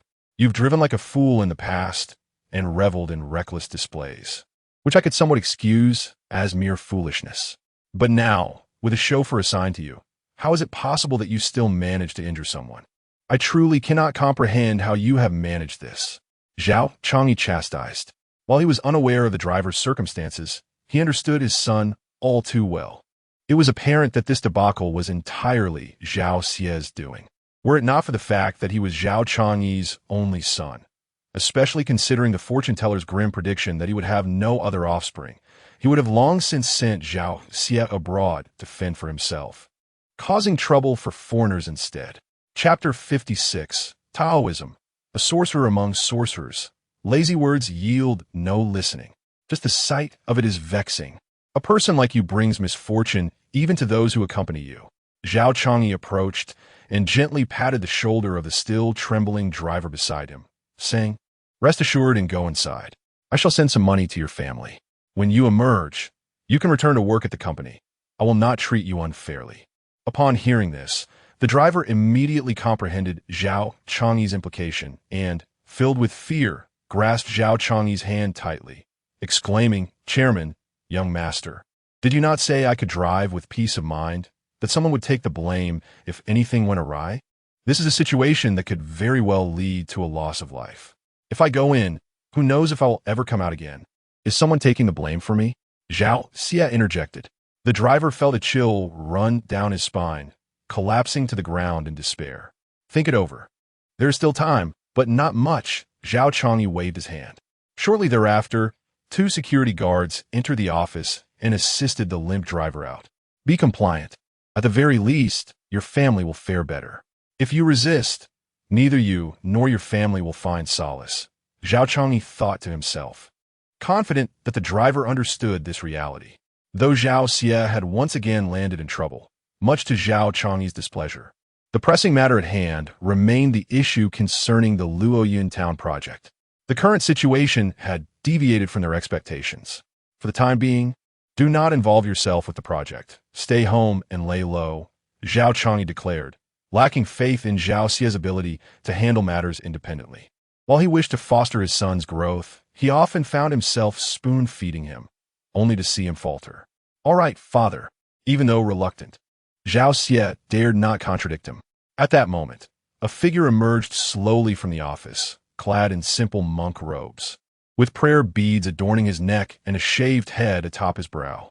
However, he appeared quite youthful, seemingly in his 30s. This individual was none other than Master Patty, whom Zhao Changyi had summoned from Siam. Over the years, Zhao had encountered Master Patty, who had seemingly remained unchanged, his appearance eternally youthful, as if he were impervious to the passage of time. In fact, Zhao felt as though he had aged far more than the monk. "What does Master Patty have to say?" Zhao asked. "Although the possessed spirit has been vanquished, a considerable number of souls have still been gathered, and we shall proceed according to our original plan to avoid prolonging the inevitable," Patty replied. Initially, Master Patty had contemplated attempting to rescue the possessed spirit, as there was only Yin Su present, a formidable opponent. Thus, the spirit had a fair chance of escaping. Furthermore, as he remained in the shadows, he could act at any moment. However, to his surprise, there were additional skilled individuals in the vehicle, who not only rescued the souls, but also decisively eliminated his possessed spirit. Consequently, with the spirit's demise, the ghostly vehicle was rendered nearly useless. Nonetheless, this setback was not insurmountable. The water vein had sustained its strength, enabling the situation to reach its current state, and its efficacy had reached its zenith. "Do you truly believe all those restless souls on the mountain will obediently comply?" Zhao Changyi questioned skeptically. "Rest assured, they will," Patty reassured him. "Your son is as foolish as a pig. Yet, you would still be reluctant to watch him perish, wouldn't you?" Patty's words elicited a contemplative response from Zhao. He nodded thoughtfully, recognizing the truth in the monk's assertion. However, he still felt it was rather extreme. According to Patty, he had utilized a fragment of the souls gathered from the ghostly vehicles, which belonged to the descendants of martyrs who sacrificed their lives during the War of Resistance. Patty intended to use these fragmented souls to lure the spirits out for salvation, even if they retained only their instincts from life. The idea of refining and sacrificing these incomplete souls would inevitably provoke their response. Once they emerged, they would fall into Patty's trap. At that point, he would present the 10,000 Ghosts banner, which had taken him decades to cultivate, and if he wished for the souls of their descendants to remain unscathed, it was unlikely they would resist entering the banner. Once they entered, there would be no turning back. Mountains could be demolished at will, and the dead would not be treated as the living. Patty added. Zhao Changyi sighed and could only nod in agreement. This project was of paramount importance to him. As he aged, his son proved to be ineffectual. The Yute group had already reached its pinnacle, and the successful execution of this project would not only yield a substantial contract, but also provide continuous annual profits. For him, this was indeed a significant prospect. Therefore, considerations of morality could be postponed until the inevitable retribution came. Enjoying the present was paramount, and any future hardships could be deemed deserved. Upon observing Zhao Changyi's acquiescence, a smile gradually spread across Patty's face, his gaze inadvertently drifting towards the window. In truth, Patty's urgency did not stem from any concerns regarding discoveries by the Rongqing police. During his escape, he had deliberately left behind several uniquely toxic cones from Southeast Asia for the police to find and study, thereby confounding them, no matter how one contemplates. The sorcerers of Southeast Asia share no tangible connection with the Yuetai group. Pathy is confident in his meticulous approach to matters. Unless there exists a traitor within their ranks or a fool who divulges information, the police would find it exceedingly difficult to trace back here swiftly. Reflecting on the passage of time since the conclusion of the Vietnam War over 30 years ago, Pathy recalls that the conflict erupted along the borders of Yun Province and Xi Province. At that time, beneath the surface of the military confrontation, sorcerers from both sides were engaged in a deadly struggle of their own. The sorcerers expelled from the country during the Qing dynasty had dispersed throughout Southeast Asia, reconstituting their practices and becoming witches. Seizing the opportunity amidst the chaos of war, they sought to infiltrate back into their homeland, only to be met with resistance from various sects who swiftly received word and mobilized to thwart their attempts. Initially, the sorcerers endeavored to reason with their adversaries, appealing to emotion and logic in hopes of securing a chance to return. However, the sects were unyielding, particularly the Taoists, who bluntly proclaimed, "You shall not cross our borders. You are sorcerers today and will remain so for eternity. We shan't waste our breath on you. You are unworthy of our explanations." Thus, conflict ensued, with witches from across Southeast Asia, including Vietnam, Siam, and India, gathering in droves. A fierce battle erupted at the border of Yun Province, with the most vigorous participation coming from one of the Taoist branches, the illustrious Maoshan.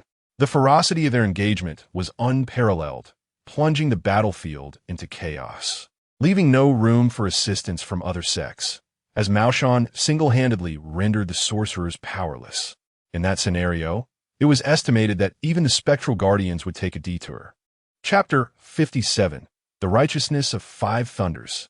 Ultimately, the sorcerers faced a catastrophic defeat, suffering grievous losses, unable to penetrate the barriers established by various sects, and were repelled at the borders. The Taoists of the Maoshan lineage even contemplated pursuing them to exact vengeance. However, they were dissuaded by other sects, lest they pursue the remnants into Southeast Asia. The remaining sorcerers, driven by madness, resorted to mass suicide, while the suicides of ordinary individuals yield little consequence, resulting merely in wandering spirits or lesser apparitions. The sorcerers were a different breed altogether, each of them having cultivated their craft for decades. Even in death, they would manifest as far more formidable entities than typical ghosts. Regardless of their alignment, both righteous and malevolent paths possessed methods for transformation post-mortem. One of the most prevalent methods involves choosing to end one's life while clad in red, often in the face of unbearable grievances or unavenged enmities. Thus, it is said that under the influence of resentment and the red garments, they may directly transform into vengeful spirits, achieving a threat level that could reach the soul-harvesting tier. Not to mention, those who specialized in dark arts had devised novel means of demise. Consequently, a substantial number of ghostly sorcerers emerged along the borders of Yun Province, having already tasted death, augmented by their accumulated resentment and mastery of sorcery. These ghostly sorcerers proved to be far more ruthless than the previous army of sorcerers. This time, even the various sects found themselves struggling to withstand the onslaught, yet they resolutely held their ground, unwilling to retreat even an inch, steadfastly defending Yun Province. The original conflict of witchcraft has evolved into a fierce battle between humans and spirits, with an array of mystical techniques emerging in abundance. It is said that this fierce confrontation lasted for an entire 3 months, during which the border of Yun Province experienced incessant rain. Ultimately, it was a Taoist priest from Maoshan who stepped forth, wielding the formidable lightning technique known as Five Thunder Righteous Method, forcibly suppressing the ghostly witches for half a century, equating to 30 years. Now, reflecting on the passage of time, it has been over 30 years since that great war. and it seems inevitable that another significant event is on the horizon. Patty was, in fact, one of the sorcerers involved in that conflict over 3 decades ago. However, after being defeated, Patty fled back to Siam. In Patty's perspective, those self-destructive ghost witches were akin to machines. What could they possibly achieve through such a desperate struggle? What truly matters in this world? Is it merely about being ruthless? Certainly, it is about employing one's intellect. Years passed, and Patty, leveraging the connections with Zhao Chang'e and fabricating a new identity, arrived in Rong City. Behind the scenes, he guided Zhao Chang'e, whose rapid advancements can be attributed not only to his innate fortune, but also to Patty's assistance. Presently, Patty has received news that numerous sects have already set out for Yun Province.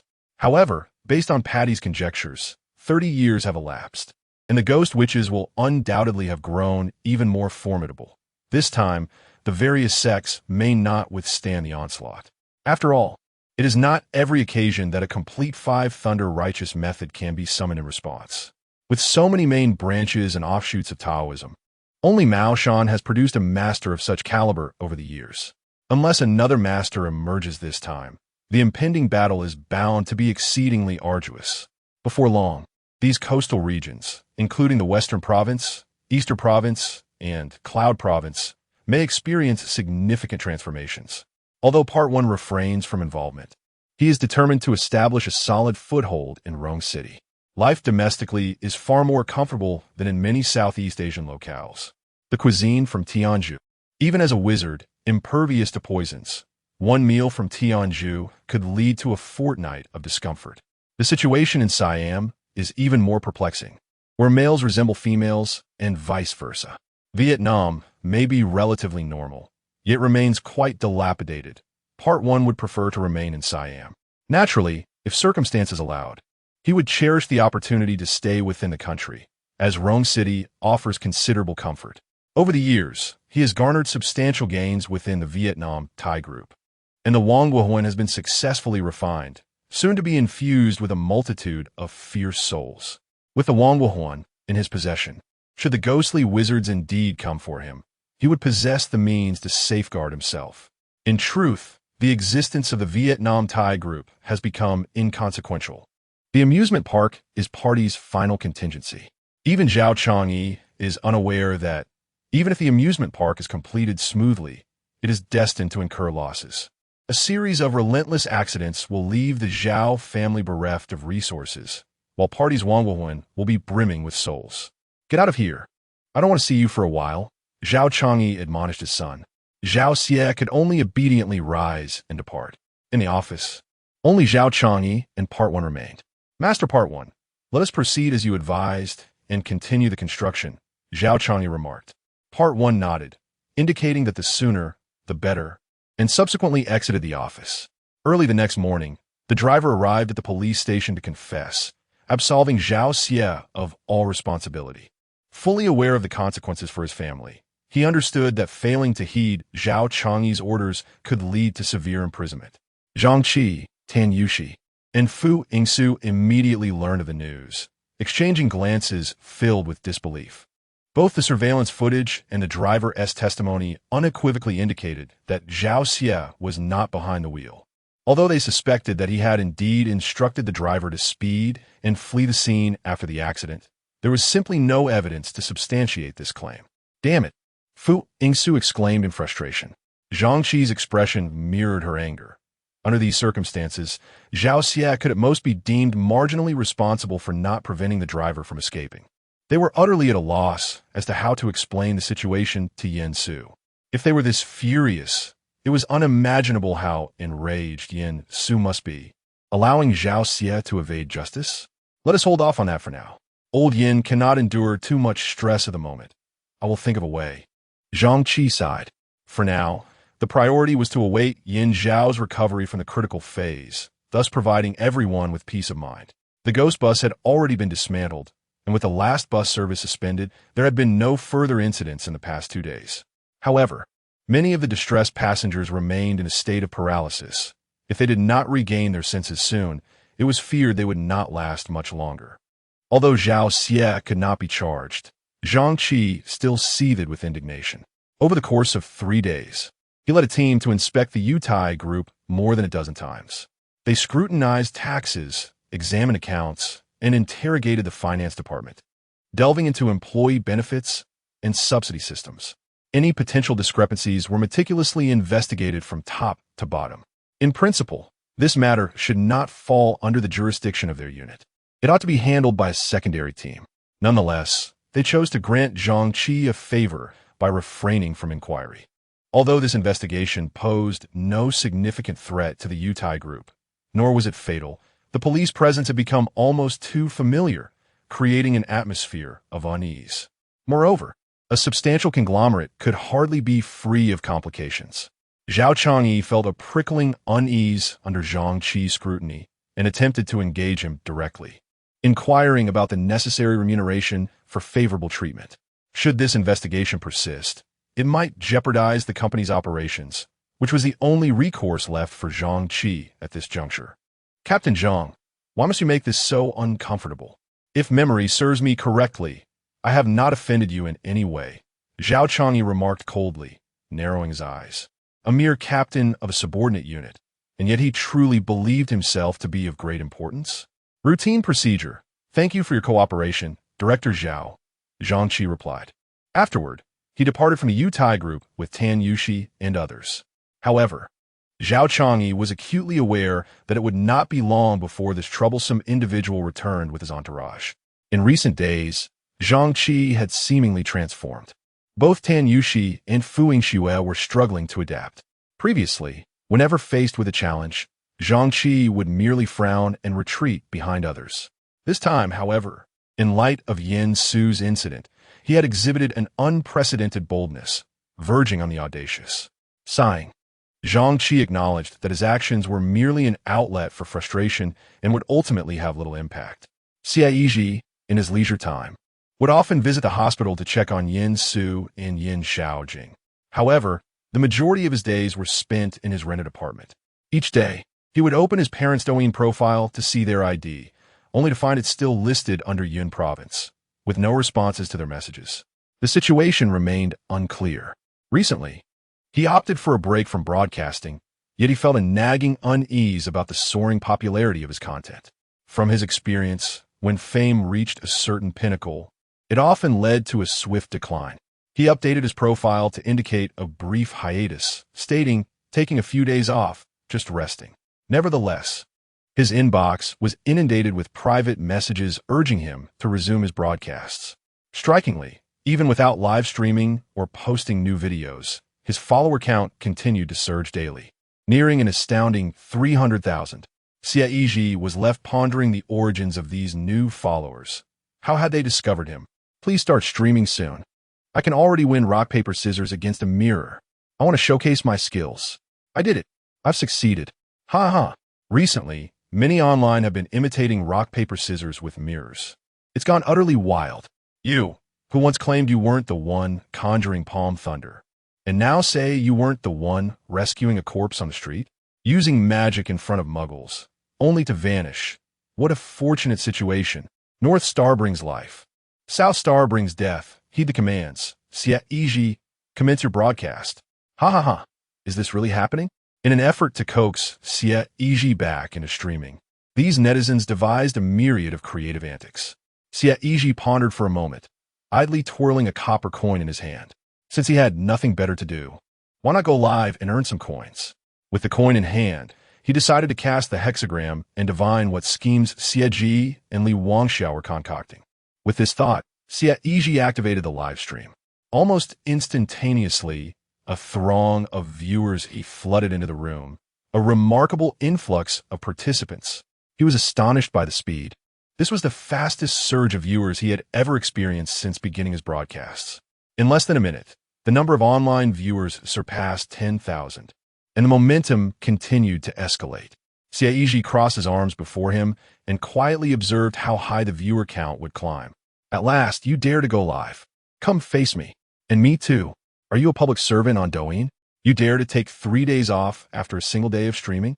50,000 viewers in just 2 minutes? Are you unwell? Should I call an ambulance? Having watched that video from 3 days ago about the street rescue. I finally understand what the streamer does when not broadcasting. The doctors declared him lifeless, yet Xie Yizhi managed to revive him with a swift application of techniques. North Star brings life, South Star brings death. Heeding the summons and commands, the streamer releases the fortune bag. As the viewer counts soared, the barrage of comments continuously refreshed. The incantation for raising the dead was nearly being parroted. Not only did they mimic the coin toss with the mirror, but they also echoed the spell. In truth, Xie Yizhi had recited it quite swiftly, but these viewers likely slowed the video down to catch every detail. Such incantations should not be uttered frivolously. Xie Yizhi announced, "I am sending out a grand fortune bag. Those eager to seize it may do so."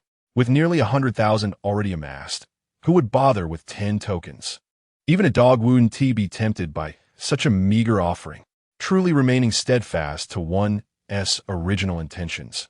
My pride in you as my beloved broadcaster remains unwavering. I shall not feel envious of anyone who gets lucky. Instead, I will extend my heartfelt congratulations. I recall that in the video, after the incantation was uttered, the little girl, who was clearly still unconscious, miraculously stood up as if refreshed. Are there any viewers in the live chat who work in mortuaries? Perhaps you could give it a try. If one does not pair the incantation with the appropriate gestures, it, in truth, bears no efficacy. Pulling 3 ancient coins from his pocket, he placed them evenly on the table. Observing Xie Yizhi's actions, the netizens became curious. What was he planning to do? Today, we shall engage in divination. If you possess ancient coins at home, feel free to join in. 3 coins are sufficient. Xie Yizhi continued, "Oh, I will not merely observe. Allow me to send you 2 rockets. Are 3 coins truly enough? I've seen on television that many more are usually required. What kind of divination is this? I have already retrieved my coins." Xie Yizhi elucidated, "This is known as the coin 6 Yao divination. Each coin represents a Yao, and by tossing the coins, we form different Yao positions, ultimately revealing the hexagram that provides the sought-after information. A total of 18 tosses are necessary. The 6 Yao method is familiar to many, as it is somewhat simpler compared to other forms of divination. However, those who truly comprehend it are few. Most only grasp the general concept. In response to inquiries about Xie Yizhi, the casting of coins commenced on the other side. With each coin that landed upon the table, Xie Yizhi diligently recorded the resulting hexagrams. His initial focus was on his father, Xie Yizhi, yet the hexagrams grew increasingly peculiar with each toss, bordering on the surreal. Xie Yizhi furrowed his brow ever deeper. The positioning indicated a southwest orientation, aligning with Yun province, but the remainder of the information was a chaotic tangle, leading Xie Yizhi to question the accuracy of his readings. For instance, when he sought to ascertain a simple yes or no, the hexagram conveyed, or the overall interpretation suggested that Xie Yizhi was destined for substantial wealth yet minor nobility, enjoying longevity albeit with a brief lifespan, with fortune arriving only to stagnate. A dim star of fortune, and a household filled with filial piety and virtuous descendants, yet just one. Is this truly a possibility? Chapter 59. Has the family been exposed? The collapse of reputation is non-existent. The persona has only grown more steadfast. Can anyone knowledgeable elucidate this? What kind of hexagram is this? How should one interpret this? Rather than a hexagram, it seems more abstract? Ha ha ha. I have also studied the 6 lines for a while. Such a hexagram is quite amusing. I know about nonsensical literature, but this is the first time I've encountered nonsensical hexagram literature. Whom is this reading for? Share it, so we can all have a laugh. My father, Xie Yizhi replied. Aha! The livestream room was filled with viewers, some of whom had a slight understanding of coin hexagrams. And upon glimpsing the hexagram, they were nearly doubled over with laughter. Xie Yizhi was rendered speechless, instantly suspecting that his father had interfered. Had it not been for the sudden disappearance of his parents, who seemed to have vanished in a thin air, Xie Yizhi would not have considered consulting divination for them. To his astonishment, however, his father had already anticipated this and prepared in advance, leaving Xie Yizhi utterly unable to decipher the situation. Given the ominous signs revealed by his father's divination, he could only imagine what his mother's fate might be. Thus, Xie Yizhi abandoned the idea of consulting for Xie Yizhi and instead retrieved the coins to cast anew, this time for his mother, Li Wangxia. Initially, Xie Yizhi believed that Xie Yizhi's case was peculiar enough, but he soon discovered that even greater mastery existed. Who could have foreseen that when divining for his mother, the 3 coins would land upright on the table? They stood defiantly. Who could believe such a phenomenon? The edges of these ancient coins were far more delicate and rough than modern coins. Yet no matter how Xie Yizhi tossed them, the coins remained eerily upright. "I'm done with this," he exclaimed, laughter escaping him in frustration. All right, one more outrageous than the last." In this household, Xie Yizhi imagined that even before his birth, the next 80 years would unfold with clarity before them. The attitude of his parents was unmistakably clear. Your life is yours to live, but ours is not for you to inquire about. Since Xie Yizhi and Li Wangxiao were already prepared, Xie Yizhi found himself at a loss. It seemed they were resolutely determined to keep him in the dark about their activities. If they were unable to provide clarity, surely others could? Let us start anew. Let us start afresh. The previous attempts do not count. You may delete your own records. Xie Yizhi once again clutched the coins in his hand, mentally revisiting the individuals he knew. He first ruled out Tan Yushi, whose increasingly fierce demeanor suggested resilience. It would be quite improbable for her to be beset by misfortunes. Fu Yingxue was not much different from Tan Yushi, a close match in terms of fortitude. After all, an old adage wisely states that where a sleeping dragon resides, a phoenix chick is likely to follow. Next, he considered Yin Su, who had been experiencing a streak of ill fortune. It would be prudent to assess whether there were any signs of improvement in his luck. Just as Xie Yizhi prepared to toss the coins, the live stream momentarily faltered. The network at home struggled to keep pace with the influx of viewers. It was clear that a visit to the service center for an upgrade was in order. Otherwise, the 500 megabit broadband speed was simply insufficient for broadcasting to tens of thousands of viewers. Initially, Xie Yizhi's live stream had hovered around 80 to 90,000 viewers, unable to surpass the 100,000 mark. Yet, unexpectedly, during this moment of lag, the viewer counts surged past the threshold. Achieving a concurrent audience of 100,000 is a significant milestone, a feat that many seasoned streamers have failed to accomplish over the years. Remarkably, after only a few days of broadcasting, the audience had already surpassed 100,000. To his dismay, Xie Yizhi's account had barely over 300,000 followers. After a brief broadcast, it surged to 400,000. 400,000 followers with a staggering 100,000 viewers in the live stream. These figures were undeniably astonishing. The host is checking private messages. Don't calculate just yet. Quickly check the back end. Look at the tags. They've tagged you. Your house has been robbed. What is going on? Which video has gone viral? I must see it. This host only seems to shine in others' videos. What is the story? Xie Yizhi gazed at the barrage of comments, puzzled by the sudden influx of viewers. Had another video about him gone viral? The last incident involving Yin Shaojing had already simmered down. It shouldn't have garnered much attention. Moreover, Xie Yizhi had not streamed or ventured outside afterward. Where could this newfound traffic originate? And how could it be that his house had been robbed? He had been home the entire time. Thus, Xie Yizhi accessed the back end and indeed discovered numerous messages tagging him, originating from a local video. The footage showcased a residence that seemed increasingly familiar. And those 2 red lanterns? Goodness, is that truly my home? Xie Yizhi exclaimed, astonished. Has it only been a few days? Who leaked information about my house? The video's title blatantly proclaimed, Rongxing Internet Celebrity Xie Yizhi, Haunted by Spirits at Home. Upon recognizing the individual in the video, he immediately identified her as Lin Xian, the manager from his previous guild. After she had gained fame, she sought his assistance in promoting products, but he had declined. However, it posed a threat to Xie Yizhi, indicating a knowledge of his residence, as if suggesting an intention to confront him directly. Initially, Xie Yizhi presumed it was merely an attempt to intimidate, yet it turned out to be a serious endeavor. Such unions orchestrated by media companies often target recent graduates like Xie Yizhi, who are naively unaware of the intricacies of the industry. When one is not in the limelight, they remain indifferent. However, once fame unexpectedly strikes, they emerge with a plethora of monetization schemes. Should one refuse their propositions, They resort to intimidation through phone calls or even in-person confrontations, leveraging legally dubious clauses in contracts to coerce compliance. Fresh graduates, lacking experience, often succumb to fear upon such confrontations. They either acquiesce or resort to legal action. Clearly, they employed the same tactics against Xie Yizhi, confronting him directly. The video recorded was not meant for public dissemination, as it involved trespassing. Yet, Lin Qian's experience at Xie Yizhi's residence was unforgettable, and she firmly believed that its exposure would garner significant attention. Given Xie Yizhi's current popularity and the sensational nature of her observations, it was bound to attract immense interest.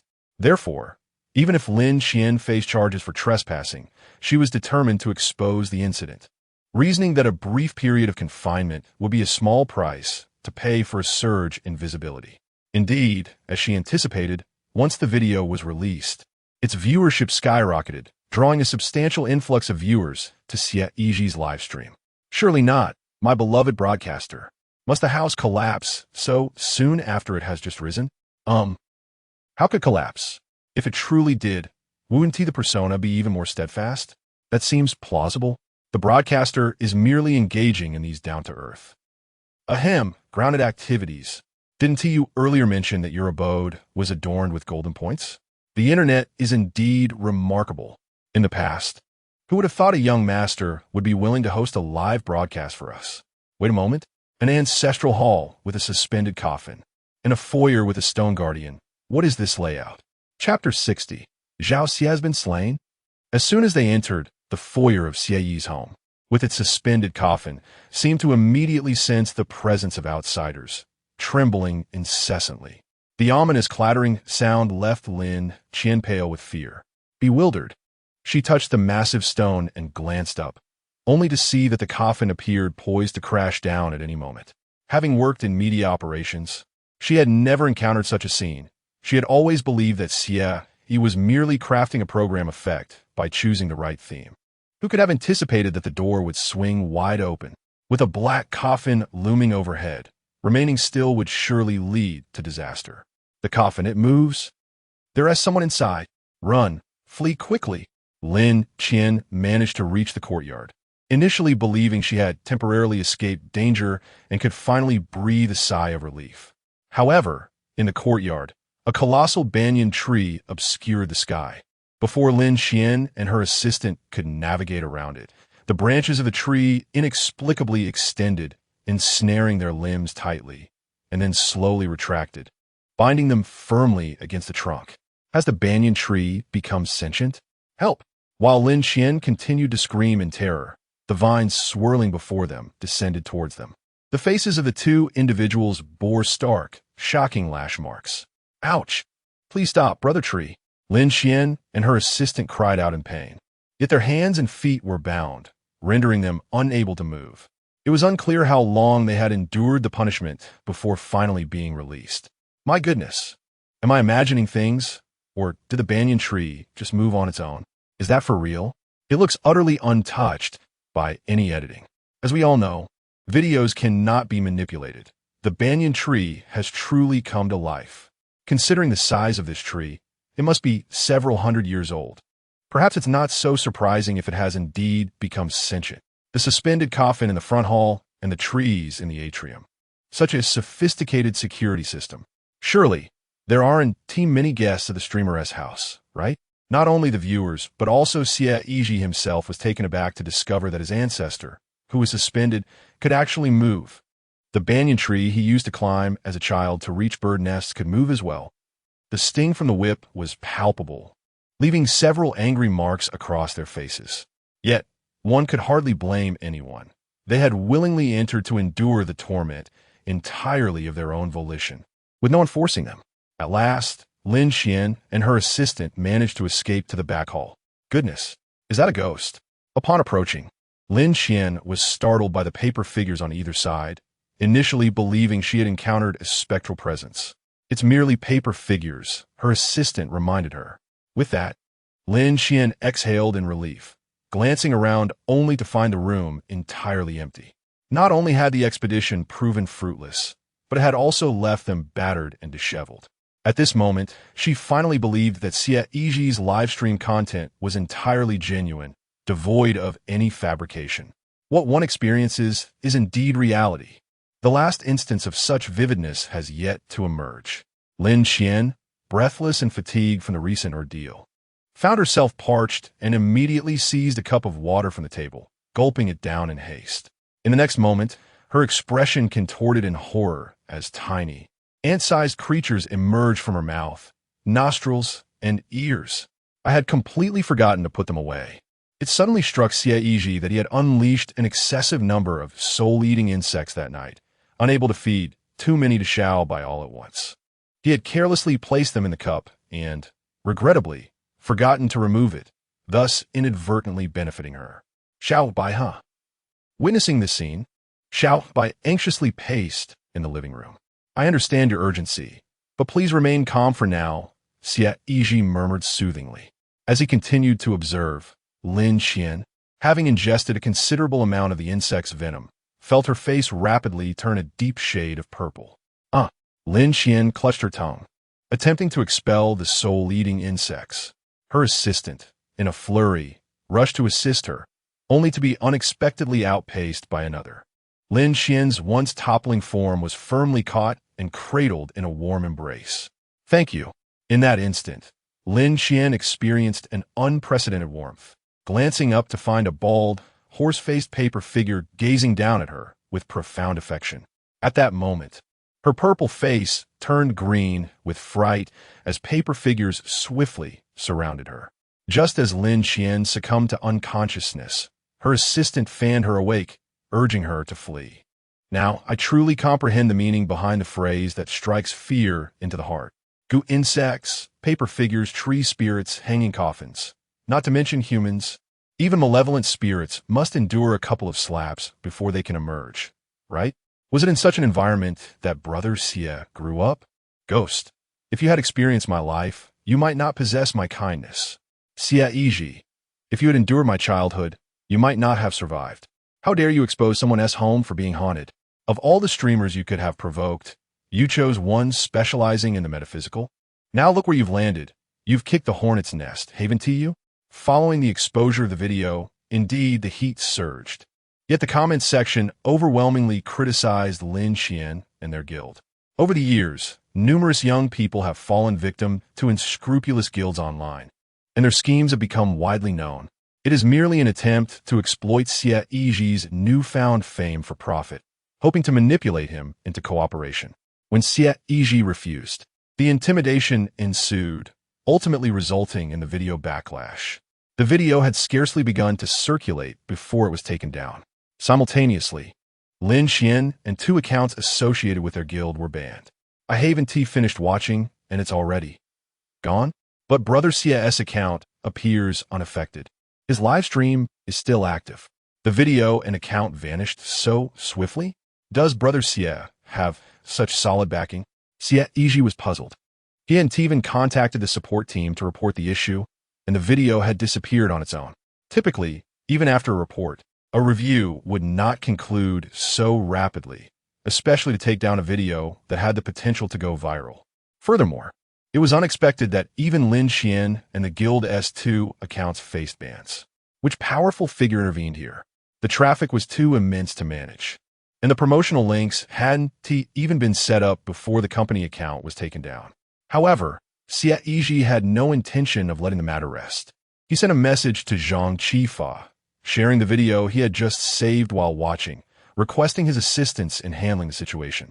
Although nothing was stolen from his home, it undeniably constituted an invasion of privacy, compounded by the fact that it involved trespassing.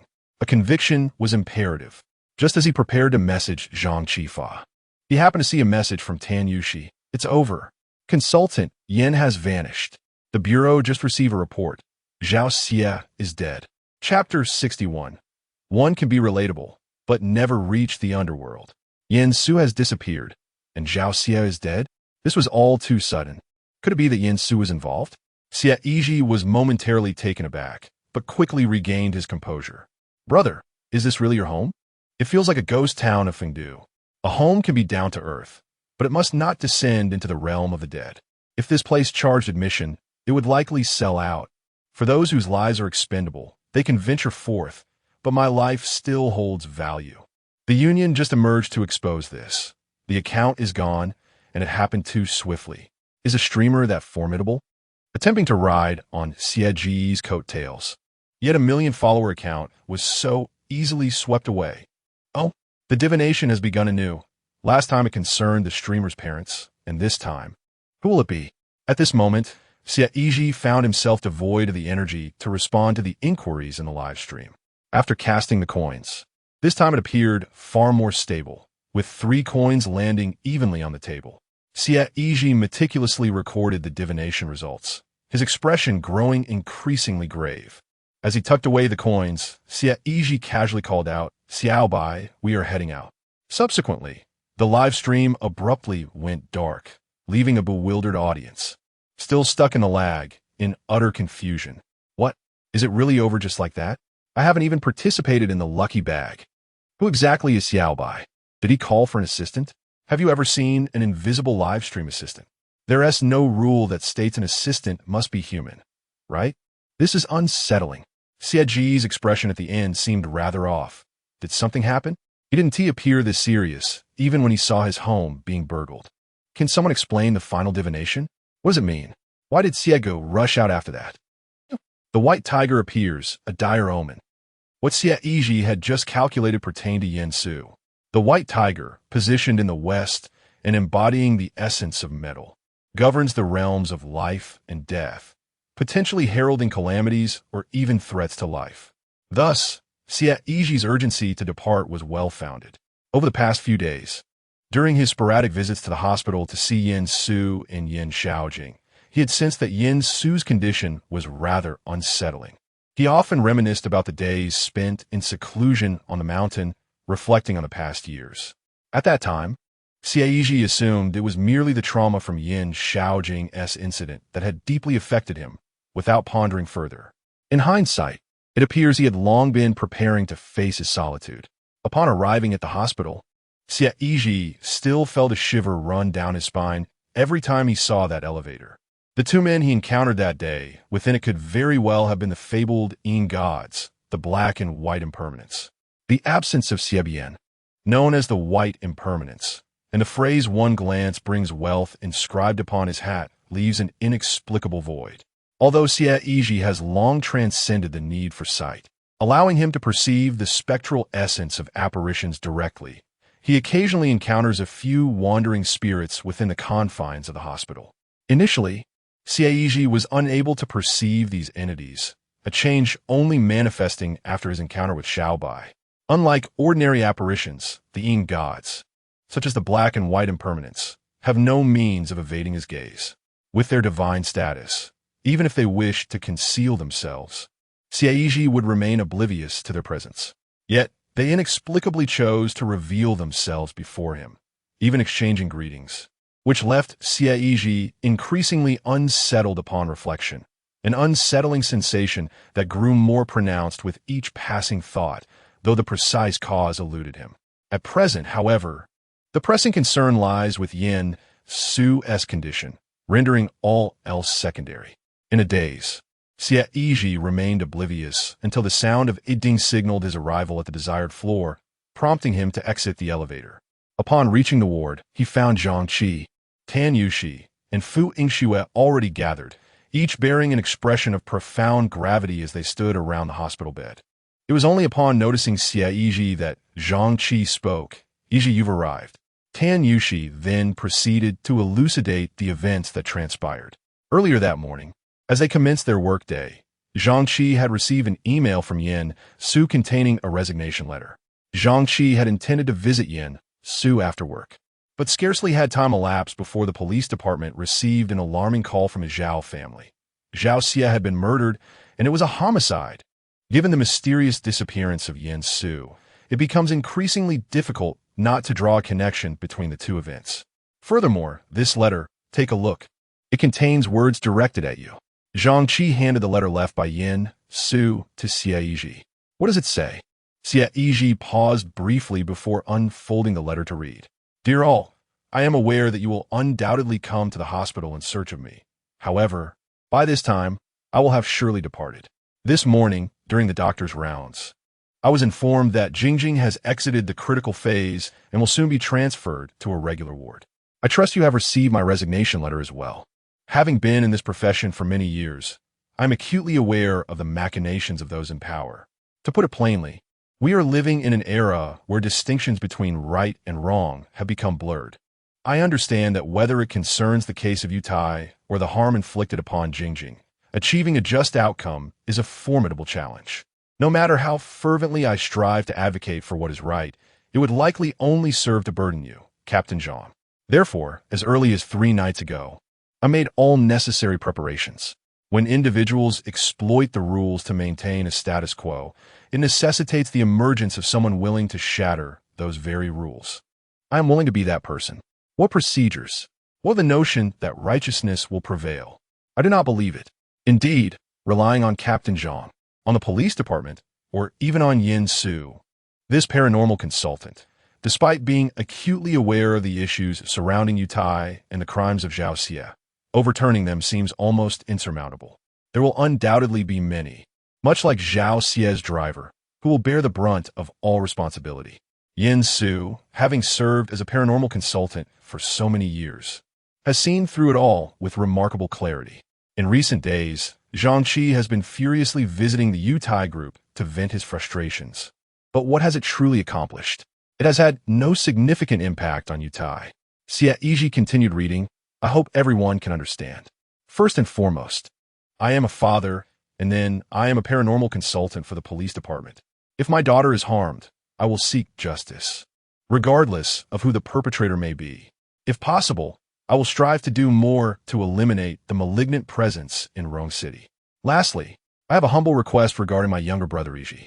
If you do not mind, I would prefer that Jingjing stays with you in the coming years. I trust no one else, but I would feel at ease if she were with you. Although there may be competitors, my Jingjing will not disappoint. She resembles her mother and is destined to be a stunning beauty. I ask you to consider this. I have transferred all my savings into the account I previously set up for Jingjing. There are 2 accounts, and I have sent the passwords to you and Captain Zhang. I kindly request Captain Zhang to assist with purchasing a home for Jingjing, while I entrust you, my younger brother, with her daily needs. I'm immensely grateful. Chapter 62. Zhao Xie is detained. A living corpse blocks the path. Thus concludes the contents of the letter. From what Xie Yizhi read, it was clear that Yin Su had made a resolute decision. Unconsciously, he glanced at Tan Yushi, as he had arrived late, and presumed that Tan Yushi and the others had already perused the letter. Has Consultant Yan's phone become completely unreachable? Is there no way to locate him? Xie Yizhi inquired. Indeed, there is no way to establish contact now. Killing Zhao Xie means he will never reach out to us again, fearing it may implicate us. Zhangqi replied. Beside the sickbed, the apparatus emitted a steady beep, monitoring the heart rate with precision. Next to the pillow lay a protective talisman. Although Yin Xiao had escaped the critical phase, it was anticipated that she would not awaken anytime soon. Apart from inquiring about the phone, Xie Yizhi asked, what about the car? Can it be located? Zhangqi nodded, responding affirmatively as he promptly dialed the traffic police. Meanwhile, a red Hongqi H6 sped through the urban expanse of Rong City. Yin Su, with reddened eyes, trembled slightly. Over the years, he had taken lives, but this was his first experience with murder. Earlier that morning, he had leveraged connections to find the residence of Zhao Changyi at the Yutai group, subsequently infiltrating the Villa district. Although he had resigned, his credentials had not yet been revoked, allowing him to easily blend in due to his standing as a consultant at the police department. The rationale behind submitting his resignation letter to Zhangqi in advance was to sever ties with them, ensuring that any subsequent actions would be solely his own. Upon entering the villa, he discovered that Zhao Xie was under house arrest, confined and unable to leave. Thus, Yin Su acted decisively, taking Zhao Xie's life without hesitation. Initially, he had hoped to execute his plan discreetly, but he was ultimately discovered by the housekeeper within the villa. Yin Su could only leave in haste after completing the assassination task. Shortly thereafter, the police station received an emergency call from an Annie. Exhaling deeply, Yin Su cast a glance at the ghost ceiling altar in the passenger seat, striving to adjust his state of mind. As a sorcerer, His actions were far more intricate than merely eliminating Zhao Xie. He had immediately performed a soul binding, sealing Zhao Xie's spirit within the altar. Yin Su was acutely aware that at Zhao Changyi's advanced age, Zhao Xie was his only child. Thus, binding Zhao Xie's soul served as a contingency plan. Even the most ferocious of beasts refrained from harming their offspring. With Zhao Xie's spirit in his possession, Yin Su felt assured that Zhao Changyi would comply. He intended to manipulate the situation from behind the scenes, compelling the sorcerer to restore the fragmented souls of the passengers and to thwart the explosive demolition project at Luoyun Mountain. Indeed, at that moment, Yin Su's reasoning aligned remarkably with that of Zhao Changyi and Patty. Patty might even exclaim in indignation, "How dare you wield my magic against me?" Patty's aim in utilizing the ghost car to ensnare the souls of the fallen was to compel the spirits to willingly submit to the banners.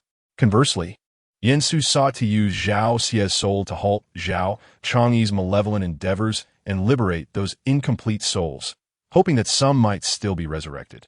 It is often said that it takes a villain to combat another. While Yin Su could not be classified as a villain, he possessed an intimate understanding of their methods. Having avenged his daughter by eliminating Zhao Xie, he felt no regrets. This was the final act he could undertake. Saving even one soul was a significant achievement, alleviating some of the burdens on Zhang Qi and the others. Thus, the next destination for Yin Su, embarking alone, was the edifice of the Yutai group, where he would confront Zhao Changyi directly.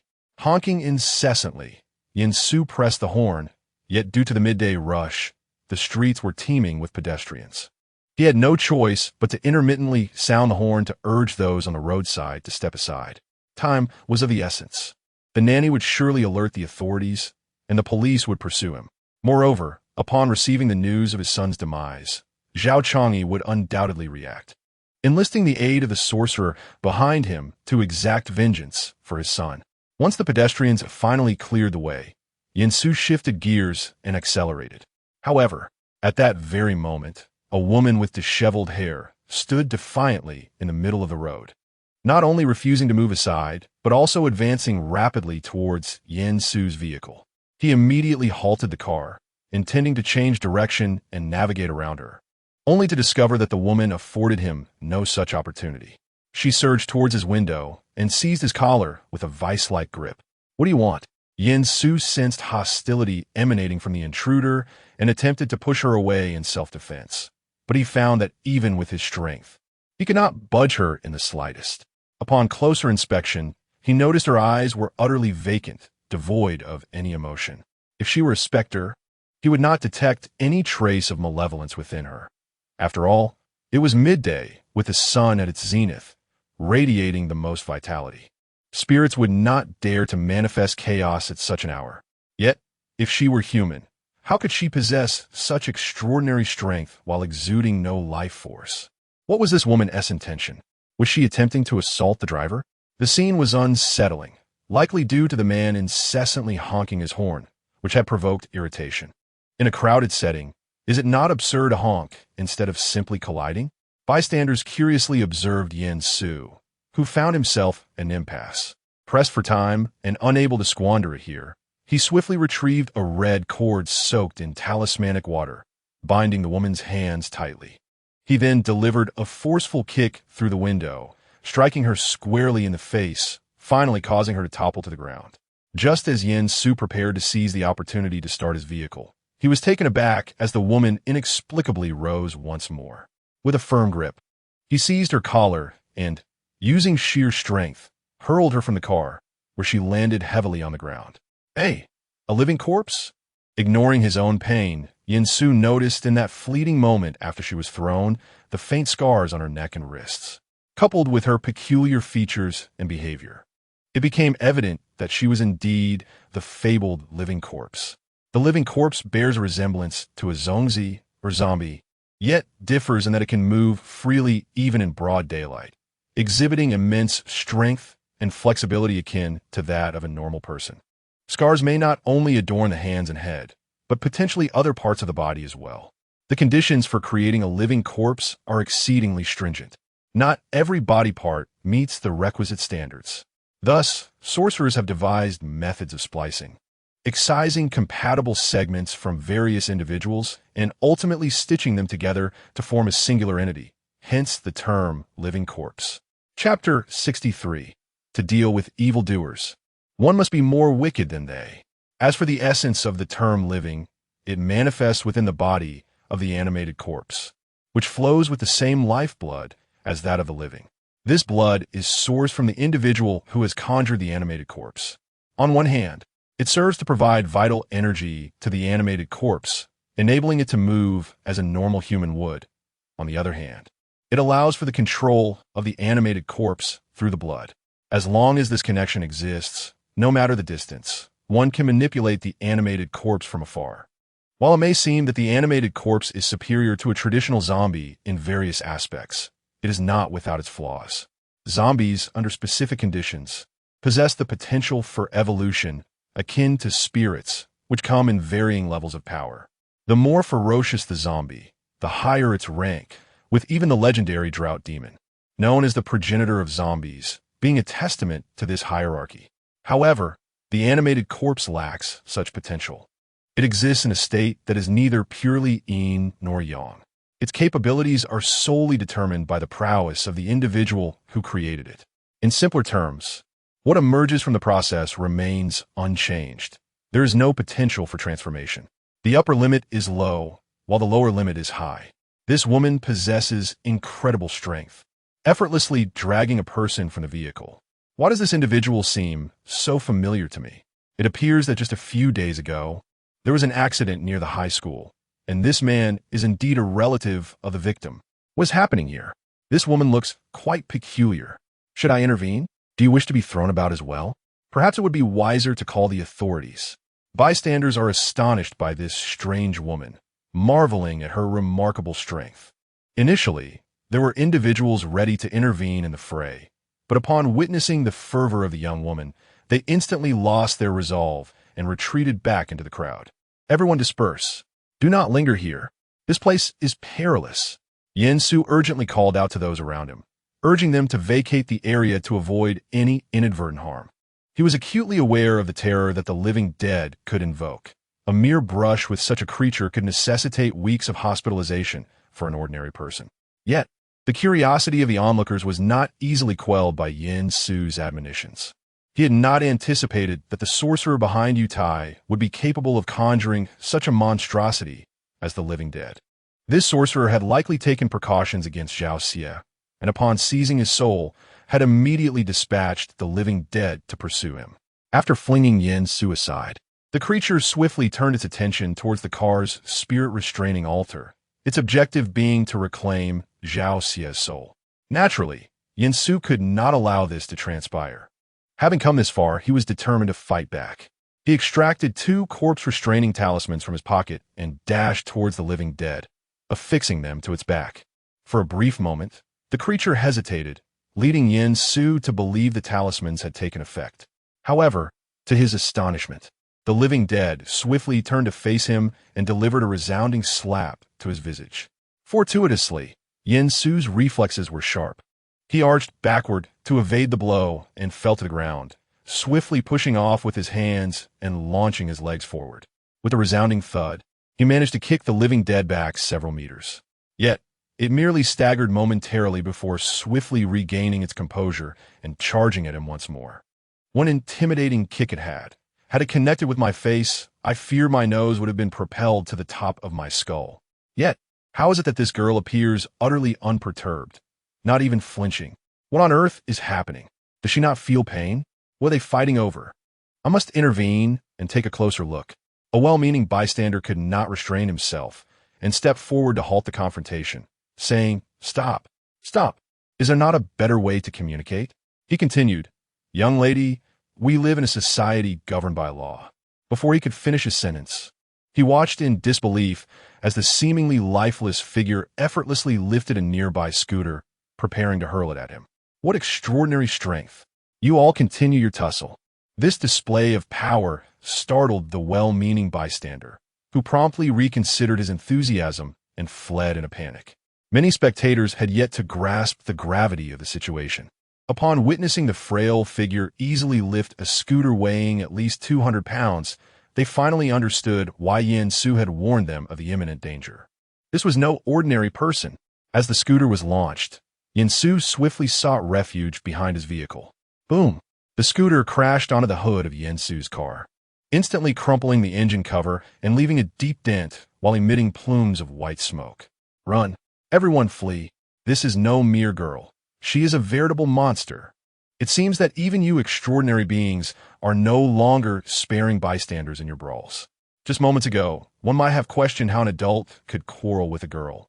But now it is clear that, dear sir, you must survive this ordeal. Where on earth are the police? My motorcycle! Stay away, everyone! The thunderous crash of the motorcycle sent waves of panic through the crowd, dispelling their previous curiosity as they scattered in all directions. Yin Su's body was jolted by the impact, feeling as if it might disassemble at any moment. Yet, in the next instant, he reacted swiftly, seizing the ghost-sealing altar and cradling it in his arms before turning to flee. Since the primary objective of the living corpse was to reclaim Zhao Xie's soul, it indicated that Zhao Chang'e held his son in high regard. This realization further solidified Yin Su's conviction that his choice was indeed correct. However, dealing with this living corpse was undeniably challenging, as it bore no apparent weaknesses. As Yin Su dashed away, he pondered the situation. Meanwhile, the soul of Zhao Xie, trapped within the altar, seemed to sense the turmoil outside, aware that his father would undoubtedly summon Patty to rescue him. The altar shook violently as Zhao Xie's spirit thrashed about within, causing the lid to rattle against the vessel, producing a series of sharp, resonant clinks reminiscent of fine porcelain. "Behave yourself," Yin Su exclaimed, retrieving a yellow talisman and pinching it between his index and middle fingers as he recited an incantation. Instantly, the talisman ignited spontaneously, and he placed it beneath the ghost-sealing altar to warm it up. Zhao Xie, burning within, let out anguished cries. Yin Su had never considered himself a paragon of virtue. His approach to dealing with villains was to outdo them in wickedness. Although Yin Su had accelerated his pace, the living corpse was evidently much swifter, bounding closer with each leap. Yin Su was acutely aware of the creature's vulnerability. It feared the cold. In the frigid winters of the north, the living dead find it utterly impossible to emerge, for although their veins pulse with blood, they lack the vitality of true life, unable to maintain their body temperature autonomously. Thus, when the temperature plummets to a sufficient degree, the flow of blood within them slows to a crawl, rendering them immobile. But what could possibly induce such frigid conditions to subdue the undead? Previously, Yin Su had only heard of the existence of the living dead, but had never encountered one himself. The text suggested that corpse-binding talismans could offer some measure of effectiveness, yet they provided no indication of just how much. Chapter 64. The Living Dead? This is precisely what my great-grandmother studied. Bang! As Yin Su pondered, a living dead creature closed in behind him. One of them swooped over his head, slamming into the wall, its sharp claws gouging a deep pit into the surface. Ah! In the next moment, a shrill voice erupted as it seized Yin Su by the throat. He felt an overwhelming sense of suffocation. His face flushed crimson. Yet he gritted his teeth and recited the incantation. From the east, the thunder of Mount Tai. From the south, the thunder of Hongshan. From the west, cough. Cough. From the west, the thunder of Huashan.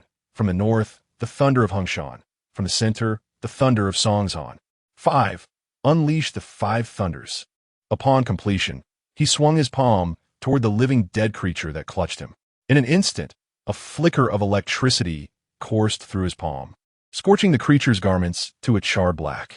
The living dead seemed to feel the pain, loosening its grip on Yin Su's neck, granting him the opportunity to escape. While he understood that the undead were particularly susceptible to extreme cold, the power of lightning was indiscriminate. A single burst from his electric talisman would certainly compel them into submission. Cough! What a pity! Yin Su gasped for breath, realizing that his palm thunder spell was cast too slowly, essentially enduring damage while reciting incantations and gestures. If only he could unleash it instantly like Xie Yizhi, with such formidable power. Had he been quicker, the living corpse would not merely have singed a bit of fabric. Surely, he could not perish at the hands of a living corpse today. Yin Su thought anxiously. To die like this would be exceedingly frustrating, especially when he was so close to the Yutai group, only to be obstructed by this creature. They had fought their way from East Street to West Street, wrecking several vehicles along the way. The walls were pockmarked from the violence. Was this truly the strength one should possess? One might mistakenly believe the Hulk had passed through. How could such a female monstrosity not have killed the uncle yet? Did he think the uncle lacked skill? He had just conjured a palm thunder himself. Although it appeared less potent than that of the young man seen online, it was still significant. Yes, hissing, pop. What was the update version anyway? And why had no one informed him? Observing the chaotic street, passers-by could not help but sigh. Although the chase between the living corpse and Yin Su felt prolonged, in reality, it had only been 3 to 4 minutes since the creature's emergence. Yin Su still clutched a talisman of true fire. If he could not hold on any longer, he would ignite it and throw it into the ghost-sealing altar.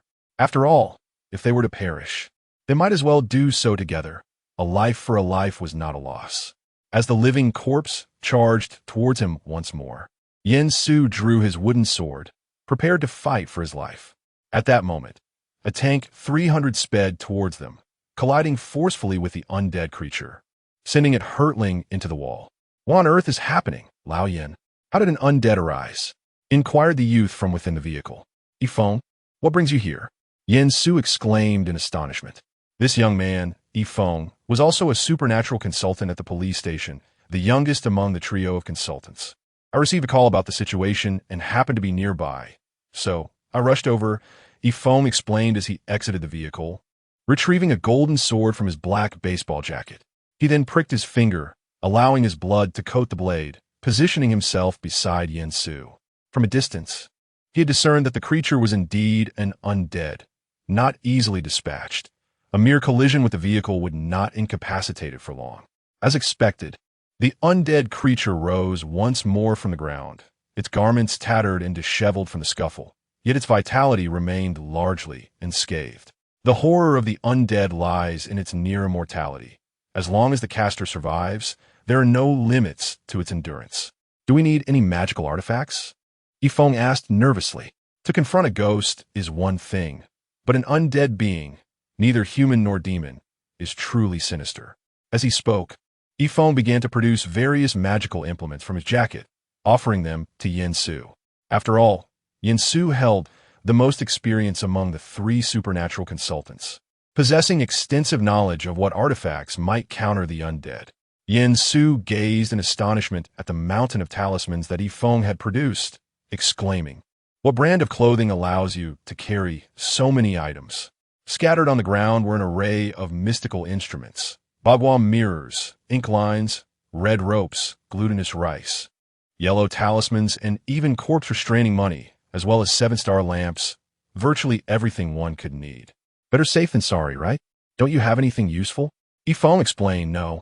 Ordinary talismans are ineffective against living dead. A fire extinguisher would be far more beneficial right now. Yin Su shook his head and positioned himself in front of Yifeng, offering the ghost-restraining altar he held. I'll carry this. You take the altar and head back to the bureau to find team leader Zhang. Have him contact a young man named Xie Yizhi. Be sure not to lose it. At this point, Yin Su had resigned himself to the likelihood of not escaping. However, in the next moment, Yifeng stepped forward and declared, "Fire extinguisher? Why didn't you say so? I brought one." He then produced a bright red fire extinguisher from his baseball jacket. Wait, you what? Yin Su took the fire extinguisher, momentarily stunned, and sprayed it directly at the approaching living dead. Instantly, the creature's movements became stiff and sluggish upon contact with the extinguishing foam. It really works, Yifeng exclaimed in excitement. Yin Su held the fire extinguisher steady, signaling Yifeng to act swiftly. Without hesitation, Yifeng seized the golden sword and aimed to strike at the living dead's neck. Clang! The sharp sound of metal clashing echoed as the golden sword failed to penetrate the creature's skin. Even though his sword was stained with the blood of a young boy, it still failed to inflict any harm upon the animated corpse. Yifeng, undeterred, realized this was the first time in his career that the blood of a young boy had proven ineffective. After striking repeatedly for over a dozen times, he could not deal any significant damage to the corpse. Instead, the creature began to struggle free, its stiff hand seizing a stone from the ground and hurling it at him. Yifeng swiftly evaded, the stone narrowly missing him before crashing into the hood of a Toyota, leaving a gaping hole and igniting a fire. The flames instantly raised the temperature around, allowing the animated corpse to retreat beyond the range of the fire extinguisher. Yin Su was at a loss. His Hongqi had withstood a motorcycle crash unscathed. Yet this Toyota ignited from such a large stone? Run! Quickly run! Yin Su discarded the nearly empty fire extinguisher, scooped up the ceiling altar, and shouted for Yifeng to flee. The animated corpse shook itself, gradually regaining its movement, leaping to block their path. North Star lives, South Star dies. Heed the command. Halt! A commanding voice echoed from afar, and as the words fell, the corpse froze in place. Xie Yizhi and Tan Yushi hurriedly arrived. Xie Yizhi raised 2 fingers, pointing directly at the animated corpse, sweat beading on his forehead. They just sprinted along East Street and finally caught up. Yizhi, what brings you here? Yin Su asked anxiously. Is it true? Your resurrection incantation can immobilize the corpse? Yifeng exclaimed in astonishment, immediately recognizing that Xie Yizhi was indeed invoking the resurrection spell. The resurrection incantation, in theory, should only be capable of commanding the dead, and it is inconceivable that it could exert control over the peculiar entity known as the living corpse. This phenomenon is a subject my great-grandmother delved into. Xie Yizhi remarked awkwardly. Chapter 65. Party, even if the king of hell himself were to arrive. After locating his position through Yin Su's vehicle tracking, Zhang Qi swiftly made his way to the city with several companions. Although Xie Yizhi had never encountered a living corpse before, the entity before him, in both its characteristics and expressiveness, was undoubtedly a living corpse. His knowledge of such beings stemmed from his great-grandfather, the esteemed Lingfeng Taoist, who once recounted that during the tumultuous times of war, not only did armies clash, but sorcerers also engaged in covert battles among themselves. As a mortician, Xie Yizhi's great-grandmother had witnessed an extraordinary array of bizarre occurrences. Many sorcerers crafted zombies to serve as weapons against their foes. However, while ordinary zombies might pose a significant threat to the uninitiated, they proved less effective against adversaries of equal magical prowess. High-tier zombies are rare, and low-tier zombies possess glaring weaknesses that sorcerers can easily exploit. Nothing can be resolved with just a handful of glutinous rice. If that fails, one must resort to 2 handfuls and a bowl of black dog blood. Consequently, some inquisitive sorcerers have devised a more practical living corpse. Nevertheless, the requirements for the corpses needed to create a living corpse are exceedingly stringent. Even amidst the chaos of war, where unmarked graves abound and corpses are plentiful, the quantity of living corpses that can be produced remains a formidable challenge. Ultimately, Xie Yizhi's great-grandmother personally conducted experiments, excising portions from numerous corpses that met her criteria, including heads and limbs. These dismembered fragments were then meticulously reassembled to create a wholly new body, following the method of crafting a living corpse. The first of its kind was born. It was said that due to the purity of her son's blood, she used the blood of Lingfeng Taoist. It was also because Lingfeng Taoist had often lamented about Xie Yizhi's mother's actions that Xie Yizhi harbored such a profound impression of the living corpse. Whether his great-grandfather was embellishing the tale remains uncertain.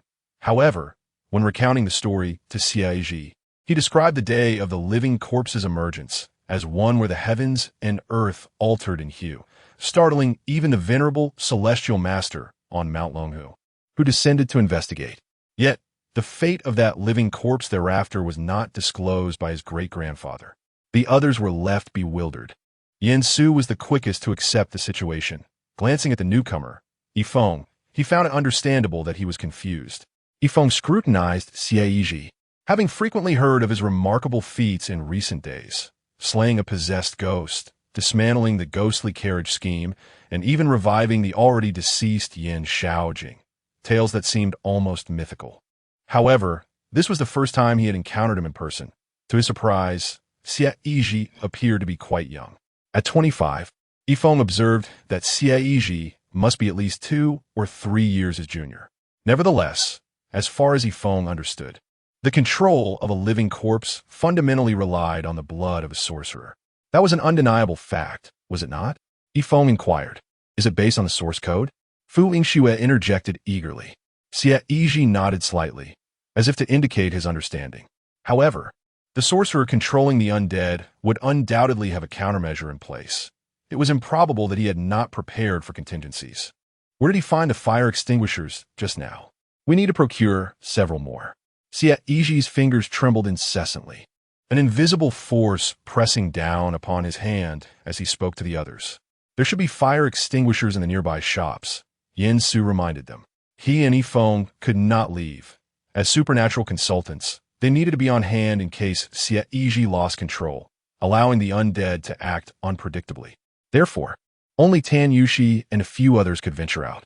All right, Tan Yuxi and Fu Yingxue turned to head towards the nearby stores in search of fire extinguishers, only be halted once more by Yifeng's shout. No, that's unnecessary. I have some right here. With that, Yifeng produced 2 fire extinguishers from beneath his baseball jacket. Yin Su exclaimed, what? If you had those earlier, why didn't you bring them out sooner? Wait, why can your baseball jacket hold so much? In an instant, Yin Su found himself at a loss for where to begin his ridicule. Your jacket has more capacity than my yoga pants.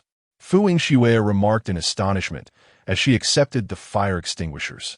Tan Yuxi stood bewildered. Meanwhile, Zhang Qi was not idle either. He led a team to disperse and evacuate the surrounding pedestrians, preventing any potential chaos or casualties. However, many eyes from the windows and rooftops of the adjacent buildings remained fixated on the scene below. Science is the foremost productive force behind societal advancement, and curiosity plays a significant role as well. Even when aware of the dangers, should one encounter them, the inability to witness the conclusion would leave an insatiable itch that lingers for an extended period, perhaps even robbing one of sleep at night. At last, the police have arrived. They will undoubtedly subdue the formidable girl. My motorcycle, the young man accompanying the police, could he be Xie Yizhi? Indeed, it is him. He has finally made his appearance. Just moments ago, 2 others have been relentlessly pursued and failed to restrain the monstrous girl. Yet upon his arrival, she was immediately immobilized. However, it seems that the situation may not be so easily resolved. My motorcycle, at present, Xie Yizhi's popularity in Rongqing is akin to that of a superstar, with many recognizing him at a glance. With several trending moments and live streams surpassing 100,000 viewers, it is nearly impossible for Xie Yizhi not to gain fame. Meanwhile, within the Yuetai Group's headquarters, Zhao Changyi's eyes glowed crimson as he gazed at Patty, urgently exclaiming, "Kill them! I demand the lives of all of them to repay my son's life." Before Patty lay a red and black altar, incense burning, saturating the room with a dense aroma. A straw effigy, bound in white cloth, bore a blood imprint upon its head. This straw doll symbolized a living corpse. By casting spells to control its movements, the living corpse would mimic its actions. Zhao Changyi, now consumed by desperation, could think of nothing but his son, Zhao Xie, who had been slain, his soul still imprisoned. Upon receiving the grievous news, Zhao Changyi truly comprehended the wrath of a parent whose child has been harmed. He immediately summoned Patty, insisting that he must retrieve his son's soul at any cost. Furthermore, he demanded that Yin Su be killed to avenge Zhao Xie. Rest assured, this undead creature is neither the underworld nor the realm of the living. It possesses virtually no weaknesses, rendering any master ineffective against it. Whoever it is commanded to kill shall certainly meet their demise. Patty cast a confident glance at Zhao Changyi and declared, initially, this undead being was one of Patty's trump cards for his survival in Rome City, and he had no desire to reveal it unless absolutely necessary. Thus, he remarked to Zhao Changyi that Zhao Xie was inconsequential and had wasted his life merely chasing women and drinking. However, Zhao Changyi was utterly unwilling to entertain such thoughts, resolutely demanding vengeance for Zhao Xie. Relying on the formidable support of Yutai, Patty had no choice but to unleash the undead to pursue Yin Su. Fear not. Even if the king of hell himself were to arrive today, he would be powerless to intervene. Before Patty could finish his boast, Zhao Changyi watched in horror as blood slowly trickled from the corner of his mouth. Chapter 66. The First Ritual. A duel on the streets. What is happening? What is the situation? Zhao Changyi inquired anxiously. Just moments ago, Patty had confidently proclaimed his intentions to avenge his son, and yet now he was bleeding profusely. Do not disturb me there. There's a master. Sweat beaded on Patty's forehead as he hastily captured a brown scorpion from the ritual platform and crushed it in his mouth. The sound of his teeth grinding the scorpion's shell echoed sharply. Subsequently, Part 1 spat the crushed, poisonous scorpion into a bowl and seized a prepared rooster, swiftly twisting its neck to let its blood drip into the bowl. Partaking in half of the sanguine elixir to replenish his vitality, he reserved the remainder. He then placed the entire straw man into the bowl, staining it in a deep crimson hue, and returned it to the table. What was transpiring? Part 1 found himself perplexed. Yet the immediate priority was to reclaim control over the animated corpse. After consuming the pulverized scorpion and the fresh blood of the rooster, he regained a modicum of strength. Chanting incantations with his eyes closed, beads of sweat cascaded from his brow. At this juncture, retreat was not an option. He could only persist in the struggle. Should the animated corpse he had painstakingly crafted fall into the hands of his adversary, not only would his years of toil be rendered futile, but he might also face dire repercussions. Light the soul lantern for me. I shall confront him, Part 1 declared, and replenish the incense with 4 more sticks. Zhao Changyi promptly stepped forward, igniting the oil lamp on the table with a lighter before inserting 4 additional sticks of incense into the burner. Meanwhile, Xie Yizhi sensed the animated corpse thrashing about, attempting to break free from his grasp. This was a rare opportunity to capture the sorcerer, and Xie Yizhi had no intention of letting it slip away. A strategy was imperative. Through this connection with the animated corpse, he aimed to deliver a decisive blow to his opponent. Spray her, he commanded, retracting his finger gestures before addressing the 2 maidens behind him. The animated corpse's body coursed with the sorcerer's blood. Although Xie Yizhi could manipulate its movements, he found himself powerless to inflict harm upon it. A stalemate ensued, resulting in only futile exertion from both parties.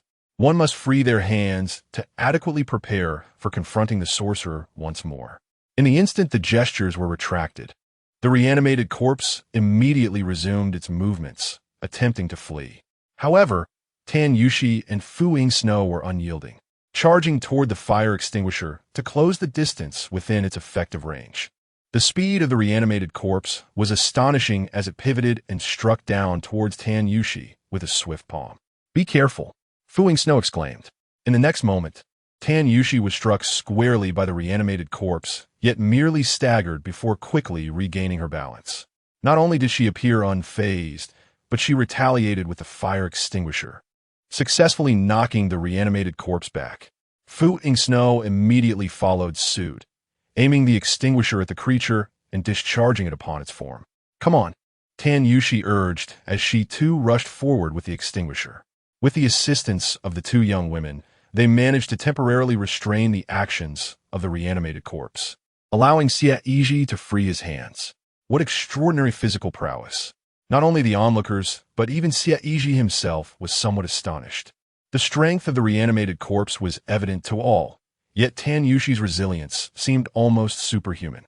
Previously, when dealing with the possessed spirit, she had single-handedly contained Fu Yingsnow, who was host to the spirit, and Xie Yizhi had already noted her exceptional physical capabilities. Now, enduring an attack from the reanimated corpse. Aside from the red marks appearing on her neck and collar, which contrasted sharply against her fair skin, she seemed entirely unaffected, still lively and vigorous. We must set up the altar, Xie Yizhi commanded. With the empowerment of the ritual platform, the potency of the sorcery can be multiplied 3-fold. Not only does Patty possess blood control, but he is also fortified by the ritual platform, placing Xie Yizhi at a distinct disadvantage in a prolonged confrontation.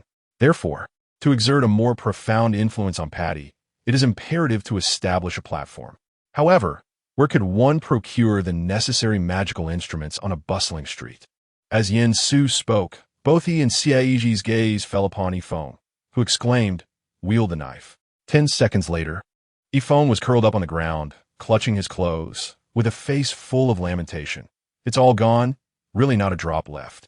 Meanwhile, a rudimentary ritual platform had been successfully arranged, and the magical tools were not only plentiful, but also remarkably sufficient. Even if Yifeng claimed to have concealed a 3-bedroom apartment within his garments, no one would find it hard to believe. Xie Yizhi stood at the main position, holding a peachwood sword behind his back, while Su occupied a side position, assisting him. The fire extinguisher would not hold out for long, and with a grand gesture, Xie Yizhi ignited the yellow talisman in hand, lighting the incense candles, thus commencing the ritual ceremony. Witnessing this spectacle, the onlookers from the surrounding buildings were utterly bewildered. Is this the initiation of a ritual? I've seen this on television. What a pity they're not wearing robes. It would have looked even more impressive. Should it be yellow or purple? Is that woman possessed by a ghost or something? Perhaps she is not even human? Quick, check for any signs of corpse spots. Ah, so this is practical application, isn't it? Oh, no wonder that old man looks so familiar. He is the paranormal consultant from our Rongqing Police Department. The master has arrived. Previously, he had even exorcised spirits in our community. As a supernatural consultant, must he always stand at an angle? Who, exactly, is that broadcaster named Xie Yizhi? The occupants upstairs chattered incessantly, their eyes fixated on the unfolding scene below, involving Xie Yizhi and his companions.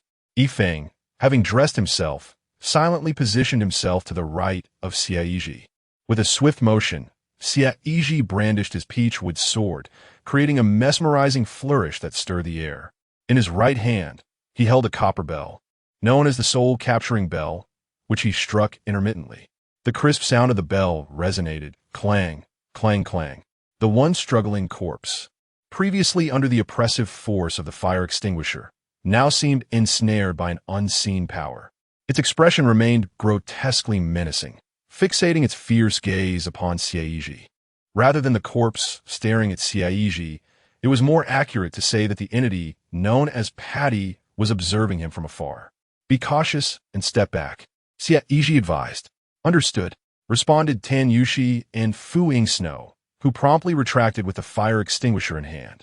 After the previous incident, where Fu Yingsnow had been possessed by a spirit upon responding to Su's call of okay, they had agreed to communicate in silence during their operations henceforth. Seizing the opportunity, the corpse lunged towards Xie Yizhi, seemingly intent on reaching the altar. Xie Yizhi slammed his palm onto the table, causing the Taoist 5-colored flag to rise autonomously, intercepting the corpse with remarkable speed. In an instant, it ensnared the corpse's limbs and head, pinning it firmly against the wall. Yifeng swallowed hard, casting an incredulous glance at Su. Though he remained silent, his eyes unmistakably conveyed the sentiment. No way. Did that just happen in an instant? Chapter 67. With a clap of my hands, whatever I call forth appears. Su remained silent, merely exchanging a glance. The newcomer should focus on observation and learning. After all, summoning a 5-colored flag is but a fleeting act, akin to the instantaneous conjuring of a palm thunder. Su had long harbored doubts. Was it possible that Xie Yizhi had begun his studies with an entirely different version? With a clap of his hands, whatever he called forth materialized effortlessly. He recalled how, after vanquishing the possessed spirit, Xie Yizhi had mentioned that palm thunder was taught to him by his great-grandfather, the spirit master Feng, for the purpose of dealing with wasps. The wasps likely had no time to even buzz before being charred to a crisp. Remarkably, not only did the efficiency soar, but the quality and potency far surpassed the ordinary. The skin and bones of the reanimated corpse, having been steeped in an unknown number of potions, were simply beyond what an average person could contend with. Yet, even so, it was still pierced by the 5-colored flag, flung away by Xie Yizhi with a mere gesture. The reanimated corpse struggled desperately, attempting to break free from the binding of the 5-colored flag, but with the support of the altar, Xie Yizhi remained unshakable. Like an immovable mountain, he stood resolute before the wretched creature. What had just flown past? Was it the piercing wind of the winged eagle? How absurd to call it a piercing wind when it appeared to be 5 small flags. Is there a learned individual who could elucidate this? Where is the class representative? If I am not mistaken, it should be the Taoist five-colored flag, representing the colors green, red, white, black, and yellow, corresponding to the five elements: metal, wood, water, fire, and earth, summoning the deities and kings of the five directions, along with their guardians to assist. Typically, when a Taoist priest conducts a ritual, five-colored flags are employed to suppress the altar.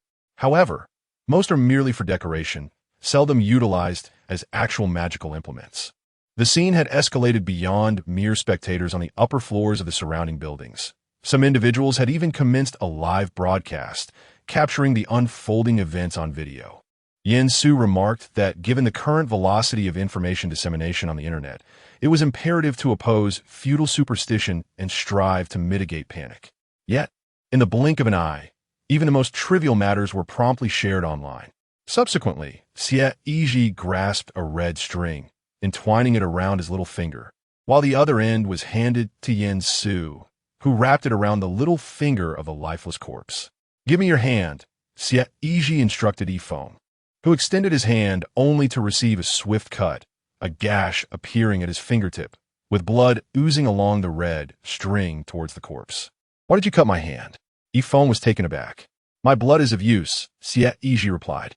Though Tan Yushi and Fu Yingxue were perplexed, Yifeng and Yin Su instantly comprehended Xie Yizhi's intent.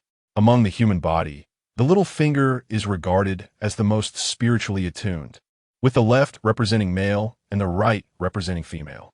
Through the intertwining of the red string and Yifeng's vital blood, a connection was forged between Xie Yizhi and the lifeless corpse. Moreover, the sorcerer on the opposing side possessed a blood bond with the corpse. Thus, the ensuing magical duel would utilize the corpse as a medium. Regardless of the techniques employed by either party, their effects on the corpse would directly impact Xie Yizhi and the sorcerer behind him. In simpler terms, it was a matter of establishing hierarchy and determining fates. "What are they doing?"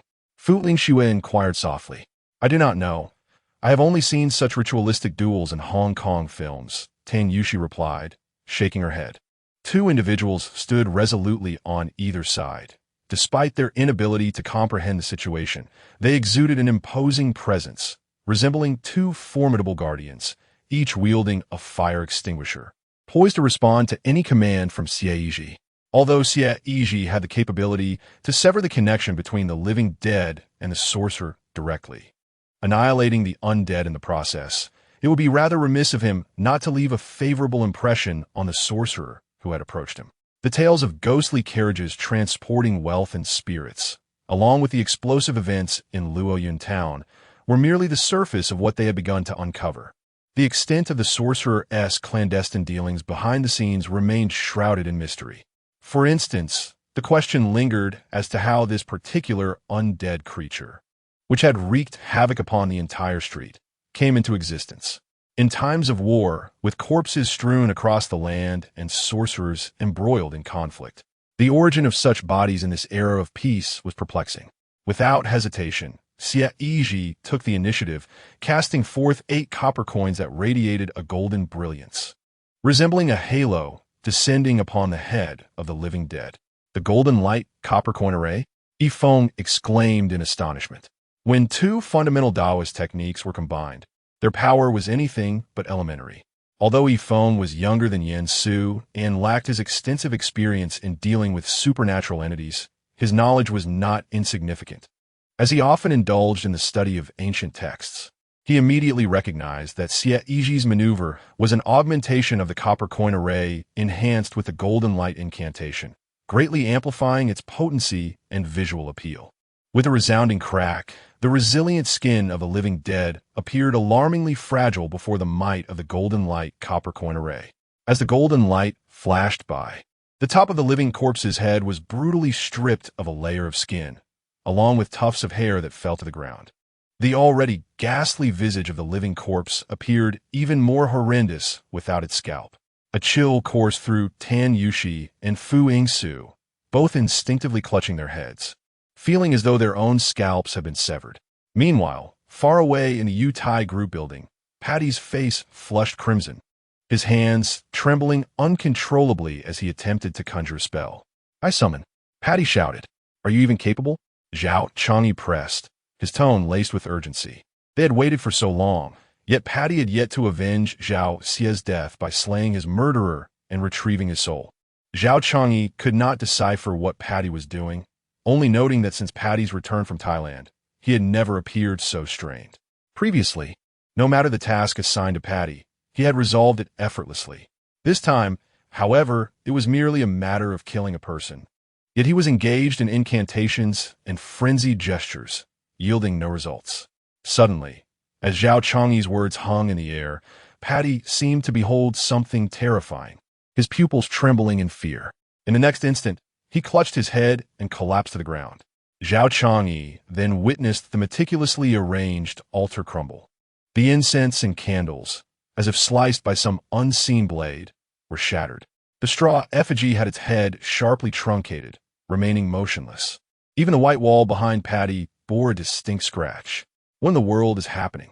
Zhao Chang'e asked in alarm. How could a sudden strike cleave through their altar, severing even the incense? After a moment, Pat stood up, awkwardly holding his forehead, crimson blood seeping between his fingers. When he lowered his hand, a horrifying scar was revealed. This is bad. Pat, still shaken, realized that the connection between him and the living dead had been exploited. The enemy, a formidable opponent, was evidently targeting his life. Had he not evaded swiftly moments ago, this blow could have potentially split his skull. Chapter 68. The one who stands tall wins. Where is Xie Yizhi? Hanging in the balance. Are you not even a match for him? Did you not assert that in a place like Rome City, no sorcerer could rival you? What is the current predicament? Zhao Chang'e was not foolish. Seeing Pat injured and his constantly shifting expressions indicated that the opponent's abilities were formidable. Almost simultaneously, both Zhao Chang'e and Pat recalled the young man who had slain the vengeful spirit a few days prior. Zhao Xie had mentioned on the night of his accident that he might know this individual. After all, they had extensive dossiers on the 3 supernatural consultants in Rome City. Though it was a threat, Pat held the advantage in a confrontation, with the upper hand in their hidden battle. Thus, the only possibility remained that the young man from that day was the one capable of such power. You think you can handle it? Pat was already furious from the wound he had sustained. Zhao Chang'e's incessant prattling only served to heighten his irritation. You want me to take action? If I could do that, what use would you be to me? If you cannot assist me in avenging my son today and successfully bring back his soul, then there is no need for you to retain that 20% stake, Zhao Chang'e remarked coldly. Previously, he had shown some respect to Party, for this individual had been of use to him, aiding in his pursuit of wealth. Now, Zhao Chang'e's Yutai had ascended to be among the top 3 companies in Rongqing, with profits ample enough to ensure a comfortable retirement. His sole desire at present was to avenge his son, Zhao Xie, no matter how inept. He remained his flesh and blood. Should Party fail to deliver, then there would be no reason to keep him around. Party's gaze was akin to a dagger aimed at Zhao Chang'e. However, he ultimately restrained himself. The grand plan was yet to be realized, and his utility to Zhao Chang'e had diminished. Yet, Zhao Chang'e still held significance for him. The truth was, Party was not unwilling to assist, but had encountered a formidable adversary. From the outset, the young man had possessed the ability to regain control over the undead, although Party had forcibly reclaimed that control. Yet now, the undead had become a conduit for Xie Yizhi's assault against him. Should he successfully employ his arcane arts upon the undead, Party would suffer the repercussions. Damn it, they all deserve to perish. Party cursed vehemently. He found himself in a dire predicament, faced with 2 options: either relinquish the undead and sever the connection to safeguard himself, or leverage the undead to continue battling Xie Yizhi. Regardless, it must be acknowledged that the undead had been crafted by his own hands. In a magical duel, Xie Yizhi's depletion would inevitably exceed his own. Thus, the advantage still lies with him. The creation of this reanimated corpse has consumed an immeasurable amount of effort from Pathy, who intends to use it as a trump card for his own survival. With the resurgence of the ghostly shaman and the ensuing chaos erupting in Yun province, all coastal and border areas are destined to experience significant turmoil. With a reanimated corpse by his side, his confidence is bolstered. However, he finds himself in a predicament due to Xie Yizhi's maneuver. He is at a loss for action, whether to fight or to refrain from fighting. After much contemplation, Pathy grits his teeth and resolves to take a chance. Nearly 2 decades have passed since he arrived in Rong City, and this is the first time he has endured such a profound humiliation. Patience, I have a backup plan.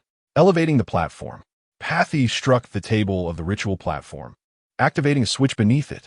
Instantly, the entire table began to rise slowly, along with the chair upon which Pathy sat. Your head is nearly touching the ceiling. What are you attempting to accomplish? Zhao Changyi inquired, perplexed by Pathy's actions and questioning the utility of raising the ritual platform. Historically, in the art of ritual combat, the higher platform prevails. An elevated ritual platform allows the high to strike low, as the elevated are empowered while the lowly diminish. I specifically designed this table to rise 7 feet 6 inches, precisely for unforeseen circumstances. Now that my ritual platform is significantly higher, no matter how formidable his spells may be, they will weaken by 7 or 8 parts upon reaching my height. Pathy smirked. The primary objective of elevating the platform is to minimize the influence of earthly energy. Whether it be shamanistic or Taoist practices, most rely on manipulating energy. The weaker the earthly energy, the stronger the manipulation. The establishment of the ritual platform creates an invisible domain, imperceptible to the naked eye, in a certain confined space. Isolating the noxious air allows the practitioner presiding over the ritual platform to concentrate their vital energy, thus amplifying the potency of their incantations. Of course, there are certain spells that necessitate a greater support from the Earth's energies, demonstrating a flexible adaptability in practice. Currently, Pat and Zhao Changyi find themselves on the 21st floor. While the height is considerable, the building is nonetheless connected to the ground, and ultimately, the pivotal factor lies in the elevation of the ritual platform from the earth. Pat inwardly cursed, realizing that today had laid bare all his secrets.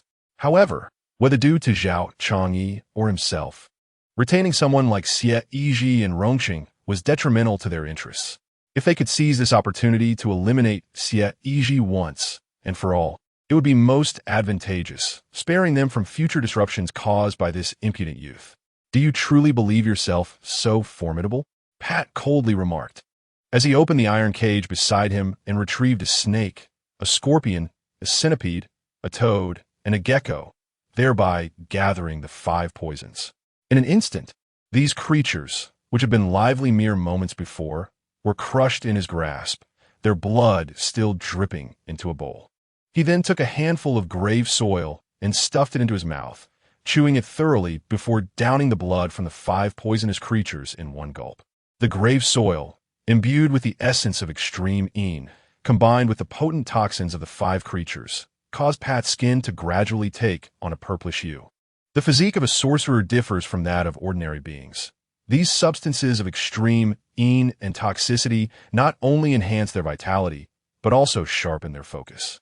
Upon completing these rituals, Pat reignited 4 incense sticks and placed them into the incense burner. Awaken for me. Under the full brunt of the parody buff, Pat's luck stirred the blood within him, hastening its flow as he endeavored to manipulate the straw man, immobilized by the 5-colored flag, back to life. Arise! Rise! Get up! This is impossible. I have clearly ascended the altar, yet I remain powerless against this suppression. Pat's neck and forehead were strained as he shouted, the veins bulging, but the strong man remained utterly still. Before he could react, a sudden cold breeze swept through, severing the incense that had just been lit before him once more.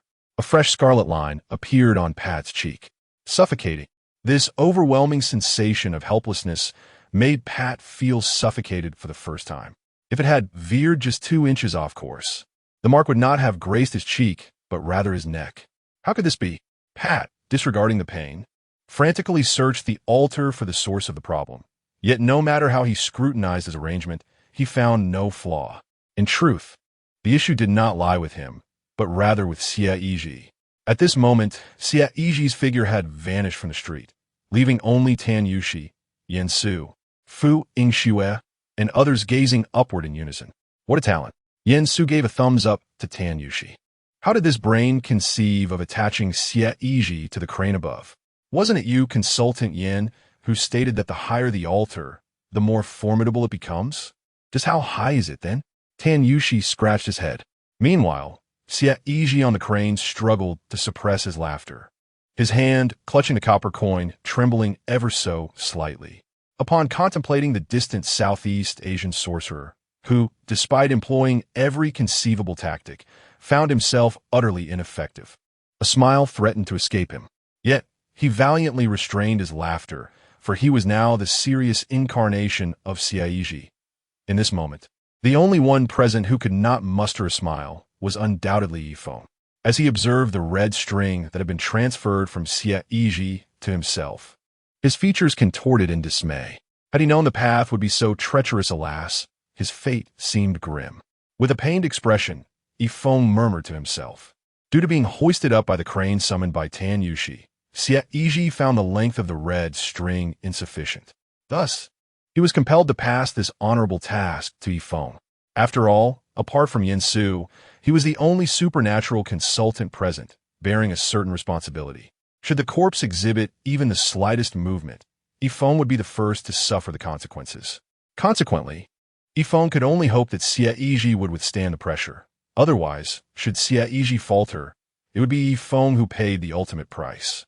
High above, Xie Yizhi ignited 3 incense sticks and placed them into the incense burner, his hands forming intricate gestures as he began to chant incantations. The number of incense sticks was not arbitrary. It adhered to the principle of 3 for the gods, 4 for the spirits. The offerings were not made in vain. The celestial beings, drawn by the aroma, were expected to arrive. After all, would they merely observe without offering their assistance? As Xie Yizhi intoned his spells, a peculiar phenomenon unfolded above their heads. A small, ominous cloud began to gather in the sky, curiously confined to the area directly above the distance between the corpse and Xie Yizhi. Heaven's mysteries were unfolding, and the flames of truth would soon manifest. In the town of Tianwushan, the formidable Dingxin chanted incantations, while ominous clouds above grew increasingly dark. Was rain imminent? A localized plea for precipitation? Previously, while watching television dramas, one might have found the depiction of clouds following an individual to be overly exaggerated. Yet now, it seemed to be a reality. Goodness. So, my friend, you can do this too?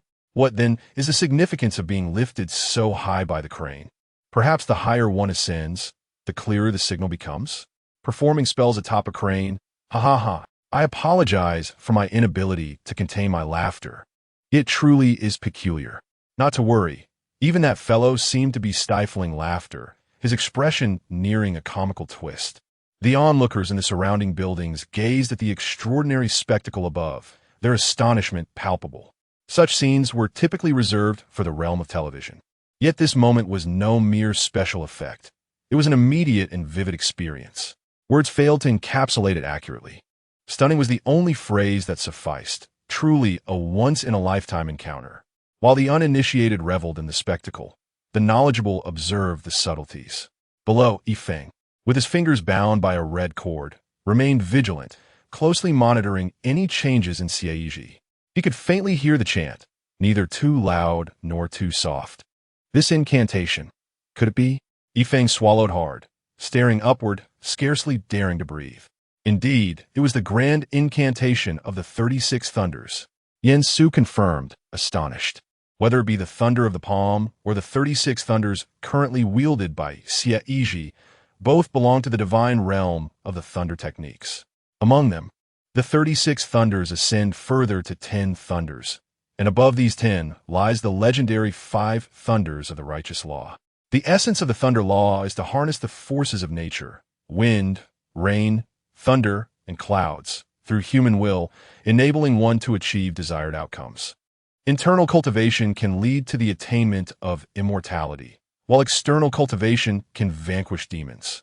Given the extraordinary phenomena occurring in the sky at this moment, it is indeed reminiscent of the 36 thunders of the thunder law.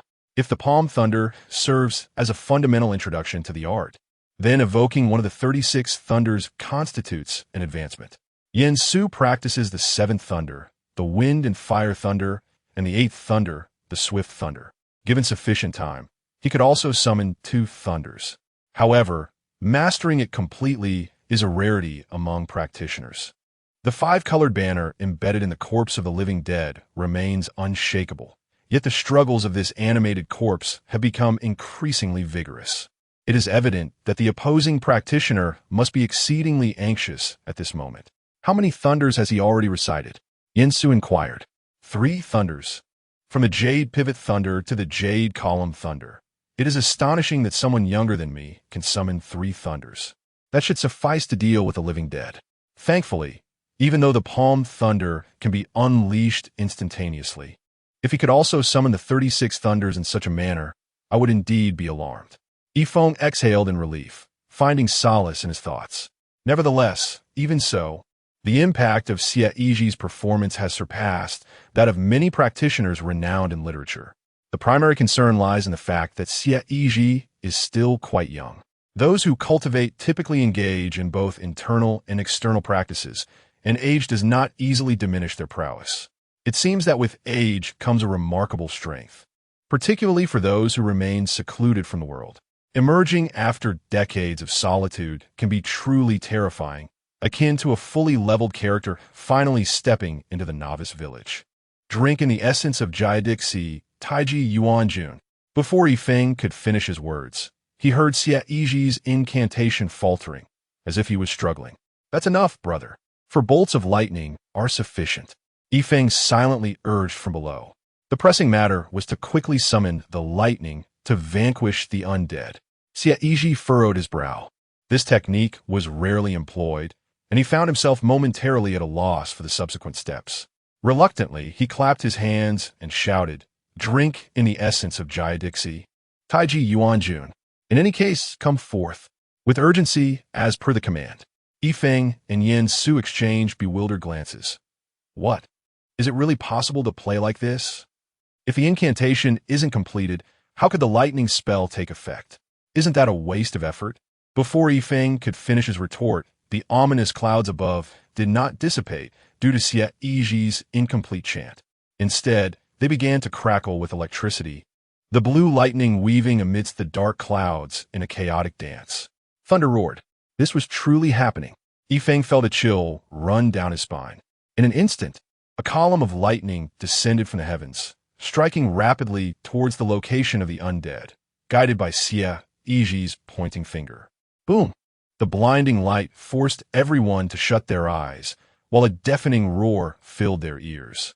In that moment, the street was enveloped in a profound silence, devoid of any sound save for the thunder.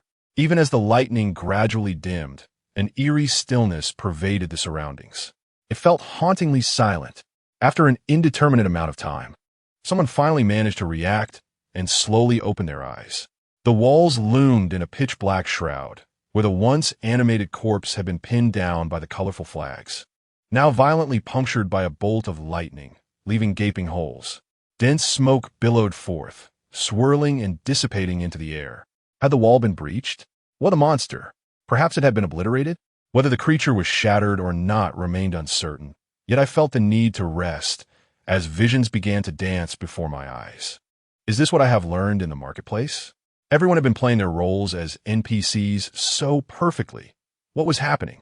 Could my homeroom teacher take that spot instead? Yet, why did the ominous clouds continue to linger in the sky?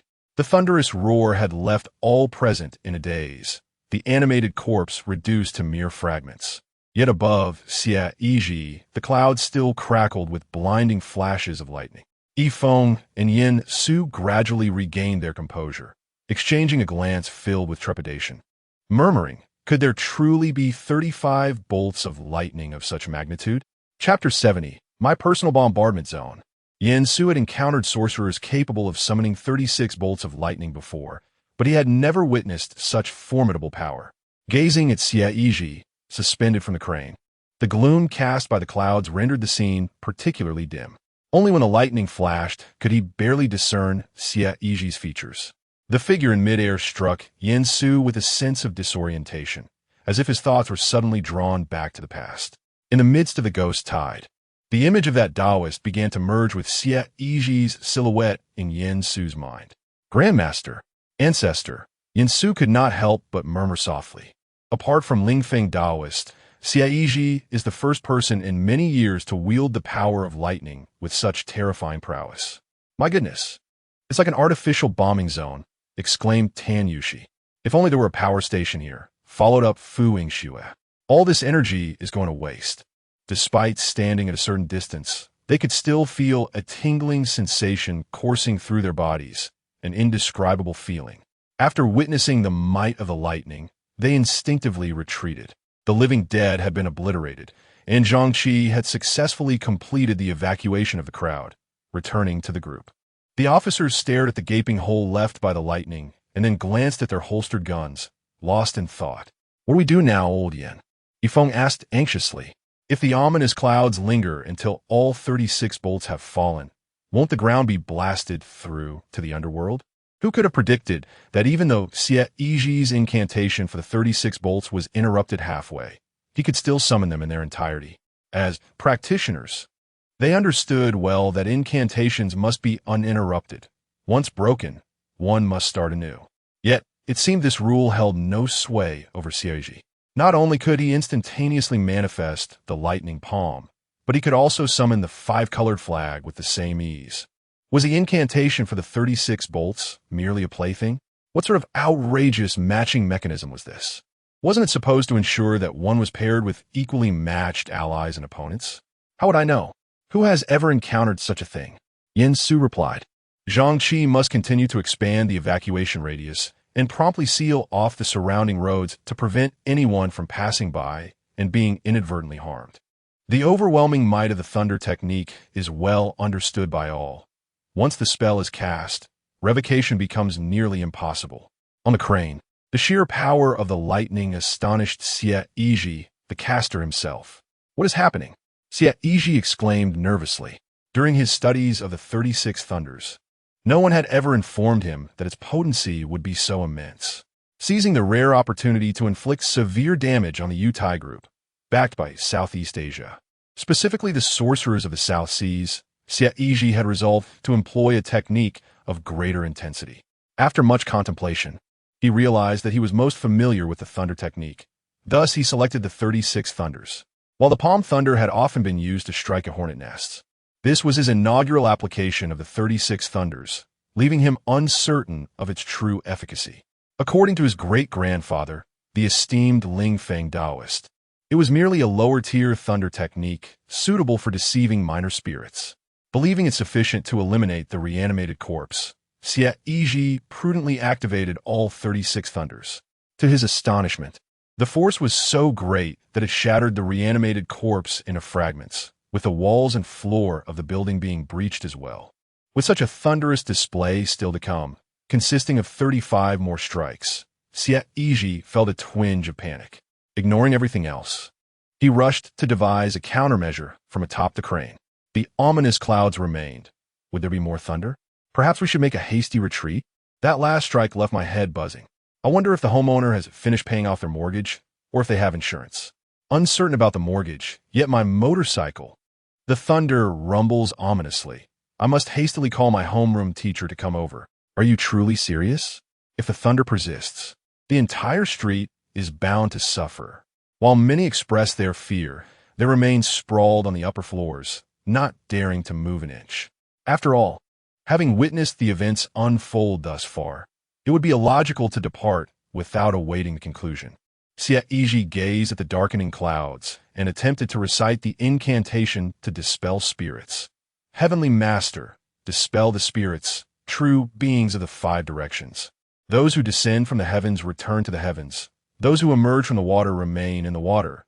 Those from the earth return to the earth. Go, go. Go, all depart.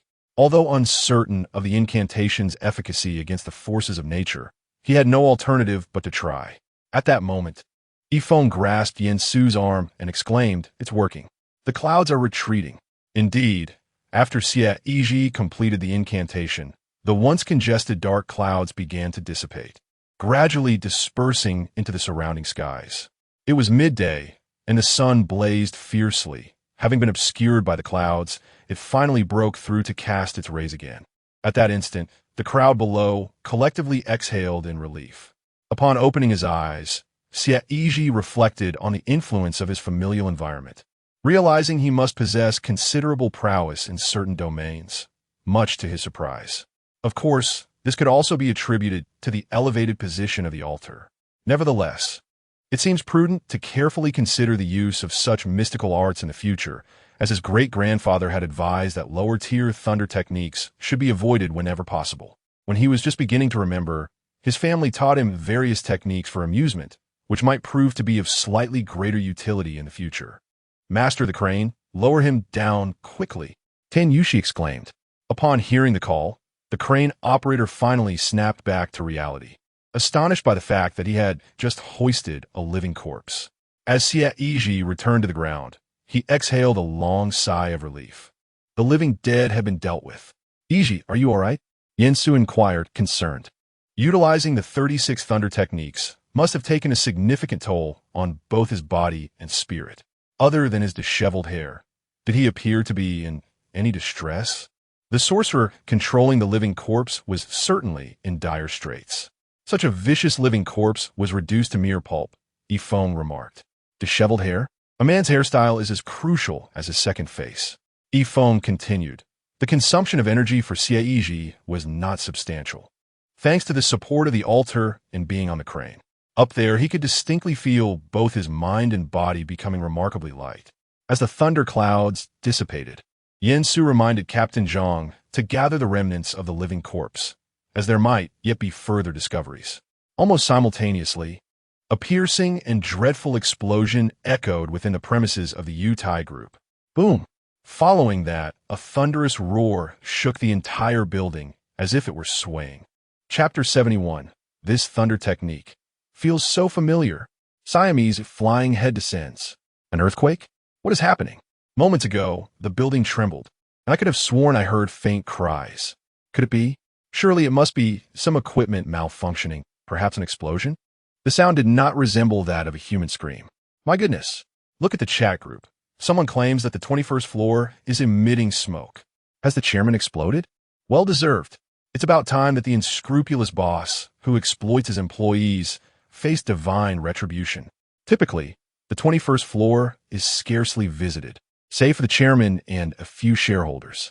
It seems to have ceased. There is no longer any sound. Inside the office building, employees were startled by the sudden blast. Initially, they thought it was an earthquake and were ready to flee, but the tremor subsided swiftly. The work group chat was inundated with messages, all discussing the smoke emanating from the chairman's 21st floor, speculating on what might have gone awry. The chatter grew increasingly fervent, prompting several executives to emerge and admonish their colleagues to concentrate on their tasks, urging them to refrain from idle gossip. Meanwhile, on the 21st floor, Zhao Changyi lay sprawled on the ground, gazing at the altar that had been utterly obliterated and the floor tiles marred with cracks, his pupils quivering incessantly. His mind was a void, overwhelmed by a cacophony of ringing in his ears. He was no practitioner of the arcane arts, and had never encountered such a scene, utterly oblivious to the specifics of the calamity.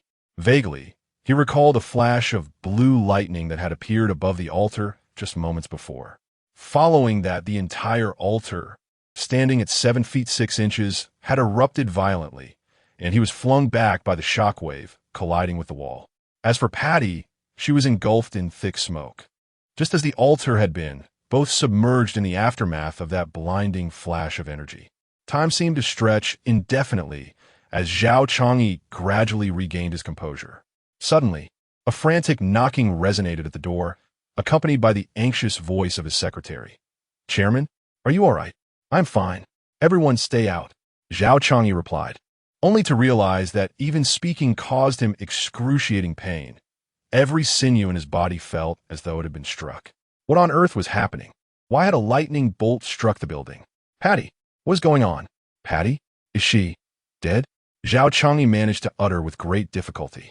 At that moment, the thick smoke began to dissipate, allowing him to see Patty, charred and lifeless, sprawled on the ground. Despite his desperate calls, she remained unresponsive, motionless. He could only muster the strength to crawl towards her. Upon reaching her, he gently prodded her leg, only to find that her flesh had been utterly obliterated. Crumbling at his touch, and oozing a viscous substance. In any conceivable scenario, it was evident that Patty had no chance of survival. Zhao Chang'e collapsed where he was, grappling with the unbearable reality that in the span of a single morning, he had lost his son, and now, Patty, who had been unable to best their adversary, had perished in a lightning strike.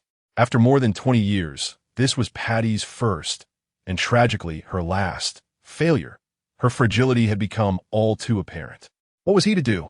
Zhao Chang'e understood all too well that with Patty's demise, his own situation had become perilously precarious. After years of navigating the treacherous waters of business, he recognized that the emergence of one problem often heralded the swift arrival of many others. The situation surrounding the ghostly vehicle has unraveled. The host's spirit has been vanquished, followed by the demise of Zhao Xie, and now the recent death of Patty. The rapidity of these events is staggering. If the police were to conduct a thorough investigation, all that he and Patty have done over the years would inevitably come to light.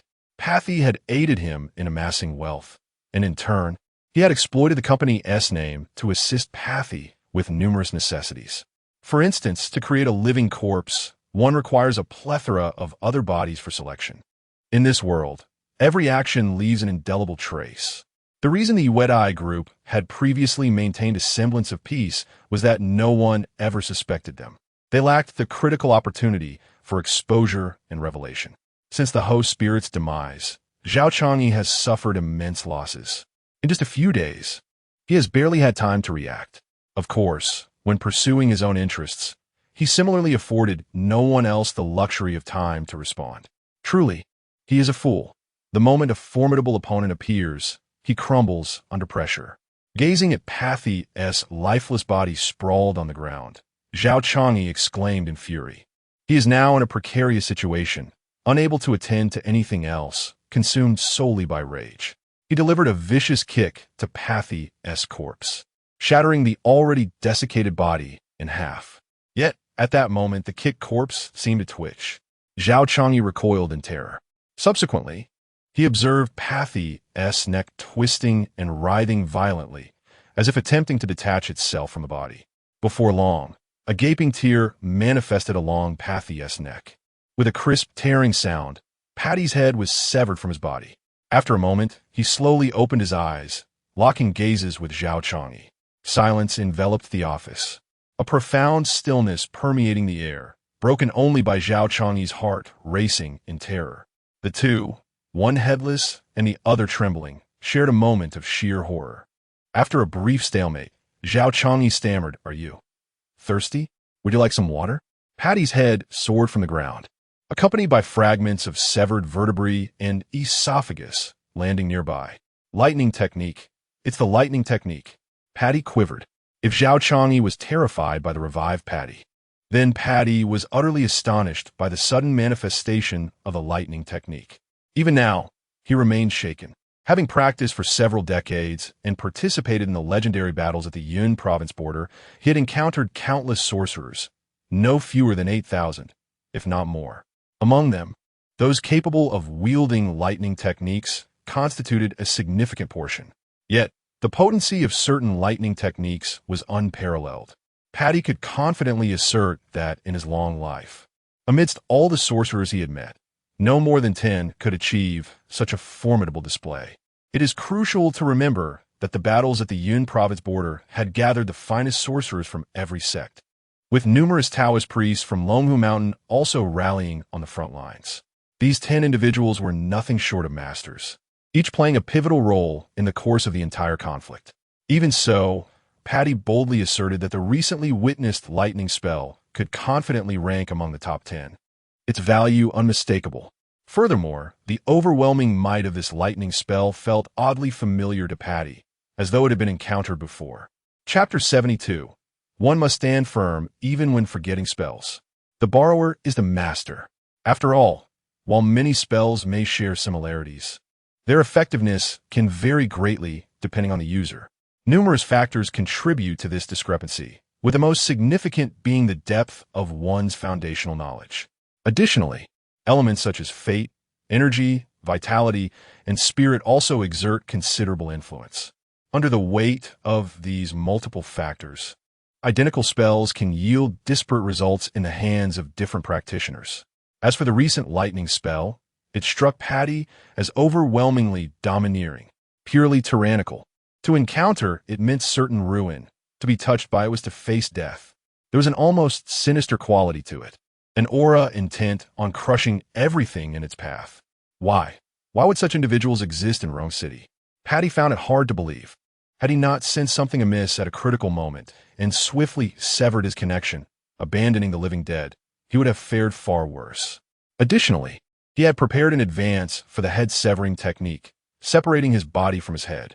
Yet even so, a small portion of the lightning spell still synchronized from the living dead. With just that small fraction, had he not employed the head-severing technique, Patty would have surely met his demise at least 8 times over. The head-severing technique is one of the sorcery practices from Southeast Asia, where in earlier times, practitioners struggled to establish their presence. Due to their despicable methods, despite employing various forms of sorcery, they were met with universal disdain. No matter how formidable their magical prowess, sheer numbers would always prevail. Consequently, for an extended period, the sorcerers were relegated to hiding in the mountains. The meager resources found in the mountains were insufficient for sustenance, while descending would invite relentless pursuit from the common folk. Ultimately, the sorcerers devised a strategy. During the night, they would detach their heads from their bodies and glide down to stealthily drain the blood of the livestock tended by the villagers, before returning their heads back to the mountains. Among these infamous techniques, the flying head method boasts 2 variations. The first, known as floral flying head, involves the intestines still connecting the head to the body while it soars, surrounded by a mist of blood and petals to conceal its presence. The second, referred to as corpse body flying head, is the very technique currently employed by Master Patty. This method allows for a complete separation of the body and head. Even if one part deteriorates, it does not impede the actions of the other. Is the individual you are contending with truly formidable? Zhao Changyi eventually came to terms with the sight of Patty, possessing only a floating head. Patty glanced at him and coldly remarked, "My body has become akin to brittle." "Chrisskin, what do you think?" Zhao Changyi, chastened, refrained from responding. After a pause, he ventured, "What about my son's soul? It cannot be saved. Your son is dead. Am I not to live?" Patty, filled with ire, found it absurd that Zhao Changyi still clung to the notion of his foolish son's spirit. Having witnessed the prowess of Xie Yizhi's lightning magic, Patty dared not engage further with him. If Zhao Changyi seeks to retrieve the soul of his son, it is tantamount to sending a message to Xie Yizhi and Yin Su. Is killing my son, Zhao Xie, not enough? Today, if you do not eliminate Party as well, none of you shall leave. Party, however, is not foolish. His collaboration with Zhao Changyi is predicated on mutual benefit. Since that premise can no longer be met, and he cannot overpower Xie Yizhi, how could he possibly contend with Zhao Changyi? Yet, after some contemplation, Party chose to restrain himself and spoke. "First, assist me in procuring a more suitable vessel. Then we shall deliberate further." Meanwhile, on West Street, the battlefield had been largely cleared, leaving only the repairs of the remaining streets to be addressed. Naturally, funds would be allocated for the restoration. As for Xie Yizhi and his companions, they had gathered in a police vehicle, devoid of any other occupants. With the undead now vanquished, a certain space was required for them to share the information at hand and strategize their next moves. "Good brother, may I inquire if you inadvertently omitted a portion of your 36th Thunder Command incantation? Yet, how could it succeed in the end despite the oversight?" Yifeng remained enveloped in awe from the resonance of the 36th Thunder. I do not know, but if forgotten, it must not weaken our momentum. After all, it is the borrowers who hold the power, whether borrowing from the forces of nature or the powers of deities. The principle remains the same. The greater the vigor, the more one can harness.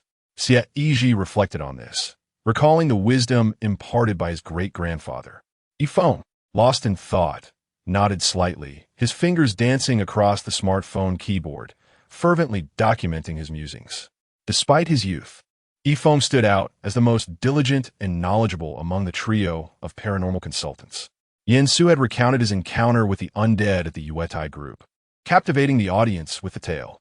After a brief respite, he cradled the ghost-sealing altar containing Xie Yizhi and prepared to exit the vehicle.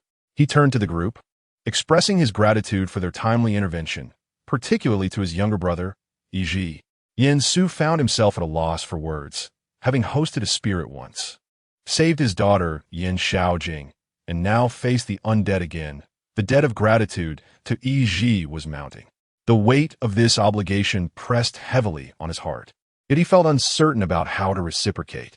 He continued, I must proceed to wet eye. The undead may have been vanquished, but the remnants of those souls remain to be liberated. Furthermore, as you just mentioned, that sorcerer is likely still alive.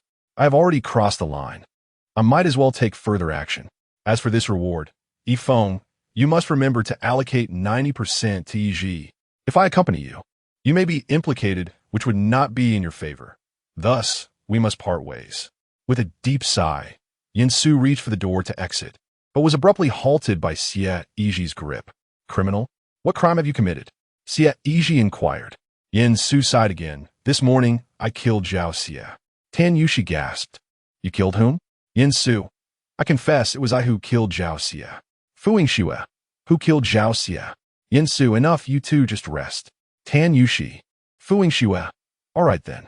Xie Yizhi patted Yin Su on the shoulder and remarked, the young master of the Yute group is haunted. Just a few days ago, wasn't there a video circulating online of him playing rock, paper, scissors with a mirror in the restroom? Thousands of netizens have seen it and can attest to it. As a paranormal consultant called to solve the case, you ended up failing. He was killed by a ghost, and at most, you could be deemed ineffective in your duties. Only at this moment did Yin Su finally grasp the implications of their words.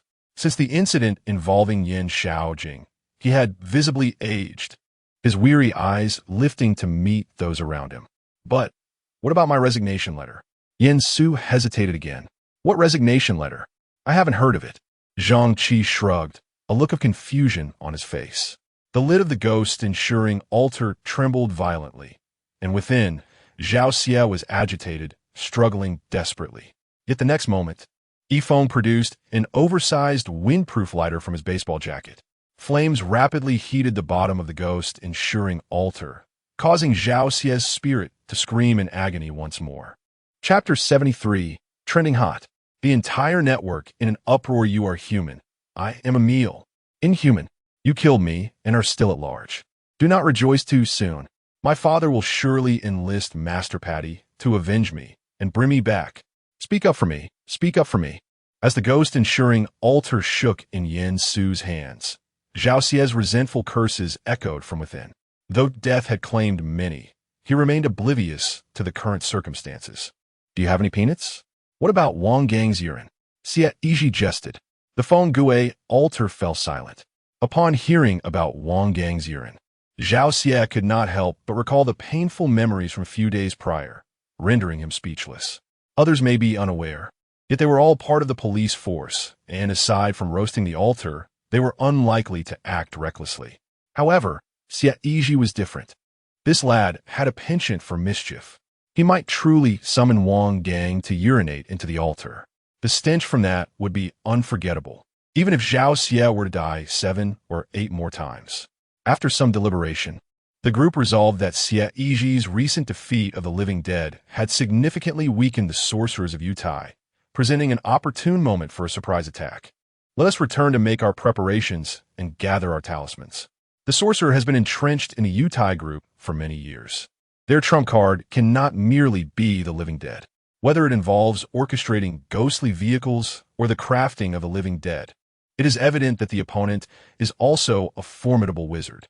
We must remain vigilant, Yin Su solemnly stated, taking on the role of the most seasoned paranormal advisor, offering strategic counsel in such times. The others concurred, yet Xie Yizhi candidly disagreed, asserting, if we are to go, it must be now.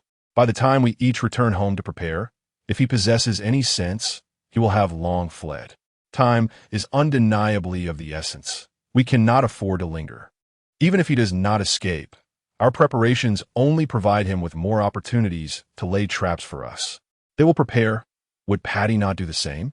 Moreover, the destination is their stronghold, which grants them an advantage of terrain. based on previous observations of the alterations made to the water vein through the tunnel. It is evident that this sorcerer possesses profound expertise in geomancy. Given their entrenched position within the Yutai group, it is improbable that they lack contingency plans. If we are to engage, we must catch them off guard, striking while they are vulnerable. Regarding the matters of magical artifacts, we have Consultant E to assist us. Tan Yushi reminded. Ifeng. Enough, do not prompt me. Yin Su nodded. Although he was experienced, his encounters typically involved spirits. Situations involving competition with other sorcerers were rare. Upon reflection, it indeed seemed that a direct assault was the most prudent course of action. Very well, let us depart at once. To enhance our efficiency, we must delineate our teams. Based on combat capability, I will team up with Lao Yin and Xiao Tan, while Xiao Fu and Zhang form another group, and so forth. Brother Xie, you will lead one team, Ifeng assigned. Xie Yizhi, I wish to disembark. At this moment, Zhang Qizai spoke again. The three of you sorcerers should stay together and avoid dispersing. Tan Yushi and Fu Yingxue, your skills are commendable. Assist them closely. As for me, I shall take responsibility for leading the charge into the fray. The group had no objections to Zhang Qizai's arrangements and expressed their agreement. We cannot act independently. As is often depicted in horror novels and films, the outcome of splitting up is invariably disastrous. Tan Yushi added, we must consolidate our strength and avoid being picked off one by one. Meanwhile, Zhang Qi reached out to another paranormal consultant from Rongqing and promptly set off to assist the Yuedai group. This time, it was imperative to rescue all the lingering souls. Although the living dead had perished, a fierce battle surely awaited them. After their discussion, Yin Su took the wheel, accompanied by Xie Yizhi, Ifeng, and Tan Yushi, while Zhang Qi drove a separate vehicle, leading the way. As for the streets left in disarray by the battle, arrangements would need to be made to summon other teams for cleanup and maintenance. The remains of the living dead, reduced to mere fragments of skin, were dispatched for examination to ascertain if any information could still be extracted. Observing the gradual return of calm to the streets, the onlookers finally exhaled in relief. It was over at last. It felt akin to watching a film. An immersive 8D holographic spectacle, almost dreamlike. Dreamlike? Who dares to utter such a notion? My motorcycle. What do you think that female monster truly was? Terrifying. Not only possessing immense strength, but also impervious to blades and bullets. Does she even belong within the realm of humanity? Terrifying? Compared to that Xie Yi, what is she? Who is this man truly? I've caught glimpses of his live streams, where he narrates folklore tales, but ever since he lost a game of rock, paper, scissors with a mirror at midnight, the narrative has shifted. Not only does he conjure thunderous palm strikes against ghosts, but he has even resurrected a little girl at a car accident scene, and now he can summon aid to bombarded areas. Ha! Am I the one who has lost my sanity, or has the world gone mad? In the town of Luoyun, residing in Xiefeng village, a certain individual's home has been exposed in a video that resembles the underworld. The most amusing aspect is that, for reasons unknown, he insisted on performing rituals atop a crane, eliciting laughter from all. Not only were the onlookers bewildered, but the online community was equally astounded. After a period of silence lasting 3 to 4 days, many presumed that Xie Yizhi had perished. Who could have anticipated that shortly thereafter, a series of remarkable events would unfold? First, his home was revealed, and then netizens speculated that the scene was meticulously staged for promotional purposes.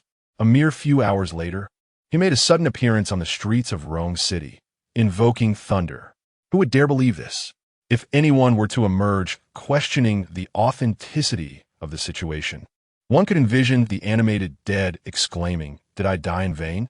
Speak up. Was my demise in vain?" Unbeknownst to Xie Yizhi, the topic of Rome City possibly encountering a monster and the thunder invoked by the internet celebrity atop the crane quietly ascended the trending charts. This marked the first time Xie Yizhi's name graced the trending topics. His live streaming account experienced an explosive surge in followers, nearing the impressive milestone of 500,000. Truly, he is my most esteemed influencer, quietly achieving great things. Previously, he confronted ghosts, then rescued individuals, and now he is taken to invoking thunder. hasn't he? What a commendable citizen, this Xie. Such a formidable bolt of lightning, descending with such grace. Here's an intriguing fact. The diameter of lightning can reach a minimum of 5 meters.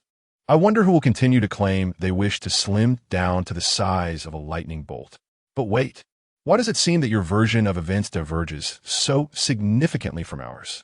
At the same time, Zhang Qi, who was driving at the forefront, suddenly received a call. The caller ID unmistakably indicating it was from the police station. He answered using the car's Bluetooth. Captain Zhang, I have compiled the list of passengers who were killed in the bus incident this morning, and I have sent the documents to you. Please remember to review them. Additionally, the file on that boy from Luoyang Town is included as well. In Chapter 74, the ancestry records of Xie Yizhi. Typically, the police department can only access information spanning 2 generations. However, the third team is connected with a paranormal consultant who specializes in handling supernatural events, thus possessing greater authority in this regard. The personal information accessible would be significantly more detailed than usual. I'm currently driving and have tasks to attend to. Please check for me and let me know, Zhang Qi replied. He was en route to the Yuedai Group building, and it was imperative he not look at his phone, especially for such crucial information. A moment's distraction could lead to an accident. Do the deceased passengers all have martyrs in their ancestry? Zhang Qi inquired. All right, please hold on while I check each one. The officer on the other end of the line responded and began to diligently examine the records of these individuals. After a few minutes, he spoke again. Indeed, it turns out they all have martyrs in their ancestry, and it appears they were all from the War of Resistance. Zhang Qi acknowledged with a nod. Although he had never doubted Xie Yizhi's analysis, it was imperative for those in law enforcement to rely on substantiated evidence. Now that they had confirmation, it was nearly certain that the purpose of the ghostly vehicles ensnaring the souls of passengers was to confront the spirits of the martyrs on the mountain. The lives of so many passengers had essentially been sacrificed to finance the new project of the Yuedai Group.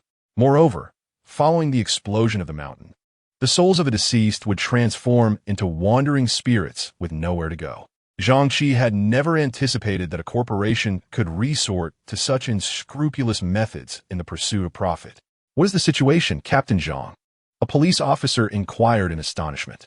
I will explain everything upon my return. In the meantime, please review Xie Yizhi's file and report back to me, Zhang Qi instructed. Understood. The officer replied, opening Xie Yizhi's dossier. Xie Yizhi is 23 years old and a graduate of Rongsheng University. He is unmarried and has no religious affiliations. His father, Xie Yizhi, has no verifiable employment history and is 56 years old. His mother, Li Wangxia, originally from Yun Province, also lacks any employment record and is 55 years old. Zhang Qi furrowed his brow. It was not uncommon for some elders in rural areas to remain engaged in agriculture without external employment, making the absence of work history understandable.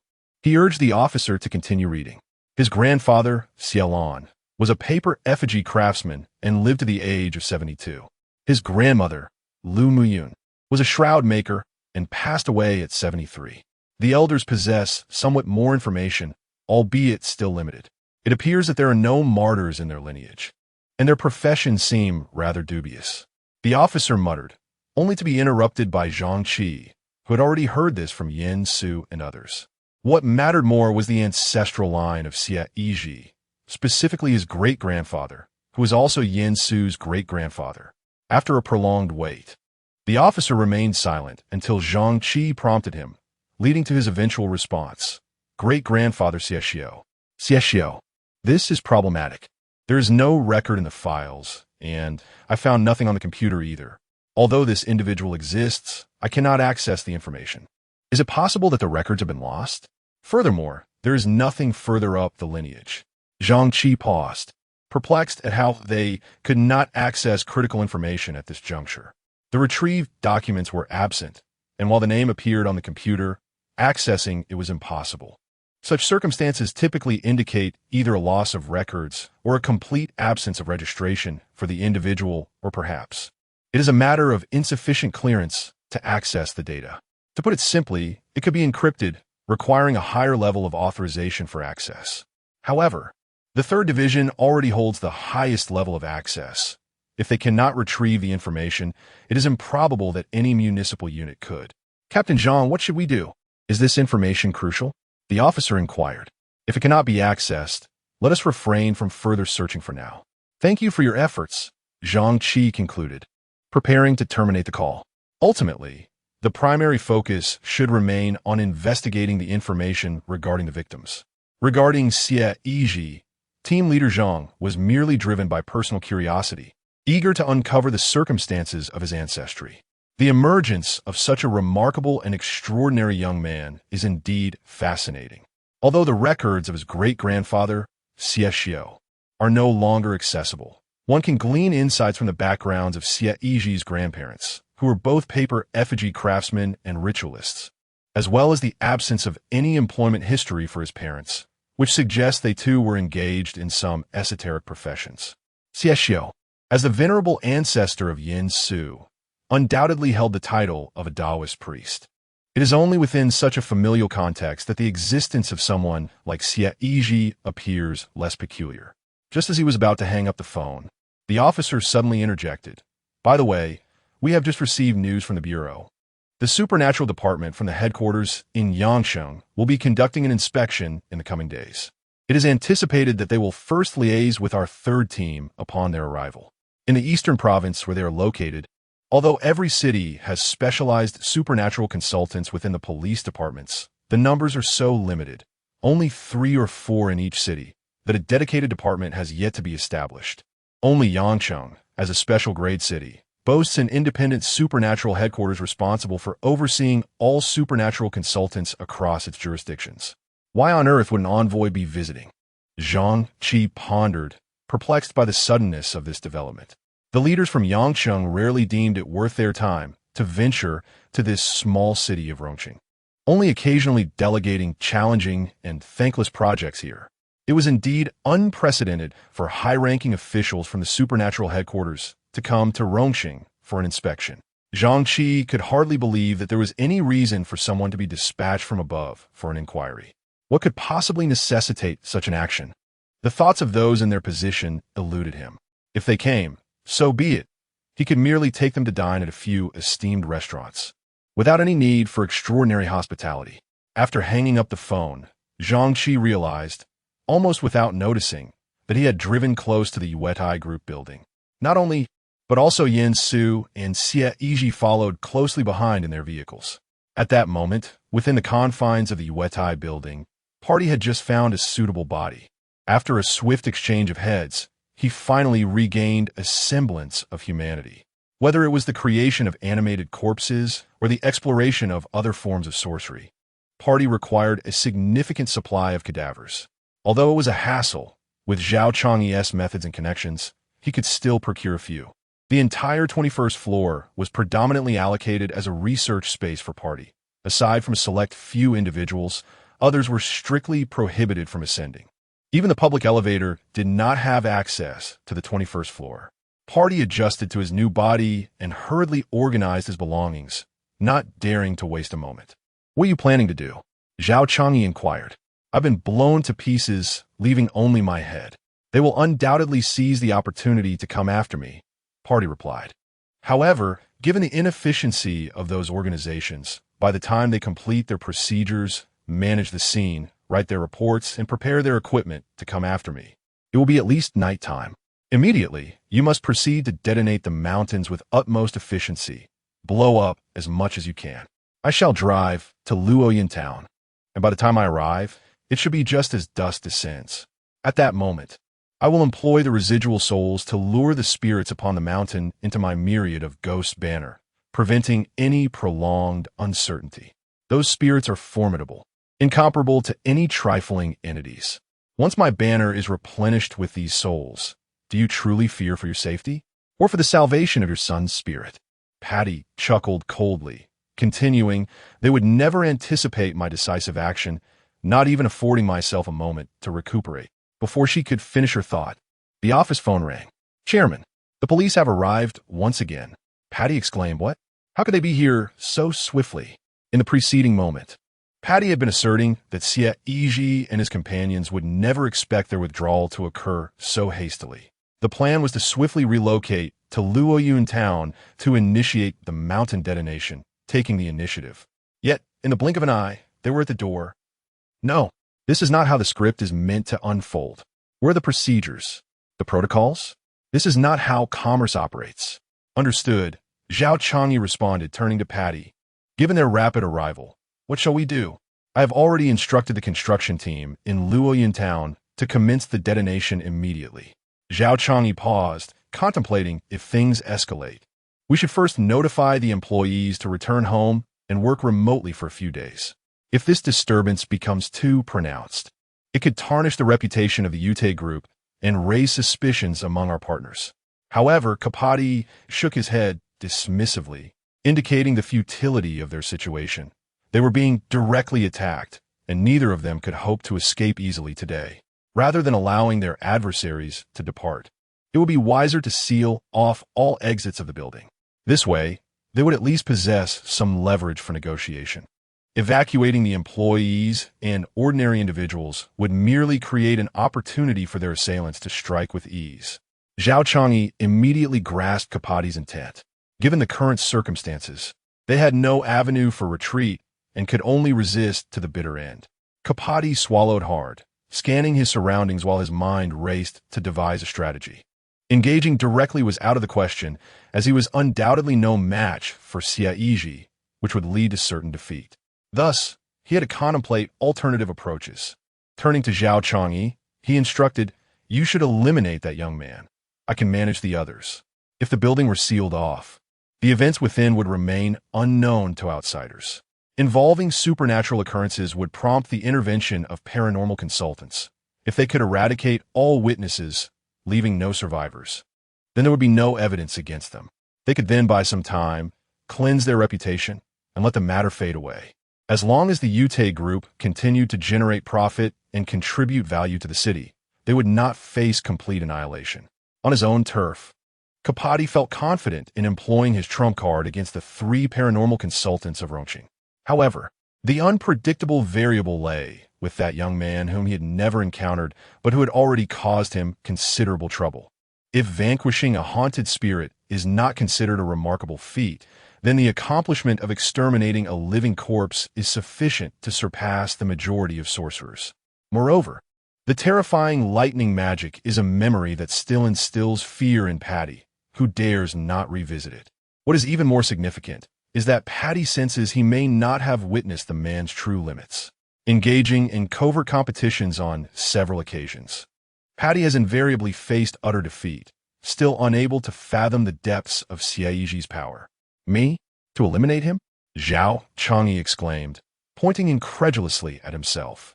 Even Patty, a master in his own right, had been reduced to a mere head after being struck by lightning. How could he be expected to take on such a challenge? Patty, stroking his bald head, sighed deeply. Indeed, he found himself at a loss for words. This was no different from the Hydra's task of sending Binbo to eliminate Tang Sung. You can stall for a bit. Take as long as you need. I have a trump card, and if you can hold on, I will return shortly to assist you in rescuing your son, Patty added. You have a trump card? Zhao Changyi scrutinized Patty with a skeptical gaze, hesitating as he replied. Well, you must indeed come back to help me. Rest assured, we've collaborated for many years. Do you still doubt my reliability? Patty reassured him. Zhao Changyi nodded, finding himself with no other option but to acquiesce. However, he was not particularly concerned that Patty might abandon him, should any complications arise. He would undoubtedly expose Patty without hesitation. If he were to fall, Patty would certainly not escape unscathed. Together, they possessed hundreds of vigilant eyes. According to Part 1, Zhao Changyi informed the staff that all exits of the building had been sealed and access control systems were suspended. He waited alone in the office for the arrival of the police and paranormal consultants to confront them. Part 1, on the other hand, departed from the office and swiftly made his way to a secluded chamber on the 21st floor. Inside the dimly lit chamber, the air was thick with the scent of incense, and there stood an altar upon which rested a half-human-sized statue of a Buddha, adorned in gold. The statue featured 4 faces, each displaying a different expression, one with bulging eyes filled with fury, another with a blue visage and sharp fangs. a third with a benevolent countenance, and a last with tearful eyes. Additionally, the statue possessed 8 arms, contorted like those of a spider, with each hand grasping a distinct ritual object. This was the deity Part 1 revered, known as the Four-Faced Buddha, worshipped by a significant portion of sorcerers in Siam. Legend has it that the power of the Four-Faced Buddha stems from the netherworld, aligning seamlessly with the aspirations of the sorcerers. After all, disbelief is futile, paths diverged, and the deities once venerated in their homeland have ceased to respond. Beside the statue on the altar, a completely black ceramic urn rested, its opening sealed with a red cloth, adorned with a large character for blessing. Part 1 reverently inserted 4 sticks of incense into the burner, murmuring incantations in Siamese. As if invoking a prayer, I merely seek a refuge in wrong city. Soon, the spirits will awaken, and all I have done is for the sake of survival. What wrong have I committed? If you refuse to comply, then perish. After offering incense, Paddy took a step back and drew a small knife, piercing his eye with a fierce thrust that made him grimace in pain. Immediately, he extracted a bloodied eyeball and placed it upon the altar. To receive the protection of the ghost Buddha, one must sacrifice a part of oneself. Although Paddy's body was diminished, he still clung to the value of his remaining eye. After presenting his eye, the black urn beside the Four-Faced Buddha began to tremble slightly. It worked, Paddy exclaimed with excitement. Having worshipped the Four-Faced Buddha for so long, he had only sought protection once before, sacrificing his appendix, which had been removed in a hospital. Had he not been struck by lightning, he could have offered much more: appendix, gallstones, or even hemorrhoids, leopard skin, and more. Anything that could be severed from his body would suffice for the ghost Buddha. However, the sudden lightning strike shattered all his intentions. If only I had more time, I could offer you an even grander gift. But now it was too late. Nevertheless, it should be enough. He did not seek to kill that person, just to maim him and eliminate all the other supernatural consultants. Paddy covered his wounded eye, the blood staining his hand crimson.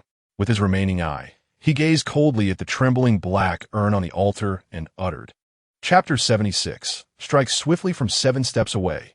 Shoot accurately and quickly within 7 steps. Ever since the construction of the Wetai Group building, he had established his presence there. Given the right conditions and advantageous terrain, he might not truly fear Xie Yizhi. However, time is of the essence, and he can only reach this extent. Nevertheless, Paddy remains confident that what Xie Yizhi and his team are about to face will undoubtedly be sufficient to challenge them. As for Zhao Chang'e, that fool is no longer a concern. He once had his uses, but given the current situation, Paddy naturally prioritizes his own survival. If death is to come, so be it. After all, his son has already been slain, and there is no longer a necessity for him to cling to life. Within the building, the sudden sealing of all exits ignited fervent discussions among the employees. Is compulsory overtime now so severe? Locking the doors? Really? If we were to work late, at least allow me to step out for some pig trotter rice before returning. This wretched company has no sense of dignity left. I will file a complaint. I will escalate it to the authorities. What is happening? This is illegal confinement. This is against the law. Call the police. I can't take it anymore. This despicable company does not regard its employees as human beings. Are you out of your mind? The doors were locked only after the police arrived. Surely, they wouldn't lock out the police? Are we staging a rebellion? We are law-abiding citizens. After the exits were sealed, dissatisfaction rippled through the employees within the building. Even the exploitation of labor has its limits. Preventing us from leaving is utterly excessive. Not only were the employees bewildered, but even Zhang Qi was astonished by Zhao Chang'e's audacity to dare lock out the police. What's going on? Listening to the murmurs of discontent around him, Yifeng felt utterly perplexed. Are these ruthless business tycoons truly this brazen? Is locking the doors their immediate response to any disagreement? Yansu's footsteps suddenly halted as he remarked, When we first entered, this building seemed perfectly normal. Why has a sinister aura suddenly emerged and begun to spread? Upon finishing his sentence, Yansu turned his gaze towards Xie Yizhi, for if he could sense it, then Xie Yizhi must have perceived it as well. Indeed, there was a nauseatingly strong scent of blood. Xie Yizhi looked up, Although they were currently in the first-floor lobby, he could still faintly detect the foul odor wafting down from the upper levels. He was unable to pinpoint exactly from which floor it originated. Yifeng and Yin Su exchanged glances. Since Xie Yizhi had mentioned it, it was certainly not a mere figment of their imagination. Their vigilance heightened and their nerves tensed. At that moment, a female assistant approached them and said, "Hello, Team Leader Zhang. Director Zhao has asked me to escort you to the conference room." Zhang Qi nodded, puzzled by her calm demeanor amidst the circumstances. Nevertheless, they followed her into the elevator. As the floors ascended, both Yin Su and Yifeng began to sense the repugnant odor that Xie Yizhi had just described. It was unbearable. The intensity of the stench made Yifeng instinctively cover his mouth and nose. Tan Yushi and Fu Yingxue exchanged bewildered glances. They could not detect any foul smell at all. Instead, the assistant's perfume seemed overwhelmingly strong, as if she had doused herself with nearly an entire bottle. While Xie Yizhi and the others entered the elevator, the other officers from the third team remained stationed at various points on the first floor. The building's doors suddenly locked, and Zhang Qi felt an unsettling sense of foreboding. He instructed the officers from the task force to safeguard the employees downstairs. Should any unforeseen circumstances arise, they were to take immediate action and report back to him. A considerable number of police had arrived. Surely, the company was not embroiled in some scandal. Having just begun his tenure, he could not possibly be facing termination already. In addition to the uniformed officers, 3 other figures appeared notably familiar. 2 were paranormal consultants, while the third was a recently prominent internet celebrity. "Do you not know?" one of them exclaimed.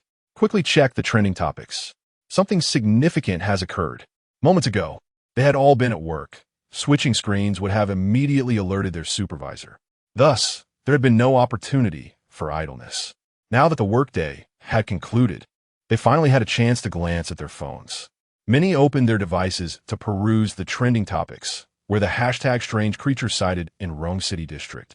Internet celebrity Xie Yizhi struck by lightning on crane gleamed prominently. Good heavens, the entire street has been breached. What manner of creature is this? So formidable? Wasn't the internet celebrity who had just entered the elevator even more astonishing? Climbing onto a crane to attract lightning? Attracting lightning. Do you comprehend what that entails? Such phenomena belong solely to the realm of fiction, and yet here I am at work while the outside world spirals into chaos. Rumor has it that the female creature is neither a living person nor a mere monster, but rather a corpse. Has it risen from the dead? If so, how can it roam freely in broad daylight, relentlessly pursuing and attacking people? While the specifics may be inconsequential, what truly matters is why they, having just completed their resurrection antics, have now descended upon our company. Could it be that the company is also facing issues, perhaps haunted or something of that nature? The chairman even locked the exits. Could it be that we have a ghost among us? What a sinister scenario. The more I speak, the more anxious I become. The once bustling hall has suddenly fallen silent, with no one daring to make a move. Meanwhile, Xie Yizhi and his companions have arrived at the reception room on the 20th floor. With such esteemed guests in attendance, is there a matter to discuss? Recently, Team Leader Zhang has been quite attentive to us. Zhao Changyi, seated on the sofa, spoke with a veneer of politeness, yet his tone was exceptionally frosty. His gaze was fixed intently on Yin Su, the one who had killed Zhao Xie, having already reviewed the home surveillance footage. He could not mistake that face. Observing the peculiar vessel in Yin Su's hands, Zhao Changyi had begun to deduce the truth, filled with an overwhelming urge to exact vengeance for his son. However, the crowd was too large, and Zhang Qi was armed, while Zhao Changyi possessed a concealed dagger for self-defense. He was acutely aware that a firearm is swift at 7 paces and both precise and rapid within that distance. It was likely that before he could reach Yin Su, Zhang Qi would have already fired a bullet into his forehead. And then there was this young man, indeed a figure of considerable reputation. Zhao Changyi could only suppress his seething anger and direct his gaze towards the side, where Xie Yizhi sat, a truly heavyweight presence. He never anticipated that the one who repeatedly thwarted his and party's endeavors would be so youthful. Were it not for Xie Yizhi, they might not have been targeted so swiftly. Perhaps the amusement park project would have proceeded without incident. After all, for so many years, Yutai had operated in this manner. Yet, suddenly a young man emerged. Zhao Xie had perished, leaving only his head behind. While Zhao Changyi's gaze towards Xie Yizhi grew increasingly intense with rage, even overshadowing his ire towards Yen Su. There is no need for pleasantries, Director Zhao. Summon your sorcerer forth. Let us not waste time, Zhang Qi interjected. Chapter 77. A grasp and instantly refined. What sorcerer? I fail to comprehend your words, Captain Zhang. I am merely a businessman. My son met a tragic end in our home, and you, as a police officer, do not serve the public by capturing the culprit. Instead, you come my company with the murderer in tow. This is utterly intolerable. Zhao Changyi seethed, pointing an accusatory finger at Yen Su. Yen Su cast a glance at the office door, where Tan Yushi and Fu Yingshu stood guard, ensuring no one else could enter. He then stepped forward, eschewing unnecessary argument with Zhao Changyi, and stated plainly, your son's spirit resides here. You still have the chance to summon the sorcerer and permit him to release the remnants of his soul. Your son may still have the possibility of reincarnation, otherwise. At this point, Yen Su produced a yellow talisman. A malevolent spirit like Zhao Xie, having recently departed, could be refined instantly with a mere grasp. Should he so choose. Is this how your police department conducts itself? Rather than apprehending the criminal, you allow the murderer to threaten me? Let me be clear. I know nothing of this sorcerer you speak of, and do not expect me to be coerced into a confession. The Zhao family possesses no weakness. Zhao Changyi retorted angrily. For countless years, Zhao Changyi had been the one instigating fear in others within Rome City. It was unimaginable for anyone to threaten him. Although circumstances had changed, his extensive experience in the business realm taught him that during negotiations, any sign of weakness could lead to being dominated by one's adversaries. Dad, help me. Please save me. They are burning me with cigarette butts. Woe is me. Just as Zhao Changyi finished asserting that the Zhao family was not spineless, the anguished cries of Zhao Xie echoed from the sealed ghost altar. Zhao Changyi thought to himself, there are times when he truly wished to relinquish this unworthy offspring. The office fell into a profound silence. After all, he was his son. Despite Zhao Changyi's unscrupulous methods for profit, the bond of father and son remained unbreakable. He found it difficult to allow Yen Su to completely annihilate Zhao Xie. It was this very indulgence that had spoiled Zhao Xie, leading him to his current predicament. Clenching his fists, Zhao Changyi's mind raced until, under the watchful eyes of Yen Su and Zhang Qi, he slowly declared, very well, I shall release those lingering souls. However, this is contingent upon my witnessing my son being guided to the afterlife. In this regard, he could not place his trust in Patty. Lacking understanding of the intricacies involved, he feared that should he oppose Patty to save Zhao Xie, the latter's soul might return. Yet Patty might refuse to assist him in ensuring his son's peaceful passage to reincarnation. Unlike Patty, however, Yen Su and his cohorts, though deeply despised by Zhao Changyi for the troubles they caused him, were still a different matter entirely. To put it plainly, they are, after all, individuals of integrity. The conditions of their agreement are likely to be honored. In this context, their credibility surpasses that of Patty. Zhao Xie's voice was slightly hoarse. Yen Su and Zhang Qi exchanged glances, and they found themselves in agreement on this matter. Zhao Xie was already deceased, having been killed by Yen Su himself. In a sense, it was a settling of accounts, and there would be further judgment in the afterlife. If Zhao Changyi could release those lingering souls, there might still be a chance to salvage a portion of them. I have already sent him a message, urging his return. The lingering souls are in his possession. Zhao Changyi retrieved his phone and, adhering to their agreement, sent a message to Patty, requesting his immediate return. The moment he heard Zhao Xie's voice again, Zhao Changyi understood with clarity that nothing mattered more than Zhao Xie's safety. Once Zhao Xie had safely departed, he could struggle as much as he wished. If he could no longer fight, then there was nothing to be done. As Master Patty stated, everything is predestined and cannot be altered. Let me have a glimpse of my son. Zhao Changyi let out a long sigh. Given the circumstances, it was highly likely that he would not escape. Yet Zhangqi would probably refrain from killing him outright. As long as he was still alive, perhaps there remained a glimmer of hope for one last look. With that thought, Zhao Changyi stepped towards Yin Su. Although Zhao Changyi had allied with sorcerers and engaged in numerous morally questionable deeds for personal gain, on the emotional level of a father, Yin Su could genuinely empathize. In the days when his daughter, Yin Xiaojing, had not yet passed the critical period, Yin Su sat in the hospital, restless and sleepless. Had it not been for Yin Xiaojing's predicament, which ignited within him a fervent desire for vengeance, casting aside all reservations. The subsequent events, including his confrontation with Zhao Xie and the turmoil at the Yutai group, would never have transpired. A procedural path lay ahead. First, evidence collection, verification, followed by meetings to devise a strategic plan, and then implementation. Although the ghostly vehicle had been dismantled, party might discover alternative methods to continue their malevolent scheming. By the time evidence gathering concluded, it was highly likely that Luoyun town would be reduced to rubble, making the current direct confrontation seem impossibly swift. The reason party and Zhao Changyi had maneuvered in the shadows for over 2 decades without incident, only to face complications with this project in Luoyun town, could ultimately be traced back to Zhao Xie. In the eyes of Yin Su and his fellow practitioners, everything seemed preordained. "Dad, is it you? Dad?" Zhao Xie's calls echoed incessantly from within the sealed, ghostly altar. Zhao Changyi extended his hand, trembling slightly as he reached toward the altar. At that moment, Xie Yizhi sensed a familiar odor emanating from the approaching Zhao Changyi, a metallic scent. Previously, at the Ronghe restaurant, Zhao Xie had carried this scent, albeit faintly. Even Xie Yizhi could only vaguely detect it, just as Yin Su and Yifeng had failed to notice anything amiss at such close proximity. Xie Yizhi instinctively raised his hand to block Zhao Changyi.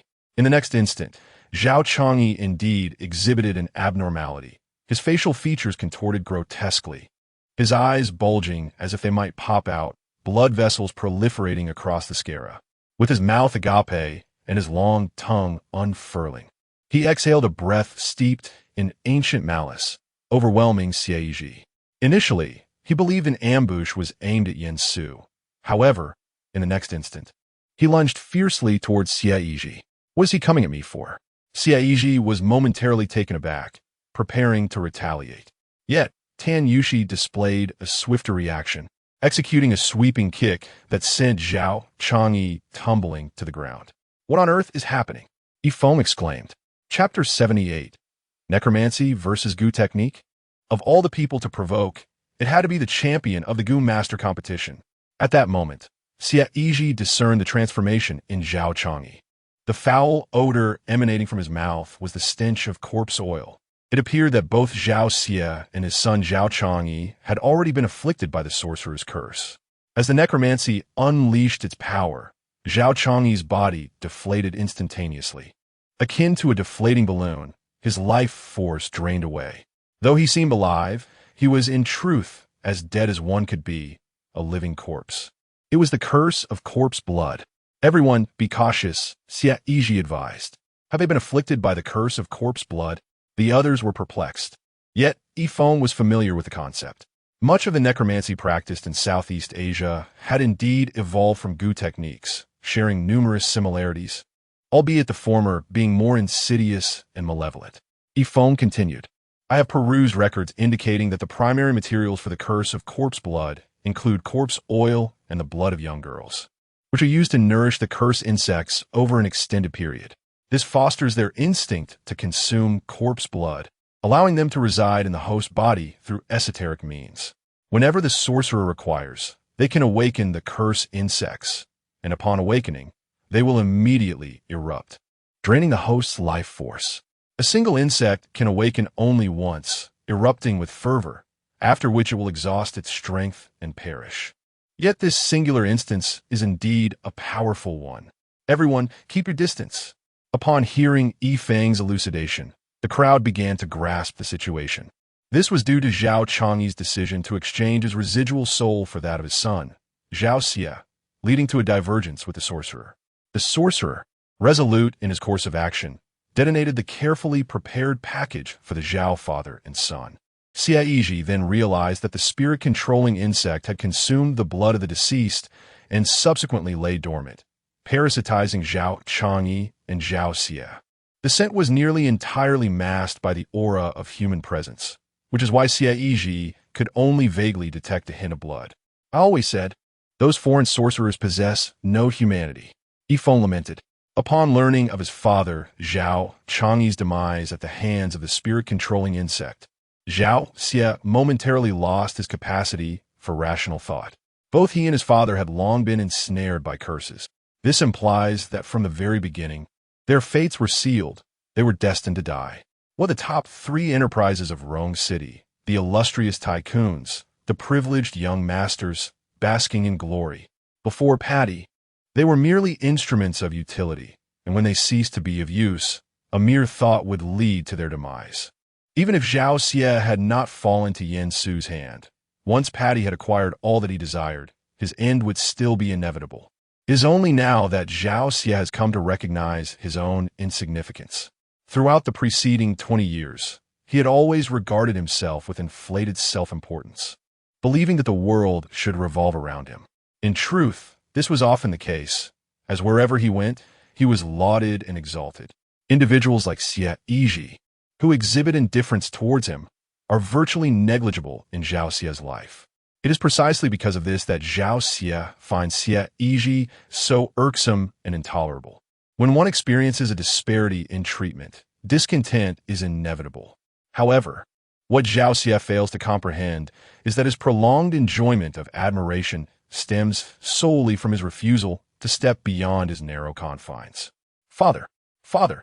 Zhao Xie cried out in a frenzy. But now that Zhao Changyi had passed away, there would be no one in this world to heed his call. Not a soul would spare him a glance. Soon after, the crowd watched in horror as Zhao Changyi, reduced to a desiccated husk, had his abdomen violently torn open, revealing a gaping maw lined with sharp teeth. From his back, several long, spindly appendages resembling spider legs emerged. The once formidable entrepreneur, Zhao Changyi, had transformed into a grotesque monster within the span of a mere minute. The ghastly creature, having feasted on countless corpses, had now fully integrated with Zhao Changyi. Rather than a fusion, it would be more accurate to say that Zhao Changyi had become a vessel for the parasitic entity. This creature is fearsome of fire. Is there any flame? Yifeng inquired urgently.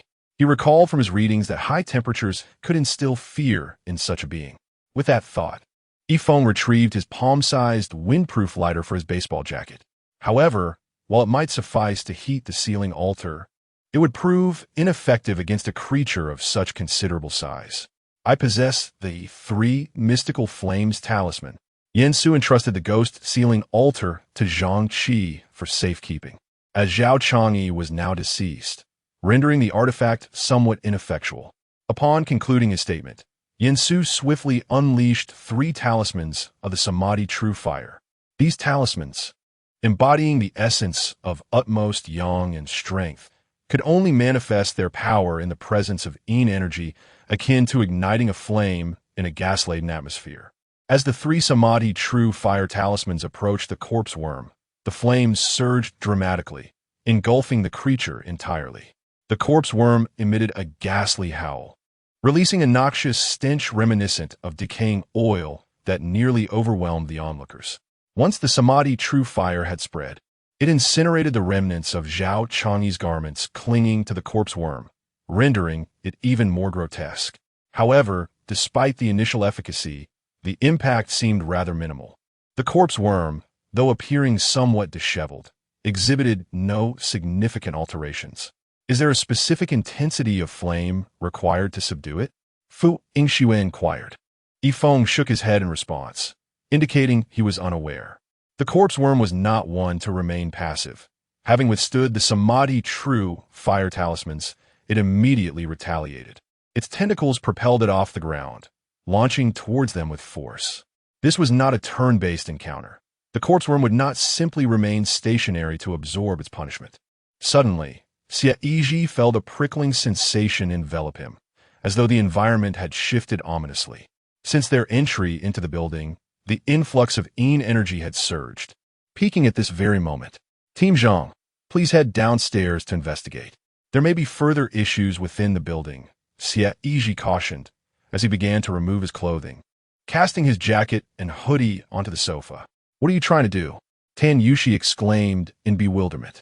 Before she could fully comprehend the situation, Xie Yizhi charged towards a descending curse insect. Bang! In the next moment, both Xie Yizhi and the curse insect collided with the bookshelf, sending a flurry of paper debris into the air, obscuring their movements. Xiegu, the curse insect has absorbed so much corpse blood. Its explosive force is no less formidable than that of a living dead body. Don't go in alone. We have the advantage in numbers. Yifeng shouted, eager to assist. Among all present, he was the only one who truly understood the terrifying nature of the corpse blood curse. A close encounter could result in one's flesh and blood being drained completely. Yin Su was equally determined, ready to risk his life to protect Xie Yizhi. He swiftly pulled out a stack of 3 Mystery's true fire talismans, knowing that igniting them all at once would likely roast every cockroach on this floor. As the chaos subsided, the onlookers finally discerned the scene involving Xie Yizhi and the curse insect. To their horror, Xie Yizhi was enveloped in a layer of dark mist. Upon closer inspection, the crowd felt a chill run down their spines. This was no mere mist. It was a swarm of insects. A dense mass of flying bugs surrounded him. More precisely, they were goo insects.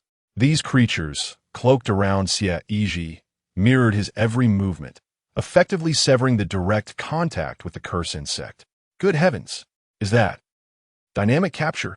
Tan Yushi gasped in astonishment. Wait, hasn't he always practiced Taoist techniques? How is it that he can also employ goo techniques? Yifeng's expression froze in disbelief. Xie Yizhi's mother was a legitimate goo master, with an entire wall at home dedicated to nurturing goo insects. It is indeed expected that Yizhi possesses remarkable skills in the art of goo, as explained by Yin Su. His mother is a goo master, and his great-grandfather was a Taoist priest from Maoshan. Such a vibrant lineage. The interplay between the art of goo and the technique of corpse manipulation resembles a familial contest, akin to a father competing with his son. Chapter 79. Yifeng remarks, the 3 of us are astonishingly formidable.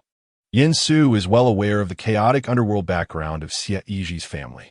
The abilities previously exhibited by Xie Yizhi were predominantly in Taoist practices, showcasing even the ability to summon the 36 thunders at will. After all, Xie Yizhi's great-grandfather is also Yin Su's ancestral master, the Thunderman of the Pillar Force. Ling Feng Taoist. It is understandable that Xie Yizhi has inherited profound Taoist teachings. As for the skills of his other ancestors, Yin Su surmises that since they primarily focused on Taoism, they would only possess a rudimentary understanding of other arts. The human mind is ultimately limited. One cannot encompass an infinite array of knowledge. Achieving a certain level of mastery in any specific domain is entirely sufficient. However, it is astonishing to realize that Xie Yizhi not only excels in his father's technique of corpse manipulation, but also resurrected Yin Shaojing through his expertise in seeking energies from corpses, employing an incantation to summon the dead and exerting control over lifeless bodies. It seems evident that his proficiency in goo arts is equally formidable. Upon further reflection, Yin Su couldn't help but shudder at the thought. Could this young man truly possess the full breadth of skills from all his ancestors? Moreover, there is a crucial point to consider. Xie Yizhi's exceptional Taoist abilities stem not only from innate talent, but also from the formidable prowess of Ling Feng Taoist. What the arts of goo and corpse manipulation? Could it be that the members of his family excel in every field, standing at the pinnacle of each domain? If that is indeed the case, this family is rather terrifying. I must go at once. Zhang Qi exclaimed hastily. After this period of interaction, he now regards Xie Yizhi's words with greater significance than those of Yin Su. Since Xie Yizhi has issued a warning, it undoubtedly implies that there is an issue with the building. As law enforcement officers, their foremost duty is to ensure the safety of the public. Although police officers are stationed below, it is imperative for Zhang Qi to take command. Upon bursting out of the office, Yifeng and Yin Su began to sense the unusual atmosphere. The surrounding aura was overwhelmingly heavy with malevolence. In fact, it was their first encounter with such intense negativity. When the malevolent energy thickens to a certain extent, it can affect the environment and even alter the magnetic field. Some weaker spirits often release this negativity to manipulate the magnetic field, inducing hallucinations to harm individuals, similar to the phenomenon known as ghost hitting the wall. Those with a timid disposition may frighten themselves to death within these illusions. Essentially, they become their own worst enemy. The popular saying, "As long as one is brave, female ghosts will take a leave of absence," is not without merit. The courageous are the first to embrace the world. The spirit insect pressed against the wall, exhaling foul air from its gaping maw, its sharp teeth glistening with viscous slime. Although it appeared fearsome, even Tan Yushi could discern that the spirit insect was warily observing the swarm of cursed insects surrounding Xie Yizhi, no longer as reckless and ferocious as before. Brother Xie's cursed insects were diminutive, yet the spirit insect appeared to be filled with trepidation. Yifeng expressed his astonishment, remarking that this must be what is referred to as bloodline suppression. Yin Su added, while Tan Yushi and Fu Yingxue felt a tingling sensation on their scalps, observing that Xie Yizhi appeared slender even in his attire. Little did they know that he concealed within him a thriving ecosystem of insectoid beings. Initially uncertain, Xie Yizhi had learned the art of nurturing and concealing his insects from his mother, Li Wangxia. Apart from being obedient, they seemed unremarkable in their demeanor. To his surprise, upon their release, they displayed remarkable ferocity. The cursed insects, upon seeing their master, appeared diminished and subdued. What if he were to use this to raid a wasp nest? Pondered Tan Yushi. Fu Yingxue chimed in, "Wasp, you haven't spare me either." Xie Yizhi remained undeterred, reciting the incantation to summon the cursed insects. A swarm of them descended upon Zhao Changyi, or rather, the cursed insect, gnawing ferociously. Yin Su and Yifeng exchanged glances, realizing that Xie Yizhi had successfully subdued the cursed insect, and rushed to inflict further damage. Yin Su brandished his lightning-imbued wooden sword, affixing a talisman of true fire to its blade. Once ignited, it transformed into a blazing sword of flames. With a decisive strike, he left a shocking crimson scar across Zhao Changyi's neck, causing the cursed insect to recoil in pain. Following closely, Yifeng produced his money sword from beneath his baseball jacket, applying his rare youthful blood to its edge. He then leaped gracefully, marking Zhao Changyi's visage with a trail of blood. Accompanied by the searing aura of solar energy, it erupted with a cacophony reminiscent of firecrackers, crackling and popping incessantly. Thoroughly rendered powerless, the cursed creature could only submit to the relentless gnawing of Xie Yizhi's goo worm, its flesh already devoured to create thumb-sized cavities. Anyone with a fear of clusters would likely faint at the sight. Yifeng gracefully descended, exclaiming, "Phew, we three are astonishingly formidable." Yin Su remained silent. If only there were a data panel to visualize the damage inflicted, it would roughly indicate damage dealt to the cursed creature, Xie Yizhi's goo worm, 99.99. Yin Su, 99, Yifeng, 9. However, Xie Yizhi discerned that Yifeng's youthful blood possessed a unique quality, albeit Yifeng did not employ it effectively. The scar left on Zhao Changyi's face by Yifeng, though not deep, continued to spread as if it were corrosive. His youthful blood should be used to break armor. Had he taken the initiative, with Yin Su delivering a follow-up strike, Zhao Changyi's head could have been severed in an instant. As it stands, if they maintained their current pace, the goo worms would soon consume the cursed creature entirely. Naturally, the cursed creature would not passively await its demise. In the next moment, the cavities on its body emitted tendrils of green smoke, swiftly enveloping the entire office. Soon, the illumination of the office dimmed progressively until it was completely shrouded in darkness. "Why has it suddenly turned dark? The lights have gone out?" Tan Yushi exclaimed anxiously. "Is this still the same place? I can't see anything. Have my eyes betrayed me?" Fu Yingxue added.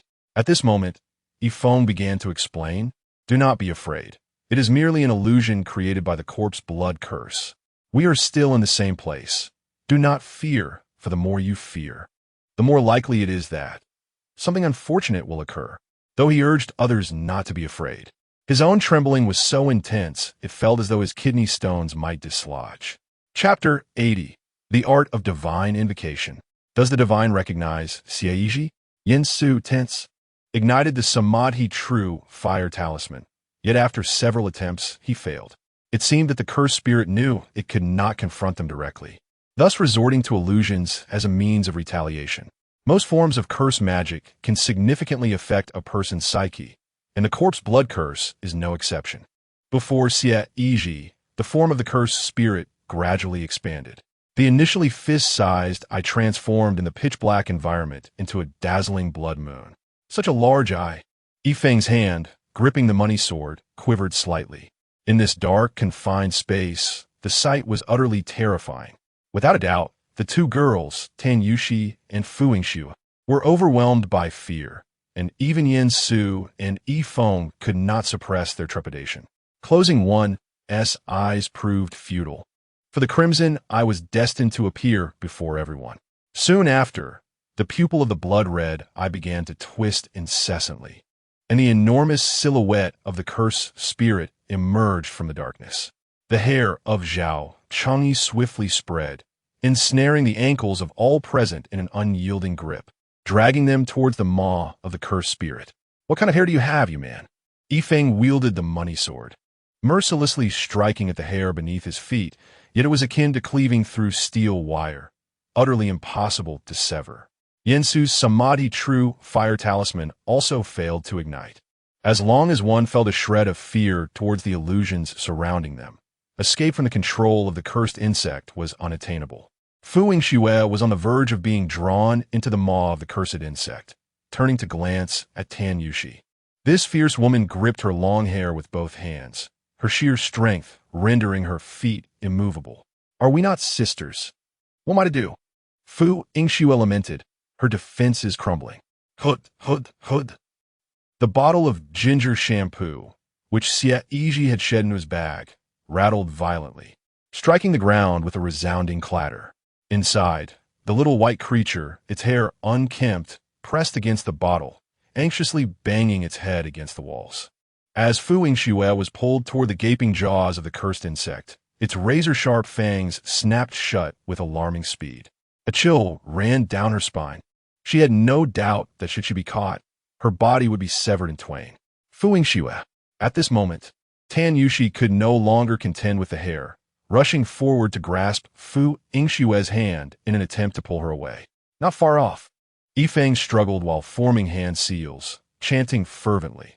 Divine beings descend from the 10 directions, spirits gather from the 8 corners, void above and chaos below, hasten to manifest.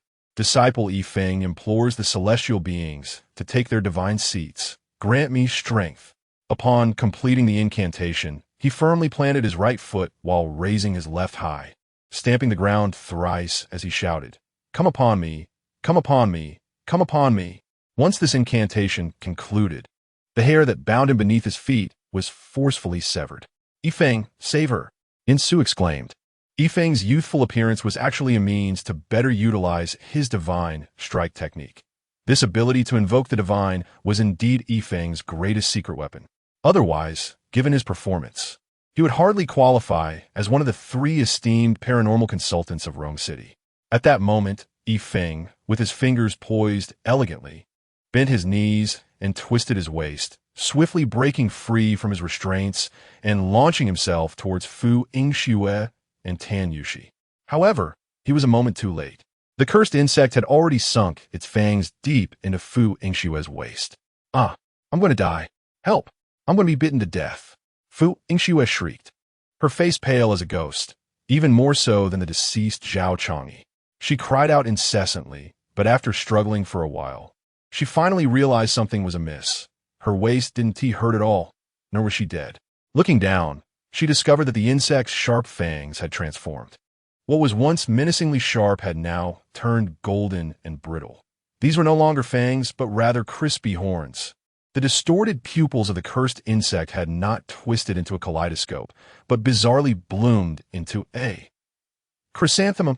The onlookers then noticed that the long hair beneath them had also morphed into seaweed. Tan Yushi remarked, "I don't know why, but even though Fu Yingxue was saved and is alive, there is an inexplicable feeling akin to rice being the final dish at a banquet." Nevertheless, Tan Yushi, along with Yifeng, promptly pulled the crispy horns away from the terrified Fu Yingxue, who was now trembling uncontrollably, unable to steady her legs. "How could this be?" Fu Yingxue questioned in bewilderment. At this moment, the crowd finally noticed that Xie Yizhi, who had been sitting cross-legged in silence since the onset of the illusion, had risen once more. The swarming insects surrounding him continued to emit peculiar sounds. Gradually, the previously pitch-black surroundings began to regain their illumination, and the malevolent insects disintegrated, thoroughly devoured by the swarm. Zhao Changyi's grotesque and mangled corpse lay quietly on the ground. Had it not been for the prior knowledge of Zhao Changyi's identity, one might not have recognized this heap of flesh and bone as once belonging to a person. The art of hexing can induce illusions, just as the art of insect manipulation can influence the illusions conjured by hexes. Observing the bewildered expressions on the faces of the crowd, Xie Yizhi then elucidated. The most effective method to combat an illusion is to conceive an even more exaggerated illusion. Tan Yushi and Fu Yingxuang exchanged puzzled glances, exclaiming, "What? Is this some sort of tongue twister?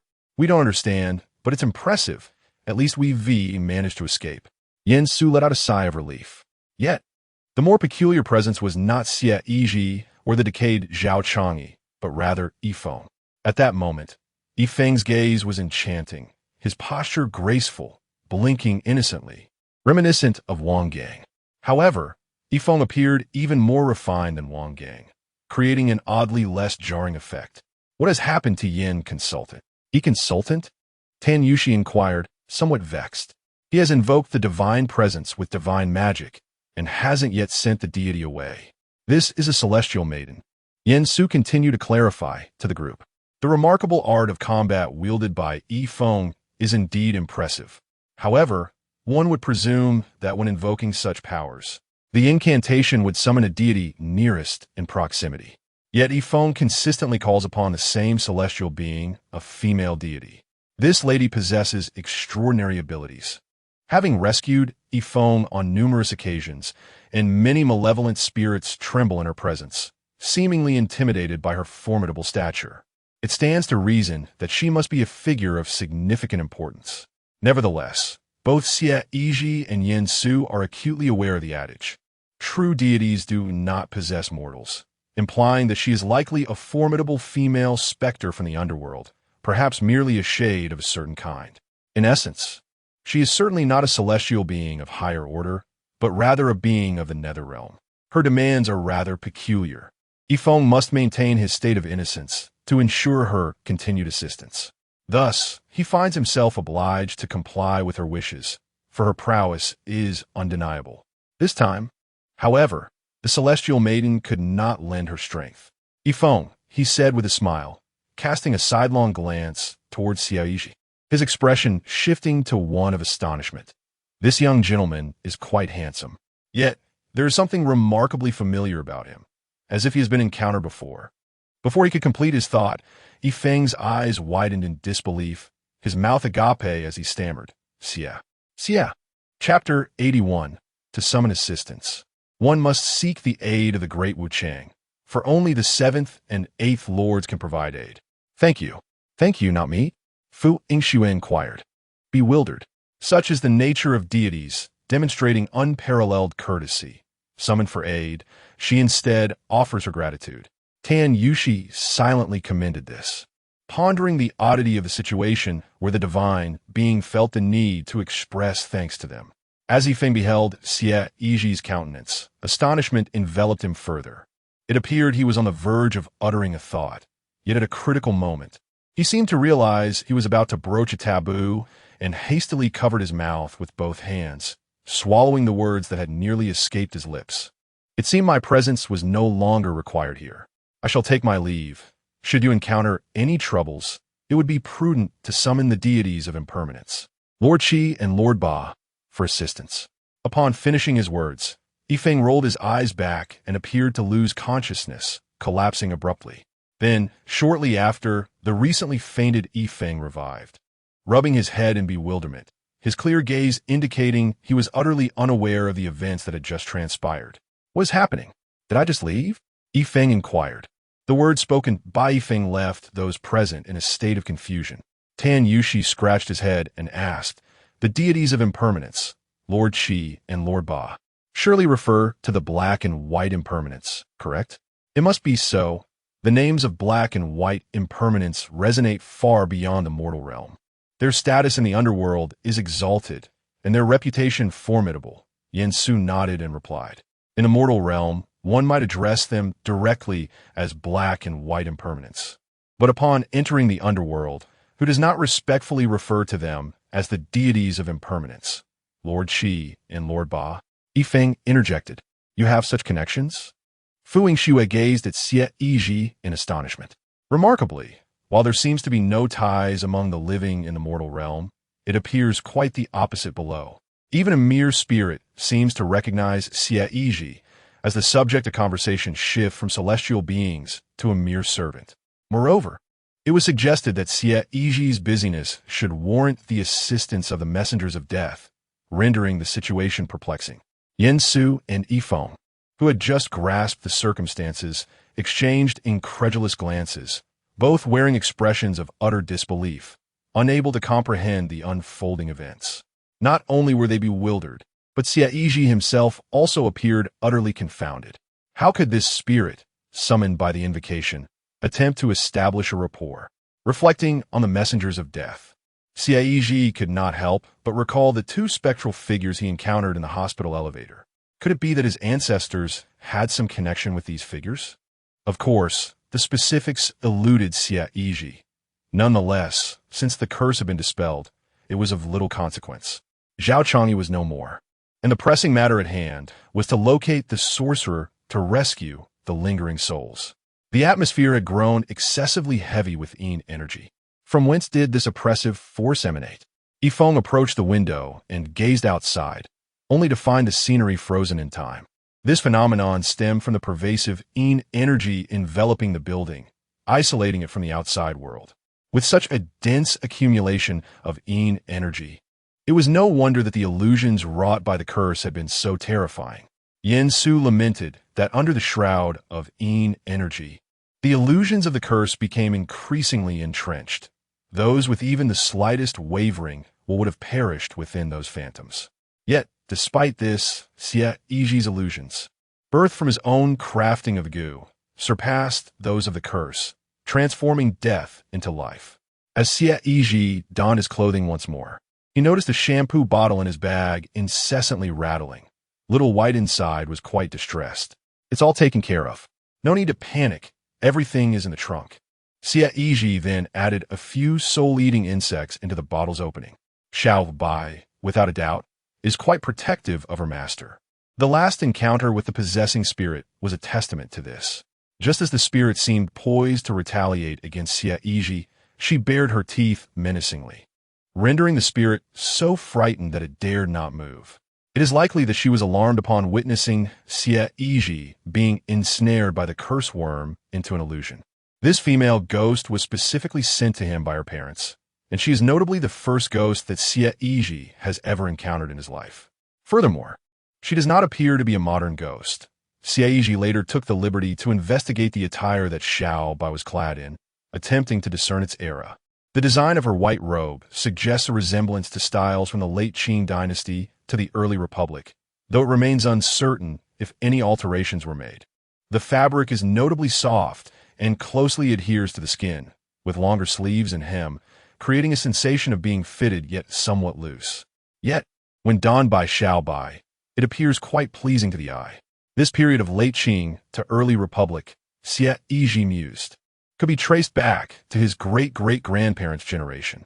Thus, while Xiao Bai may seem to be in her 20s, she is in fact approximately a century older than Xie Yizhi. I suspect that, had her Yin energy been slightly more intense, she could have manifested into a ghostly domain. Yifeng remarked with a hint of frustration. According to legend, there are 3 potential scenarios in which a ghostly domain may form. The first scenario involved a select few powerful ghosts who, through their dense Yin energy, create a realm of their own, commonly referred to as a ghostly domain. Generally speaking, only strategic level ghosts possess the capability to independently form such a domain. It is worth noting that even the possessing spirit, which has ensnared numerous souls, can only be considered a somewhat formidable fear-level entity. Above the level of fear, there exists the soul-devouring level and the plague, descending level, two formidable tiers that evoke contemplation about the terrifying nature of the strategic level. Another method of manifesting a ghostly lair involves the congregation of numerous spirits, amalgamating their ominous energies, wherein quantitative changes precipitate qualitative transformations, ultimately giving rise to a ghostly domain. A final approach entails harnessing the powers of deities through offerings or specific mystical techniques and rituals, utilizing divine forces to create a ghostly lair within a designated space. Presently, while the entire edifice is suffused with a dense atmosphere of malevolence, inducing an instinctive sense of dread within those who enter, it has yet to reach the threshold of a true ghostly lair. Nevertheless, it has successfully severed the building's connection to the outside world, effectively creating a large-scale ghost wall. Ordinary individuals find it impossible to escape. Were it indeed a ghostly lair, one would surely summon the aid of the enigmatic beings of black and white. Yin Su sighed. Bang! Just as the group prepared to vacate the office, a sudden, thunderous gunshot reverberated throughout the entire building. Bang! Bang, bang, bang! A series of shots ensued, prompting the group to exchange startled glances. The gunfire emanated from below. Could it be that there was trouble on Zhang Qi's end? We must descend swiftly, Yin Su urged. The group hurriedly dashed to the elevator, faintly hearing an eerie thudding sound. Yet, there was no time to ponder such matters as the elevator descended rapidly, soon bringing them back to the first floor. At this juncture, Zhang Qi and numerous officers from the third squad had gathered, forming a protective barrier around the ordinary employees of the Yutai group. Zhang Qi remained vigilant, his weapon aimed steadily at the descending elevator, wary of any potential threats. Upon opening the door, they discovered it was none other than Xie Yizhi and his companions. Brother, do not shoot, we are on the same side, Yifeng exclaimed, raising his hands in surrender and performing a French salute. Seeing that it was indeed Xie Yizhi and the others, Zhang Qi let out a sigh of relief and lowered his weapon. What transpired? Xie Yizhi inquired. Zhang Qi, unable to have fired without cause, clearly had encountered an unusual situation. He explained that after being alerted by Xie Yizhi, he promptly descended the stairs, only to find numerous individuals exhibiting signs of mental disarray. Not only were they speaking nonsensically, but they occasionally erupted into physical altercations. Zhang Qi attempted to force open the lock on the exit in an effort to evacuate them, but despite damaging the lock, the individuals remained trapped. After circling around, he found himself inexplicably back at the starting point. Zhang Qi had fired his weapon to disable the security apparatus at the exit. Speaking nonsense? What kind of nonsense? The thick, oppressive aura could easily induce hallucinations in ordinary individuals, yet might also yield valuable clues regarding its source. Xie Yizhi inquired further. Zhang Qi then casually apprehended a man who was babbling incoherently. The man, when pulled forward, had a sharp gaze, one eye vigilant and the other watchful, fixated on Xie Yizhi, yet his focus seemed to rest on Yin Su. With a muddled expression, he stammered, I believe this pasta ought to be mixed with this 42-grade concrete. For the length of this screw can significantly affect the torque of the excavator. Upon entry, it will generate a substantial amount of high-energy protein, commonly referred to as UFO motorcycles. Zhang Qi, filled with anticipation, asked, so do we have any leads? Xie Yizhi. Chapter 82. Your ancestor was also known as the Lingfeng Taoist? Is it not your practice of collective trade?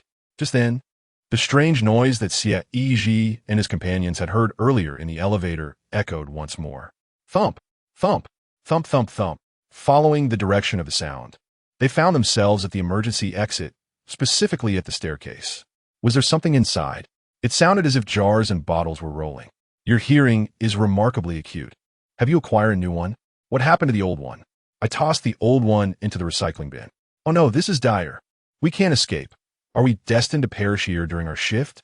but there are still police officers and paranormal consultants present, right? With the mobile signal completely gone, they were unable to make calls or even send messages. After several twists and turns, even those whose minds were not haunted by illusions began to feel an unsettling sense of dread. Most of them were ordinary office workers who had never encountered such a situation. Their previous experiences were limited to fictional tales. As the sound grew louder and closer, they became acutely aware, their eyes fixed on the emergency exit. "It's coming," Yinsu exclaimed anxiously. Before long, an ominous object rolled forth from the emergency exit with a gudong sound. Upon closer inspection, it turned out to be a dark ceramic jar. "A jar?"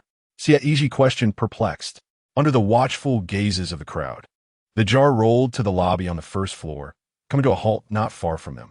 Remarkably, without any external force, it began to stand upright on its own. "Good heavens! Did you set up yourself? How do you know?" A strange scene unfolded, instilling fear in everyone, rendering them motionless. The officers from the third team huddled protectively behind, weapons drawn, awaiting Zhang Qi's command. "Where's the captain?" Tan Yushi turned to look, and indeed, that old fellow had mysteriously reappeared at the back of the crowd. A chilling aura and a foul stench emanated from the urn, spreading through the air. Xie Yizhi, Yin Su, and Yifeng had now fully discerned the nature of the urn, confirming that it contained not merely an urn, but a ghost within. In this day and age, it was astonishing to encounter the specter of a child confined within an urn. Yifeng, unusually solemn, spoke in a low tone. Noticing Tan Yushi and the others' confusion, Yin Su provided an explanation.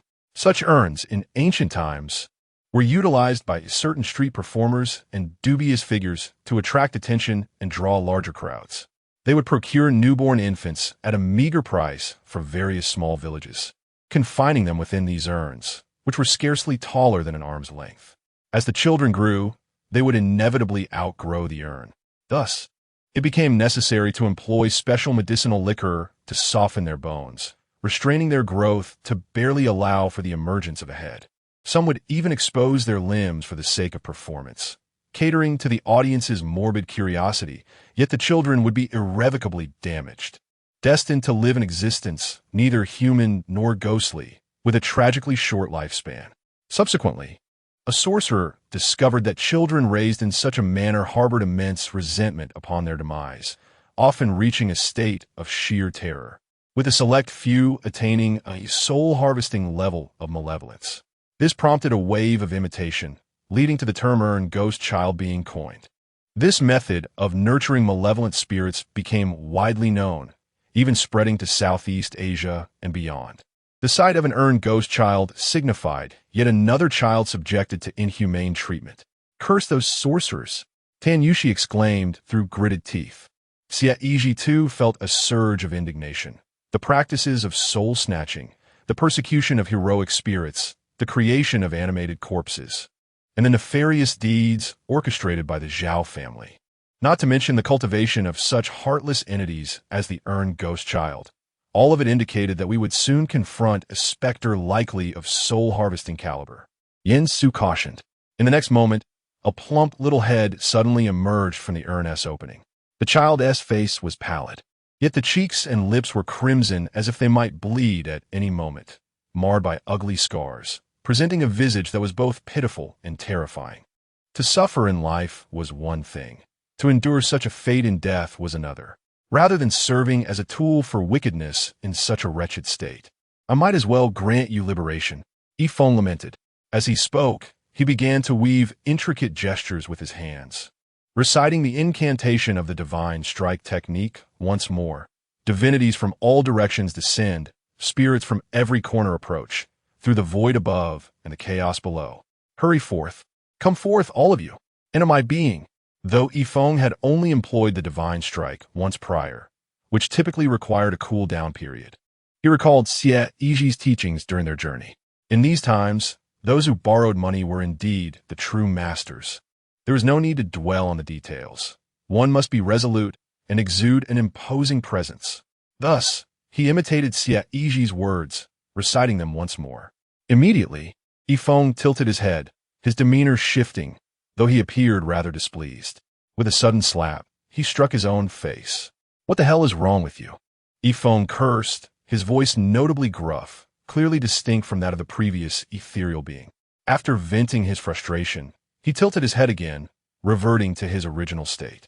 Rubbing his stinging cheek, he looked at Xie Yizhi with a pitiful expression. "Brother Xie, your approach seems rather flawed. You summoned me, yet instead of confronting the spirits, you've merely coerced me into a predicament? I was merely emulating your technique. Where did it all go awry? Does your ancestor also go by the name Lingfeng Daoren? Just learn from it," Yansu inquired. As Xie Yizhi prepared to take action, he noticed the shampoo in his bag, shaking once more. Was Xiaobai anxious again? Trying to make a show? It seemed he had never observed the true capabilities of the little ghost, Xiaobai, firsthand. Chapter 83. Hey, you really are a genius. Although the atmosphere here was thick with malevolent energy, enveloping the entire building, Xie Yizhi could discern that there were not many spirits within.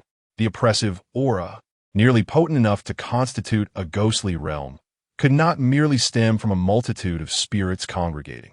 Even if the Wangui Tong had reached the level of soul absorption, such a vast concentration of sinister energy could not be solely attributed to it. Therefore, there existed but one possibility. The building must be housing some deity. Its oppressive energy derived from the spirit being worshipped within. In the presence of the Wangui Tong, the situation becomes increasingly perilous. Under such circumstances, the Wangui Tong's powers are likely to intensify, far surpassing the threat level posed by the decaying corpse, which is not too dissimilar in nature. The sorcerer, having resided in Rome City for many years, is certainly not idle. Thus, the crux of the matter does not lie within the Wangui Tong itself, but rather in the positioning of the malevolent spirit it venerates, which the sorcerer must also be near. After sharing the information, both Yansu and Yifeng expressed their agreement with this deduction. The movement of the Yin energy must leave traces. It will certainly have a direction. Yifeng, I must ask you to confront the Wangui Tong whilst I utilize the Sanmei true fire talismans to trace the source of the building, Yansu declared, producing a stack of Sanmei true fire talismans. He had come prepared for a confrontation, bringing nearly all of his talismans with him. You are indeed a genius. Who would have thought the Sanmei true fire talismans could be employed in such a manner? Yifeng marveled. Meanwhile, the Wangui Tong's head, hands, and feet gradually emerged from the vessel, its feet now firmly planted on the ground, due to prolonged exposure to the potion. The flesh on its face had begun to sag, causing its eyes to bulge unnaturally. Its blood-red lips curled into a smile, fixating intently on Xie Yizhi and the others. The grotesque visage of the Wangui Tong instilled palpable fear among those present, for despite the previous spirit being merely a mass of blackened flesh, devoid of any human form, this apparition was far more unnerving. However, it is the presence of the Wangui Tong, which, despite appearing distinctly human, elicits a profound sense of terror akin to that of a being not entirely of this world. A mere glance is enough to send one's soul teetering on the edge of flight. Furthermore, the oppressive aura emanating from Wangui Tong is perhaps exacerbated by the thick, malevolent atmosphere that surrounds us, even surpassing that of a living corpse. Just as Yin Su was about to produce the Samadhi true fire talisman, he was halted by Zhang Qi's voice from behind. Zhang Qi, still cradling the ghost-sealing altar that Yin Su had entrusted to him, proposed, actually, it need not be so complicated. We could simply inquire of him, couldn't we? Yifeng's eyes lit up with surprise as he exclaimed, Hey, you are quite the genius. With a sharp clap, Yifeng felt two hot lumps form on his forehead, his expression betraying an air of submission. In such dire circumstances, he found it rather inappropriate to jest. Could he even speak? Hadn't Zhao Changyi asserted that the Zhao family had no weaklings? Yin Su inquired, still leaning towards the reliability of his Samadhi true fire talisman. Before he could finish his thought, Yifeng had already produced his cheerful windproof lighter. Without even beginning to heat the ghost-sealing altar, Zhao Xie had already divulged everything. He is certainly on the 21st floor. That floor has been exclusively reserved for him, where he has concealed many things. I can guide you. The public elevator does not access the 21st floor, and only I know how to get there, Xie Yizhi shouted. Resigned to his fate as he had already perished, with no chance of redemption, left at the mercy of others. Zhao Changyi, the father, has also passed away. After the outbreak of the bloodshed, his soul was completely consumed by the sinister insects. At this moment, for Zhao Xie, both Xie Yizhi and the faction of party are his adversaries. When these two factions clash, leading to mutual destruction, he finds delight in their downfall. Why not, indeed? The 21st floor? Xie Yizhi and the others gazed upward. The place they had just ascended to was the 20th floor, and the elevator indeed did not possess a 21st floor. As they exchanged glances, preparing to rush towards the elevator, they were obstructed by the child's spirit of the urn. With a small mouth opening, it began to sing, the sharp, childlike voice indiscernible as male or female. Do not wander, do not run. Outside is like a tiger's den. The mage's orders must be obeyed, safety first. For a long life. The once silent hall echoed with the child's chilling song, sending shivers down their spines. Even when covering their ears, the sound penetrated through. The child was rather polite. However, you must step aside. We not only intend to leave, but also to dismantle your mage piece by piece. Yifeng stepped forward to pat the urn, intending to push it aside. Yet, he found it utterly immovable. At that moment, the child's spirit seemed to have captured some critical command in Yifeng's words. Its eyes and expression transformed into a grotesque snarl. It swiftly drew a large knife from within the urn and swung it down towards Yifeng's head. In response, Tan Yushi and Fu Yingxiu each drew their firearms, unleashing a barrage of gunfire towards the child's spirit. The bullets naturally pierced through the body of the Wang Gui Tong. Yet the tremendous gunfire startled him, allowing Yifeng to narrowly evade a strike. What the hell? Are you trying to kill me? Yifeng exclaimed as he retrieved several thunder fire talismans from his baseball jacket and hurled them at Wang Gui Tong, only for the talismans to be caught in his mouth. Boom, boom, boom. The thunder fire talismans detonated instantaneously within Wang Gui Tong's mouth. Yet he exhibited no reaction whatsoever. He continued to chew relentlessly until he swallowed the talismans. Is that possible? Those were thunder fire talismans. Yifeng gasped in astonishment. In the next moment, he was shoved aside by Yin Su, as Wang Gui Tong's blade slashed downwards. The thunderstrike wooden sword clashed against the blade, causing Yin Su to stagger, yet managed to withstand the blow. Despite the impact, no sound was produced. Upon closer inspection, one could discern that the sword and blade never truly made contact. An invisible force seemed to repel them apart, a collision of ultimate yin and yang. If you don't listen, you shall perish. I will end your life. Wang Gui Tong's piercing voice echoed incessantly. Yin Su's sword continued to strike against the Wang's body, producing a series of resonant clangs. Chapter 84. The Terror of Releasing Xiao Bai. Xiao Bai is not a name you can utter. Yet, despite Yin Su's efforts, the thunderstrike wooden sword left no mark upon the Wang's form, while he was relentlessly forced to evade the tempestuous onslaught of Wang Gui Tong's blade. Yin Su retreated step by step, suddenly lowering his head, just as Yifeng's face emerged from behind him. Suddenly taken aback, the Wang Gui Tong was startled, and immediately, Yifeng spat a mouthful of old blood onto its face. A jet of crimson erupted from Yifeng's lips, striking the Wang Gui Tong's visage with unerring accuracy. Sizzle. The potent blood of the youthful male was akin to boiling oil, causing blisters to rise on the Wang Gui Tong's face. Here I come. Yin Su snorted coldly. Seizing the opportunity amidst the Wang Gui Tong's momentary confusion, he thrust his sword upward with precision. In an instant, a ghastly scar marred the Wang Gui Tong's face, piercing through its features. The already protruding eyeball was violently punctured by Yin Su, hanging limply and causing it to thrash about in agony. The piercing wail of the ghost was a cacophony that left everyone's ears tingling with pain. Observing the success of their combined assault, Yifeng sought to press the advantage, but the Wang Gui Tong swiftly retracted its head and four limbs into the urn, rendering Yifeng's attempt futile. The porcelain urn soared upward, colliding with the two, sending them sprawling backward. Cough, cough. Yifeng and Yin Su lay on the ground, unable to rise, gasping for breath as their insides roiled tumultuously. Xie Yizhi had managed to evade the Wangui Tong's obstruction in the chaos, taking the ghost-sealing altar to the elevator, leaving the battlefield to the two formidable supernatural consultants of the two great cities. Having come this far, they could not afford to grant Patty a moment's respite. Just a mere Wangui Tong should not pose an insurmountable challenge for Yifeng and Yin Su when united. Yet, it was evident that, bolstered by its sinister energy, the Wangui Tong was far more formidable than anticipated, seemingly surpassing the typical concept of soul harvesting. With the blood of the youthful warrior, Yifeng piercing through armor, Yin Su's sword merely succeeded in inflicting significant damage upon the Wangui Tong, who was nonetheless able to swiftly retaliate. Damn it! Xie Yizhi, with his hand poised for the heart lightning technique, saw sparks flickering incessantly from his palm.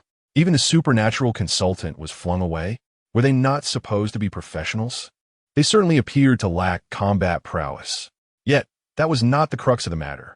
This ghost grew stronger when faced with formidable opponents, and it launched its attacks without defense, relying solely on the depletion of health points. Here it comes, the familiar heart lightning. I had seen it in a video before. Oh, for heaven's sake! I cannot stress enough, it is indeed heart lightning. As Xie Yizhi conjured the heart lightning in an instant, the onlookers, paralyzed by fear, could not help but exclaim. However, this iteration of the Wangui Tong was evidently far more astute and reactive than its possessed counterpart. The moment Xie Yizhi began to summon the heart lightning, it swiftly retreated into the urn, rolling directly toward Yin Su and Yifeng. The Wangui Tong was acutely aware that if it positioned itself near Yifeng and the others, Xie Yizhi would hesitate to unleash the heart lightning. Yet, despite its quick reflexes, it had not anticipated the astonishing speed of Xie Yizhi's heart lightning. Before it could even approach Yin Su and the others, the electric bolts had already descended. Boom! This time, it was the Wangui Tong that was blasted backwards, crashing heavily to the ground and rolling uncontrollably. The eerie sound effect of death echoed once more. Thud, thud, thud. Furthermore, wisps of white smoke emanated from the urn, and upon closer inspection, one could discern that despite Yin Su's relentless strikes with a lightning-infused wooden sword, no marks were left upon the urn. Yet, he still could not withstand the devastating palm thunder unleashed by Xie Yizhi. A gaping hole, the size of a fist, was blasted through the chest of the Wangui Tong, from which pus and blood continuously oozed, presenting a grotesque sight. This fellow remains unchanged, relying solely on instantaneous strikes. Is it not said that swords cannot cleave through? Yet this thunderous cut has penetrated? I must reiterate, this is palm thunder. How fast can you be? Can you outrun lightning? Marvelous. It is the thunderous Jinchuriki. We are saved. It turns out there is still a master among us. What a false alarm, merely frightening ourselves. The crowd, who had just moments ago been anxious, found their worries dissipated upon witnessing the Wangui Tong being sent flying like a ball by the palm thunder. Look at him. Yin Su clutched his chest, venting his frustration as he scolded Yifeng beside him. Yifeng. Although it is well known that Xie Yizhi can eliminate even the living dead, the last time he performed a ritual, he summoned 36 thunders, which were indeed celestial in nature. Their magnitude was considerable, yet still justifiable. However, palm thunder is entirely a manifestation of concentrated energy within the palm, relying solely on one's own strength. When Xie Yizhi unleashed his palm thunder previously, the haunted spirit was obliterated on the spot, lacking any tangible display of power. The Wangui Tong's shell-like body was shattered as effortlessly as an eggshell. Tan Yushi and Fu Yinxue remained frozen in place, pondering. Is this the might intended for demolishing a hornet's nest? Have we transgressed heavenly laws? Or is it that hornets have attained enlightenment, destined to ascend and face heavenly tribulations? I have discerned an issue. Brother Xie has a peculiar flaw, Yifeng murmured. Upon hearing Yifeng criticize Xie Yizhi's shortcomings, Yin Su's curiosity was piqued. How could this young man dare to pass judgment? His understanding of his own power system was rather vague. He often employed excessive force for trivial matters. Such misuse only served to squander his energy unnecessarily. Yifeng continued, "But you must be able to perceive his energy levels first." Yin Su furrowed his brow in response. Yifeng replied. Suddenly, the Wang Gui Tong, with its charred head drooping in exhaustion, struggled to rise, its legs wobbling beneath it. Xie Yizhi intended to unleash another palm thunder to finish the job. Yet the shampoo bottle in his bag became restless once more. Realizing the situation, Xie Yizhi decisively tore the ghost-restraining talisman from the bottle. Despite Xiao Bai's ability to intimidate the possessed spirit, this encounter involved the Wang Gui Tong, which was bolstered by sinister energy. Although Xiao Bai had been responding earlier, Xie Yizhi still harbored concerns about Xiao Bai potentially suffering harm. After all, this female ghost was a legacy from his parents, and he felt a pang of guilt for having struck her upon their first meeting. Thus, he resolved to protect her, lest she encounter trouble and attract the ire of Xie Yizhi and Li Wangxia. At that moment, the Wang Gui Tong was severely weakened, and even if Xiao Bai were not a match, she could at least escape. Suddenly, as the ghost-restraining talisman was torn away, a powerful gust of malevolent wind swept through the entire first-floor hall, forcing everyone present to shield their heads. The expressions on Yin Su and Yifeng's faces immediately shifted with alarm. In their line of sight, a white figure stood resolutely in front of Xie Yizhi, the terrifying dark energy radiating throughout the entire building. The individuals present in the hall were nearly paralyzed with fear, unable to open their eyes. With only a few officers and Yifeng, Yin Su, and others able to see clearly. No, this cannot be right. Old Yin, is this the little white creature we encountered previously? Yifeng swallowed hard, mucus trickling down through the ventilation system. Let us just stick with calling it Little White. Given the current situation, I dare not utter that name. Yin Su shook his head and spoke. The one who felt the oppressive atmosphere most acutely was not Yin Su and his companions, but rather the Wang Gui Tong. At the moment Little White appeared, it even forgot its instinct to flee, remaining frozen in place, trembling all over, including its vessel. Chapter 85, Ghostly Apparition. Little White possesses a ghostly apparition? Moreover, judging by Little White's size now, it appeared significantly larger than before. Is this really Little White? Tan Yushi asked in astonishment. The Little White before them was almost unrecognizable compared to the one they had seen a few days prior at Xie Yi's abode. Two entirely different entities. Although its appearance remained similar, there was an unfamiliar aura that instilled fear merely by looking at it. Let us refer to it as Sister Bai, Fu Yingxue suggested. It was only at this moment that Yin Su and the others finally grasped why the spirit residing within the bottle had been so terrified of the immobile Little White, leading to its untimely demise at the hands of Xie Yi. That was true terror. The present Wang Gui Tong was genuinely at the soul-harvesting level. Formidable and not to be underestimated. Such a ghost, in an entire year within Rong City, they might not even encounter one. Yet here it was, trembling in front of Little White, afraid to move an inch, let alone a mere spirit. Had Xie Yizhi actively employed the soul detachment talisman to summon Xiao Bai while aboard the vehicle, there would have been no need to invoke the renowned names of the Black and White Impermanents. Xiao Bai stood firm, and I wondered who would dare to stir. Previously, Yin Su had been curious as to why Xie Yizhi's parents deemed it necessary to leave a female ghost by his side. Now, it had become abundantly clear. Was she not merely the campus bell's loyal guardian? The striking aspect was that this fearsome spirit, upon first encountering Xie Yizhi, still subjected him to a rather fierce beating. Unbelievable. Not only were Yin Su and the others taken aback, but even Xie Yizhi himself was astonished. Xiao Bai appeared utterly harmless, yet unleashed such ferocity? What a stark contrast. What a profound sensation. He had initially assumed Xiao Bai was a ghost of a caretaker assigned by his parents. Hence he would often command her to turn off the lights, tidy the house, and wash the dishes. When it came time to engage in a fight, he would simply stow her away in a shampoo bottle. To his surprise, this petite specter seemed to embody the spirit of a warrior. All along, Xie Yizhi had been misusing her capabilities. Of course, this was primarily due to his parents, Xie Yizhi and Li Wangxia, failing to provide any instructions for her use. Where did this ghost even come from? One was already sufficiently daunting, and now another had appeared. Does this imply that we are destined for demise today? Yet, why can I not post on Douyin? There is no signal. At the very least, allow me to share a Douyin post before my end. No worries.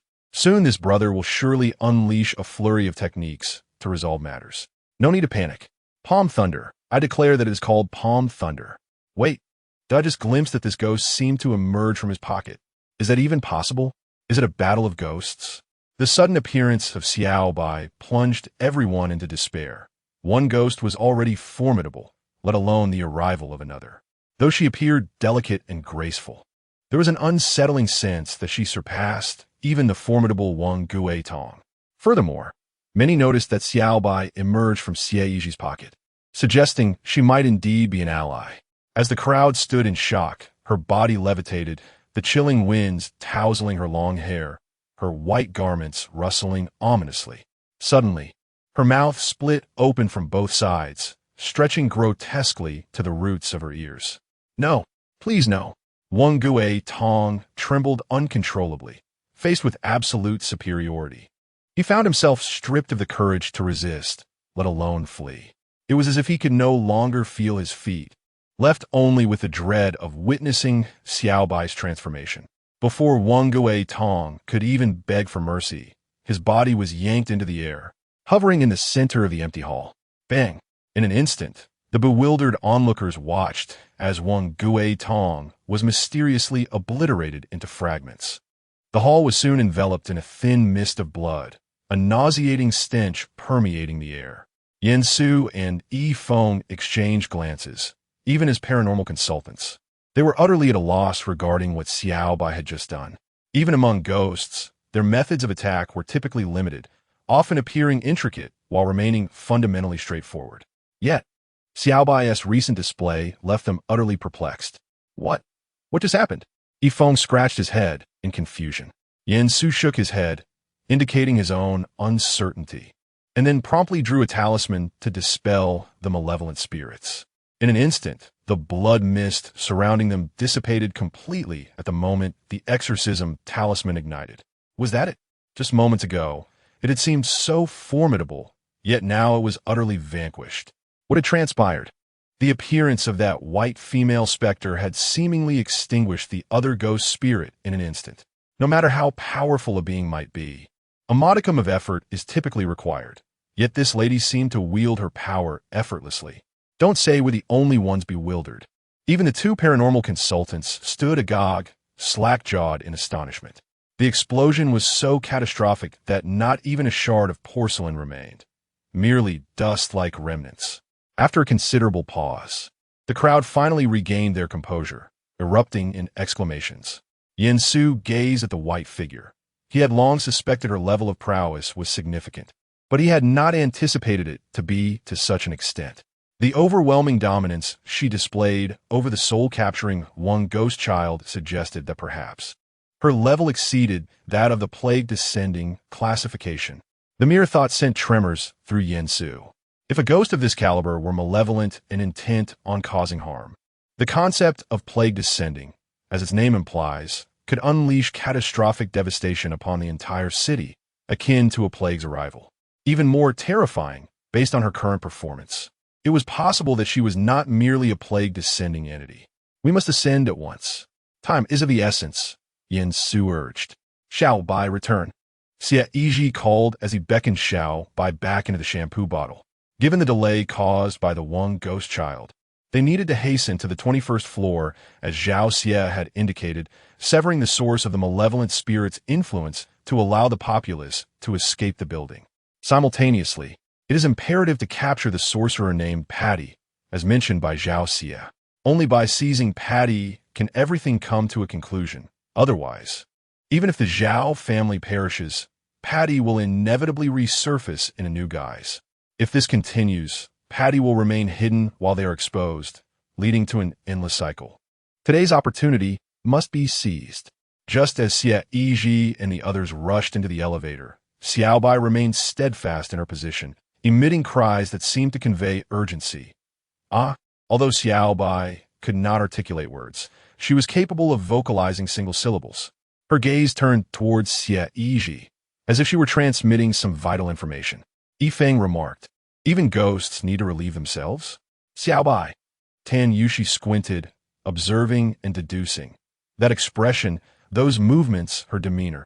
"Have you seen Dragon Ball?" "She is furious." At Tan Yushi's words, Xie Yizhi and the others finally recognized that the dark energy emanating from Xiaobai appeared to be escalating continuously. Xie Yizhi even felt an unsettling sensation that Xiaobai's dark energy was gradually overtaking and enveloping the malevolent aura of the building. Before Xie Yizhi could speak, a resounding boom erupted. Xiaobai's dark energy indeed overpowered the building's sinister aura, successfully usurping it and claiming dominion over the structure.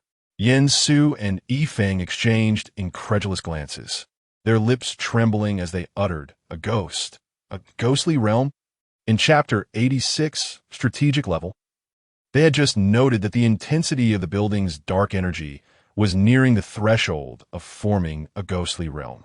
The distinction between a ghostly realm and a ghost domain is also significant. The ghostly layer is a unique space formed beneath the overwhelming aura of dark energy, or it may envelop a portion of the surrounding area.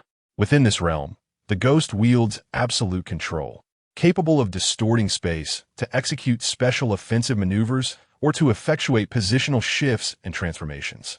Once an individual enters the ghostly layer, direct contact with the entity that created it becomes exceedingly difficult, as one remains oblivious to its concealed presence in the shadows or the form it might assume. In one fleeting moment, the ghost may be situated at a considerable distance, only to appear face to face in the next. However, due to the inherently lethal nature of these tactics, the realm is aptly dubbed a lair. Furthermore, the term lair has historical references in ancient legends, describing a creature adept at hiding in water or other dark recesses, a trait strikingly akin to that of the ghosts within the lair, hence the nomenclature. The dark energy unleashed by Xiaobai successfully overpowered the aura of the building, culminating in the creation of a ghostly lair. This signifies that, at this moment, while others remain bewildered by the unfolding events, Yensu and Yifeng can no longer maintain their composure. Their legs weakened, they nearly succumbed to the ground, only to be steadied by Tan Yushi and others, thus averting embarrassment.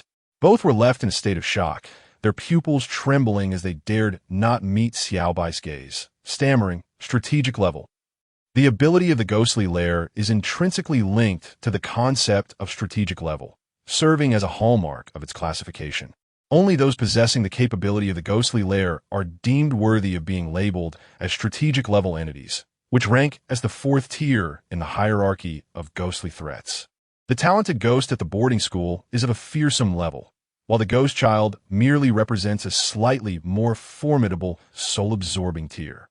They have already caused significant threats and disturbances, so one can only imagine the implications of a strategic level. Upon hearing the term strategic level, Tan Yushi and Zhang Qi were completely at a loss. As members of the third team, which specializes in liaising with paranormal consultants, they were well-versed in the classification of ghost tiers. Is Xiaobai, Bai Jie, at the strategic level? Tan Yushi swallowed hard, her mind blank. Who could have anticipated that such a beautiful female ghost would pose such a substantial threat?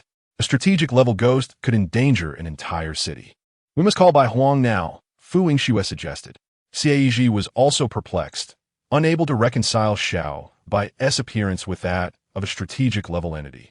There was no trace of bloodlust, no evidence of taking lives, and certainly no overwhelming resentment akin to that of June Snow. She seemed like an ordinary female ghost. How could she possibly be classified as strategic level? What kind of upbringing had her parents provided to result in such a being? I have a bold hypothesis. Perhaps the ghost trick is the limit of the strategic level. But could it be that this is not Bai Jie's ceiling? Yifeng proposed. His thoughts were known to be quite audacious, a fact recognized by all. What exactly is a strategic level? I have never heard of it. Is it to imply that in combat, one can simply disregard it? In any case, the paranormal consultants and those officers appeared visibly distressed. Wait, where did everyone go? Am I deaf? How could they vanish in the blink of an eye? Did the frame skip? Just moments ago, were they not all still in the elevator?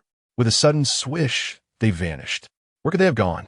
As the crowd engaged in fervent speculation, a startling sound pierced the air. Swish. The figures of Xie Yizhi and his companions had inexplicably disappeared before the astonished eyes of onlookers. It was one thing for ghosts to come and go without a trace, but how could humans also teleport? Although this defied the laws of science, they simply vanished into thin air. In an instant, the entire lobby erupted into chaos once more. At that moment, an officer shouted, "Captain, the exit is now accessible." Zhang Qi, upon receiving this information, surmised that it was due to the malevolent energy of the small white entity enveloping the building, which had lifted the lockdown. He promptly commanded his subordinates to evacuate the individuals trapped within the structure. However, just moments ago, these same individuals clamored to escape. Now that they could, they hesitated to leave. How about we stay a little longer? I wish to see if they can return in an instant. Is there internet access? If so, let us record a video of our entrapment and post it on Douyin for an update. Can we collect some of the talismans or coins they left behind as souvenirs? It would be a shame to have been trapped for nothing.